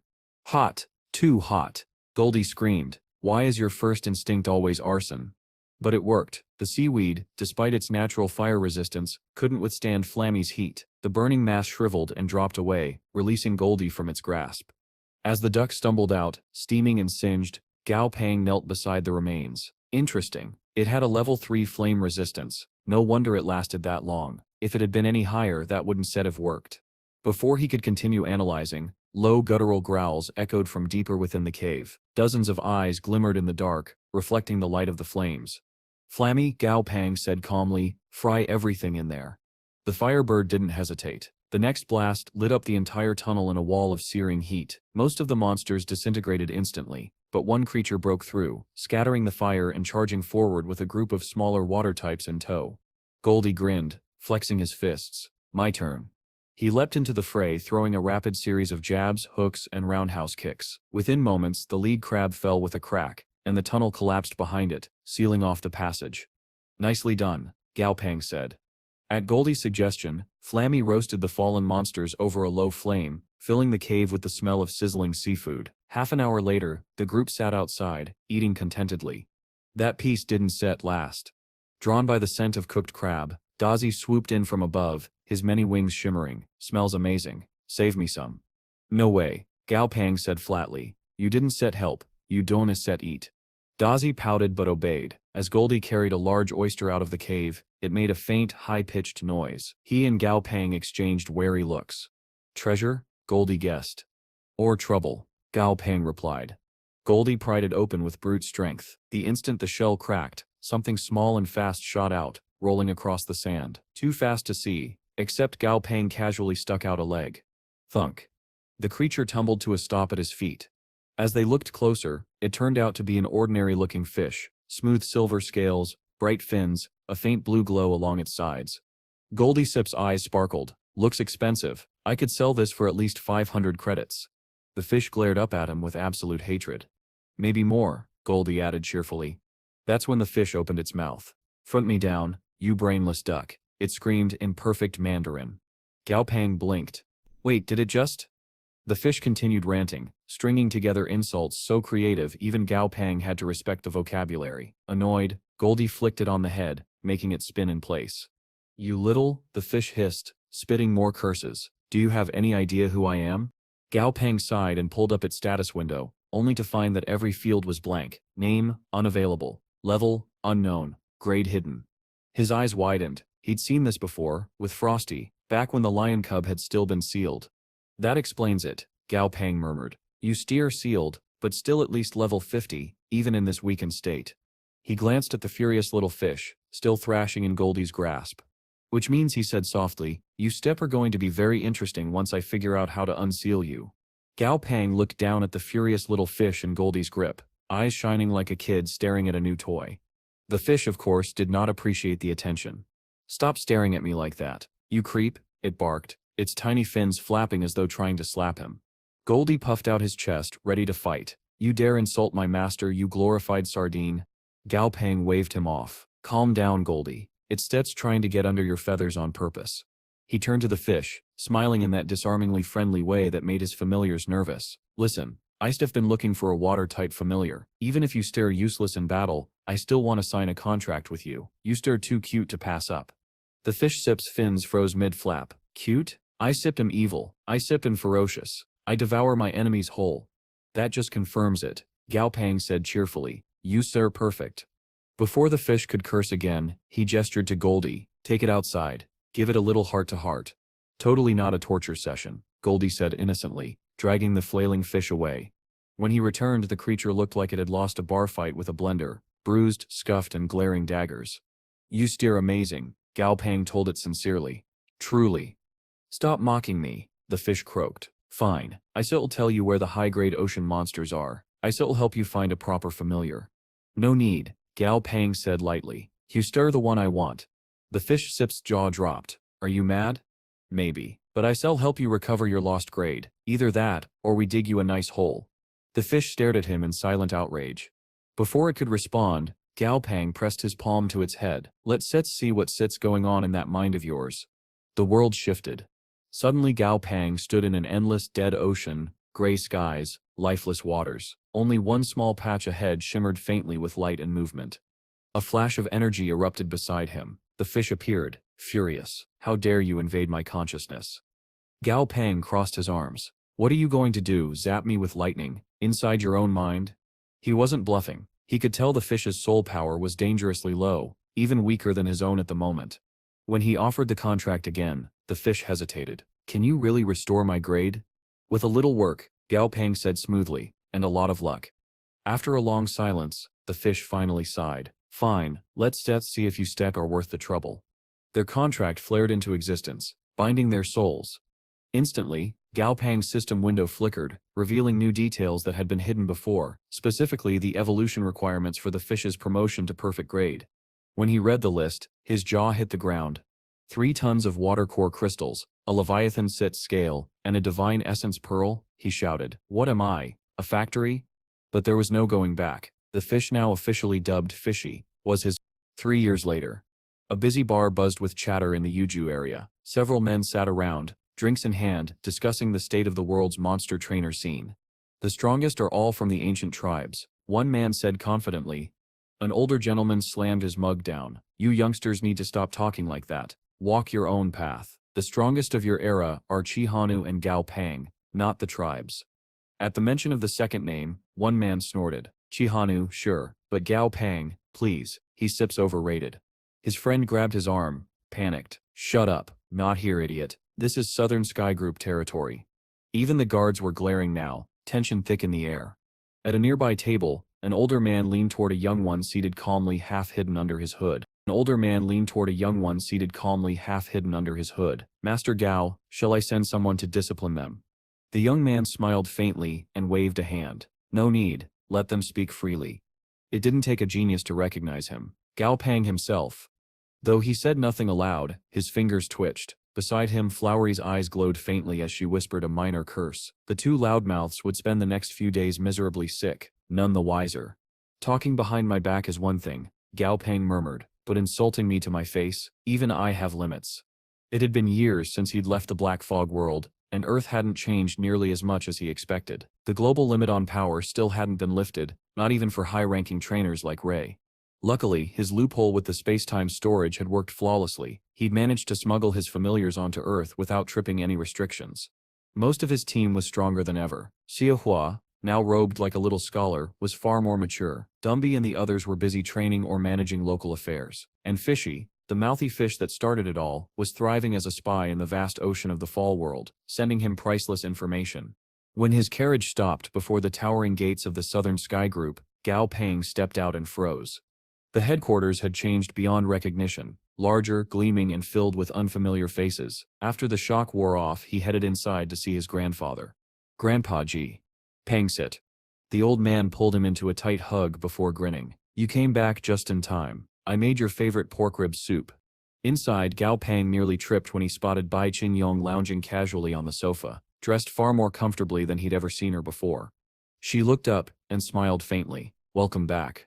Caught off guard, Gao Peng stammered. Ah yeah, hi. I'll go so you can catch up with your grandfather, she said, standing. Nonsense, Grandpa G said immediately. Stay for dinner, you already know each other anyway. Dinner was awkward. Grandpa G barely stayed 5 minutes before muttering something about paperwork and disappearing, with a grin that could only belong to a man playing matchmaker. The silence stretched. Gao Peng tried to break it. So, the soup sep's good? Bai Qingyong smiled politely. It's fine.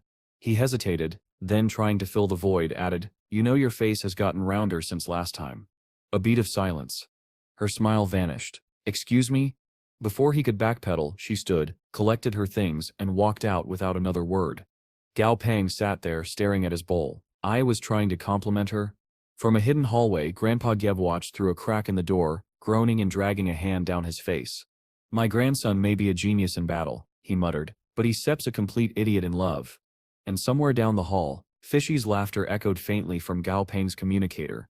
Later that week, Gao Peng joined his grandfather at their old high school, standing just off stage as the old man addressed a sea of eager students. His booming voice carried through the gymnasium.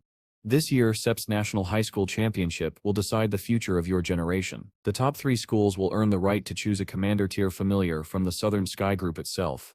He gestured proudly toward Gao Pang. The first place winner will receive a custom familiar personally crafted by Gao Pang, so give it your all. The crowd exploded with cheers, the students chanting his name like he was a celebrity. Gao Pang smiled and waved awkwardly, feeling more like a marketing prop than a role model. A few hours later, in the principal's office, Gao Pang slumped into a chair. So, what exactly is the National High School Championship? He asked blankly. The principal blinked. You're joking, right? I mean, it sounds self-explanatory, but I'd rather not assume, he replied. With a sigh, she explained. It's an annual tournament co-hosted by the government and the major factions of the Hua region. This will be the second one. Schools compete with their familiars for national ranking.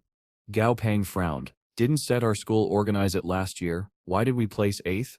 Because the Hua Shijian Academy took first place, she said. Their connections to the military and top guilds are extensive. We focused on academics instead of gifting every student a familiar. He leaned back thoughtfully. Ah, I get it. You still raising capable trainers who don't rely too much on their familiars. That's smart. Grandpa G, who been quietly sipping tea, slammed his cup down. You don't get it at all, boy. Huh? The old man launched into a tirade. The Northern Frost tribe has been pressing us non-stop, and it took months of diplomacy to bring Bai Kim Yan here to help. And what do? You offend her. She's not even interested in me, Gao Pang protested. If I tried something and she rejected me, it's to ruin the friendship. Of course she's not interested yet, Grandpa G snapped. Feelings don't appear from thin air, they're cultivated. When I met your grandmother… Alright, I leaving, Gao Pang cut in, already backing toward the door. I lead the Academy SEPS team this year, gotta go prepare. Coward, the old man shouted after him. That afternoon, Gao Pang found his younger sister Tong Tong, lounging in one of the mansion gardens. Her fluffy feline familiar, Softy, purred lazily in her lap. He ruffled her hair. Hey, long time no see, I need a favor. She arched an eyebrow. What kind of favor? With all the unstable factions moving lately, I want you to act as Tiandat Academy SIP's gatekeeper, he said. You can delegate to your familiars, of course. I'll even build you a villa right next to campus. Tong Tong stretched and shrugged. Sure. Not like I have anything better to do. Just as she agreed, Gao Pang suddenly froze, eyes narrowing toward the horizon. What's wrong? She asked. He smiled faintly. Nothing. Just some people aren't too happy that I stem back. That night, Gao Pang strolled along the outdoor walkways of Southern Sky HQ. He wasn't being careless. He was bait. He felt the killing intent before he saw it. A dark blur shot toward him, and a massive moon shadow spider crashed down from above, fangs glinting. Gao Pang pivoted, springing off a crumbling wall as the arachnid strike split the tiles where he'd just stood. Right on time, he muttered.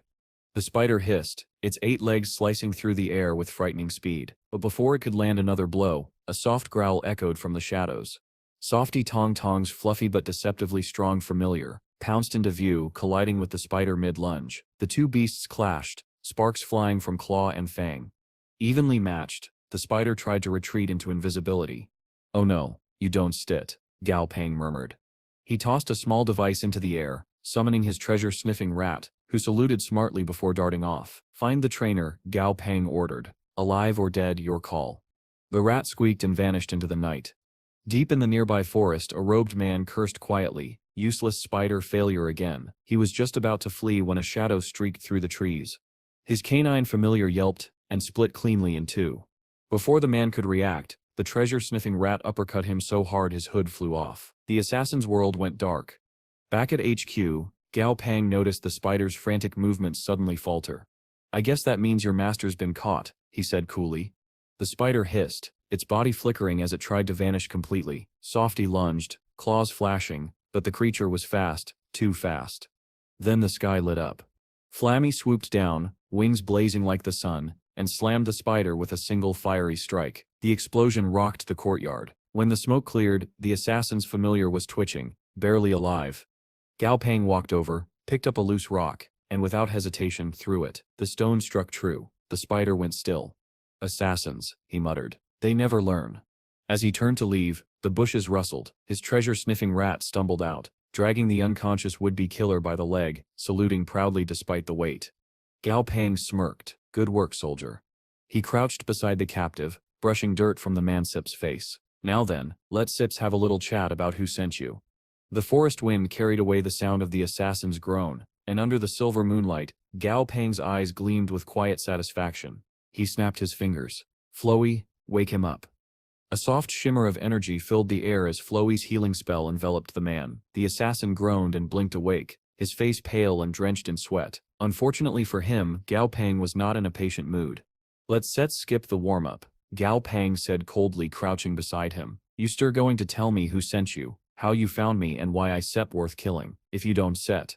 He conjured a heavy mace out of thin air, and let it drop with a loud thud beside the man's head. I sell improvise. The assassin flinched, trembling. Why you can set do this? This is illegal. Gao Peng actually laughed. Illegal? You tried to assassinate me, and now you want to talk about the law? He leaned closer, smiling without warmth. That sip's adorable. After a few tense minutes and a lot of unconvincing whining, the man finally cracked. His name was Tong Chung, and according to him, he'd been sent by the Kushan group to evaluate the strength of potential candidates for the upcoming national championship. The assassination attempt on Gao Peng, he claimed, had simply been a personal decision to earn some extra credit. Gao Peng didn't sit by it for a second. You expect me to believe you tried to kill me on a whim? He asked, voice dangerously calm. Tong Chung's silence was answer enough. Fine. Gao Peng sighed. You had your chance. He summoned Brainy, the floating mass of psychic flesh and nerves that served as his living memory extractor. The creature drifted over silently, tendrils twitching in anticipation. Get to work, Gao Peng ordered. Moments later, the man screamed as Brainy's tendrils latched onto his temples, pulling glowing strands of memory from his mind. When it was done, Brainy's eyes flickered, and a stream of thoughts poured directly into Gao Peng's own consciousness. The truth was much worse. Tong Chung hadn't come to test anyone. He was part of a coordinated effort by the Kushan group to sabotage Tiande Academy's team before the championship even began. His orders were to eliminate the familiars and the 5 registered representatives. One name in particular stood out in the recovered memories: Stormcloud Sparrow. Gao Peng froze. That familiar was supposed to be a secret trump card, known only to a handful of people including Grandpa Gao, which meant, "They've got a spy inside the academy," Gao Peng murmured, "and whoever it is, they know far too much." He clenched his fists. He'd planned to coach his students fairly, to let them grow at their own pace and learn through experience. But now, the game had changed. If the other forces were going to cheat, then he would win by any means necessary. The next morning, the 5 chosen representatives from Tiande Academy gathered at the mountain behind Gao Peng's villa, where he'd called them for their first team meeting. The students passed the time-swapping stories about their new coach, the legendary Gao Peng, the man who'd returned from the Black Fog world alive and with a personal army of familiars. When the ground suddenly trembled beneath them, conversation died instantly. The mountainside split open and a massive door slid away with a deep mechanical rumble, revealing a hidden laboratory beneath the villa. Dust billowed outward, and from the shadows emerged Gao Peng himself, looking far too casual for someone with that much dramatic flair. "Sorry to keep you waiting," he said. "Come in." As they stepped into the vast subterranean lab, lined with strange machines and stasis pods, Gao Peng turned to face them. "I'll be honest," he began. "Originally I just wanted you all to enjoy the experience. Learn something, have fun, maybe place decently, but things have changed." His tone hardened. "Now, I want you to win." The students exchanged uneasy glances, realizing he wasn't joking. That said, Gao Peng continued, "You still are not nearly ready, not with your current familiars, beating top-tier academies with what you have now." He shrugged. "That sep's a fantasy." The bluntness stung, but before anyone could protest, he smiled faintly. "So let's make it interesting. I still let you spar against one of my weaker familiars, or rather a subordinate parasite that lives on one." The group hesitated. A parasite? That sounded both underwhelming and horrifying. Before they could voice their doubts, one of the students, Chi Hanan, stepped forward confidently. "I accept." Gao Pangsip's eyes gleamed. "Good. I can see why you were chosen to handle the Stormcloud Sparrow." With a snap of his fingers, the ground cracked open. From the depths of the lab rose a towering figure, Bo, one of the mutated orange trees that grew on top of Stripey. Fully matured now, Boi stood nearly 3 meters tall, its bark shining like polished stone, branches shifting like arms. The student's jaws dropped. "Wait, if this thing is a parasite, how big is the host?" one of the boys muttered. He was absolutely right, though Gao Peng didn't confirm it. Instead, he smiled thinly. "Relax," he said. "This one sep's weak, barely level 50, not even a combat type." He stepped back. "Defeat Bei, and I'll officially let you represent the academy in the championship." 2 of the boys immediately sent out their familiars, a sleek iron-boned saber-toothed tiger and an iron-winged armored paladin. Alright, let's go, one shouted. The eye didn't move until they were halfway across the floor, then its roots surged upward like living whips. In one smooth motion, it swatted the tiger aside and wrapped the paladin in a prison of twisting wood and vines, trapping it instantly. The fight was over before it even began. The students stared, stunned. Gao Pang chuckled darkly, his shadow stretching long under the lab lights. You see, that was one of my weakest. He folded his arms and grinned. Now let's have some fun. His familiar body was clearly dominating the battle, making his opponents Gev and Ali increasingly frustrated. In an attempt to turn the tables, they both sent out their pets. Gev's familiar, a devil vine mountain climbing monster, used its restriction skill, wrapping body in a tight hold of thick vines. But there was a flaw. Gao Peng instantly noticed it. They had tried to restrain a wood-type familiar, using another wood type of a lower level. That was a fatal mistake. The moment BA opened its eyes and took the fight seriously, the situation flipped. The devil vine was suddenly the one bound and struggling within fresh, stronger vines. Gao Ping glanced toward Chuan Yao, the last of the three students, wondering what she would do next. Her Stormcloud Sparrow was her only chance at victory now. To everyone's surprise, Chuan Yao raised her hand and admitted defeat. Her classmates were shocked, demanding to know why she had given up when her familiar still had a chance. Gao Ping, however, was intrigued. He reminded her that even a slim chance was still a chance. So why surrender? Chuan Yao's answer was simple. BA's power and her own familiar's growth, both came from Gao Peng's training. Whether she fought or not made little difference. She was still relying on his strength. This answer pleased Gao Peng. He told the students that he wanted to demonstrate the true importance of levels, and that the last battle had made his point perfectly clear. For the next 6 days, he declared, they would undergo rigorous, unforgiving training. Every one of them would have to rise to the standards of Lord-tier familiar trainers. The students were stunned. They shouted in disbelief, but Gao Peng didn't give them a moment to recover. He pulled out an entire shelf filled with gleaming treasures and announced that he had prepared a small gift for them. Immediately, one of the students' tiger familiars began wagging its tail excitedly, drooling over the materials. Its trainer frantically told it to calm down. Gao Peng smiled and explained that the shelf contained king-tier monster core crystals, materials meant to be consumed by their familiars. Once again, the students were left speechless. Gao Peng's tone turned serious as he told them that he had everything from rare evolution items to powerful enhancement treasures. This was their chance to rise.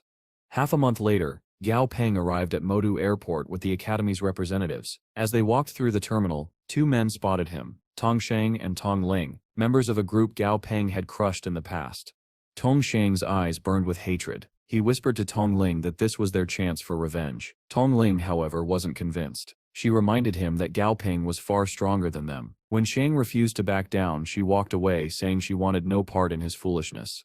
Meanwhile, Gao Peng met with an old acquaintance, a man he called Uncle He. Once the mayor, he had since risen to become president of the Freedom Alliance. Despite his new status, he remained humble and greeted Gao Peng warmly. The two chatted like old friends, and he even suggested having lunch together soon.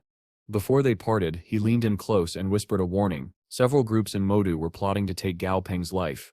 Gao Peng simply thanked him, his expression calm. He replied that the safety of his students would be in his hands, then walked away without another word. Watching him go, the president wondered whether Gao Peng's composure came from hidden power or simply unshakable confidence, perhaps both. At Modu Stadium, the National College Championship was about to begin. The announcers' voices boomed across the arena as the first competitors, representatives of last year's winners, Hu High School, entered to roaring applause. Gao Peng addressed his students, pointing to the stage. This, he told them, was what it meant to be a champion. If they wanted to be treated with the same respect next year, they had to win. The students were tense, thinking of what lay ahead. One of them, a short, round-faced boy, raised a hand and asked, half-jokingly, if they could be excused from next month's exams, if they brought glory to the academy. Gao Peng almost smiled at his boldness. Not everyone was amused. From across the waiting area, a girl from another school sneered at the question, mocking the boys' academy for ranking only 8th the previous year. The boy clenched his fists, ready to argue, but the girl turned away dismissively, saying she didn't know where a loser like him found such confidence. Before things could escalate, Gao Peng placed a hand on his student's shoulder and told him to let it go. From their uniforms, he recognized that the other students were from Luan High School. There was no point wasting words. They could prove themselves in the next round. The announcer soon began revealing the tournament brackets. When the third match pairing appeared, everyone gasped. Luan High versus Gao Peng's T&D Academy.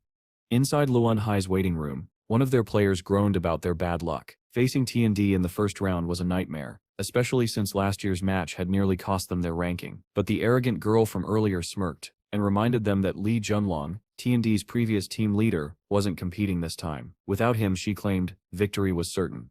Meanwhile, in T&D's own waiting room, the atmosphere was electric. Stout and Cocky were hyped up and eager to fight, while Chuan Yao, ever the calm one, told them to quiet down and focus on studying the match between Hua Wo and Qing Mu.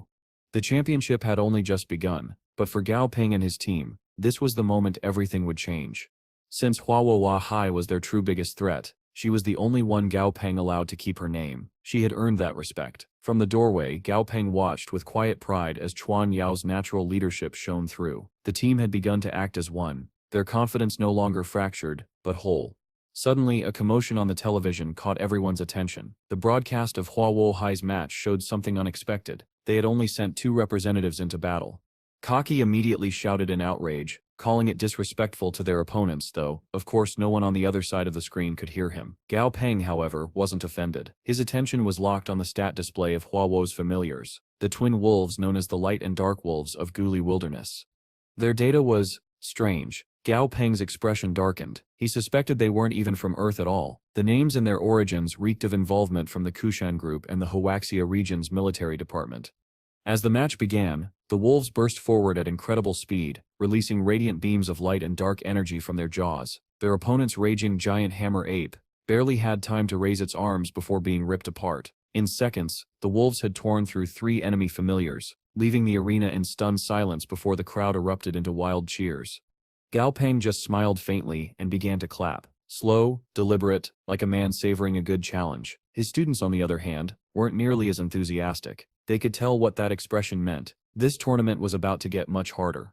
Next up was Tiande Academy versus Luo Yang Hai. As the commentators spoke, they noted that Gao Peng had returned after a 3-year absence to personally lead this year's team. Over in Tiande's preparation room, Stout asked Gao Peng if they should also send out only 2 familiars, just to make a statement. He was brimming with confidence, but Gao Peng shook his head. No, he said, keep our best cards hidden until the finals. He then turned to Chuan Yao, explaining a simple but effective plan. Using her Stormcloud Sparrow in tandem with the Devil Vine mountain climbing monster, they could control the battlefield without revealing any of their trump cards. The students nodded in approval. Gao Peng's slyness, as they called it, was nothing more than strategy, and they loved him for it. Meanwhile, in Hua Wo Haisit's waiting room, their coach was grinning smugly. Tandare is weak, he declared. Their familiars are mediocre, trained by that second-rate man, Gao Peng. They still crumble. A harsh reality check was about to arrive. When Tiande's team took the field, the audience murmured in confusion. Gao Ping's team had put a wood-type familiar on the front line, a questionable choice, given their opponent's fire-type familiars. The snarky girl from Luan Hai, the same one who had mocked Tiande earlier, frowned. Something didn't add up. She warned her teammates to stay alert. The battle began. Stout commanded his Devil Vine to spread across the arena, dozens of tendrils weaving into the terrain. The Luan Hai trainer countered immediately, launching a wave of flames, but the vines didn't burn. The crowd gasped. The commentators speculated aloud. Fire immunity, large-scale control, advanced growth. This Devil Vine had reached Lord Tier. The revelation caused chaos among Luan Hai's team. Their confidence evaporated as they realized the truth too late. The snarky girl quickly tried to regain control, summoning her thousand-leaf mantis to hack through the vines. The insect's bladed arms swung in a full-force strike, and barely left a mark. From across the arena, Stout raised his hand, strangling Vine Ocean. The vines surged like a living tide, wrapping around every opposing familiar in seconds. The match ended before it truly began. Feeling their familiar's life force fading, the Luan Hai team forfeited immediately. They might have lost, but at least they valued their partners. The crowd erupted. Tiandare Academy had stunned everyone. A total victory using only 1 familiar. Their name, once forgotten after last year's failure, was now back in the spotlight. From the stands, Gao Peng smiled faintly. He noted that the Luan Hai girl had made the right call by conceding early. This was only a qualifier, and conserving one's familiars for later rounds was the wise choice. That night, as the stadium lights dimmed, Gao Peng left the arena alone. Outside, a driver sent by President He was waiting for him. When his students asked if he was coming with them, he gave a faint, almost sinister smile. "I have something to take care of," he said. Later that night, Gao Peng took a taxi through the quiet city streets. He told the driver to take him somewhere peaceful and turned on the news. The report was grim. Spatial distortions of increasing intensity were appearing across the world, and new monsters were emerging with them. Gao Peng leaned back, thoughtful. In the early days after the cataclysm, monsters had been wild, uncontrollable beasts. Now they lived among humans, but Gao Peng knew the truth from the Black Fog world. He wondered aloud whether the so-called ancient tribes were truly as omnipotent as they claimed. Then the taxi slowed to a stop. They had arrived at a quiet, empty place, the faint sound of waves in the distance. Quiet enough, Gao Peng murmured. The driver finally spoke, a simple, generic question, but Gao Peng's expression hardened. "You stew are not a real driver," he said calmly. The man smiled. "You stead are right. My name is Yin. I step in here with an invitation." Gao Pengsip's eyes narrowed. An invitation? Yin nodded slowly. To join the Yu tribe. Gao Pengsip's skepticism was palpable. Yin claimed that his clan only recruited those with the highest potential, the chosen few, destined for greatness. Gao Peng saw right through the flattery and arrogance immediately. His expression turned flat as he told Yin that the Yu tribe must be desperate for help if they were resorting to such empty praise. Yin Sep's eyes darkened. Offended, he warned Gao Peng that the Southern Sky Group would make him pay for his words. Gao Peng didn't flinch. Instead, he asked one calm, pointed question. "If your tribe wants to recruit me so badly, then why have you been targeting T&D Academy over and over again?" Before Yin could respond, a voice came from the shadows. Tong Shang stepped out from behind a nearby tree, smirking. He explained that this was simply how the ancient tribes operated. Any tribe weaker than their own was fair game to conquer or destroy. Gao Pengsip's eyes narrowed. "So the Tong tribe is involved too?" Xiang quickly waved his hands. "Not at all. I am not here to help him. I am just here to watch you die. A spectator, nothing more." Then Shang added that the White Dragon tribe wouldn't come to Gao Peng's aid either. His grandfather had refused their recruitment long ago, and the grudge still stood. Instead of showing concern, Gao Peng gave a low chuckle. He summoned 5 familiars around him, his weaker ones, and told the others plainly, "I don't need the White Dragon tribe." Yin laughed mockingly. "Only 5? You think those will save you?" Unfazed, Gao Peng replied, "On Earth, king-tier monsters are the highest that can exist under our world SIP's current restrictions. Why would I need anything else?" Yin Sep's grin widened. Manic, almost feral. "That Sep's exactly what I wanted to hear, because today is a special day." A sudden pulse tore through the air, a deep, shuddering distortion that rippled across space itself. Gao Peng immediately sensed what it meant. The planet's power ceiling was rising. The era of king-tier limits was ending.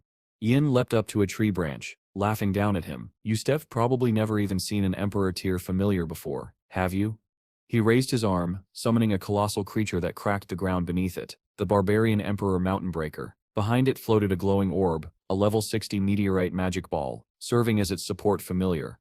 Yin mistook Gao Pengsip's silence for fear. "I still give you a chance," he said mockingly. "I still only use my supporting familiar. Run for 10 minutes. The farther you get, the less I still hurt you."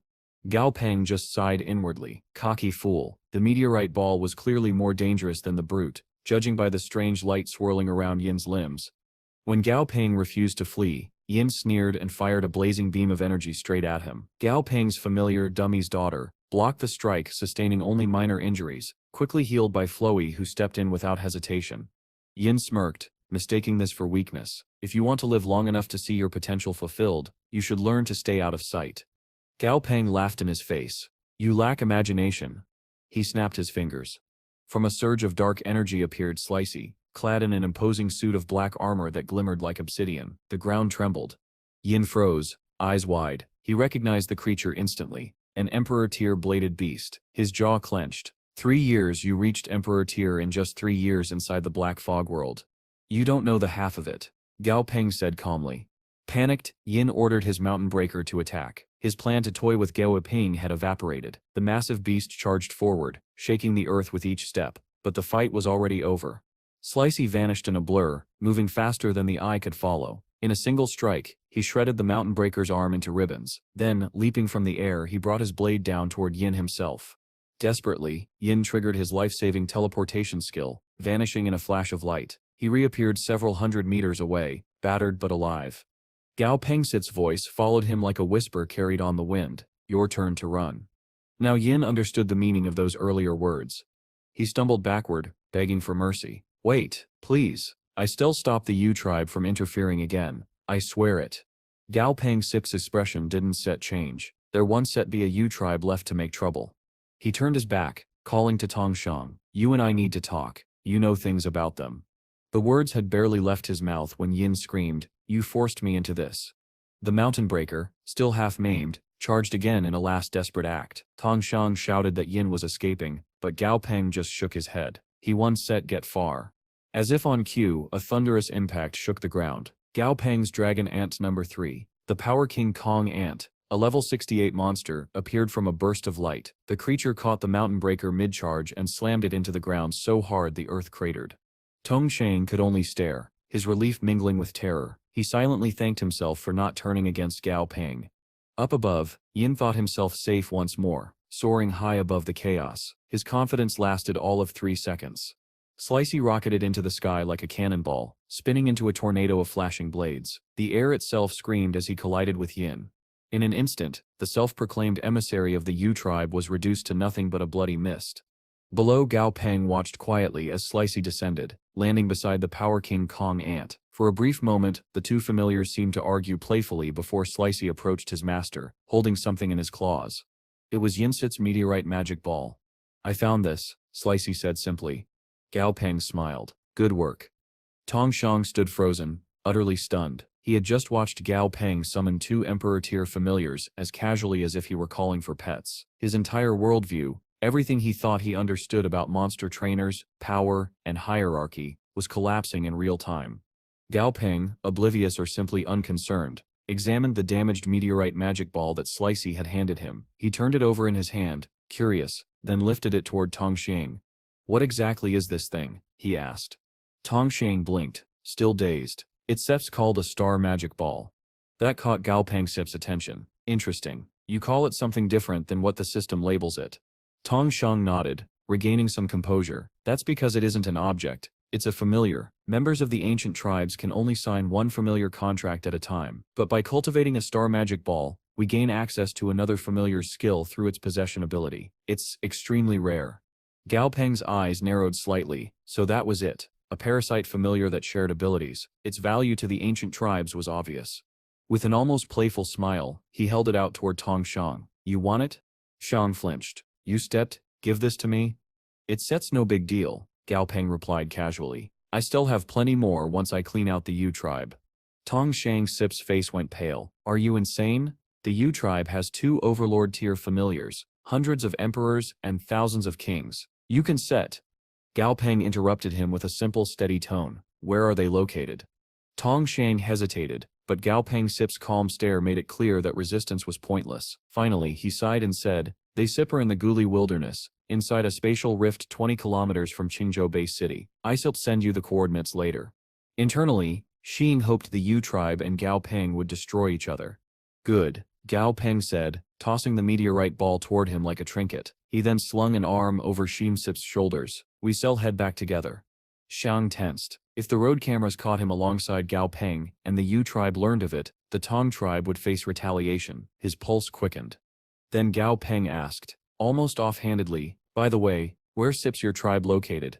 Shang stepped back immediately. "I told you what you wanted already. Why do you want to know that?" Gao Peng smiled faintly. "We stir friends now, Arn. Sit we. I still like to visit your hometown someday." Shang scoffed. "Right, totally normal, not suspicious at all." Gao Peng chuckled. "Suit yourself." He turned away, ending the matter there. Later that night, on the outskirts of Modu, Gao Peng traveled across the skies atop his 4th dragon ant, the Aurora dragon ant, a magnificent level 69 Emperor-tier beast. Its crystalline wings shimmered with iridescent light as they soared. He spoke over the phone with President He, asking him to watch over his students while he handled a few things. The older man readily agreed, leaving Gao Peng free to act. As he rode, Gao Peng's mind churned with questions. The ancient tribe's limitation, being able to sign only one familiar contract, made no sense. Records suggested that, long ago, they could bond with multiple familiars. Something must have changed after they left Earth. A curse? A genetic collapse? Or perhaps something unique to Earth's environment? Whatever it was, it explained why the Yu tribe was so desperate to recruit Earthborn trainers. They weren't simply looking for allies. They were looking to breed new bloodlines, to merge genetics and restore what they had lost. In cruder terms, they wanted to mix blood with humanity to regain their power. Soon Gao Peng reached the area Tong Shang had mentioned. Ahead lay a spatial rift, glowing faintly in the air like a vertical wound in space. He dismounted the Aurora Dragon ant and approached, only to be confronted by a squad of armed guards. "Halt! This area is restricted," the lead soldier barked. "Turn back immediately." Gao Peng didn't move. His gaze swept over their uniforms. "Huaxia region soldiers," he said quietly. "Why are men of your kind working as lackeys for the Yu tribe?" The insult struck deep. The captain's face twisted in shame, but he still held his ground. "Leave now. This is your only warning." Before Gao Peng could reply, a shrill voice cut through the night, loud, petulant, and grating. He turned to see a young man approaching, clad in the robes of the Yu tribe, accompanied by his familiar, a blood-red crystal deer. The soldiers immediately bowed their heads. "Master Yin Shi," they shouted. The man's tone was arrogant and cruel. "If any of you ruin the Elder's Cess gene modification plans, you still all pay with your lives. Those women are essential to the project." Gao Peng's eyes narrowed. So the rumors were true. The Yu tribe was experimenting on local women to alter their bloodlines. He scanned Yin Shi's familiar data, unimpressed, and summoned Baby, his Aurora Dragon ant. The beast unfurled its shimmering wings, radiating raw power that made the ground tremble. "Handle it," Gao Peng said. Baby released a dazzling beam of Aurora energy, a long-range slash that struck the crystal deer before it could even move. The beast exploded in a crimson burst, its remains scattering like embers. The soldiers stared in disbelief. A single strike, one attack had obliterated a Yu tribe familiar. Gao Peng turned to the stunned guards. "You don't have to die for them. Walk away and I let you live." The head guard's face flickered with conflict. Before he could answer, Yin Shi screamed and bolted toward the spatial rift, shouting for reinforcements. At that moment, the head guard made his choice. He released his own familiar, an ironback wolfhound, but instead of sending it at Gao Peng, he commanded it to chase Yin Shi. Every soldier around him hesitated, torn between duty and conscience. And Gao Peng just stood there, calm and unshaken, watching the chaos unfold, already planning how to burn the Yu tribe to ash. The old guard, barely conscious, tried to speak. "You shouldn't risk yourself, sir," he rasped. "Leave this place. Don't fight them. Preserve your life." Gao Peng frowned, confused. "What do you mean?" With a trembling hand, the man pointed toward the rift. "The Yu tribe, they've been kidnapping girls. The elders plan to alter their genes, make them breeding stock for their experiments. If you go through there, you still be walking into hell." Gao Peng's expression darkened. After a moment of silence, he nodded slightly. "You and your men, you stir not bad people, just trapped in a bad place." He stepped forward and added, "If any of you want out, come to the Southern Sky Group, you still be safe there." Then, without another word, he turned toward the swirling spatial rift. "The Yu tribe," he said over his shoulder, "once did exist after today." With that, Gao Peng stepped through. On the other side was a wide, cleared path cutting through a forest of tall, ancient trees. The air shimmered faintly with energy, and a strange, heavy silence hung over everything. It didn't look like the desolate wilderness he'd expected. It looked organized, civilized. Then, in the distance, he saw buildings. "Well," he muttered, "that was convenient." Before he could move, a massive cloud began to swirl above him, condensing into the shape of a face. "For an intruder," it thundered. "State your origin." "Rude," Gao Peng said under his breath. Then aloud, he answered calmly, "I stem from the Estong tribe, passing through." As he spoke, he discreetly opened the creature's status window. The name blinked before him, Level 64 Giant Cloud King.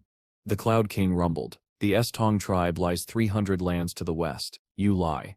"So much for diplomacy," Gao Peng sighed. Before the Cloud King could attack, a shadow streaked across the sky. Slicey, moving faster than sound, his blade flashed once, and a nearby cloud burst apart into vapor.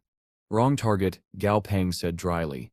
Slicey corrected himself immediately, striking again, this time splitting the Cloud King clean in two. Its vaporous body dispersed into wisps of fading light, leaving behind a glowing core crystal that fell to the forest floor. Before Slicey could claim his prize, Gao Peng's mount, the Aurora Dragon ant, snatched it up and crunched it between its mandibles.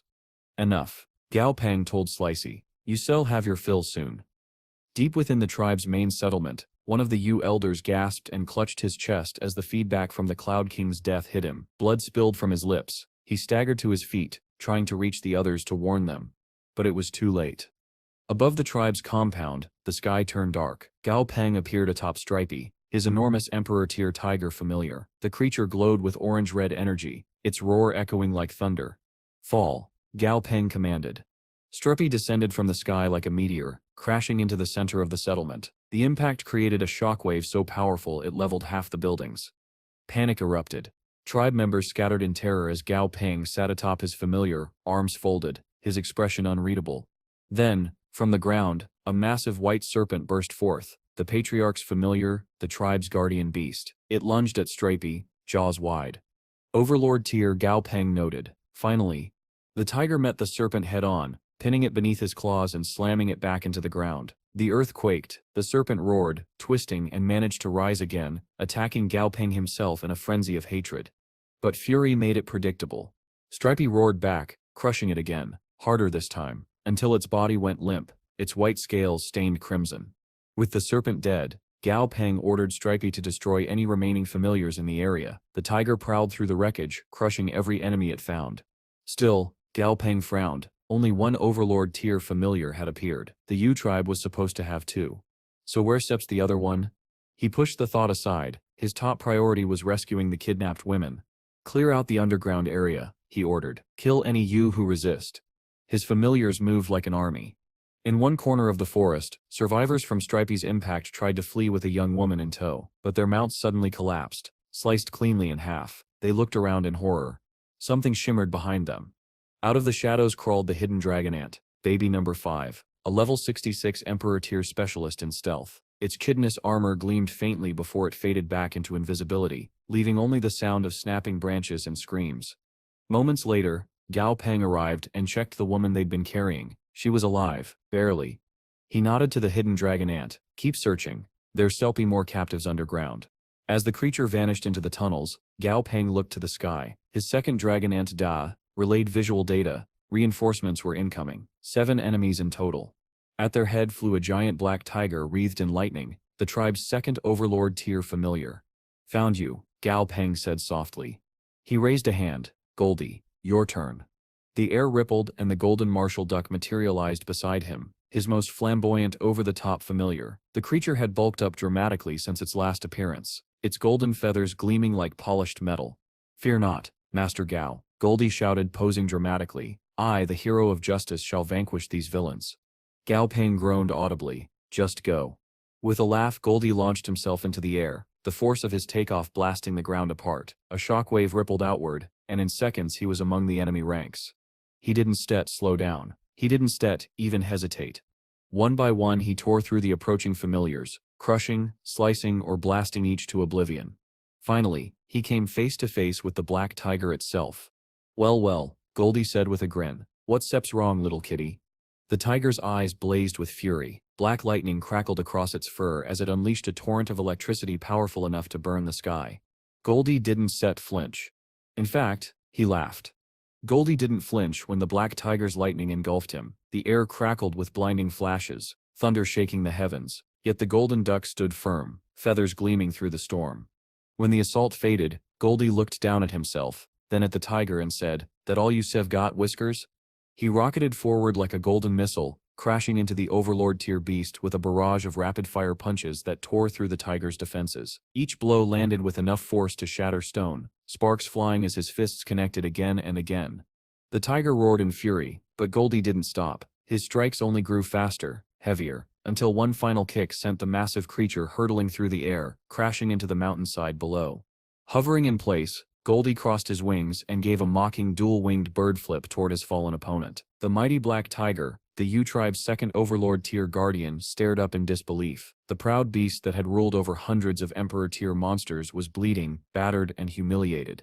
Coughing up blood, it staggered to its feet, but Goldie was already on it again. A savage blow to the back of the head sent the tiger sprawling. It tried to lash out, a desperate strike of lightning and claws, but Goldie's passive resilience let him shrug off the damage like rain on armor. With his strength boosted yet again, the duck unleashed a final series of earth-shattering punches that reduced the black tiger to a broken, motionless heap. On the ground below, Gao Peng watched the spectacle with a faint, satisfied grin. Goldie's higher-grade potential had more than made up for his lower level. Power, after all, wasn't just numbers. It was evolution.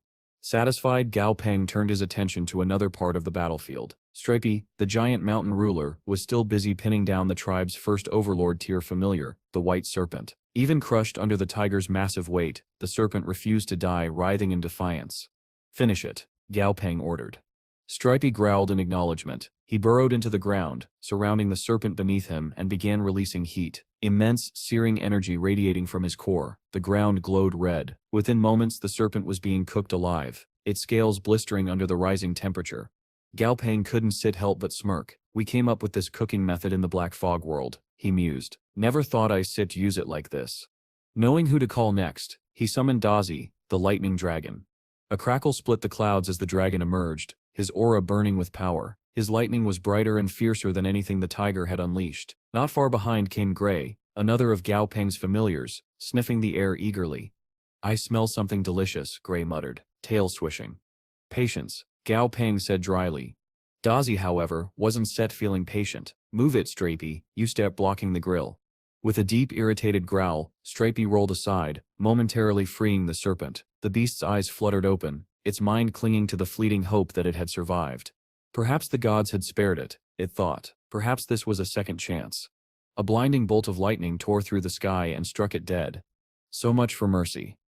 Meanwhile, back on Earth at the U tribe's spatial rift site, several transport trucks arrived. Soldiers surrounded them, and a man in charge of the caravan stepped out. Steph brought the next batch, he said grimly. The girls for transfer. The lead soldier, the same man Gao Peng had spoken to earlier, clenched his fists. He couldn't do it anymore. Between his disgust, Gao Peng's promise to end the U tribe, and his own conscience, his decision was made. Turn the trucks around, he said. Send them home. The driver looked horrified. If we do that, the U tribe will kill us all. Then I lie, the soldier said sharply. Tell them a monster attack destroyed the caravan. Just go, now. The argument was cut short by a shout from another guard. Something steps coming out of the rift. Everyone turned toward the glowing portal, weapons drawn. But instead of monsters, the kidnapped girls emerged, alive. Some were injured, others barely able to stand, but they were free. Help them, the captain ordered immediately. His men rushed forward, aiding the survivors. One soldier asked one of the women what had happened inside the rift. Her voice trembled as she answered, "A man saved us with his familiars, monsters beyond anything I've ever seen." The captain froze. "Overlord tier familiars," she added softly. He stared at her in disbelief. "Overlord tier? That sip's impossible. The king tier is the limit on Earth." Then, from the glowing rift, a familiar figure stepped out. Gao Peng himself, calm as ever, with a faint smile. He pressed a finger to his lips, signaling silence, and before anyone could ask a single question, he leapt atop one of his dragon ants and vanished into the sky. The soldiers stood in stunned silence. The women wept in relief. High above, Gao Peng flew across the horizon, reflecting on the day's battle. He'd been lucky the U tribe didn't possess any S-tier familiars. Dummy, his own familiar, was already nearing that level, and once she reached it, she'd gain the halo and domain abilities unique to that rank, suppressing lower-tier creatures of the same element. He couldn't wait. The day he obtained an S-tier familiar, the ancient tribes themselves would tremble. And with the handful of meteorite balls he'd recovered, that day might come sooner than anyone expected. That night, far away, Tongshang lay awake in panic. His mind raced as he imagined the U tribe's revenge. If they traced any of this back to him, he was finished. Then his phone rang. It was his father. "Shang," the older man said, "you are still in Modu, right?"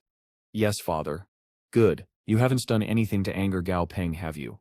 Shang hesitated. "No."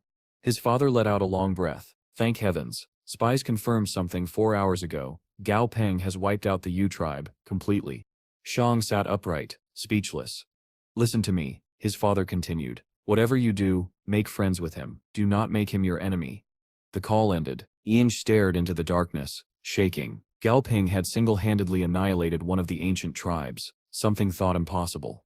Across the world, similar calls were being made. Governments, guilds, and families whispered the same words. Gao Peng has done it. The man who returned from the Black Fog world was no longer just a monster trainer, he was a living legend. The next day, as the National High School Championship Finals began between T&D Academy and Huawo High, Gao Peng's students stood in the arena. And for the first time in years, they weren't nervous. They were smiling. Because no matter how powerful their opponents were, they knew one thing with absolute certainty. Their teacher, Gao Peng, was unbeatable. Gao Peng, for his part, was not enjoying the attention. Even as the finals played out, and his students from T&D Academy celebrated their flawless victory, he could tell something was wrong. The opposing team from Huawo High wasn't fighting seriously. They were throwing the match. Between that and the tournament organizers suddenly offering him a private suite and special treatment, Gao Peng could see exactly what was happening. His annihilation of the Yu tribe had gone public. Now everyone, officials, schools, corporations, was tripping over themselves to curry favor with him. It wasn't admiration, it was fear disguised as respect. As Hua Wo Huai officially forfeited, the crowd erupted in cheers. Gao Peng forced a smile for his students' sake, while they celebrated, oblivious to the farce. Inside though, he found the entire thing insulting. His team would have won even if their opponents had fought at full strength. This hollow victory only cheapened their effort. After the award ceremony, he decided to disappear for a while, to stay locked up in his lab behind the villa until the public's attention shifted elsewhere. Of course, that was wishful thinking. You don't quietly fade into the background after erasing an entire ancient tribe. Several days passed. True to his word, Gao Peng buried himself in his research and training. Within that time, the company's main familiars had made tremendous progress. White Dragon, Silver Dragon, and the blood-eyed bearded vulture Cure all had advanced to Emperor tier. White Dragon in particular had surged to level 64, its combat potential skyrocketing. Now Gao Peng's main goal was to wait for the upcoming Secret Realm opening, where he could seek out the true dragon fruit needed to elevate White Dragon to legendary grade. He was still contemplating the state of the world, how the recent lifting of the planetary level limiter would shape the balance of power, when he was informed that he had visitors. That was strange. Ordinary guests would never make it through the outer security cordons, much less have their arrival personally announced to him. Whoever this was, they were important. And indeed, the man Gao Peng was led to meet radiated authority. His refined bearing, his tailored suit, and the disciplined bodyguard at his side all spoke of high status. Gao Peng greeted him politely and offered tea, carefully brewed using leaves grown by his red snow tea plant monster. The aroma filled the air. The bodyguard moved to intervene, clearly suspicious, but the old man raised a hand to stop him. He accepted the tea with a nod, took a sip and smiled. Excellent, you have good taste. Gao Peng inclined his head modestly. Let's skip the formalities, the old man said, setting his cup down. I step not here for pleasantries. Now that was something Gao Peng could respect. The man's next words surprised him. He bowed, deeply. His bodyguard looked alarmed, but the man didn't stop. First, he said, I must thank you. I only learned the truth about the kidnappings after you destroyed the Yu tribe. The men involved have been arrested and stripped of their familiar rights. Gao Peng tried to divert the topic. You should be discussing this with my grandfather, he said mildly. I still young, I not suited for this sort of talk. The old man straightened, smiling faintly. Then I still make it simple. As of today, the Southern Sky Group will no longer pay taxes. Gao Peng blinked. What? The old man chuckled. Consider it a gesture of gratitude. Embarrassed, Gao Peng tried to refuse. That sip's too much. I really don't deserve. Then keep paying them, the man interrupted, his face turning mock stern. For a moment, Gao Peng's stomach dropped, until the old man broke into laughter. I stem joking, boy. Relax. Once the humor faded, his tone turned serious again. There is, however, something I need to ask of you. A few days later, several buses and trucks arrived at Shenongjia, carrying researchers and supplies. Scientists milled around, setting up equipment, some muttering irritably about the delay. Who's this mystery security consultant we're waiting for? One asked. Another scoffed. Probably that monster trainer from Southern Sky, the one everyone sits talking about. Watch your mouth, a senior snapped. He sips right behind you. Indeed, Gao Peng stood just a few paces away, lost in thought. He was remembering his conversation with the old man, who had turned out to be a high-ranking government figure overseeing the expedition. The authorities had discovered an unusual spatial passage opening within Shenongjia, and they needed protection for the team entering it. With capable specialists in short supply, the old man had personally asked Gao Peng to act as security lead. In exchange, anything he found inside would be his to keep.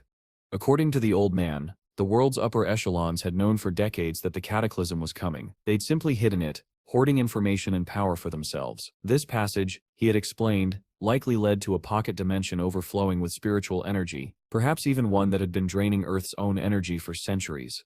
Now, standing before the site, Gao Peng understood why.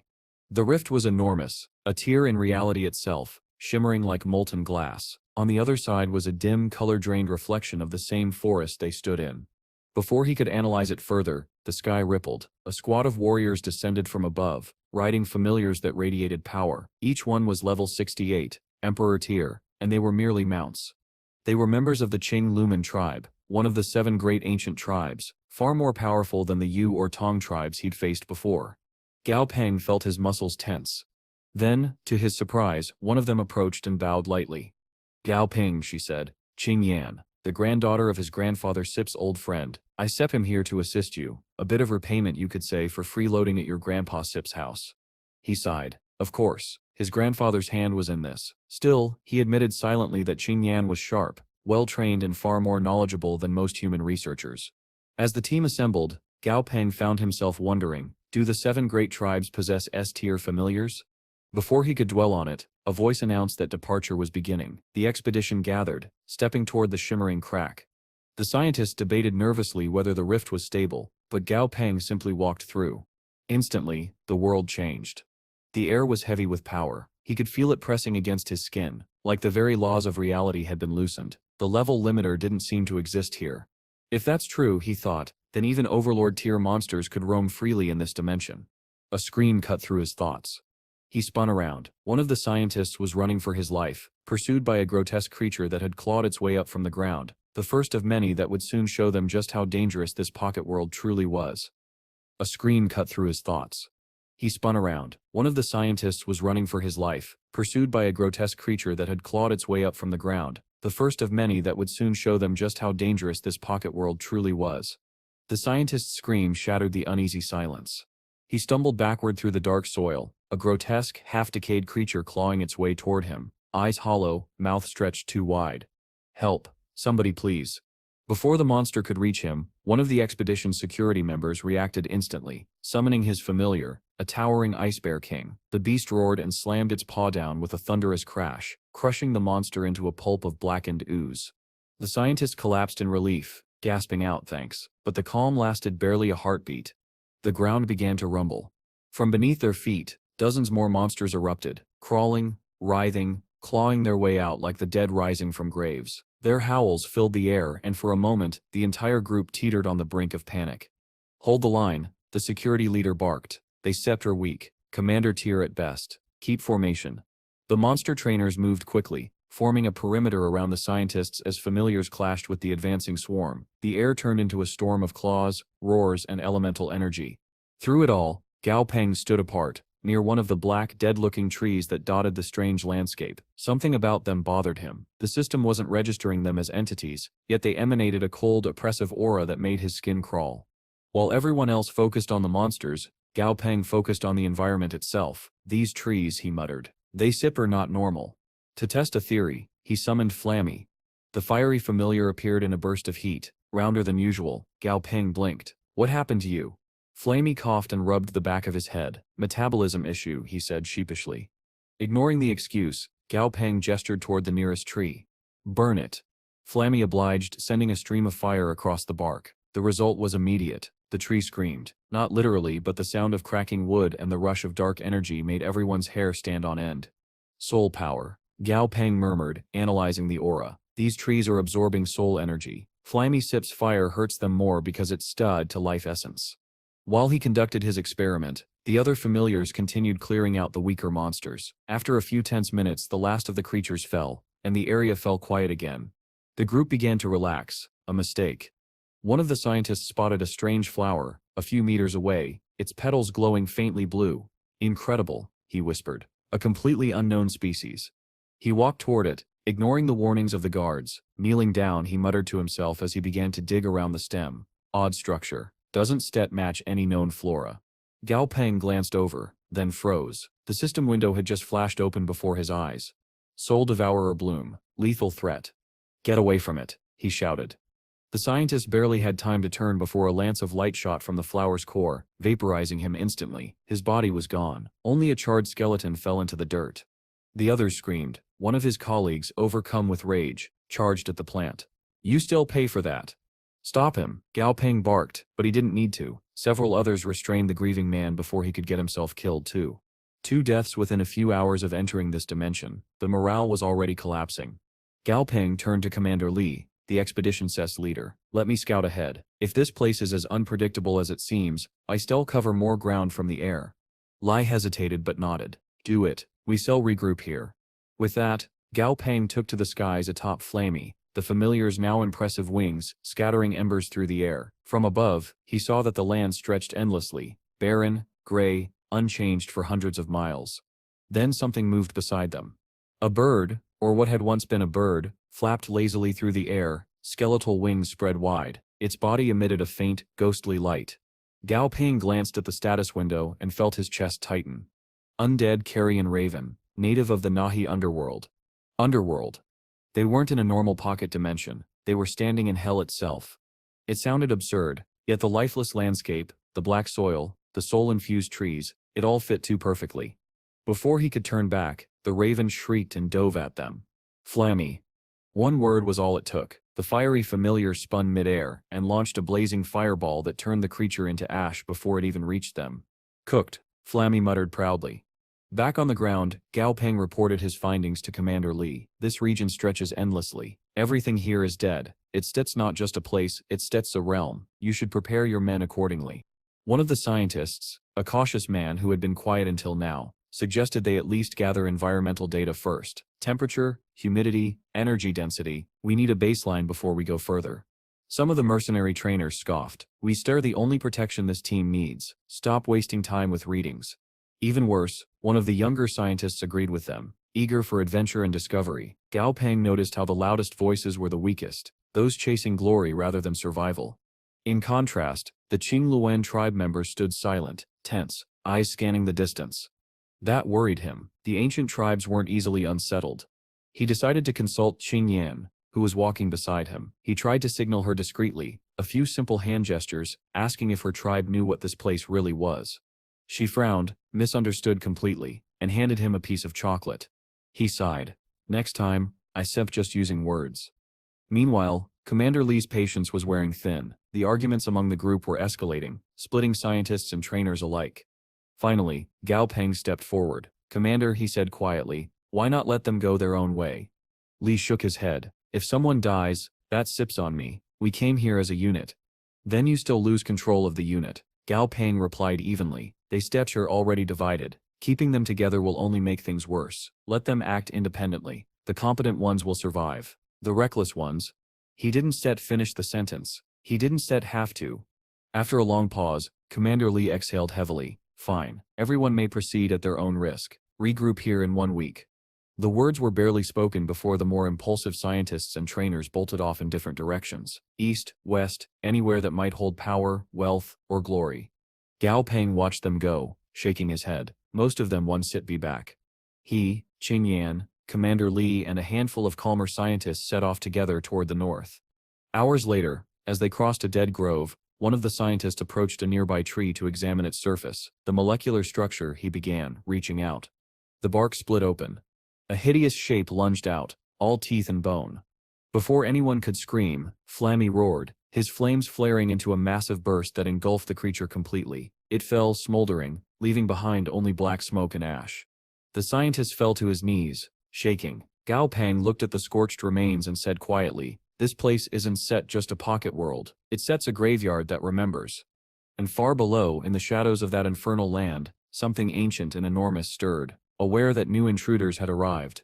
The scientist was trembling but alive, his face pale as paper. He turned to Gao Peng and stammered, thank you both of you.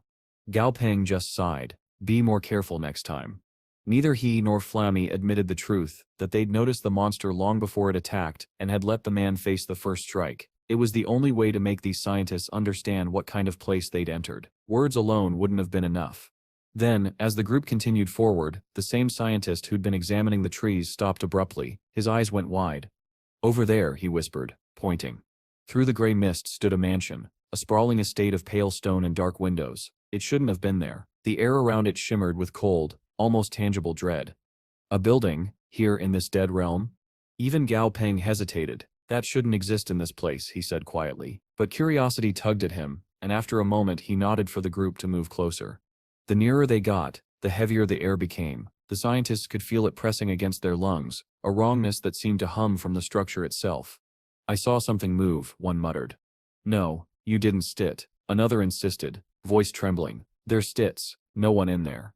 The oldest among them drew a shaky breath. We stir scientists, he declared. It's our duty to explore. Fear one sit. The mansion shuddered. A sound like tearing paper echoed through the clearing, freezing everyone in place. Gao Peng turned sharply. The walls were rippling. "Flamey," he said softly. "There's a lot of yin energy inside," the familiar reported. "Heavy, like a grave."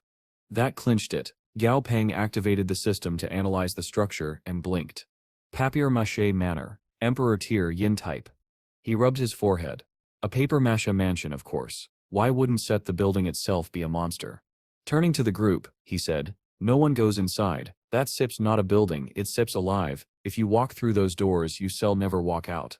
Some of the scientists hesitated, unconvinced, until he added, "I can protect you from creatures above Emperor tier. You step in there, you stare on your own." That sobered them fast. "Flamey," he ordered, "open the roof." The familiar took a deep breath and unleashed a pillar of flame that split the mansion from top to bottom. The upper floors peeled away like burning paper, revealing what lay within, a pulsing, writhing interior of blackened flesh and ink. The walls were bones. The windows were eyes. The scientists screamed. Before any of them could think of taking samples, Gao Peng's flames intensified, reducing the entire thing to ash. One scientist, still stubbornly curious, knelt down to collect some of the remains. "Unbelievable," he muttered. "You stir welcome," Gao Peng said dryly. Then, from somewhere in the distance, a voice screamed for help. Everyone turned. A figure streaked toward them at incredible speed. One of the Qingluan tribe trainers. Behind him, the air itself seemed to twist and darken. "Run," he shouted. "An overlord tier monster sips on our tail." Even before the words finished, Gao Peng could see it. Two immense green glowing eyes cutting through the smoke attached to something vast and shrouded in shadow. "Get back," he ordered the group, stepping forward. Electricity crackled across the landscape as the thing emerged, a mountainous figure wielding a sword the size of a building. The ground shook beneath its steps. Gao Peng didn't hesitate. "Dazi." The lightning centipede appeared in a burst of static, body arching in readiness. Silver lightning, full power. The attack struck like divine judgment. Silver arcs tore through the air and slammed into the creature's chest. For a moment, the shadow staggered backward, smoke billowing away to reveal its true form. A minotaur, towering and armored, its blade dripping with spectral flame. Gao Peng's eyes widened as he read the system window. Ox-head Guardian, S-tier Overlord. There was no winning this fight, not while protecting the expedition. Even as he scrambled for a plan, the Minotaur raised its sword, then hesitated. Its glowing eyes flicked down at the trembling humans, confusion replacing fury. It was instead attacking. Then it spoke, its voice like grinding stone. "Living humans? What are the living doing here?" Gao Peng exhaled slowly, seizing the opportunity. "We didn't mean to intrude," he said carefully. "A passage opened in our world, we were pulled through. We mean no harm." For several long seconds, the Minotaur said nothing. Then it nodded once. "Then you are merely unlucky." The group relaxed until it continued. "But since you have entered the realm of the dead, you cannot leave. The living are forbidden here. You must stay forever." The silence that followed was deafening. Faces went pale. One of the scientists started to cry. Before despair could settle in, another voice echoed through the smoke, deep and oddly calm. "Oxhead, have you found the disturbance?" A second figure emerged, half human, half horse, walking upright. The system identified him as Horseface, another legendary guardian of the underworld. He approached with lazy curiosity, even pausing to prod at Dazi's gleaming wings. The centipede yelped and darted behind Gao Peng, shivering. "This place is scary," Dazi wailed. "Yeah," Gao Peng muttered. You're telling me." As Gao Peng analyzed the pair, he realized the truth. Horseface was even stronger than Oxhead. If the Minotaur was S-tier, this one might be SS tier. The two underworld guardians conversed in their guttural tongue, then switched back to human speech. "So, they entered by mistake?" Horseface asked. Oxhead grunted. "Seems so." "Then chase them out," Horseface said simply. "No point in killing the unlucky." He stomped once, and the ground split open. From the cracks rose dozens of ghostly spirits, wailing softly as they hovered before him. "Find the others," Horseface commanded. "Bring every living intruder back here. None are to be harmed." The souls dispersed in every direction, gliding silently into the gloom. Around Gao Peng, the humans exchanged wary looks. Some of the scientists whispered about deception, others prayed the creatures meant what they said, but Gao Peng and the Qingluan tribe members exchanged only one glance. They would comply. This was their only chance to get out alive. Half an hour later, the spirits returned, each carrying a terrified human in its grasp. The missing scientists and trainers were dropped gently onto the ground, pale and shaking but alive. As the last one landed, Gao Peng straightened. his heart hammering. The guardians were silent now, their eyes unreadable. One wrong move, one misstep, and they'd all join the souls buried beneath this cursed realm. As Horseface stood beside Oxhead, his voice rolled like thunder over the silent expedition team. Enough lingering. It's time to send these living beings back where they belong, out of our realm. The Minotaur gave a curt nod and began guiding the trembling humans back toward the swirling rift they had entered through. The journey back was heavy with tension. Every step brought them closer to escape, yet none dared to speak. Of course, there were always a few who thought they knew better.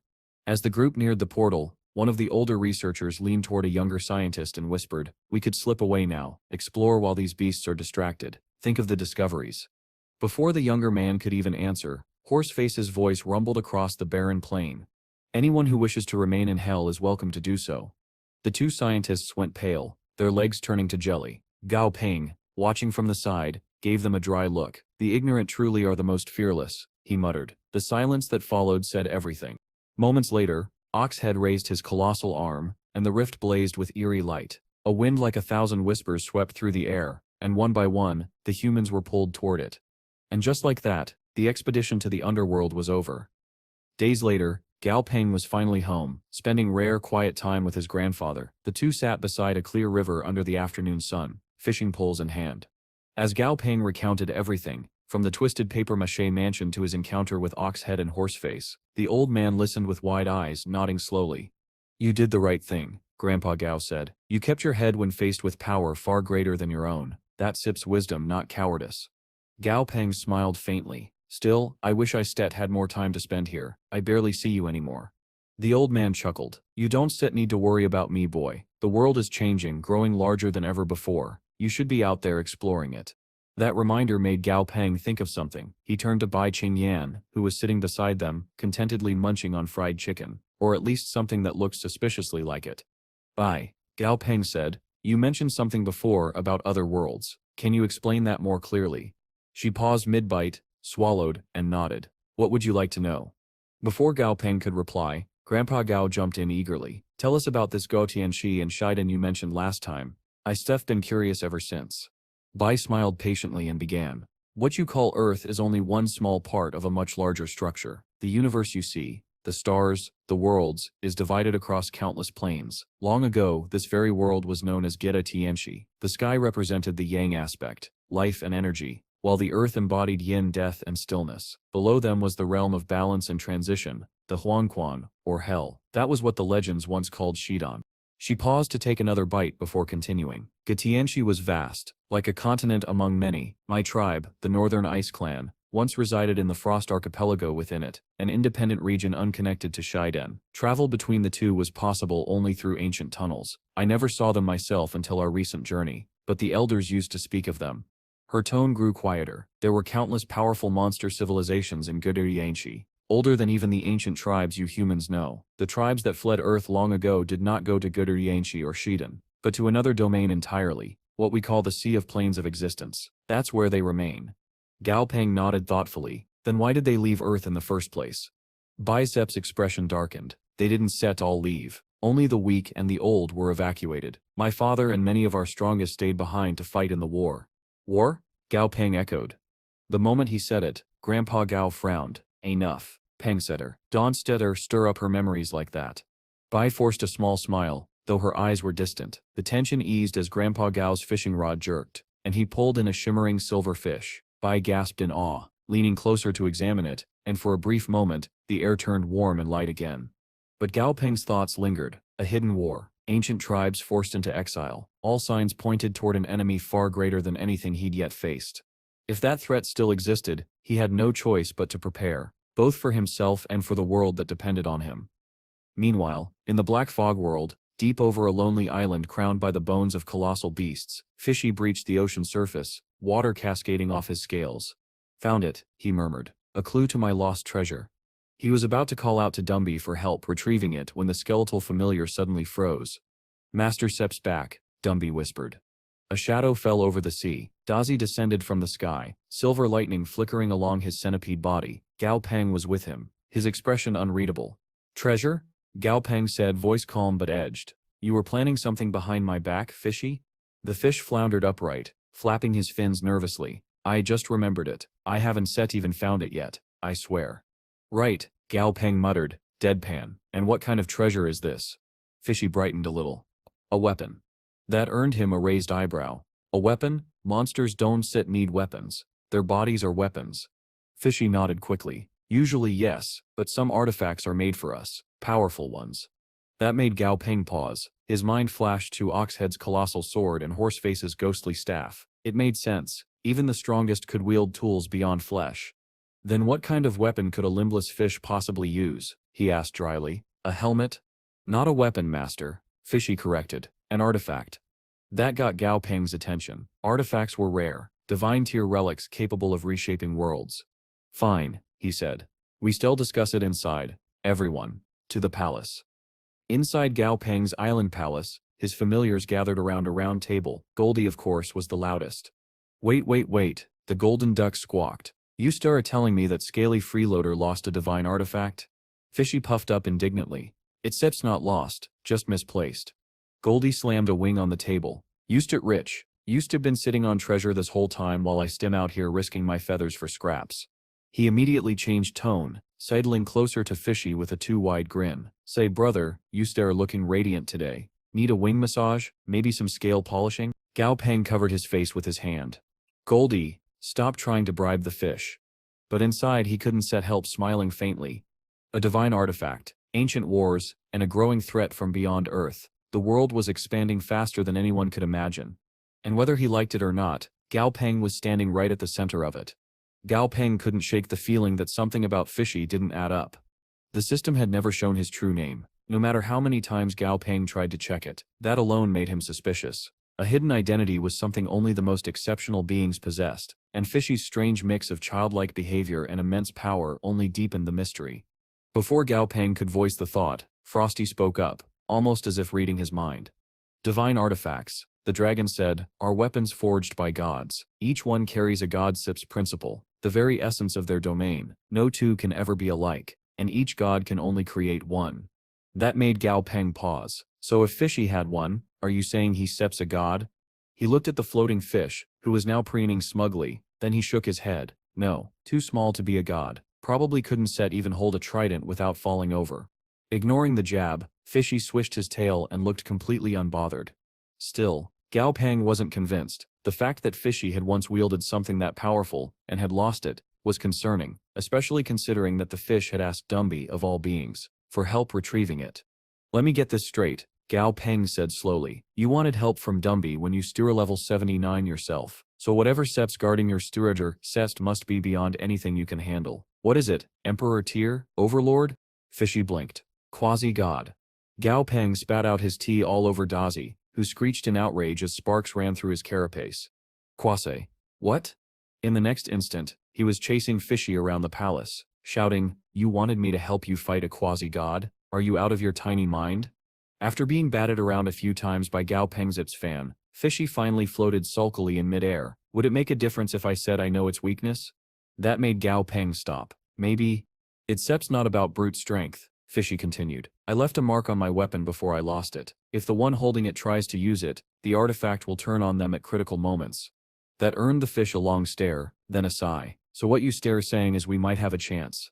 Moments later, they were descending through the dark waters of the deep sea, Fishy gliding easily through the abyss, while Gao Peng traveled inside a shimmering air bubble. As they drifted deeper, the water grew murkier, the light fading until only the faint glow of distant creatures illuminated their path. Tell me about these quasi-gods, Gao Peng said after a while. What sets the real difference between them and S-tier beings? Fishy Sip's tone grew more serious. Beyond domain strength, the difference lies in divinity. A quasi-god Sip's power has already touched the threshold of godhood. They Sip are called Sip semi-god Sist because their essence is evolving, their bodies slowly transmuting under divine influence. Gao Peng nodded, thinking aloud. So that Sip's when deification starts, organ by organ, until the whole body becomes divine? Exactly, Fishy confirmed. But don't bother asking what separates them from true gods. That Sip's far beyond anything you can grasp right now. Gao Peng frowned. That Sip's a fishy thing to say. Fishy smirked. I know. They fell silent as the sea around them darkened to ink. The pressure was immense. Suddenly a shadow loomed from the side. An enormous hand, big enough to crush a battleship, reaching lazily through the gloom to grab a clump of seaweed. Gao Peng froze. "Relax," Fishy said. "It's Set's a vegetarian." The reassurance lasted precisely 2 seconds, right until the hand turned back and reached for them. "Run!" Gao Peng shouted. Instinct took over. Fishy shot forward, firing a burst of energy that slowed the creature just long enough for them to flee. When they finally stopped, Gao Peng pulled up the system window. Four-armed Gielu Sea King, level 84, S tier. He stared at the data in disbelief. "We is stir here for this?" Fishy shook his head. "No, this is just prey." "Prey?" Gao Peng repeated, then saw the shadow descending behind it. From the darkness emerged a humanoid figure, sleek and terrible. It carried a massive container on its shoulder. With a single, almost lazy jab, it punched a hole through the Sea King's torso. Then it lifted the container and hurled it. The vessel expanded mid-throw, ballooning to the size of a mountain, and began sucking everything around it inside, including the wounded Sea King, and almost them. Only Gao Peng's instantaneous reflexes and Fishy's propulsion saved them from being consumed. They burst clear of the vortex, just before the container sealed shut. As the creature turned to retrieve its prize and walked away, Gao Peng whispered, "That's Steps the one." Fishy Sip's expression hardened. "It's Steps the one. My artifact Steps aura is all over it. He Steps refining it, desecrating it, with blood rituals. That bastard Steps corrupting my creation." His fins trembled with fury, his usually playful voice trembling. Gao Peng put a hand to his chin. "Then we can set do anything right now. We stir not strong enough. We leave, regroup, and return later." Fishy reluctantly nodded. "Eat 2 more monster cores," Gao Peng suggested. "Get stronger. We still need every edge." When he finally got a clear read on the creature Sip's stats, Gao Peng realized how bad things were. Marine Lurker, level 90 Yuan, Quasi-God tier. Skills, Abyssal Poison, Water Prison, Soul Drain, Domain of the Deep. Fantastic, Gao Peng muttered. A walking apocalypse. He started thinking through counters. What about a white starlight tusk elephant Sit's tusk? Its essence neutralizes aquatic magic. Fishy blinked. That would nullify 70% of his power, but those elephants are extinct. Gao Peng exhaled. Then we shall use the next best thing, someone else. Fishy tilted his head. Someone else? The borrowed sword approach, Gao Peng said. If we can beat him ourselves, we shall get another quasi-god to do it for us. They fight, they bleed each other dry, and we take what Sep's left. Fishy considered that, then nodded. I know 3 quasi-gods who might do it. Wuchi, the one your legends call Sun Wukong, the windstorm water spider, and the deep-sea covered mountain giant. Gao Peng raised an eyebrow. You know them? Kind of. Which of them hates you least? Not the spider, Fishy said quickly. That Set's my illegitimate child. Gao Peng stopped mid-swim. You what? Don Set asked, Fishy said flatly. Family drama, bad blood, literally. That leaves the mountain giant, Gao Peng decided. Good choice, Fishy said. He Sep's strong, lazy, and neutral, exactly what we need. Half a day later, they floated above an immense underwater mountain range. Fishy began hurling glowing sea urchin bombs downward, each one detonating with a muffled thud that rippled through the deep. This Set'll wake him, Fishy said.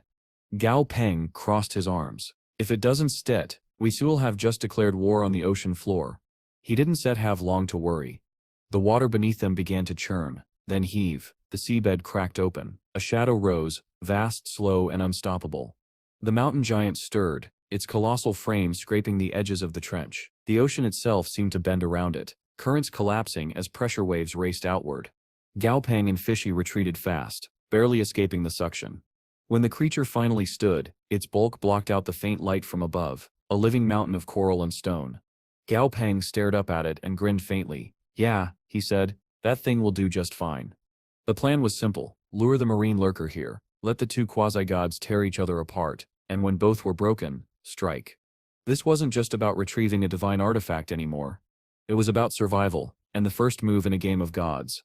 End of part. As the ocean rumbles with the awakening of the deep-sea mountain-sized giant, even the quasi-god himself trembles with mounting fury. He has slept for countless years, awakened 8 different times, each time stronger than before. Now for the first time, he had finally found a dream worth staying asleep for, a vision of a warrior maiden of unparalleled beauty. Yet that dream was torn from him. With the rage of 1,000 burning suns, the mountain giant erupts from the water, roaring ferociously. In truth, he is throwing a tantrum over losing his dream, and although it is absurd, it is also terrifying.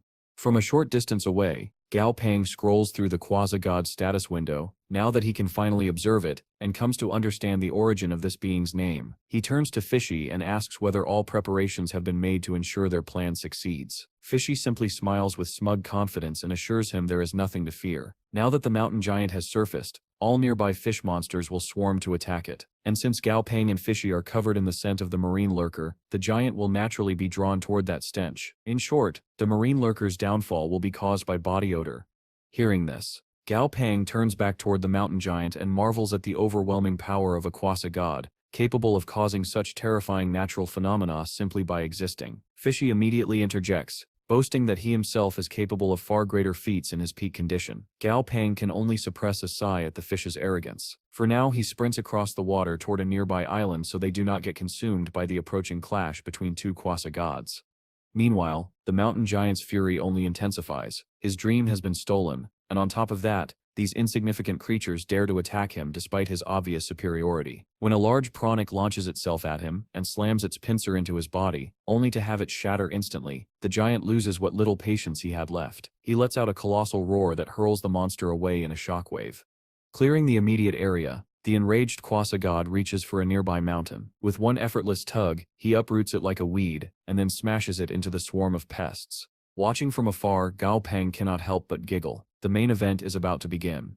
Elsewhere, in the marine lurker's lair, the green-skinned abomination is busy offering blood sacrifices in an attempt to refine Fishy's artifact for his own use. Despite numerous attempts, it continues to fail. Suddenly, the entire lair begins shaking violently. Reaching out with his senses, the marine lurker realizes a quasi-god is in the area and panics. After a few tense moments of stillness, he hopes the threat has passed, until the quaking suddenly intensifies, causing leaks to burst from the ceiling as if the other quasi-god were deliberately tearing the earth apart.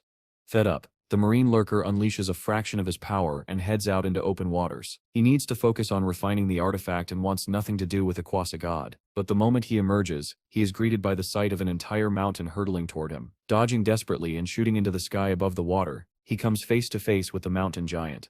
Confusion hits him instantly. He was unaware that a third quasi-god even existed. While the marine lurker steels himself for battle, the mountain giant's blazing rage cools into something far more dangerous: focused fury. He stares at the lurker for a brief moment, before hurling an insult and slamming his fist downward, sending a devastating blow toward him.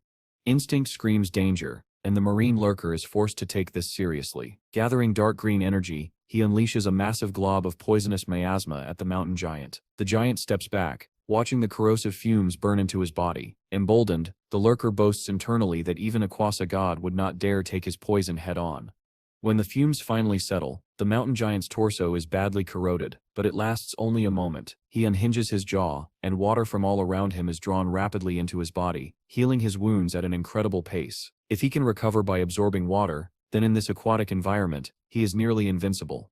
The marine lurker dashes around, dodging the giant's water-based attacks, realizing retreat may be his only option. Yet the mountain giant refuses to let him escape. With a single powerful clench of his fist, he pulls the ocean inward, dragging the marine lurker with it. The lurker attempts to tear open space itself to flee, but the resistance feels like wading through mud. Before he can break free, the mountain giant's fist crashes down mercilessly. From the distant shore, Gao Pang and Fishy observe the battle in awe. Well, Gao Pang does. Fishy is far too arrogant to be impressed. Peering through his bonek, Gao Pang compares the fight to a crazed soldier versus a flickering poison magician. One overwhelmingly strong, the other tricky and evasive. As he explains his analogy, Fishy suddenly senses something and tells him the marine lurker is about to use his divine artifact. Gao Pang watches without the bonek as a massive blue pillar of light erupts from the ocean, blasting the water away. When the light fades, the entire region's water has completely evaporated. Even more shocking, it takes a full 10 seconds for the surrounding sea to rush back and refill the void. Fishy grins smugly, asking how impressive the divine artifact looks now. Stunned, Gao Pang can only grin back and urge Fishy onward. They need to collect the spoils. Underwater once more, enclosed in an air bubble courtesy of Fishy, Gao Pang looks for the source of the blast. They soon discover the heavily battered body of the mountain giant, but the marine lurker is nowhere to be seen. Fishy urges him to hurry, insisting that their entire plan will fail if the creature escapes. Unbothered, Gao Pang summons Dumby, and instructs him to shift into his Yin Soul Dominator state to search for the lurker using soul power. Dumby obeys immediately, releasing probing waves of energy. Moments later, he leads them toward an area with intense elemental fluctuations, where the lurker is likely hiding. Gao Pang is instructing everyone to spread out when Dumby abruptly orders him to get behind him and fires a beam at what appears to be the lurker's arm. Sure enough, the green monster is there and tries to flee the instant it realizes it has been discovered. Even now, it believes it can escape and return later for revenge. But that confidence does not last. The divine artifact suddenly surges with blue energy from the lurker's pocket, and a new being materializes in the water, nothing more than a colossal pair of razor-like shark jaws. They snap shut in an instant, devouring the marine lurker's body entirely, leaving only his bandaged feet behind. Rooted in place, Gao Pang nervously asks Fishy whether his divine artifact is in fact able to eat.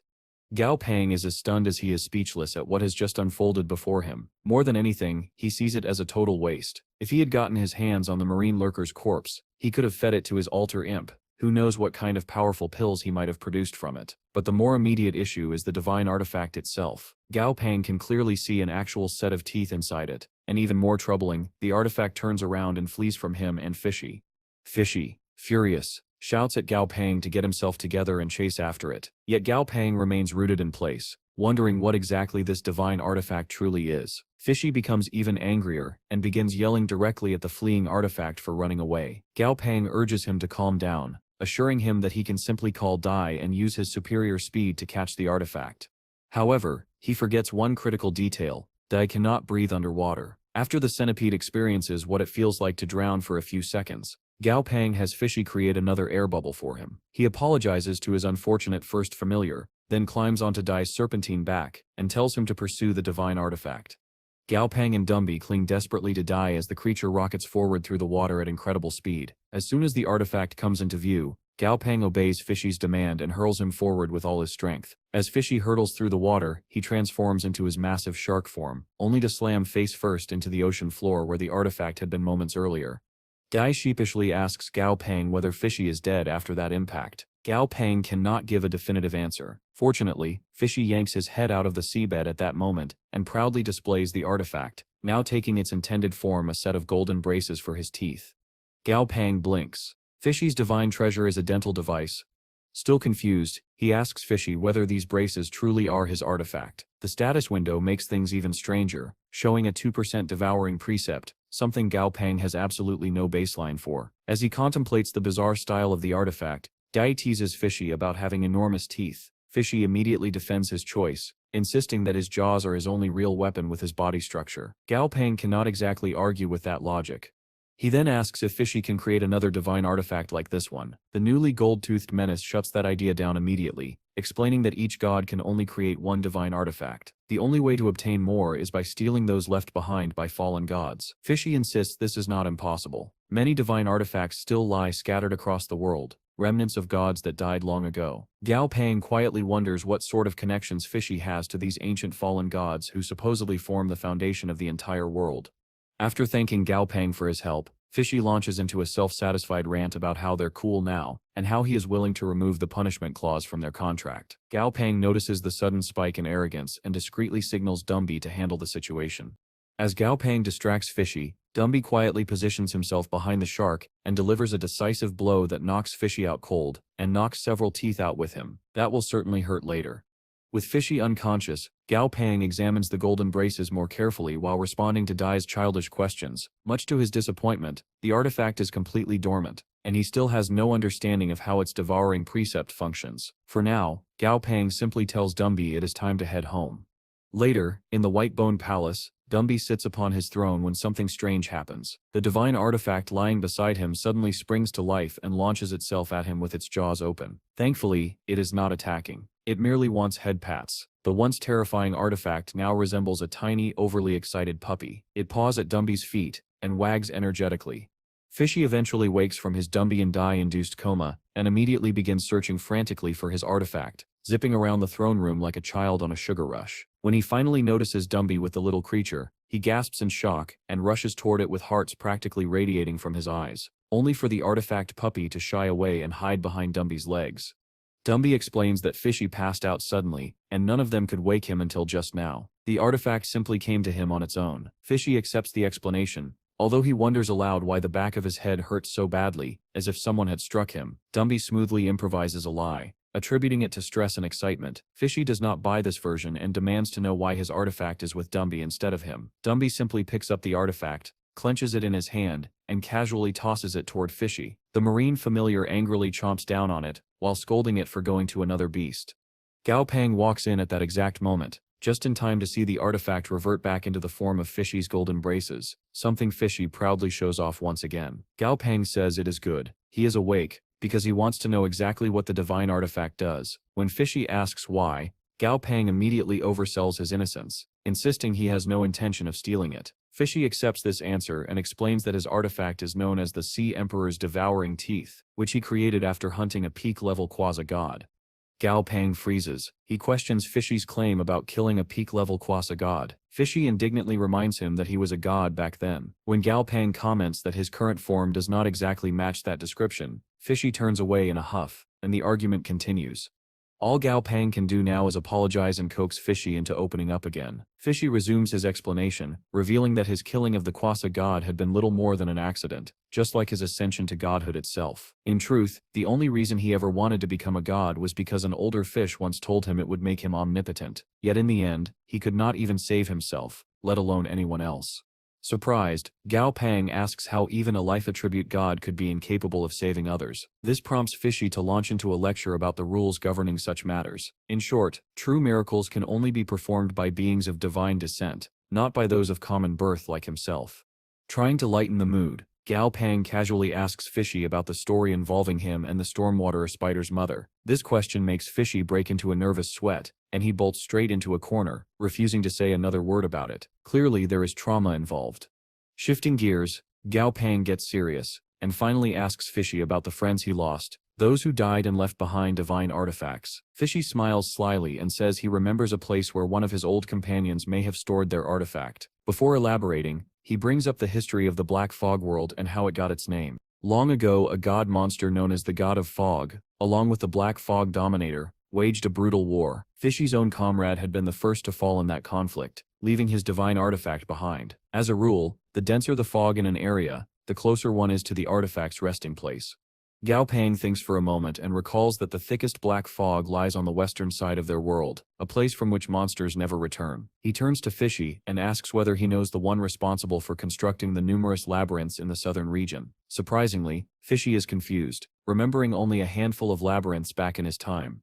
Gao Pang describes how labyrinths work today and how common they have become, particularly the stone labyrinth types. When he speaks about high-tier labyrinths, Fishy is reminded of someone he once knew, the Fat Golem Lord, also known as the Labyrinth God and Fishy's mortal enemy. According to Fishy, the Golem Lord had still been alive when Fishy fell, so the assumption that he is gone is surprising. More importantly, that means his divine artifact must be available. The two bump fists upon realizing this opportunity. Fishy assures Gao Pang that as the Golem Lord's old nemesis, he knows many of his tricks and secrets. As soon as Fishy breaks through to the S tier, they can set out to claim the artifact. At that exact moment, the entire palace begins shaking violently. Gao Pang senses chaotic spatial energy and realizes someone has broken through to a new tier. His guess proves correct when Silly appears before them with new changes to his form. His status window proudly displays level 61, Emperor tier familiar. Gao Pang can only lament how slow the advancement of spatial type familiars is compared to the others. Goldie, Strippy, Frosty and Dai are already Overlord tier, and Flamey is close behind. Silly remains the only one trailing behind, progressing no faster than the Dragon Ants. Even so, Gao Pang is intrigued by a new special characteristic in Silly's status window. Outside the palace, Gao Pang hovers above the ocean atop Dai, and instructs Silly to test his new abilities. First is Spatial Flash, essentially a teleportation skill. Watching Silly use it, Gao Pang is underwhelmed. The teleport covers only about 5 kilometers, a distance Slicey could cross in mere seconds. Worse yet, Silly becomes exhausted after just a few minutes of continuous teleportation, which is concerning. Gao Pang chooses to focus on the positives. Silly's portable pocket dimension has expanded to over 100 meters in height, enough space to store a whole reserve of WH's food if necessary. Next, Gao Pang asks Silly to use Spatial Riot, his only offensive ability. Silly pushes himself to exert immense force, but nothing seems to happen. Gao Pang is confused. There is no visible effect. Then Dai speaks up, mentioning that the air suddenly feels extremely oppressive. Gao Pang realizes he cannot see the ability's effects without spatial perception. To fix this, he activates his new trainer skill, Link. By linking with Silly, he shares their 5 senses and temporarily gains access to Silly's powers. When Gao Peng opens his eyes, he sees an entirely new spectrum of color from Silly's perspective. Testing the link's spatial powers, Gao Peng can finally perceive the structure of the attacks. With his theory confirmed, he disconnects the link. Dai jumps in surprise, saying that Gao Peng vanished for a moment. Gao Peng briefly considers the danger of Silly's powers causing chain reactions, but that is a matter for later. His test is complete. He turns to return to the palace with his familiars following behind. Under the ocean, a strange blue light pulses beneath the waves. Moments later, a massive geyser erupts upward, and Fishy bursts out with an entirely new, far more imposing form. He is ascended to level 81, S-tier ocean tyrant. He swims toward the palace with overwhelming pride, performing every swimming stroke he can think of. Watching from the shore, Dumby, thoroughly unimpressed, extends his hand and summons one of his undead. Fishy freezes mid-swim, stunned as the amphoric hell tree shoots out of the water, now sporting 6 complete rings. The towering tree rushes toward Dumby, and a sudden gust of wind is absorbed into a tattoo on Dumby's palm. Gao Peng explains that with 6 forms of negative energy absorbed, the tree needs only 1 more ring to reach the Saint tier, but for now Fishy has finally returned to S-tier strength as promised, so it is time for the group to set out. Days later, Gao Peng rides atop 4th Baby's massive form through the sky, when he spots something interesting below. Medusa is locked in combat with a gigantic rock monster. A closer look reveals that she is fighting a level 61 mountain giant. Despite its lower level, its earth attribute renders it immune to her petrification, leaving the battle at a stalemate. As Gao Peng and 4th Baby descend, the mountain giant notices them and hurls a boulder into the air. 4th Baby casually slices the projectile apart with a single motion. From his perch on the dragon ant's back, Gao Peng calls down to Medusa, asking if she needs help. The moment she recognizes him, she nods frantically. Gao Peng tells 4th Baby that the rest is up to him. Putting on a serious expression, 4th Baby unleashes a volley of razor slashes that smash into the mountain giant with overwhelming force. Instead of finishing the fight, the attack only enrages the giant, who begins yelling at 4th Baby like an angry child. The dragon ant responds the best way possible, by escalating the violence. Moments later, the mountain giant collapses in defeat. Medusa finally exhales in relief as Gao Peng approaches. He compliments her before explaining that he has been overseas, which is why they haven't seen each other for 3 years. Internally, he is hoping to maintain a friendly relationship with her. She is the only non-hostile labyrinth lord he has ever met. Even so, he discreetly summons Dumby and links with him to ensure he remains immune to her petrification. In direct contrast to Gao Peng's caution, Medusa warmly invites him into her labyrinth to rest as thanks for his assistance. Gao Peng accepts, secretly thrilled for the opportunity to further his goals. As the labyrinth doors open, he silently summons Fishy, and asks him to check whether anything significant lies within. Fishy sniffs the air, and immediately rockets off Gao Peng's shoulder, loudly yelling about smelling the elephant. Their cover is blown instantly. Flustered, Gao Peng tells Medusa to ignore Fishy, even as he struggles in a ridiculous tug-of-war with the fish, who clings to the wall with all his might. Medusa watches, amused. Privately, Gao Peng slips Fishy the real instruction. The scent grows stronger deeper inside. He tries apologizing for the commotion, but Medusa dismisses it, saying it's a welcome change of pace. Deeper inside the labyrinth, Gao Peng is surprised to find a lush bamboo forest. Stone statues of past victims line the landscape, all created by Medusa's petrification. Gao Peng uses the opportunity to ask about the statues, distracting her while Fishy slips away to continue the search. Following the scent of the so-called elephant, the Golem Lord, Fishy discovers that while traces of him are everywhere, the Golem Lord himself never actually visited. Judging from what he finds, Fishy concludes that this labyrinth was likely constructed by the Golem Lord's divine artifact rather than the Golem Lord himself. Unbeknownst to Fishy, Gao Peng is keeping track of him and notices when the fish becomes suddenly frantic. Fishy darts about before stopping at a patch of soil, which he begins beating violently. Medusa asks what is going on, prompting Gao Peng to laugh nervously at Fishy's complete lack of stealth. Fishy calls Gao Peng over, and as he approaches, Medusa mentions she is planning to move out of the labyrinth soon. Gao Peng instantly invites her to join him, but she refuses. She does not want to become someone's familiar. Gao Peng respects her decision. A strange sound behind him draws his attention. He turns to find Fishy planted face first in the soil with something clacking in his mouth. Naturally, Gao Peng asks what he is eating. Sweating nervously, Fishy insists he is just eating dirt. Gao Peng does not buy it. Looking down, he notices a brick. Fishy quickly claims it is an ordinary brick, but the system reveals the truth. It is a divine brick that fell from the endless reincarnation labyrinth.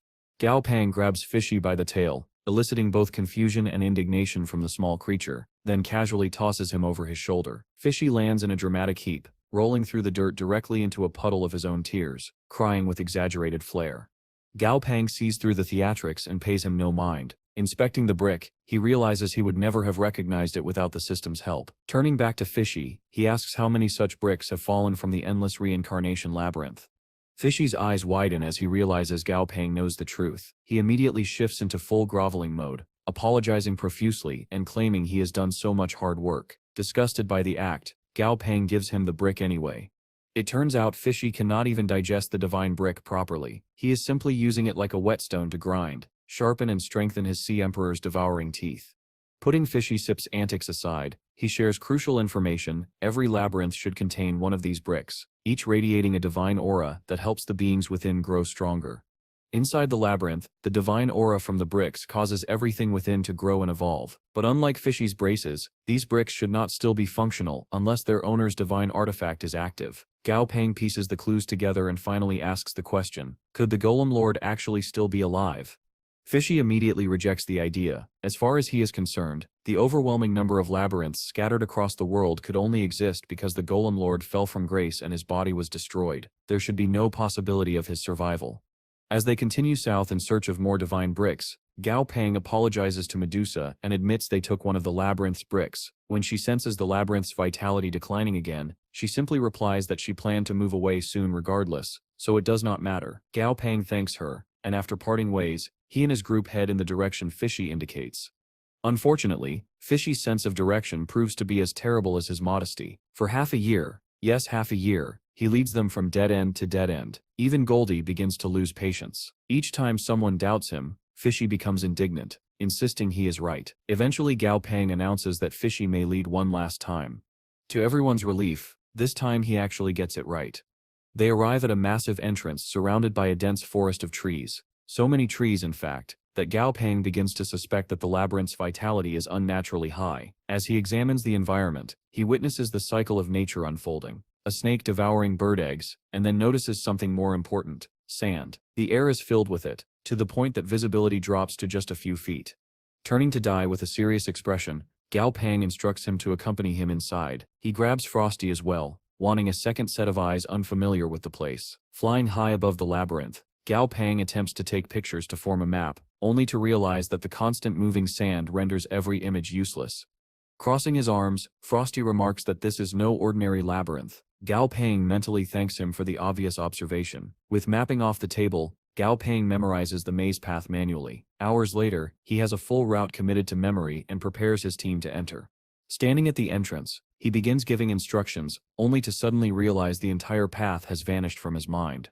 The more he tries to concentrate, the more the details dissolve into a blurry mess. Dai and Frosty experience the same thing, and become equally disturbed. Fishy, on the other hand, is smug beyond belief. He explains that this is a built-in countermeasure. Anyone who is not the labyrinth's creator automatically loses the path from their memory. Even worse, the labyrinth rearranges itself once someone enters it. Gao Pang insists it looked identical from above, but Fishy shakes his head. From inside, the labyrinth uses its precepts to distort the six senses. Fortunately, Fishy spent a long time here in his past life, so he is familiar enough to guide them through.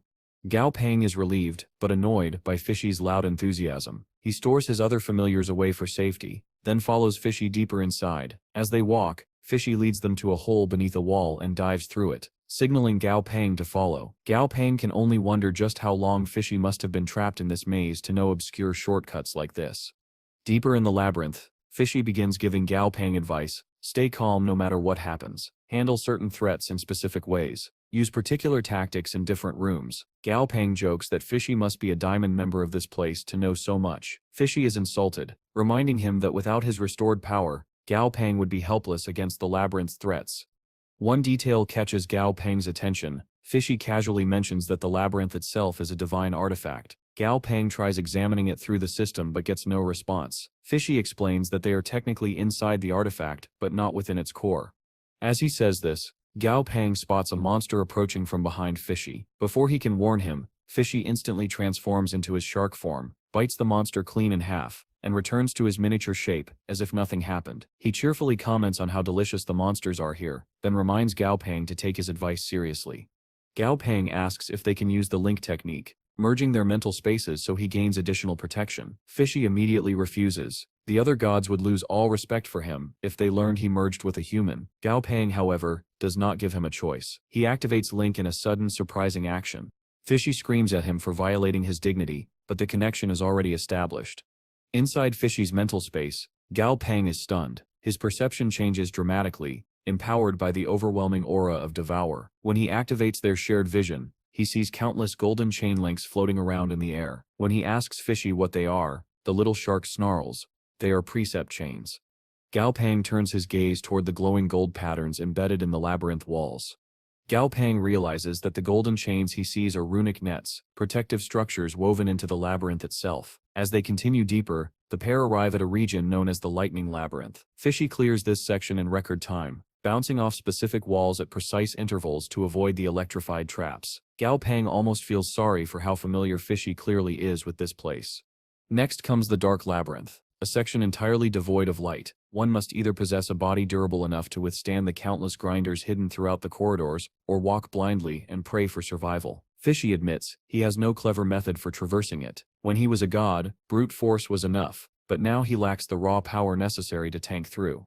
Fishy suggests he could still attempt it since the labyrinth's defenses should have weakened by now. Gao Peng stops him, saying he might have a better option. Snapping his fingers, he summons Second Baby, and has him unleash his ocular ability, illuminating the darkness of the entire labyrinth. Fishy is stunned, not just by the simplicity of the solution but also by the realization that Second Baby possesses the Dial Pupil, the same eye ability wielded by the ancient Great White Dragon. Fishy recalls that when he and others killed the God of Fog centuries ago, one of the ancient dragons used the Dial Pupil to nullify over 70% of the Fog God's power. Given that context, he is no longer surprised that such an ability can pierce the darkness here. Gao Peng smirks, asking how Fishy likes this approach, then tells him to lead on. After proceeding for a while, they take a left turn, following Fishy's memories. There, they find a large pyramid-shaped altar at the labyrinth's heart. Even more striking is the enormous coffin sitting in front of it, big enough to be seen from a great distance. Fishy becomes giddy the instant he sees it. This is his enemy, the Golem Lord's resting place. But then a loud banging echoes from inside the coffin. Fishy freezes. Did it just move? He stammers. The coffin lid begins to slide off, unleashing a suffocating aura of death. Gao Peng's nose burns from the stench of decay. Panicked, he asks Fishy what they should do. Fishy urges him to flee while he still can, but Gao Peng refuses. Instead, he summons the one familiar who knows absolute mastery over undead energy, Dumby.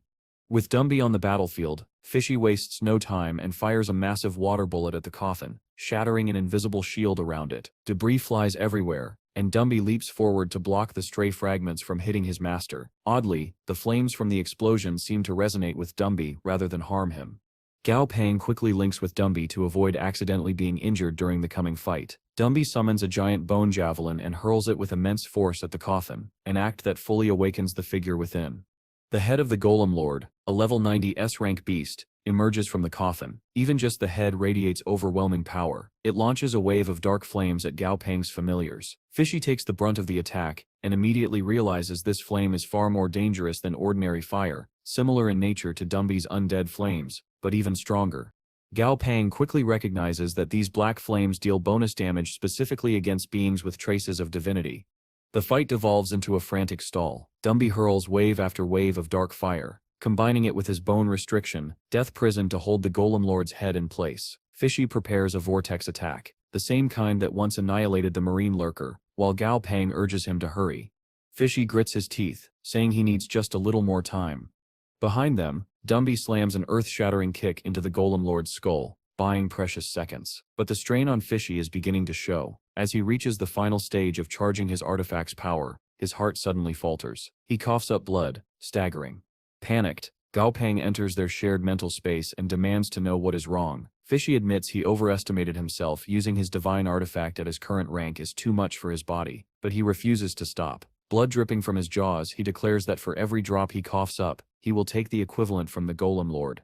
Back in the real world, Fishy unleashes his divine artifact's full power. A pillar of golden light bursts from his jaws, accompanied by the phantom image of his fully restored shark form's teeth. As the Sea Emperor's devouring charges toward the Golem Lord's head, a miniature golden labyrinth manifests before it, its glowing sigils shimmering. The glow slowly recedes, and at the same time the actual labyrinth around them begins to crumble in response. Gao Peng realizes the miniature version is the labyrinth's true form, its core, reacting to Fishy's power. The clash continues until Fishy's attack finally overpowers the Golem Lord's flames, but the aim is off. Instead of obliterating the head, the beam carves a deep gash across the top of its skull. The Golem Lord roars with fury, enraged beyond reason. "You are all going to die here," he bellows. And the real battle begins. Gao Peng and his allies remain completely unintimidated. His only real concern is the heat radiating from the burning divine blood. Good thing he linked with Dumby, otherwise that heat alone would have vaporized him. Even as the Elephant Lord's body begins to break apart, its power remains immense, and it is absolutely prepared to annihilate them.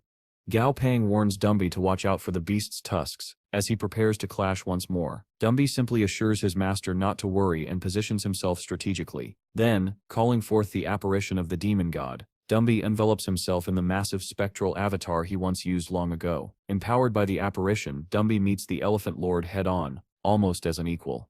But almost is the problem.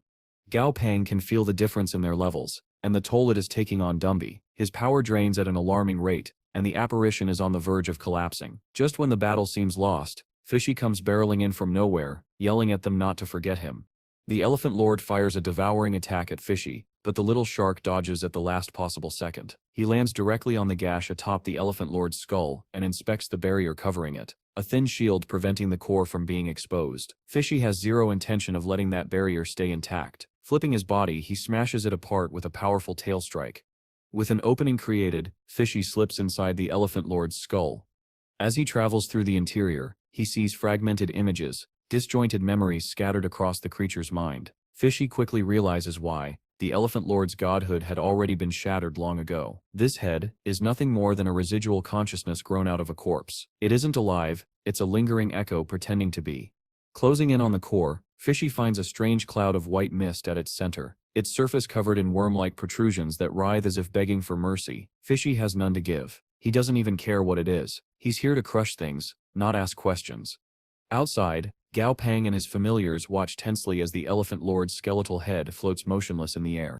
The status window beside it shows only moderately injured. Gao Peng wonders aloud what Fishy is doing in there.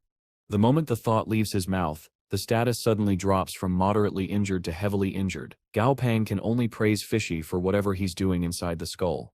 Inside, Fishy places his full trust in Gao Peng to buy him a few more seconds so he can finish the monster once and for all. Gao Peng somehow receives the message. He orders Dumby to unleash more black flame at the head. Dumby thrusts his hand out to attack, but the miniature golden labyrinth manifests in front of the Elephant Lord and blocks Dumby's strike. The clash triggers an explosion that sends Dumby flying. Gao Peng panics and shouts for his second oldest familiar. Dumby insists he can still fight, but exhaustion has finally caught up to him, and his body refuses to rise. Gao Peng gently tells him to rest. He's used more soul power today than ever before. With Dumby out of the fight, Gao Peng summons Silly and orders him to distort the miniature labyrinth using spatial rift. Silly obeys, and the golden labyrinth begins twisting, its structure warping into an unstable form, but the artifact quickly readjusts itself. Then, Fishy bursts out of the Elephant Lord's skull in his full shark form. From his open jaws, he unleashes his divine artifact, which shoots outward like a tendril with a second set of jaws attached. As it lashes toward the miniature labyrinth, Gao Peng is shocked by its new form. Fishy explains that this is the artifact's original form, revealed now because it has expended nearly all its energy. At that moment, the Elephant Lord's head collapses from the air and crashes to the ground. The battle is finally over. Floating over the battlefield thanks to Silly, Gao Peng nervously wonders if they just committed deicide. Fishy snaps at him, reassuring him that the creature they defeated didn't even possess a complete divine soul. With an incomplete divine body and a shattered divinity, it was, at best, a glorified mortal with divine residue. Gao Peng can only stare with a flat expression as Fishy completely ruins his attempt at an epic moment. Regardless, it is now time for the best part of any battle, dividing the spoils. Fishy graciously allows Dumby to pick first. Without hesitation, Dumby chooses the Elephant Lord's corpse. That leaves the miniature labyrinth to Fishy, who eagerly reaches for it, only for Gao Peng to grab him by the fin mid-air. Gao Peng declares that merging with Dumby during the battle was contribution enough to earn that labyrinth. Fishy's jaw drops in outrage. Gao Peng assures him he will not take what truly belongs to Fishy. When Fishy asks what that is, Gao Peng replies with perfect sincerity. The satisfaction and joy of getting your vengeance. Even Fishy is momentarily petrified by that unbelievably shameless statement. With the miniature labyrinth already secured in his hands, Gao Pang suddenly realizes something important. After Gao Pang finishes laughing at his own shamelessness, a more practical problem hits him. He has absolutely no idea how to make the labyrinth artifact acknowledge him as its new master. Fishy explains bluntly that Gao Pang cannot control it because he is not a monster, has no elemental body, and lacks any precept authority. Confused, Gao Pang turns to the artifact's status window. The Endless Reincarnation Labyrinth shows a precept content of 7%, which means absolutely nothing to him.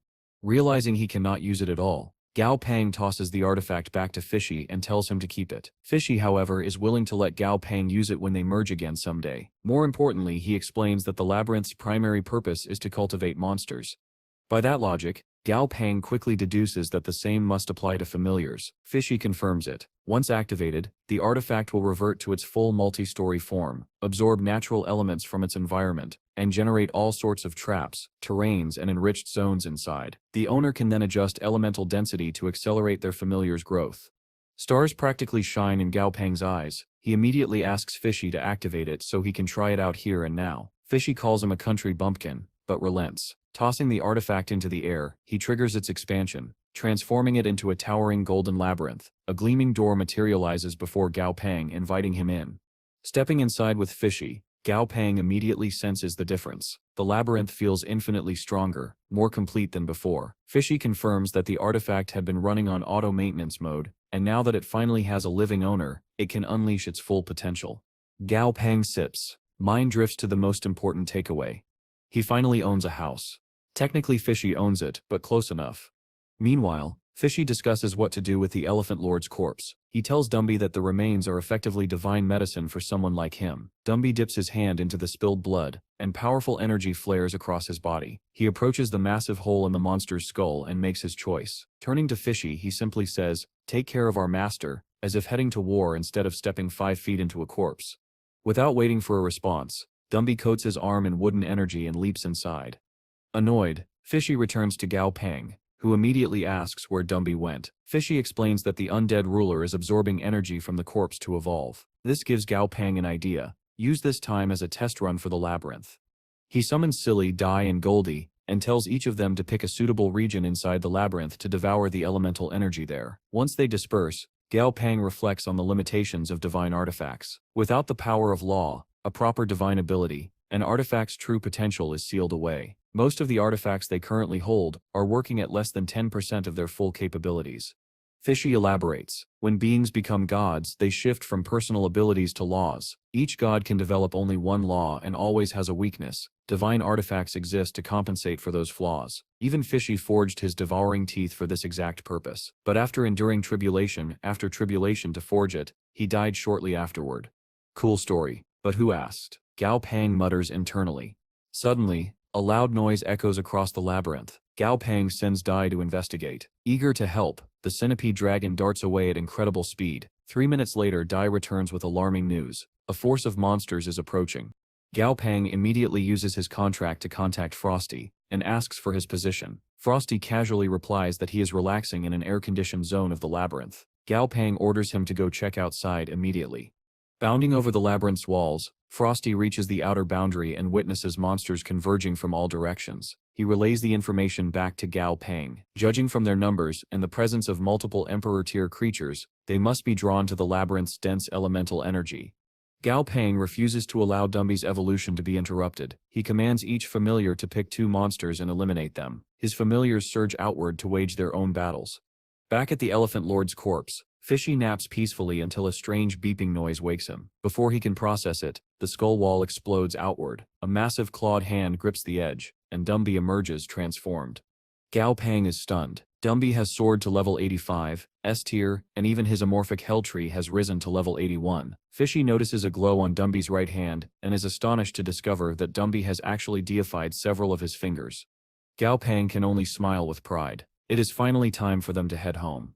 Moving away from Gao Pang's journey in the Black Fog world, we shift to the companions aligned with him. In the desolate labyrinth, Shu Qingxia has become the Explorer Union's person in charge of the Black Fog world, overseeing the Southern Sky Company's operations there. Meanwhile, Grandpa Gao has risen to become the mayor of Yizhou City after crushing all opposition. After the previous mayor's 8-year term ended, a full year has passed without anyone seeing Gao Peng. Xu Qinggizia often finds herself wondering how he is doing. Her thoughts are interrupted when an employee reports that several monsters from Black Phoenix Mountain were spotted heading toward the land of 1,000 streams 3 days ago. Xu considers this carefully. Black Phoenix Mountain is 5 times larger than the land of 1,000 streams and the desolate plains combined. It houses countless Emperor-tier monsters, with rumors of an Overlord-tier creature lurking within. She immediately orders more drones deployed and heightens the branch's security. Outside the desolate labyrinth, a lone guard naps at his post, drooling slightly. He jerks awake at the sound of distant explosions. When he glances toward them, he spots what looks like a massive bear, an Emperor-tier monster. Back in the settlement, alarms erupt. A Level S alert blares across the entire base. Chaos ensues as employees run in panic, while the security chief struggles to maintain order. Once the Emperor-tier bear comes into view, he commands his men to prepare. The bear slams its fist into the ground, ripping out a huge boulder as if it were nothing, then hurls it straight toward the settlement. Fortunately, Southern Sky Group is formidable. At the chief's order, their force familiars unleash a barrage of attacks at the perfect moment. A volley of colorful beams obliterates the incoming boulder, and the debris is cleared by support teams. Unfortunately, this enrages the bear further. It charges toward the settlement with even more violent intent, if such a thing is even possible. But the humans are not without hope. One man steps up to the front gate. He tells the security chief he has done well, and orders him to open the gate, leaving the rest to him. With no other choice, the chief complies. Moments later, the gate opens just wide enough for 2 figures to step through. As the dust clears, those figures are revealed to be the animated statues that serve as guardians of Gao Peng's orphanage, the SL Academy for Underprivileged Children. Their eyes flare to life. One statue leaps high above the bear and brings a massive scythe crashing down, slicing apart its upper jaw. The second statue rushes in with twin swords, burying them deep into the beast's flesh. In mere seconds, the Emperor-tier monster threatening the entire settlement falls dead. The statues step aside, revealing their master, the disciple of Southern Sky's mysterious heir, captain of the 2nd Trainer Squad, and rising star of the company, Li Junhong. Yes, the very same orphan Gao Peng helped all those years ago. Meanwhile, deep within Black Phoenix Mountain, a large white bird flies into a cavern where an even larger bird rests. This enormous creature is Lord Gol, a powerful beast who harbors a deep hatred for humans. Ever since they invaded its territory 2 years ago, they have slaughtered countless monsters. Hearing of the death of the Emperor-tier bear it sent as a scout infuriates Gol beyond reason. It decides to handle the matter personally. With a powerful flap of its wings, Lord Go takes flight, streaking toward the desolate labyrinth at terrifying speed. At that same moment, Gao Peng has arrived at the Southern Sky Hotel, and is enjoying a meal on the top floor, meat harvested from an Overlord-tier beast. As he eats, he praises Li Junhong for his tremendous growth, and encourages him to keep pushing forward. Junhong gratefully acknowledges Gao Peng's training, explaining that the lessons Gao instilled in him are the only reason he knows what to do in dangerous moments. Junhong then asks whether Gao Peng is here on important business. Gao Peng replies that he is mainly inspecting the development of the settlement. Secretly though, he hopes to convince Fishy to leave a divine brick here, which would drastically increase Southern Sky's potential by transforming the base into a cultivation hub. Before he can sink deeper into his own strategy, Xu Qingxia arrives with something important to report. According to their research, the labyrinth here had been protected by a mysterious power, one that vanished without a trace about half a year ago. That definitely has nothing to do with Fishy stealing the divine brick from this place, absolutely nothing. Trying not to look guilty, Gao Peng says he'll look into it. Suddenly alarms thunder across the settlement, startling both Junhong and Xu. Outside in the streets, civilians look around in confusion. Why is the alarm sounding again when the monster was already dealt with? Something new, something bigger is coming. Just yesterday, some people considered going to the walls to see what was happening, but that idea quickly died when they remembered how many times the alarm had already blared, and what that alarm truly meant. An Overlord-tier monster was coming. If the chaos from the previous day had been bad, this was absolute catastrophe. People shoved each other aside in a blind panic, trying to flee from their impending doom. Upstairs, Li Junhong received a message, confirming that an Overlord-tier bird-type monster was heading toward them from Black Phoenix Mountain. Xu Qingxia's voice trembled as she relayed the news. Gao Peng, meanwhile, simply continued eating, though he did slow down after hearing the report. Realizing she was genuinely terrified, Gao Peng set down his fork, dabbed his mouth with a napkin, and asked, almost gently, why she was panicking over a mere overlord. He reminded her that, as branch leader, she couldn't afford to lose her composure every time something happened. With a snap of his fingers, he summoned Frosty. As Gao Pang explained the situation, Frosty's eyes widened, not with fear, but recognition. The overlord bird heading toward them was an old neighbor from 1,000 years ago, and the two had serious bad blood. With a sly, almost wicked smile, the chibi ice lion declared it was time to give his old friend a proper welcome. Frosty versus the nethermost peacock. Outside the desolate labyrinth, the overlord bird Lord Go's lieutenant touched down, lamenting how this land once belonged to the desolate lion. Now it was a human outpost. It wondered aloud whether that little kitty had already been eaten by someone stronger. Unfortunately for the bird, Frosty arrived just in time to hear that particular insult. Annoyance instantly flared through him. He launched himself into the sky in a dramatic show of power, and addressed the peacock directly, but the bird refused to banter. Without hesitation, it accused Frosty of becoming a human lapdog, disgracing all monsters. Frosty was so stunned by the accusation that he nearly failed to dodge the massive torrent of fire hurled at him. Recovering quickly, he scoffed at the bird's notoriously short temper and summoned a colossal wall of ice to block the attack, protecting not just himself but the entire settlement. The peacock was shocked. It had no idea Frosty had reached Overlord tier. Unfortunately for the bird, Frosty wasn't finished.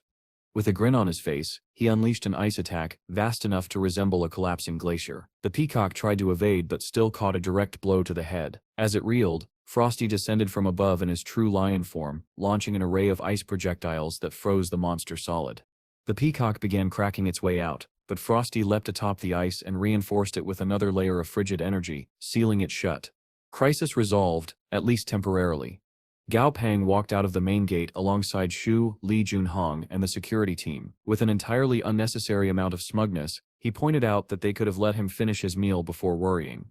He inspected the frozen monsters test status window. Level 77 Overlord tier, nethermost peacock.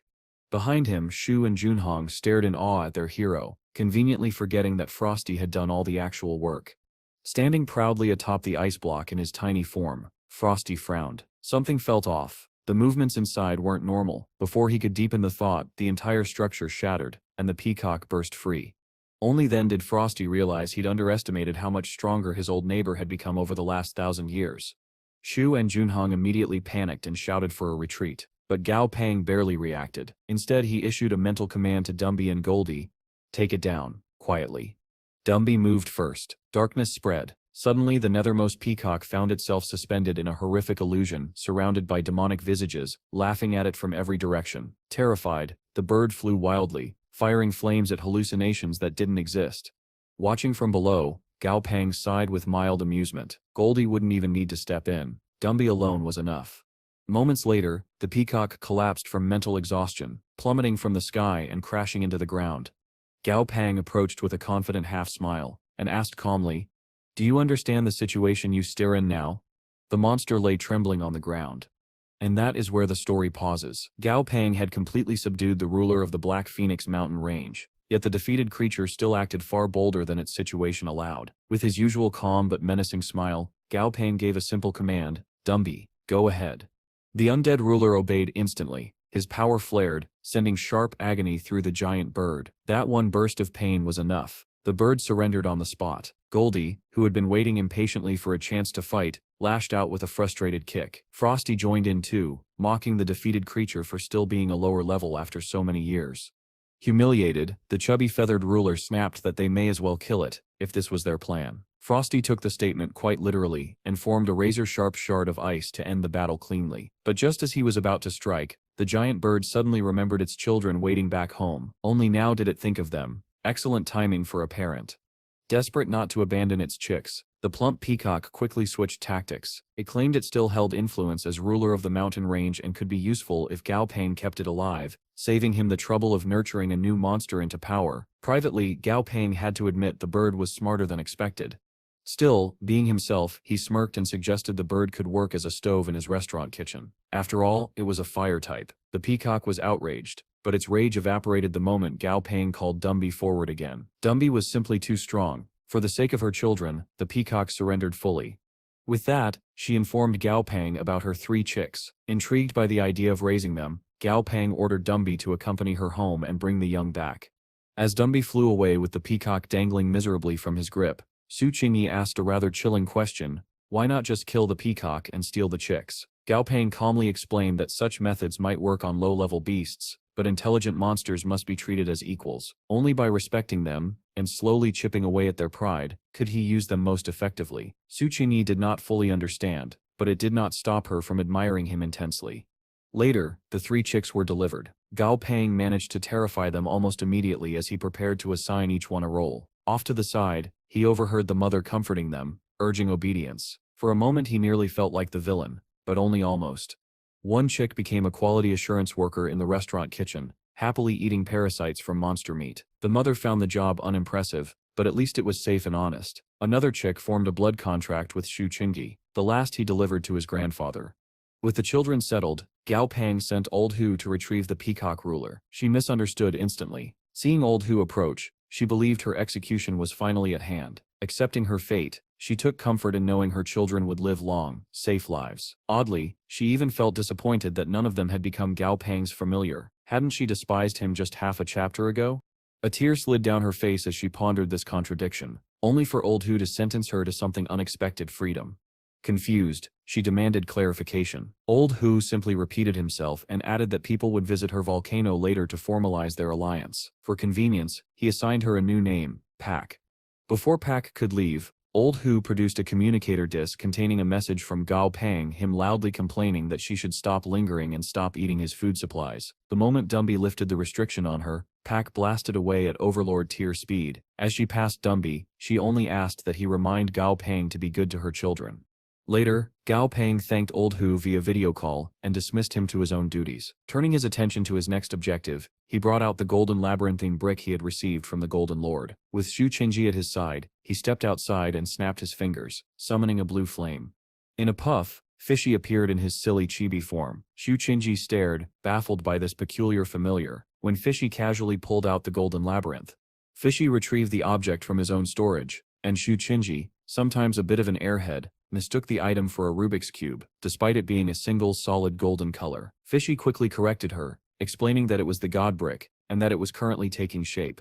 The brick shot from Fishy's fins into the ground, releasing a pillar of golden light. The earth trembled as if Gaia herself were crying out. In the nearby city, citizens scattered in panic, running like headless chickens as the shaking intensified. Fortunately, the chaos lasted only a moment before everything settled.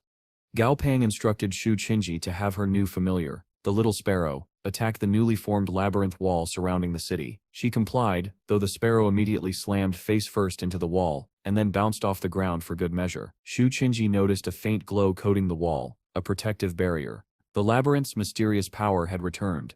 Gao Pang explained casually that the settlement was now protected from all but S-tier beasts and above. With that reassurance, he left the city in the care of Shu Qingyi and Lei Zhongzong, while he returned to his grandfather's villa.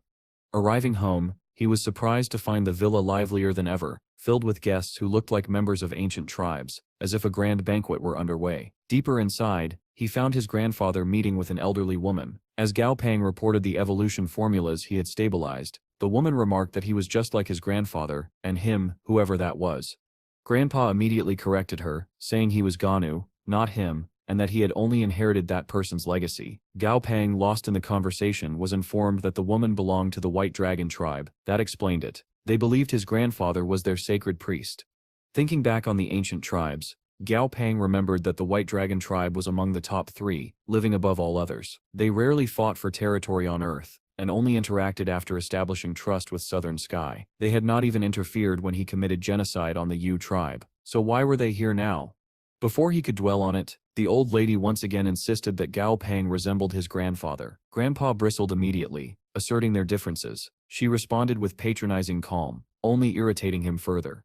Once the teasing subsided, the old woman explained her true purpose in 6 days. An alliance meeting would be held in the Square World. All medium-sized and larger tribes would attend to determine their stance on Earth, and discuss the inevitable transformation of Earth into the main bridgehead for the war over the Gotong Shid.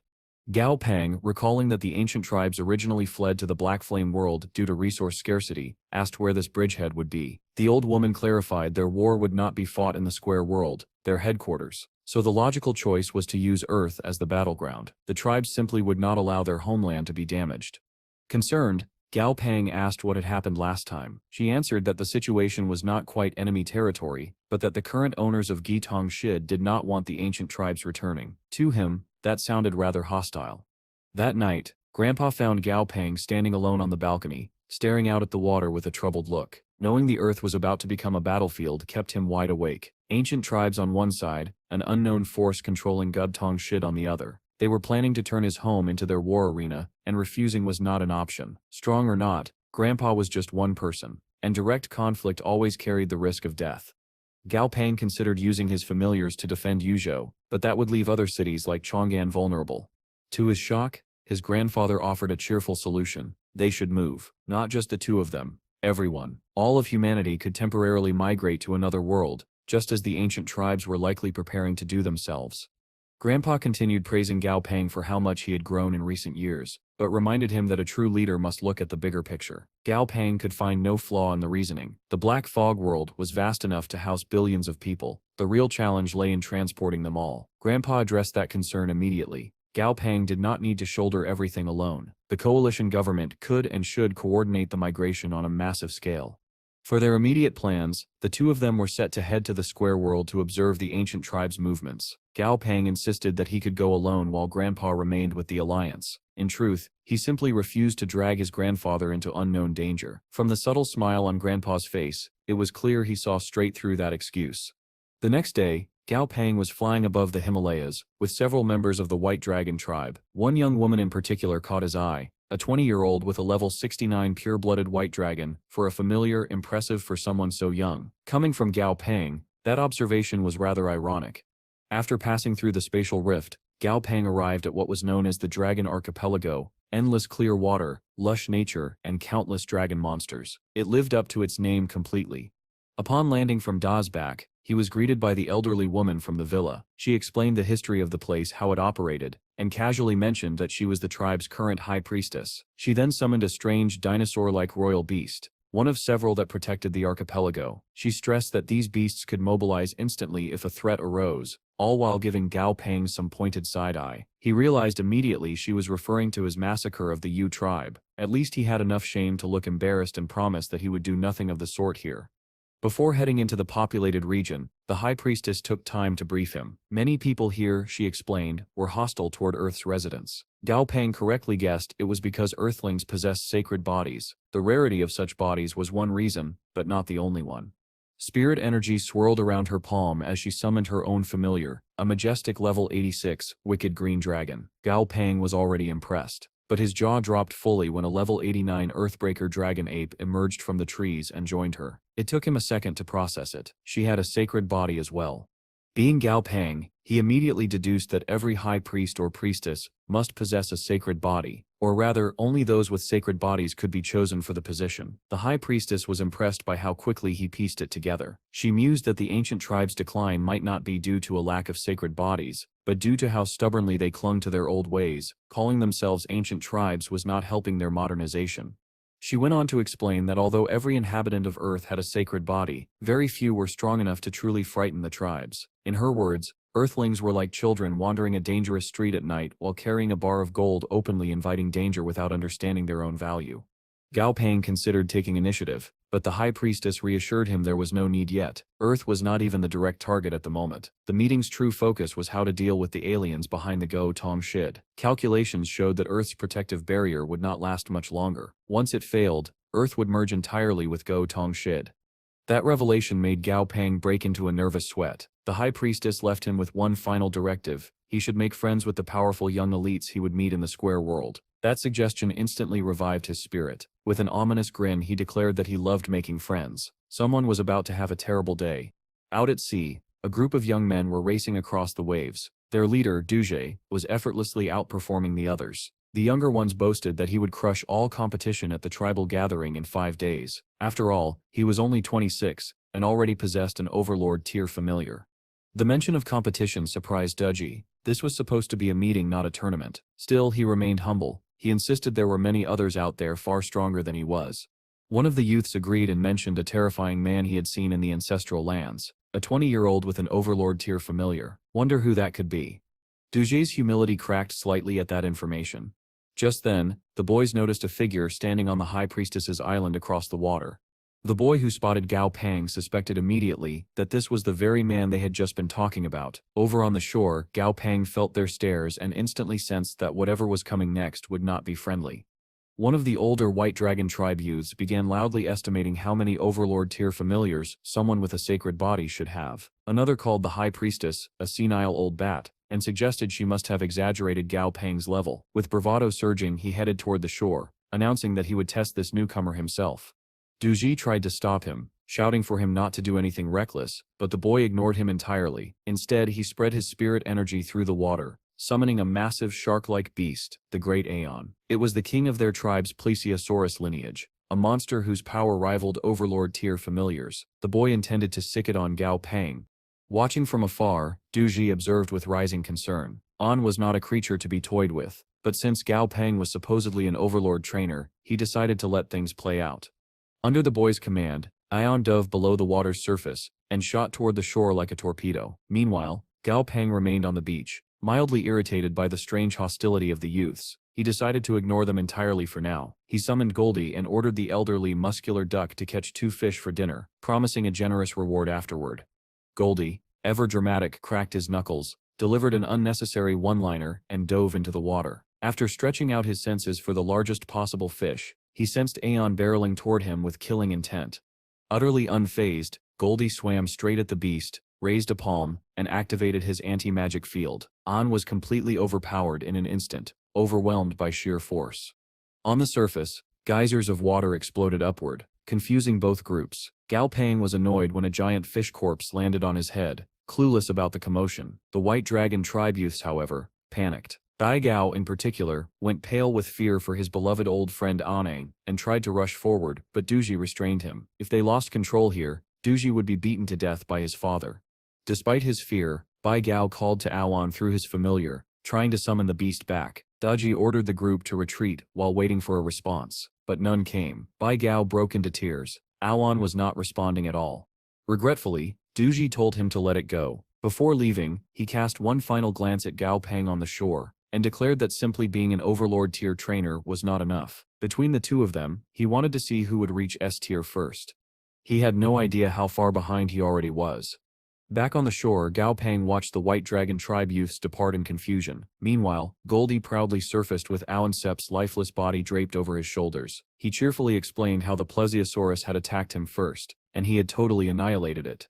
Gao Pang remained silent. When Goldie had the nerve to ask whether they should barbecue or steam it, he snapped. He demanded whether Goldie understood the massive mistake he'd just made. Goldie scratched his head, baffled, which only frustrated Gao Pang further. He smacked Goldie across the forehead and yelled at him, not for killing the tribe's royal beast, but for trying to cook fish without making fish soup. He ordered him to light the fire and prepare the pot immediately. Under the dusky sky sometime later, Gao Pang lounged on a long chair, while Goldie happily stirred fish meat beside the simmering soup. Gao Pang approached to taste it, and was amazed by the aroma. After collecting some green onions, he sprinkled them theatrically, like a chef performing on stage, and dinner was served. Just as he was about to eat, he heard someone calling to him. Surprisingly, it was Bayan, the young man he had met earlier from the White Dragon tribe. When Gao Pang asked what he was doing here, Bayan explained that he had guessed Gao Pang was the important guest from Yuzhou everyone had been discussing. He came to greet him personally, and waited until Gao Pang had recovered from travel fatigue. Before Bayan could say anything else, Gao Pang grabbed his hand and shook it with wild enthusiasm, loudly declaring that they were good friends, whether Bayan had time to agree or not. Gao Pang shoved a steaming bowl of fish soup into Bayan's hands and urged him to drink a few sips. To tempt him further, he ladled up a scoop himself and let the steam rise, showing off the perfect heat. One look at the pot was enough for Bayan to waver. The meat clearly came from a beast above Emperor tier. Where had Gao Pang gotten it? He really did not want the answer. Just as Bayan lifted the bowl, Gao Pang snatched it away and replaced it with a fresh one, insisting he drank this one instead. Torn between temptation and wanting to keep Gao Pang appeased, Bayan finally relented.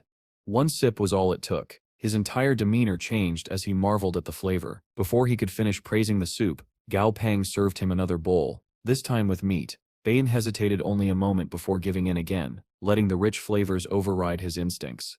Right as he swallowed a mouthful, Gao Pang smirked and casually asked if he'd ever heard of the Plesiosaurus. Bayan violently spit out everything in his mouth. Gao Pang continued to play dumb, calmly handing him a tissue while cleaning up the mess. Then, with a slow, eerie twist of his head that belonged in a horror film, he asked whether plesiosaurus beasts normally attacked humans. Still reeling, Bayan answered that they generally did not. Gao Peng's grin returned, less terrifying but still unsettling. He mentioned how many of the creatures the White Dragon tribe raised. Bayan confirmed that the beasts were gentle by nature, raised for generations, and very close to their tribe. Right in the middle of his explanation, the truth struck him. The meat he'd been happily devouring, he froze, horrified. Gao Peng simply claimed the plesiosaurus had attacked his familiar first. Bayan, defeated by both logic and flavor, steadied himself and swallowed another entire bowl as if his life depended on it. It was that tasty. After finishing, he yelled at Gao Peng for tricking him into eating it without warning. Gao Peng brushed the complaint aside and innocently asked if it tasted good. Bayan, cornered by his own taste buds, snatched up another skewer and devoured it in a single bite, shouting that it was delicious. Before long, the two had turned the meal into an eating contest. One Gao Peng instigated for fun. In the background, Goldie wondered if his cooking had simply become too good, since there was no meat left for him. Later that night, as they lounged by the seashore, Bayan asked Gao Peng what had happened earlier with Du's group. Gao Peng, with complete honesty, admitted he had no idea who they were. Bayan accepted that answer, and remarked that although Du was an Overlord tier trainer, he was still far weaker than Gao Peng. Even so, Du's father was a high-ranking chief hunter, with a familiar on the verge of breaking into S tier. Combined with family alliances, they formed a significant force within the tribe. Normally, Gao Peng did not concern himself with such families, but he was curious where this was going. As it turned out, Bayan simply wanted to assure him that he would support Gao Peng if Du's group ever caused trouble. After that, he invited Gao Peng to the tribal trade fair happening the next day. Gao Peng seemed surprised non-tribe members could attend, but Bayan explained it was held monthly and welcomed people from everywhere. He would be happy to take Gao Peng along. Never missing a chance to mess with him, Gao Peng smiled at Bayan like an overexcited lover and declared he would totally go with him. The next day, just before they left for the trade fair, they met with the High Priestess. She encouraged Gao Peng to enjoy himself but warned him not to let Bayan drag him into trouble. In the background, the tribe members nearly choked at the idea that Bayan, not Gao Peng, would be the source of trouble. With goodbyes exchanged, the two took off atop matching flying beasts provided by the tribe. During the journey, Bayan explained that the trade fair happened on the first day of every month, involving the sale of monster corpses, cubs, and materials gathered over time. Hearing that he could sell items too, Gao Peng briefly considered a quick profit scheme: buy monster corpses, feed them to his altar imp, refine high-grade pills, and sell them for outrageous prices. But even he recognized the exposure would be dangerous. The altar imp also required long digestion times, and above all, he already had more money than he could spend. Bayan, seeing the sinister look on his face, became nervous. He quickly reminded Gao Peng that the area they were visiting was jointly supervised by all the tribes. If he stirred up trouble there, not even the White Dragon tribe could bail him out. Gao Peng simply wore his smug, harmless expression, and insisted he was a very good person who never caused trouble. Sure he was. Soon they arrived at the trade fair and landed. Gao Peng was stunned by the sheer number of people gathered. The sky was filled with more monsters than he had ever seen outside of a battle. As they walked through the streets, Gao Peng kept his ears open as they walked through the trade fair, listening to the strange vendors hawk even stranger wares. One item in particular caught his attention: a nutmeg moss floret that could be mixed with other ingredients to create a mutagenic concoction. Because nothing says civilization-ending disaster like an improvised mutation brew. While studying its status window, he couldn't help thinking how the protagonist of some novel would stumble across game-breaking treasures in places like this. Up ahead, Bayan pointed toward a shop with ordinary goods displayed on the outside and motioned for Gao Peng to follow him in. Before entering, he asked whether Gao Peng needed a translator. Gao Peng shook his head. He had already learned the ancient language back in the Black Fog world. Bayan added that most shops here were run by individuals of high status, so their wares tended to have equally high prices. Gao Peng nodded absently, paying attention with only half an ear as he scanned the shelves. The first item that caught his eye inside was a level 26 commander tier dragon snow toad. The sort of familiar the Earth government would fight over, but something else grabbed nearly all of his attention: a massive bronze-colored stone tablet. Its status window revealed it as a divine adamantine tablet, effectively indestructible. Even more surprising, it was being sold for only 1 Overlord tier monster core crystal, or 20 Emperor tier ones. A steep price for most, but criminally cheap given its true nature. Clearly, the shop owner had no idea what they possessed. Unfortunately, Gao Peng couldn't buy it himself. His clothing made it obvious he was from Earth, and there was no way he could produce Overlord tier crystals without causing a commotion. Then he spotted Bayan nearby. A smirk spread across his face. In one smooth motion, he threw an arm around Bayan and slipped an Overlord tier crystal into his hand, ordering him to purchase the tablet and hurry out before anyone got suspicious. Minutes later, Bayan emerged with the tablet strapped to the back of a pack animal. It was far too heavy to carry. Before he could finish explaining, Gao Pang summoned Silly and had him swallow the entire tablet into his personal space. Bayan stared, baffled and uneasy. He asked what Gao Pang wanted with such a monument. Gao Pang gave an obvious, unbelievable lie about keeping his house in order. Bayan's face twisted into an expression that said he did not believe a word of it, but he wisely kept his questions to himself. Whatever Gao Pang was planning was bound to give him a headache. Later that day, Gao Pang returned to the quiet area where he'd left Goldie resting. After waking the duck, he had Silly spit out everything they had bought at the fair. With a few ingredient bottles in hand, he approached Goldie, who was still bleary and irritated from being disturbed. Gao Pang explained that he had spoken to the High Priestess and obtained her agreement to place them under protection during the promotion that was about to occur. Goldie, looking confused and a bit frightened, asked who was being promoted and what was happening. Gao Pang stared at him in disbelief. He had explained everything earlier. He warned Goldie not to cause trouble and emphasized that this promotion process would be bloody and extremely painful. Goldie needed to be mentally prepared. After a meek nod of acceptance, Gao Pang got to work. He mixed his ingredients together, producing a horrifically snot-green liquid. Then he ordered Goldie to build a fire while he and Silly coated the adamantine tablet in the strange concoction.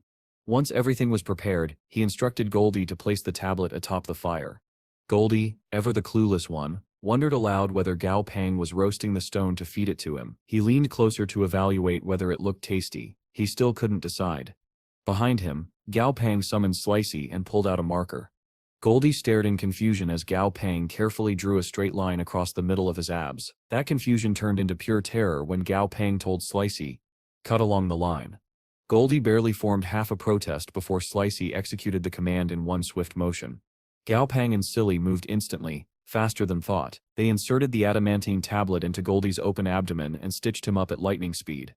When it was over, Goldie lay there groaning, looking like he was several months pregnant, the world's first victim of a reverse C-section. And it was only the beginning of what Gao Pang had planned. Gao Pang removed his mask and told Goldie to get some rest when sleepiness hit him, and to avoid putting pressure on the fresh wound. Goldie, lying there like the tragic victim of a poultry-themed medical drama, lamented that his reputation would be ruined forever if Flamey ever discovered what had been done to him. Still basking smugly in the success of the procedure, Gao Pang patted his head and promised not to tell Flamey a word.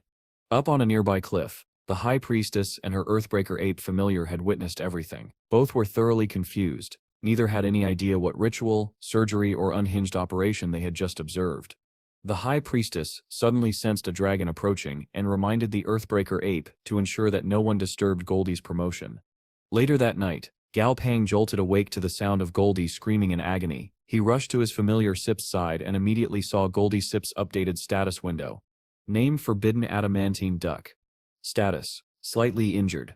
Gao Pang moved to comfort him, but Goldie arched his neck to the sky, crying out as beams of golden light burst from his eyes. The energy spilling from his body intensified, spreading across his limbs until he was engulfed in a blazing inferno of power. The ground trembled, cracked, and lifted around him under the pressure. Cracked, and lifted around him under the pressure. On the cliff, something equally astonishing occurred. A massive dragon appeared, its head alone larger than the Earthbreaker ape. Mistaking the ape as the one undergoing evolution, the beast asked if it was breaking through to Saint Tier. The Earthbreaker ape quickly denied it, admitting he was far from ready. Meanwhile, Goldie's body was being pushed to its limits, but the process was nearing its climax as the divine adamantine tablet fully synchronized with him. Gao Pang stood still, eyes fixed on Goldie, silently urging him onward. That was when Silly tugged at him, trying to warn him about something. Gao Pang looked up, and froze. A massive horde of monstrous nightmarish creatures was flying straight toward them, drawn by the overwhelming energy Goldie was releasing. For the first time in a long while, Gao Pang discarded his carefree persona, his eyes sharpened like blades. If he had to expose his trump card to protect Goldie tonight, he would do it without hesitation. But fate intervened. Before he could act, another presence made itself known. A colossal water column erupted in the midst of the monster horde, so huge it could be seen from across the mountain. The beasts panicked and fled at once. Gao Pang wondered if the High Priestess was responsible. She wasn't sit. On the cliff, she was praising the massive dragon for a job well done, calling him the softest dragon she'd ever met. Finally, Goldie's evolution reached completion. He rose reborn. His status window appeared. Divine adamantine bestial duck. Grade, mythical. Level, octas, overlord tier. One step away from saint tier. Gao Peng scrolled through the newly awakened skills and could hardly contain his excitement. Goldie's defenses had skyrocketed, his resistance to mental attacks was incredible, and his durability was unmatched. Now all that remained was stabilizing his frenzied state. Up on the cliff, the great dragon remarked that it was a pity the evolution hadn't increased soul strength too, because the aura was unquestionably mythical. The Earthbreaker ape practically vibrated with excitement, ready to challenge Goldie once he reached Saint Tier. But the High Priestess was quiet. Her expression was far more serious. She observed Gao Peng closely, noting that talent alone could not explain what he had just accomplished, nor could luck. It was something greater, something deeply unsettling to the old traditions of the ancient tribes. For now, she said, they should head back, but she feared many would not sleep well tonight. By morning, Goldie had reverted to the form he once had, except, as he proudly explained, he was using elemental manipulation to create a fur cloak over his body. Gao Peng punctured his confidence instantly. Then why is your head still bald? Goldie deflated like a kicked balloon, nearly bursting into tears as he admitted he still couldn't transform the feathers on his head. Taking pity on him, Gao Peng assured him that the look suited him, and he'd ask Southern Sky to send wigs for him to try. This immediately revived the duck's spirits. They soon launched into an intense discussion of hairstyle options. So absorbed were they that neither noticed the High Priestess approach until she gently called out to them. Gao Peng turned, bowed his head gratefully, and thanked her sincerely for her help. The High Priestess gently assured Gao Peng that what happened last night was nothing to worry about. In the White Dragon tribe, helping a friend was only natural. She went on to explain that the commotion surrounding Goldie's evolution had been so intense that even the clan leader himself took notice, enough to send her with a personal invitation for Gao Peng to meet him. Then, to Gao Peng's surprise, she thanked him for allowing her to witness a mythical familiar's evolution. It had genuinely made her happy. As a gift, she handed him a bronze token. She explained that the medal represented the dignity of the High Priestess, a sign that he was under her protection, and was not to be disturbed. Before he could even respond, she turned away, leaving him with a poetic warning about beautiful trees and not dying too young. Moved by her kindness, Gao Peng called out and asked one last question before she vanished. Her name? She smiled and said, Baya, or Yazi, in full. Sometime later, Gao Peng and Goldie were flying across the skies on one of the tribe's local mounts. Gao Peng took the opportunity to tease Goldie about his perfectly smooth featherless head, assuring him he'd get used to it. Goldie did not find the comment comforting. They reached the island home of the tribe leader. The moment they landed, a polite tribe member greeted them and guided them along. As they walked, the man warned Gao Peng, their patriarch had a terrible temper. If he started lecturing, Gao Peng should simply stay silent and endure it. Eventually, they arrived at the entrance of a cave. Inside sat a frail-looking old man on a stone throne. The moment Gao Peng approached, the old man's head snapped up, and he stared at him intensely with one open eye. Or so it seemed.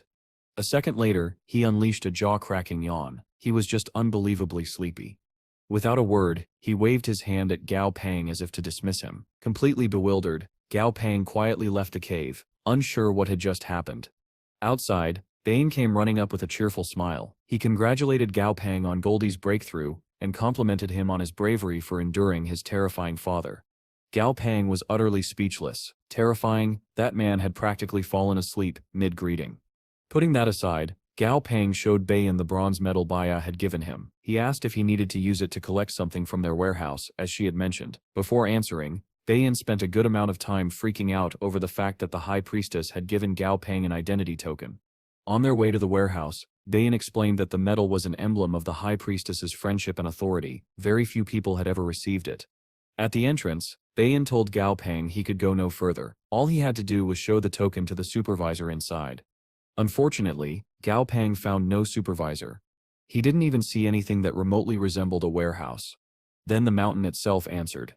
A massive figure appeared, a level 87 S-tier, 5-clawed white dragon. The dragon's mere presence chilled Gao Peng to the bone. In a panic, he immediately held up the High Priestess's token, hoping he wouldn't be vaporized on sight. It worked. The dragon vanished, and a section of the mountain wall lifted open, raised by giant golems to reveal a hidden cavern. Inside was a treasure vault. Crates of rare materials, relics, and magical items filled the space. Among them was something extraordinary. The true dragon fruit, an ultimate saint-tier treasure capable of increasing the blood purity of any dragon-type monster below the legendary grade.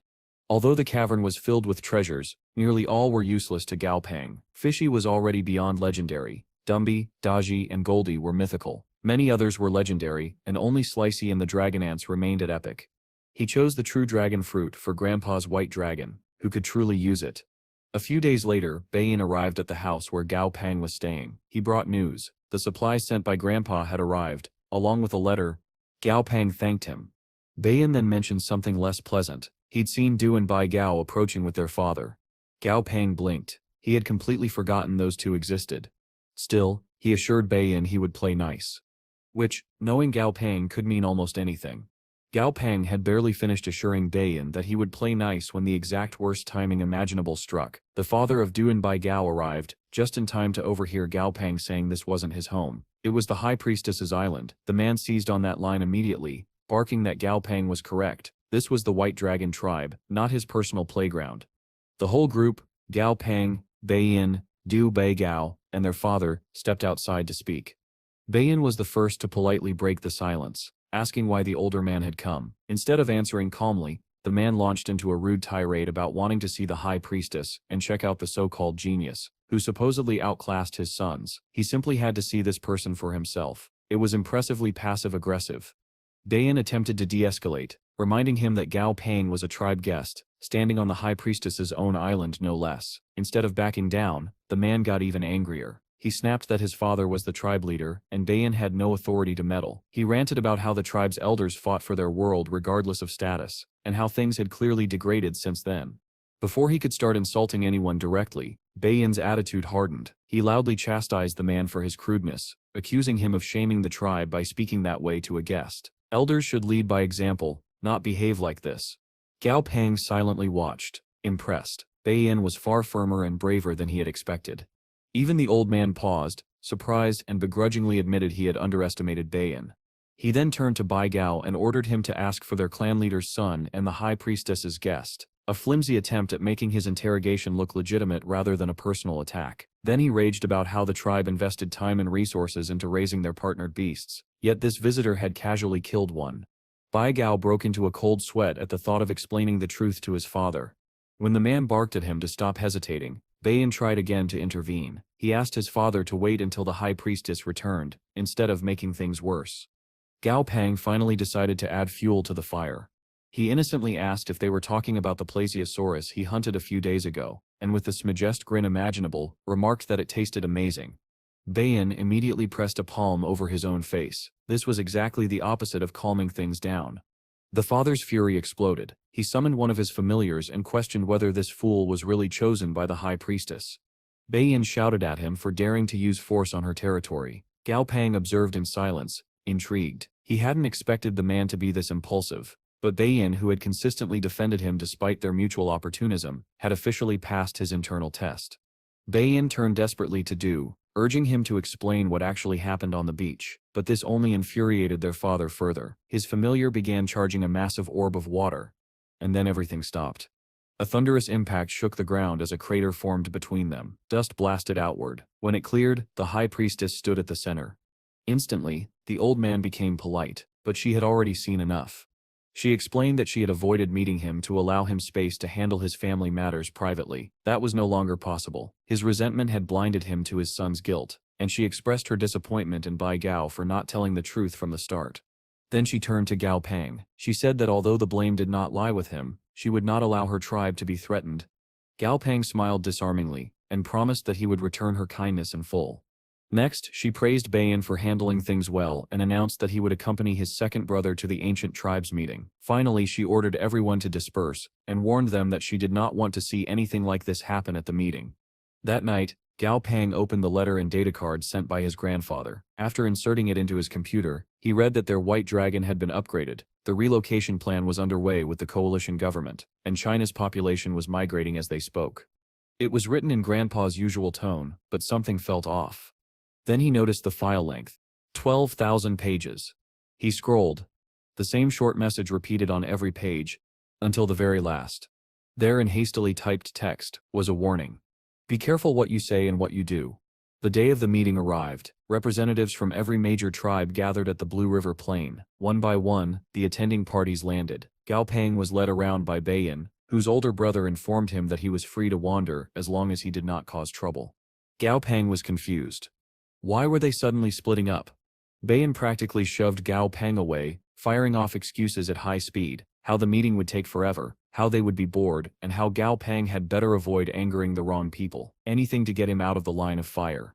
Once they were far enough, Bayan finally relaxed and explained. The tribe living on this plain was the Blue River clan, and their guardian familiar was an overlord tier legendary grade 8 armed roaring abominable snowman. Gao Peng stared. Bayan stared back. Goldie stared too. Gao Peng realized they genuinely believed he would do something impulsive and ruin everything. Were they wrong to think so? He wasn't set sure. Bayan continued, admitting something unexpected. His father was planning to step down soon. After 700 years as clan leader, Gao Peng had no idea whether to be impressed or horrified by that number. More concerning was the next revelation. Each of the 3 top tribes possessed quasi-gods, comparable to nuclear deterrents. They were never meant for actual use, only last resort threats. So the highest tier familiars present here should be Saint tier. As a Saint tier trainer himself, Gao Peng could technically stand on equal footing with the 7 king tribes if he chose to speak. He was still processing this when he noticed someone familiar. Biqingyan was being harassed by a group of her tribe's younger members. She spotted him and immediately called out, breaking away from the gaggle of overconfident suitors to stride straight toward his side. She teased him for being brave enough to come here, but Gao Peng felt that she was the bigger danger to him. Her attention drew more hostility than anything else. Some of her clansmen called out to her, demanding to know who Gao Peng was. She shut them down instantly, scolding them sharply for speaking to her so casually despite her seniority. They scattered like frightened rabbits. Bayan blinked in confusion, so Gao Peng explained that Biqingyan had been on Earth without her tribe for many years, making her far more senior than these boys realized. When she returned to his side, Bayan wisely excused himself to give them privacy. If only Gao Peng were that wise, he missed the cue entirely. After some flirting disguised as banter, Qingyan finally asked what he was doing here. When he said he had come to delay Earth being turned into a battlefield, she was visibly disappointed. She had hoped he was here for her, but she refused to admit it. She told him bluntly that a war would reach Earth regardless of the tribe's decision. The moment the Earth's barrier fell, the mutated tribespeople would invade. Gao Peng hesitated. He had heard the term before, but didn't know what they really were. He was just asking her to explain. When the sky tore open, a bolt of purple lightning crackled overhead, and a spatial rift ripped itself into existence. Everyone stared upward in confusion. A monstrous, cockroach-bodied horror crawled through. Bloody Phelan. Level 96, legendary grade. A quasi-god. For a moment, Gao Peng's heart lurched, but then relief struck. From 3 different tribal camps, 3 more quasi-gods shot into the sky. So the tribes had brought their gods after all. He swore under his breath, salty enough to season the entire Blue River plain. Biqingyan tugged on him urgently. Phelan wasn't aligned with any of the major tribes. This was a foreign quasi-god, here to wreak havoc. They needed to flee immediately. This was about to turn into a battlefield for gods. Above, the 3 tribal quasi-gods worked together, trapping Phelan and slashing open its outer shell. The cockroach retaliated with its great sun blood flame, but the great white dragon countered with water manipulation, praising the 9 heavenly biotopes for supporting its offense. Phelan fought cunningly, attempting to isolate and kill one of them first, but the 3rd quasi-god, the 1,000-armed faceless Buddha, unleashed a devastating attack, writing a symbol in the air and sending it crashing down with enough force to drive the roach into the ground. The pressure alone cracked Phelan's shell. From a distance, Gao Peng watched in awe. The Buddha's power could annihilate any enemy, physical, spiritual, or otherwise. While other tribes cheered gleefully, Gao Peng noticed something chilling. Phelan's status read, slightly injured. Despite being decapitated. What? How? Gao Peng muttered. It doesn't even have a head. The Buddha noticed the same thing. He warned the others to kill it before it could regenerate. The white dragon and 9 biotopes summoned beam attacks and blasted the creature with their full power. When the dust settled, the Buddha retrieved the fallen shell. Phelan had shed its body and escaped at the last possible moment. The only silver lining was that it must have fallen to Saint tier after suffering such damage. Suddenly the master of the 1,000-armed Buddha emerged from the statue's body. His voice boomed over the plain. The foreign quasi-god had known the exact time and location of this meeting. It had planned the ambush, which could mean only one thing. There is a traitor among us, he declared, and the entire Blue River plain fell silent. When the 3 tribe leaders gathered to address the shocking ambush, the Green God tribe's elder immediately declared the traitor could not be from his people. They only had 2 members present, himself and his granddaughter. The White Dragon tribe's patriarch was equally adamant. His people were all direct descendants, none would betray them. Then the Buddhist master turned to the White Dragon leader and asked about the earthling who had recently arrived in their tribe. But the old White Dragon didn't hesitate. Gao Pang, he said, was not a traitor. The Buddhist master accepted this and said he believed both tribes. The White Dragon patriarch then suggested letting the Green God tribe handle the entire investigation. They were the most skilled at such things. The Buddhist master merely sighed that it would be troublesome for the Green Gods, then announced that the traitor would be executed without mercy the moment they were found. No trial, no questioning, just instant death. The next day, the 3 leaders stood atop a high stage. Their tribes filled the Blue River plain below. Beiyin leaned toward Gao Pang and explained the reason for the gathering. A level 85 Saint-tier beast, the black-scaled she, known on Earth as a Runfa beast, had been brought here. It could discern good from evil, truth from lies. However, the fairness of a she depended heavily on the creatures it had lived around. That fact didn't comfort Gao Pang at all. The she sniffed the air and immediately insulted the humans present for being stinky. Lovely, so it was sentient, holy and rude. Mofo, the Buddhist master, stepped forward and explained how the trial would work. Each tribesman would step up, declare their innocence, and the she would judge them. If judged innocent, they could leave. If judged a traitor, well, Mofo had already promised execution. Gao Pang leaned toward Beiyin and whispered, asking who this old man was to command such fear. Beiyin replied that he was Mofo of the Black Tortoise tribe, a quasi-god monster trainer. Beiyin then glanced around and asked where the pretty ancestor Gao Pang had been with earlier was, as in Biqing Yan. Gao Pang explained she had returned to stand with her tribe to avoid unnecessary trouble. For hours, tribesmen approached the she, and were found innocent, though each endured insults about their smell. Gao Pang was personally offended when the she said he had a slightly pleasant fragrance buried under the usual stench. Finally, 3 men were judged traitors. They frantically protested, insisting on their innocence. Mofo didn't bother listening. With a single command, the she unhinged its jaws and swallowed the 3 whole. Done. No ceremony. They vanished like soft biscuits. As the crowd murmured, Gao Pang Sip's mind raced. The timing was too perfect. A foreign quasi-god attacks at the exact moment of the tribal meeting, is defeated, unifies the clans by giving them a common enemy, and drives them into war preparations. It all felt engineered. Even worse, this sudden unity completely derailed Gao Pang's own plans to buy time for Earth's population to migrate. Then Mofo began his speech. He spoke of their history being driven from their ancestral land into the Black Flame world, forced to survive through hardship. He claimed the barrier sealing the ancestral land would soon open. When that happened, they must return to face Guan Shid, their ancient enemy. He declared that the 3 great tribes and the 7 kings' tribes would join forces as the assembly of tribal elders. Every tribe would be required to send at least half their warriors to the coming war. And he riled them up with promises of plunder, glory, and reclaiming their homeland. The crowd roared with battle cries. Gao Pang watched, horrified. Without today's dramatic events, there was no way the tribes would have united so quickly or embraced war so eagerly. There was no time to stall the coming conflict. Earth needed to speed up its evacuation immediately. Later, the tribe elders met in a hidden cave. Their discussion revealed the truth. The younger generation cared little about Earth. The older generation did care. They didn't want their birthplace becoming a battlefield. Yet they felt the war was unavoidable. Mofo seized control of the conversation. He argued that Earth should be used as the first front, giving them strategic depth while consuming the enemy's forces and preserving their own. Gao Pang had disliked him before. Now he loathed him. Afterward, Beiyin met his father in the grassy plains. His father chuckled softly and told him to just call him Dad, not clan leader. Beiyin lit up with a goofy smile.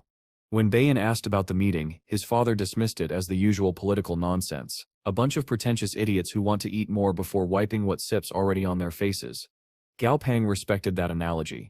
Beiyin then asked about Phelan, Earth, and Gao Pang's involvement. This time his father was honest.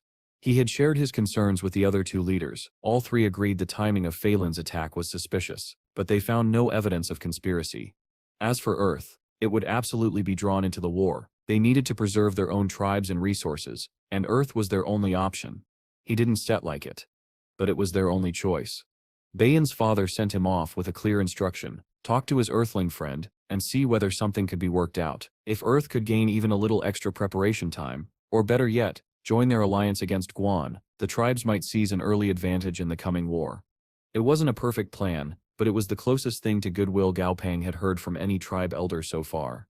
A short while later, Beiyin finished relaying everything to Gao Peng.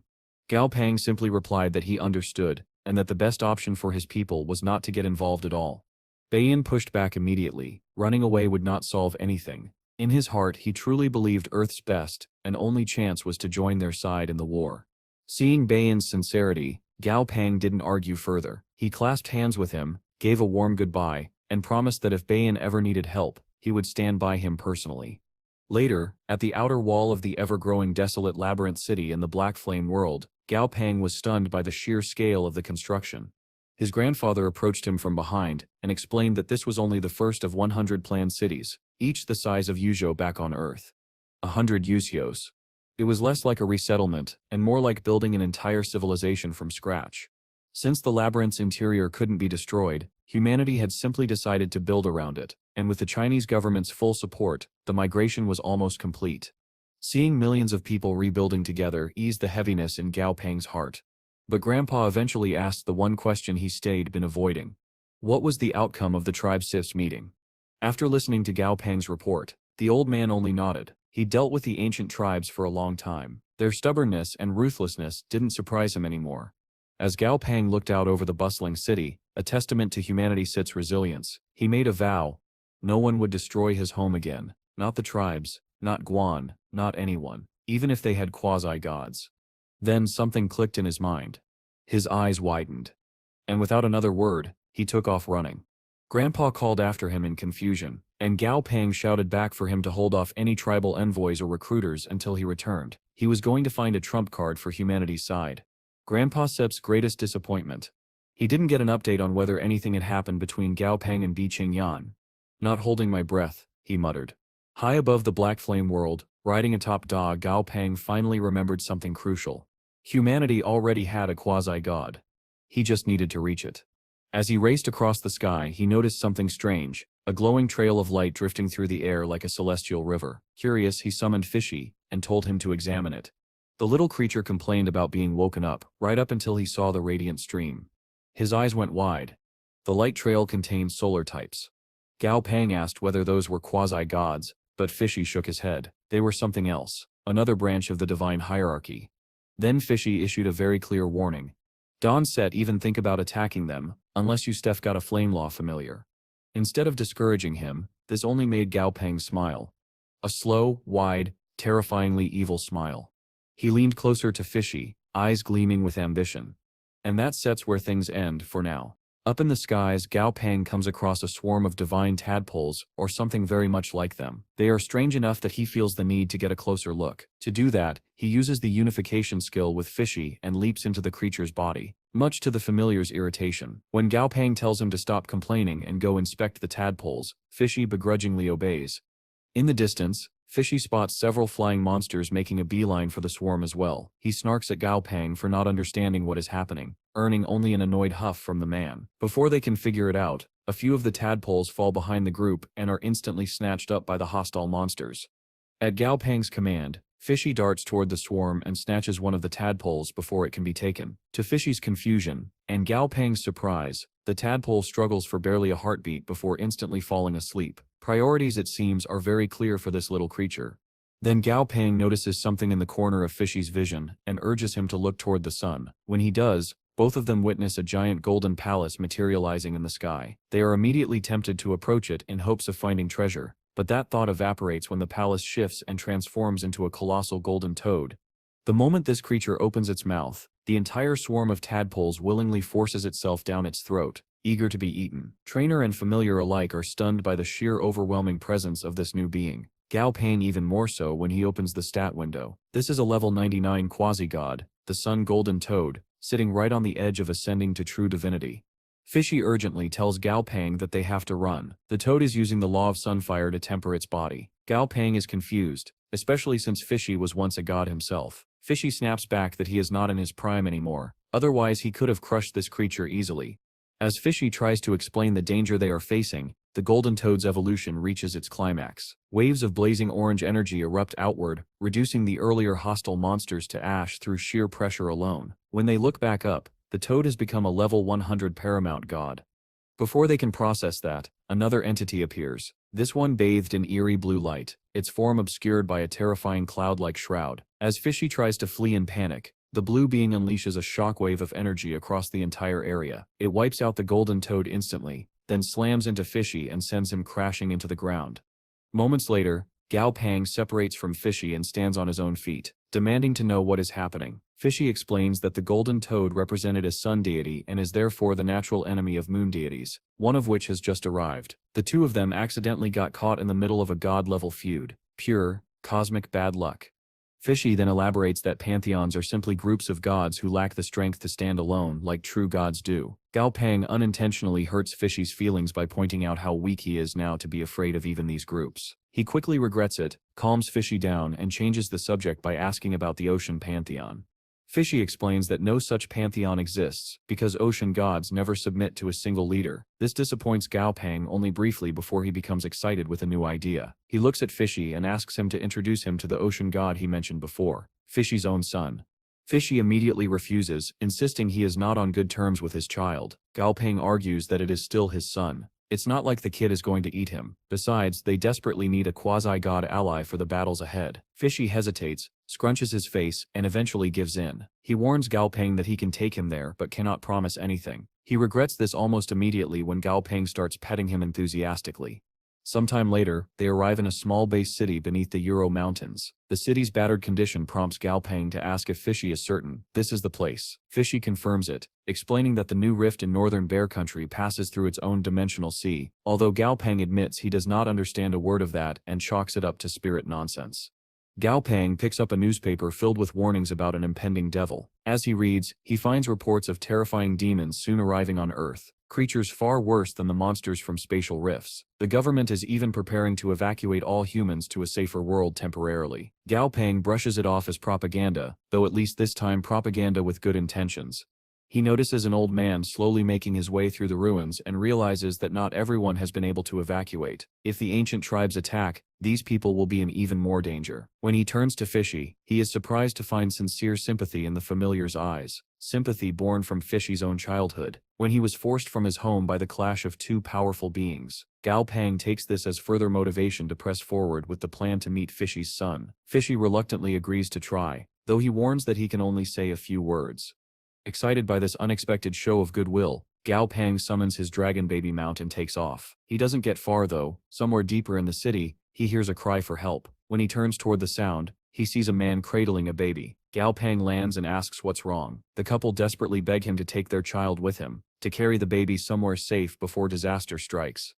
When Gao Pang sees how desperate the couple is, he is thrown into a flashback of his own childhood, the moment his parents hid him away and faced their doom alone, so that he could survive. The memory of their sacrifice, combined with his own gentle nature, pushes him to act. He extends his arm and tells the parents he will take their child.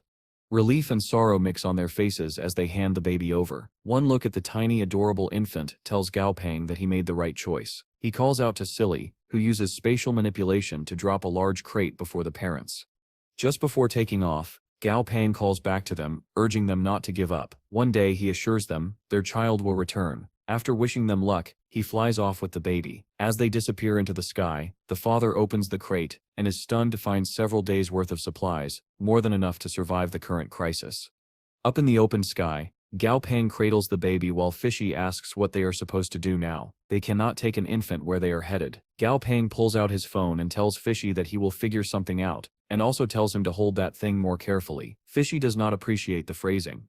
Later, the group arrives at the edge of a sea region on Earth. At Gao Pang's request, an old friend appears, Sister Tong Tong. During their brief reunion, she explains she has been helping with the final cleanup on Earth. Once she finishes, she plans to return to the Black Fog world because her familiar is about to evolve.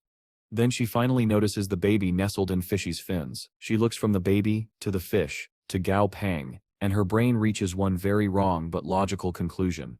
For a few seconds, the world falls silent. Then, like a triggered landmine, Gao Pang explodes with disgust and disbelief. How could she even think that was possible? Fishy is a fish. A damn fish. Tong Tong quickly accepts her mistake, looking thoroughly embarrassed. Gao Pang explains that the baby was entrusted to him by a couple in northern Bear Country. He also asks her to take the infant to the Black Fog world for now, as he has something urgent he must do.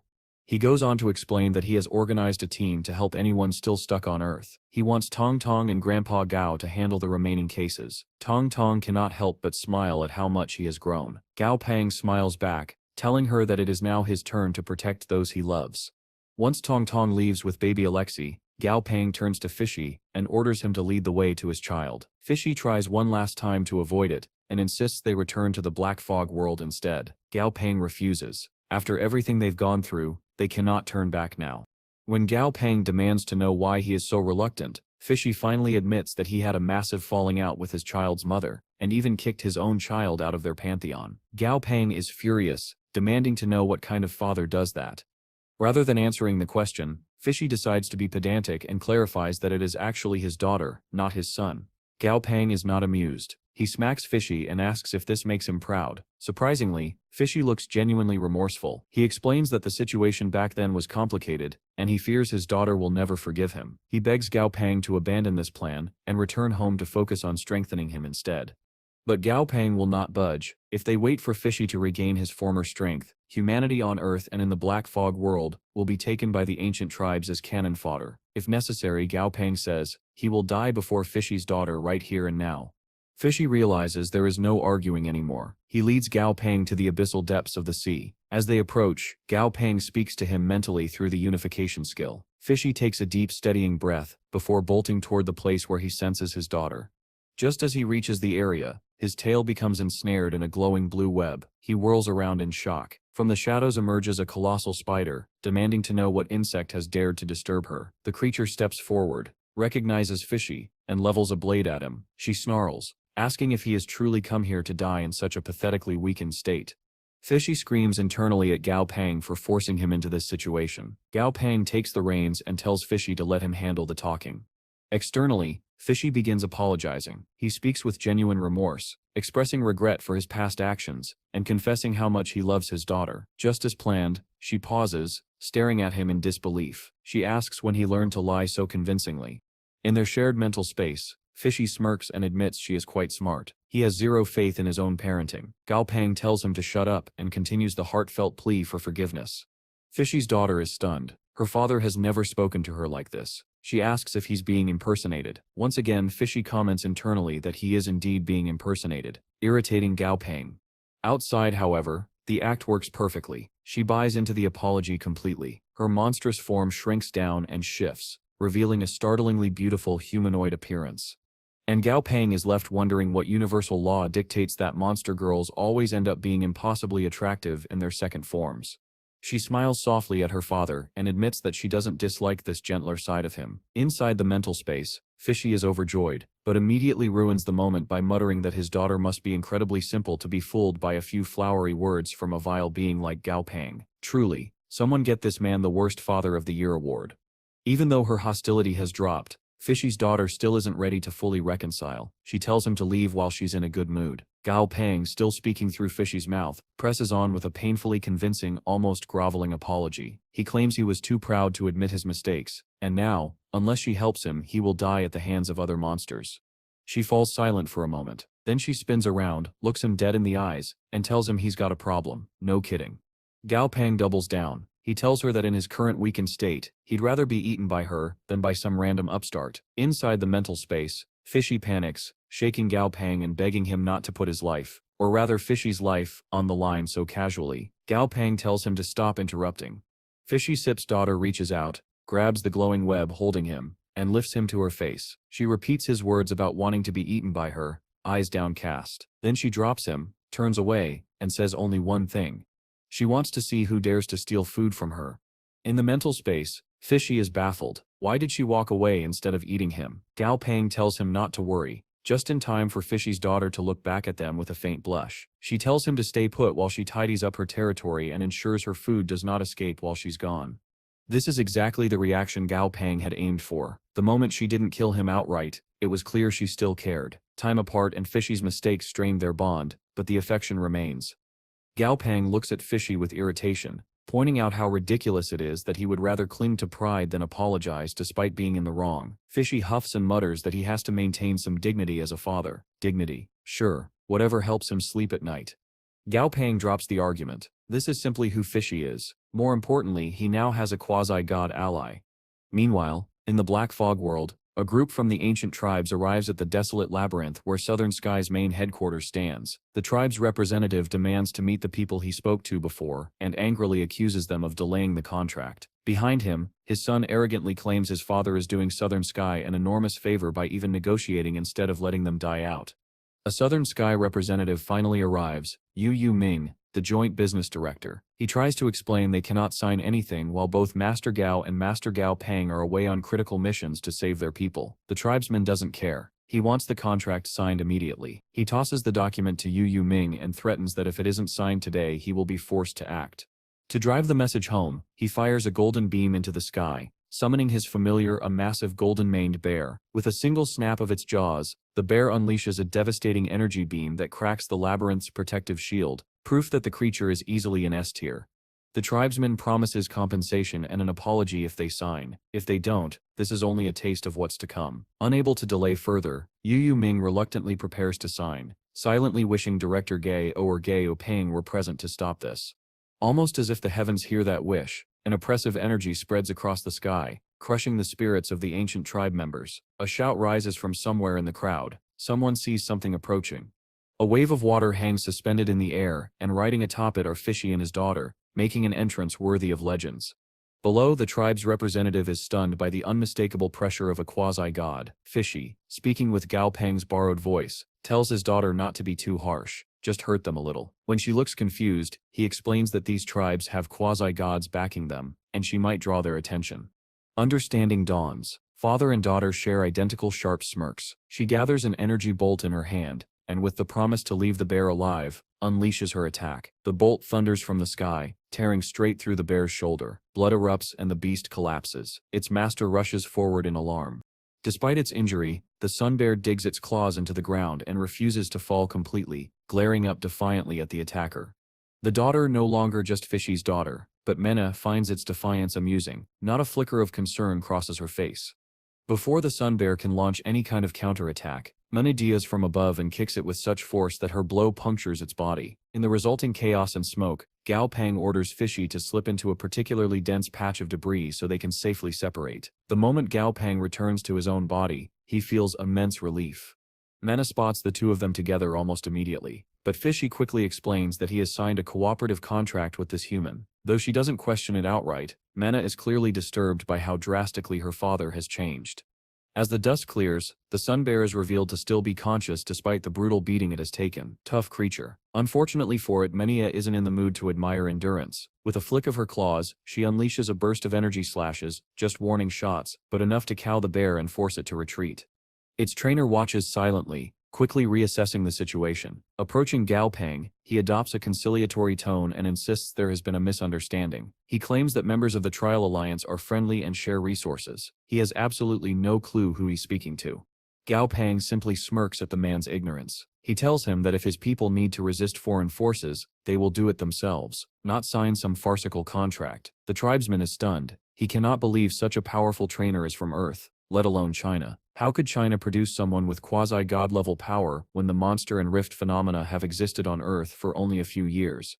Oblivious, or uninterested in the man's internal crisis, Gao Peng strolls up and tells him to deliver a message to his elders. The Chinese are peace-loving people. In their history, they have known no such thing as war. Behind him, his comrades practically glow with joy at his dramatic return. Lady Shu even calls Grandpa Gao to tell him he no longer needs to come. Gao Peng has handled everything. Somewhere far away, Grandpa Gao, riding his dragon, muses that Gao Peng must have endured incredible hardship to recruit a quasi-god so quickly. He already trusted the young man, but this confirms he can fully rely on him while he organizes rescue teams on Earth. Meanwhile, one poor staff member is still mentally stuck on Gao Peng's claim that China's history has been entirely peaceful. Understandable. Back in the confrontation, the tribesman finally realizes he is speaking to the Gao Peng. Only now does the situation sink in. Gao Peng calmly advises him to relax, and argues that his people are too weak to contribute meaningfully to the war. They would only be burdens. The tribesman cannot admit the truth, that he wanted to use them as cannon fodder, so he hides behind higher authority. He declares that this matter must be decided by the quasi-god envoy of the Elder Council. Gao Peng grins, stating that he is well aware of the elders' quasi-gods and how many there are. At his subtle signal, Fishy cues Mena. She understands instantly and fires another punishing attack, worsening the Sun Bear's injuries. As its trainer panics, Gao Peng calmly explains that in China, an uninvited guest must leave behind a greeting gift. Strange custom to bring up here but effective. Far away, in the wilderness of the square world, a spatial rift tears open in the sky and spits out the sun bear, its trainer and their men. As they regroup, the trainer notes the bear licking its wounds. S-tier monsters heal quickly. It will live. In fact, the only reason it's alive at all is because it faced a quasi-god and survived. His son panics, worried the tribe will blame him for failing his mission. The older man tells him to focus on training his familiar. Reputation won't matter when the war begins. Before the boy can leave, his father adds one more thing: the quasi-god that defeated them likely wasn't Gao Peng's familiar. The son is confused. The man tells him never to mention this fact. Instead, he must insist that the quasi-god belongs to Gao Peng. Whether others believe it or not, they will investigate. And when they do, they will be humiliated just as he was. That way, he won't be the only laughingstock. This is a new level of pettiness. The man is a troll in strategist's clothing. Meanwhile, above the Tribe Alliance headquarters, the elders convene in an emergency meeting. The Green God tribe's elder is aghast that the mission failed, while the White Dragon tribe's chief is quietly amused. This is exactly the outcome he anticipated. Other elders demand to know how failure is possible, given that He Kuang, whom they sent, is an overlord-tier trainer. A representative from He Kuang's tribe steps forward and reports a rumor: there is a quasi-god-tier trainer in China. Chaos erupts instantly, and understandably so. The first question that erupts among the elders is how any of this could be possible. Earth has only had the monster system for roughly a decade, and according to their intelligence, Gao Peng is the only trainer there even at the overlord tier. Their information is laughably outdated.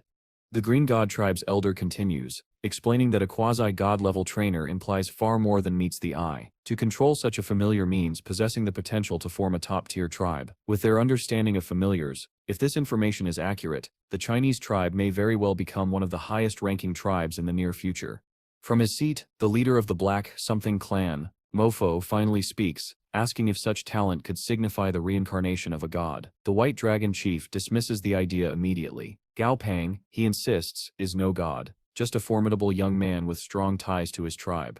The Green God elder wonders aloud if that means the quasi-god Gao Peng summoned was an ally rather than a contracted familiar. For once, someone has guessed correctly. Mofo abruptly rises and declares that there is no time to waste. He will meet Gao Peng personally tomorrow. If he kills the beast Gao Peng summoned, he says, he will spare the boy's life out of respect for the White Dragon tribe. More importantly, the Chinese will obediently sign their contracts. He is very proud of this plan. He really shouldn't be. From his seat, the White Dragon chief scoffs. The Green God elder politely asks what Mofo will do if his own familiar is killed instead. Mofo confidently replies that his Buddha cannot be defeated. Those are fighting words.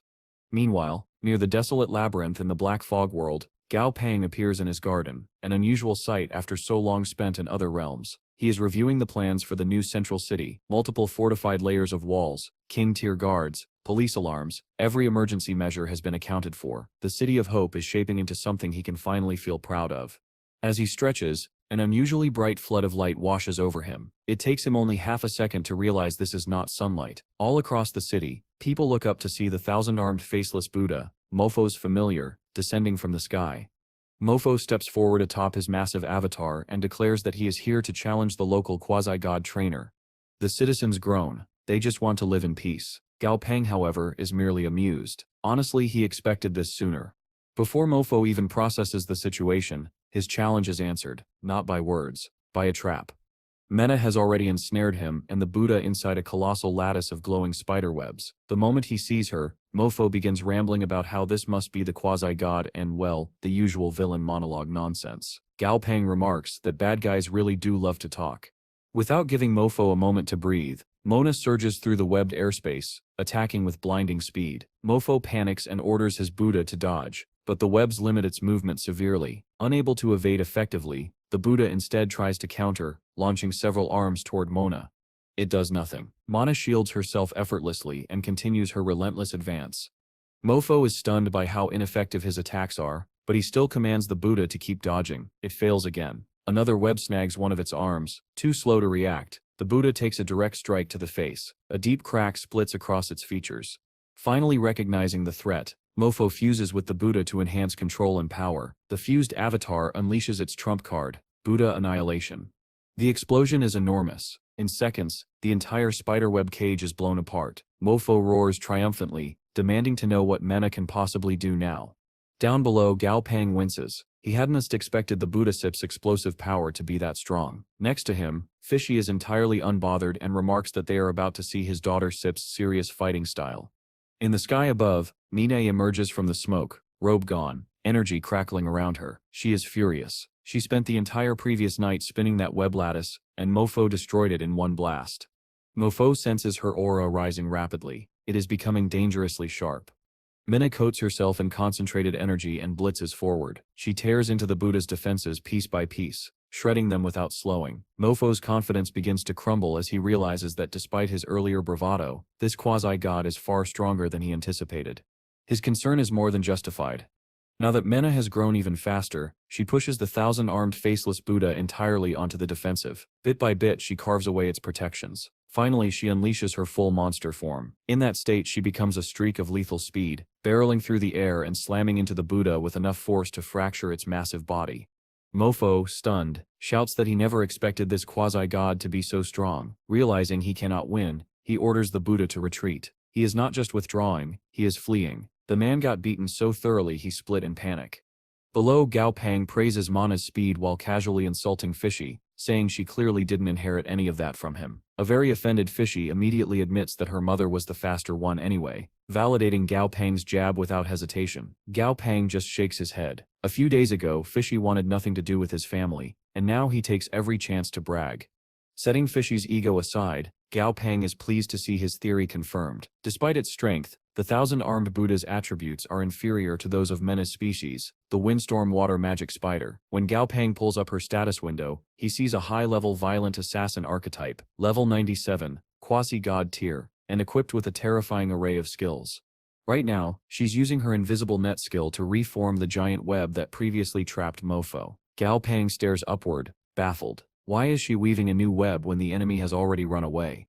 Fishy, wearing his signature smug expression, tells him that someone like Gao Pang can't comprehend the instincts of a true quasi-god. To Mena, a fight is never finished until she decides it is. He flies up to praise her work, then immediately tries to give her advice on how to utilize her water element more effectively, as though he suddenly has the authority to act like a wise father.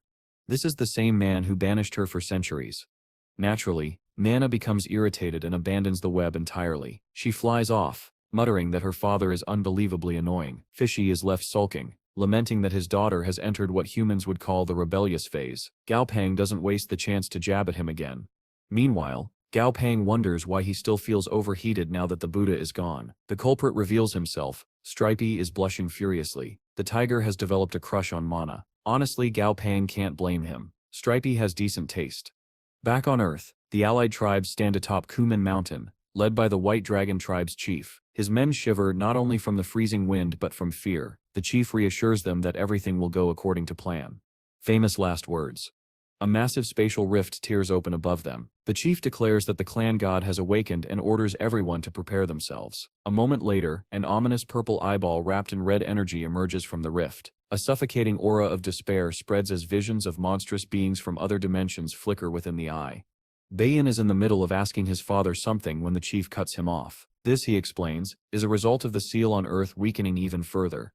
Then he notices something alarming. The rift ahead is much larger than expected. There is no way they can carry out their planned operation in a rift this huge. He immediately orders his white dragon to evacuate their men.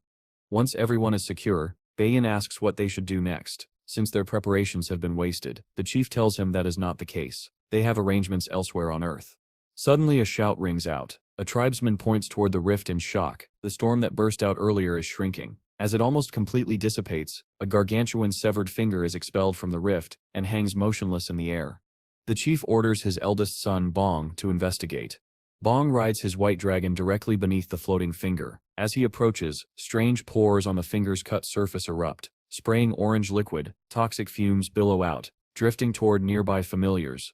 One of the dragons breathes in the fumes and immediately goes berserk. Its eyes turn blood red, veins bulge, and grotesque crimson growths swell across its body. The rider panics as control slips from his grasp. The dragon turns on him, jaws opening wide. At the last possible moment, a water-type familiar intervenes and restrains the berserk dragon. The young rider is saved by Bong, who quickly warns the others to stay back. But the warning comes too late. The fumes have already spread. Several more tribesmen begin losing control of their familiars, panicking as the beasts go berserk. The White Dragon Chief has seen enough. He steps in personally, his own white dragon sweeping in to rescue the terrified men while knocking down the corrupted familiars before they can cause more harm. But just as one crisis ends, another emerges. A spatial rift overflowing with plant life opens right in front of the chief. Its appearance makes no sense. Seconds later, the trees inside reveal their true nature. Evil eyes open all along their bark, identical to the giant eye that first emerged from the earlier rift. Before the chief can react, the rift widens and dozens, possibly hundreds of these sinister tree creatures leap onto Earth, raining down like a storm of living curses. As he witnesses this, the White Dragon Chief can only reach one conclusion. The war has begun. A few days later, far away in Earth's wilderness, a crater is being examined by the Poison Marsh tribe. Their leader Zuan stands with his tribesmen surveying the area. When he asks for updates on the events at Kuming Mountain, one of his men reports that they were unable to locate the severed finger mentioned by the White Dragon tribe. Oddly, there are countless needle sunflower trees scattered along the way. Zuan wonders if the White Dragon tribe lied and took the severed finger themselves. After a moment, he dismisses the suspicion. Byong, the White Dragon chief, is not the type to antagonize another tribe at the start of a war. Sensible old man. Even so, the thought lingers that Gao Pang, rumored to be descended from the Earth branch of their tribe, might have something to do with all this. After thinking it over, Zuan lets the matter go. For now, the priority is clearing low-tier monsters and gathering more corpses. As the others begin working, Zuan asks a young tribesman named Zehi if he senses the aura of an overlord tier or S-tier being nearby. Zehi reports faint lingering traces of energy, one trail moving toward the mountains, before suddenly stiffening in alarm. He senses something powerful approaching rapidly from the opposite direction. Zuan notices the earth shifting beneath them. The fluctuations are clearly overlord tier. Calmly, he pulls a tiny snake from his robe and tells it that it's time. The snake leaps to the ground and burrows deep into the earth. It finds the massive root system causing the tremors. Instantly, the snake unhinges its jaw and injects venom into the root. Above ground, Zehi watches in shock. As the vines freeze in midair, a moment later, they shatter into pieces and collapse lifelessly. Zayan's snake returns to his hand, earning immediate praise. Another fluctuation rips across the land, stronger than the last, and glowing green light spills across the mountains. Another wood element S-tier monster, perfect for the snake.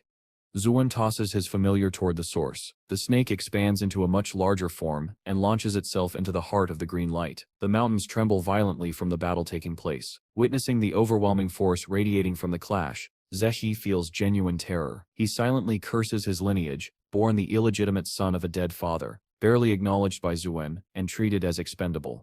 As he scrambles away from the danger, a violent tremor knocks him forward into the mud. When he lifts his head, he sees something bizarre. A severed finger wriggling on the ground. Before he can react, the finger launches itself onto his face and burrows straight into his flesh. Zehi panics, clawing at his skin, horrified at what just happened. When Zuan arrives and announces they're leaving, Zehi desperately tries to explain, but discovers something more horrifying than the finger itself. He cannot speak about it. His mouth opens, but the words are replaced with something else entirely, obedient acknowledgement that he understands and will return with the others. As he walks toward the tribe, Zehi realizes with cold dread that he is physically incapable of telling anyone about what happened.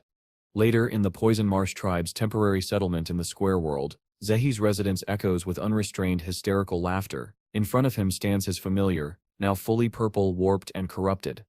Zehi is thrilled. Whatever the severed finger was, it worked. His middle finger now has powers. He has no idea how it happened or what exactly the finger was, but he understands one thing perfectly. By touching creatures with his finger, he can infect and strengthen them, and the infection spreads automatically from monster to monster, requiring no further input from him. Something new has awakened inside him, and the world has no idea. At that moment, several tribesmen arrive at Zehi's residence to inform him that the team returning to Earth to fight the tree demons is about to depart, a team he is supposed to join. Zehi quickly weighs his options. If he goes back to Earth, he'll have the perfect opportunity to test his new power on real monsters. The thought of gaining even more strength twists his expression into a manic, hungry grin, madness flickering behind his eyes. Meanwhile, in the Black Fog world, Dumby returns to Gao Pang with an offering. Gao Pang gives the undead ruler a very strange look. He had asked Dumby to bring him a random tree demon from Earth so he could study it, But instead Dumby has gone out of his way to capture an S-tier tree demon. Gao Peng asks if Dumby understands the meaning of the word random. Dumby bashfully admits that when Gao Peng said random, he simply decided to bring the best possible specimen. He even apologizes for his limited ability, and promises that once he reaches quasi-god tier, he'll catch an even stronger one. Dude is the greatest overachiever and biggest glazer alive or undead. Gao Peng can't help laughing it off, remarking that only Dumby would take an order so literally. While inspecting Dumby's status window, Gao Peng notices his level has risen again and asks why. Dumby explains that Earth currently holds an abundance of corpses and souls to consume. Gao Peng thinks back on how slow Dumby's leveling progress became after reaching S tier, and yet this single trip to Earth pushed him all the way to level 83. Fortunately, both Mermaid and Fishy are also back on Earth to keep the balance somewhat under control. With Earth now little more than a vast corpse-filled battlefield, Gao Peng decides to take advantage of the situation. He tells Dumby to let him notify the White Dragon tribe, then head straight to Earth to support their allies. While he cannot openly form an alliance between China and the tribes, China must focus on its own development. He can provide personal aid behind the scenes.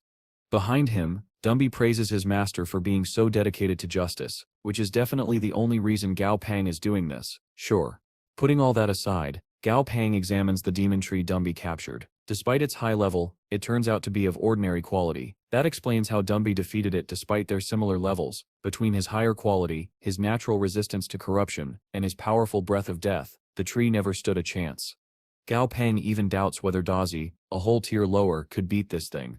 Regardless, the demon tree will be incredibly valuable once processed through the refinement altar. At his command, the altar imp Hua pops out and excitedly tells Gao Peng this is a prime opportunity to upgrade one of his plant-type familiars. When Gao Peng gives him a confused look, Hua clarifies he doesn't mean the formless hell tree, he means flowy. After whispering detailed instructions into Gao Peng's ear, Hua disappears. Gao Peng summons Flowy and prepares for the evolution ritual. With Fishy shouting some encouragement, Flowy begins absorbing the essence of the demon tree. Hua had warned that there's a real chance of failure, but Gao Peng knows legends aren't born without risks. While Flowy undergoes evolution, Gao Peng receives a video call from Lady Shu. She informs him that the White Dragon tribe has agreed to accept his help in a personal capacity. Since Mofo challenged him as an individual, rather than as a representative of the tribal alliance, and lost, the tribes have no political hostility toward him at the moment.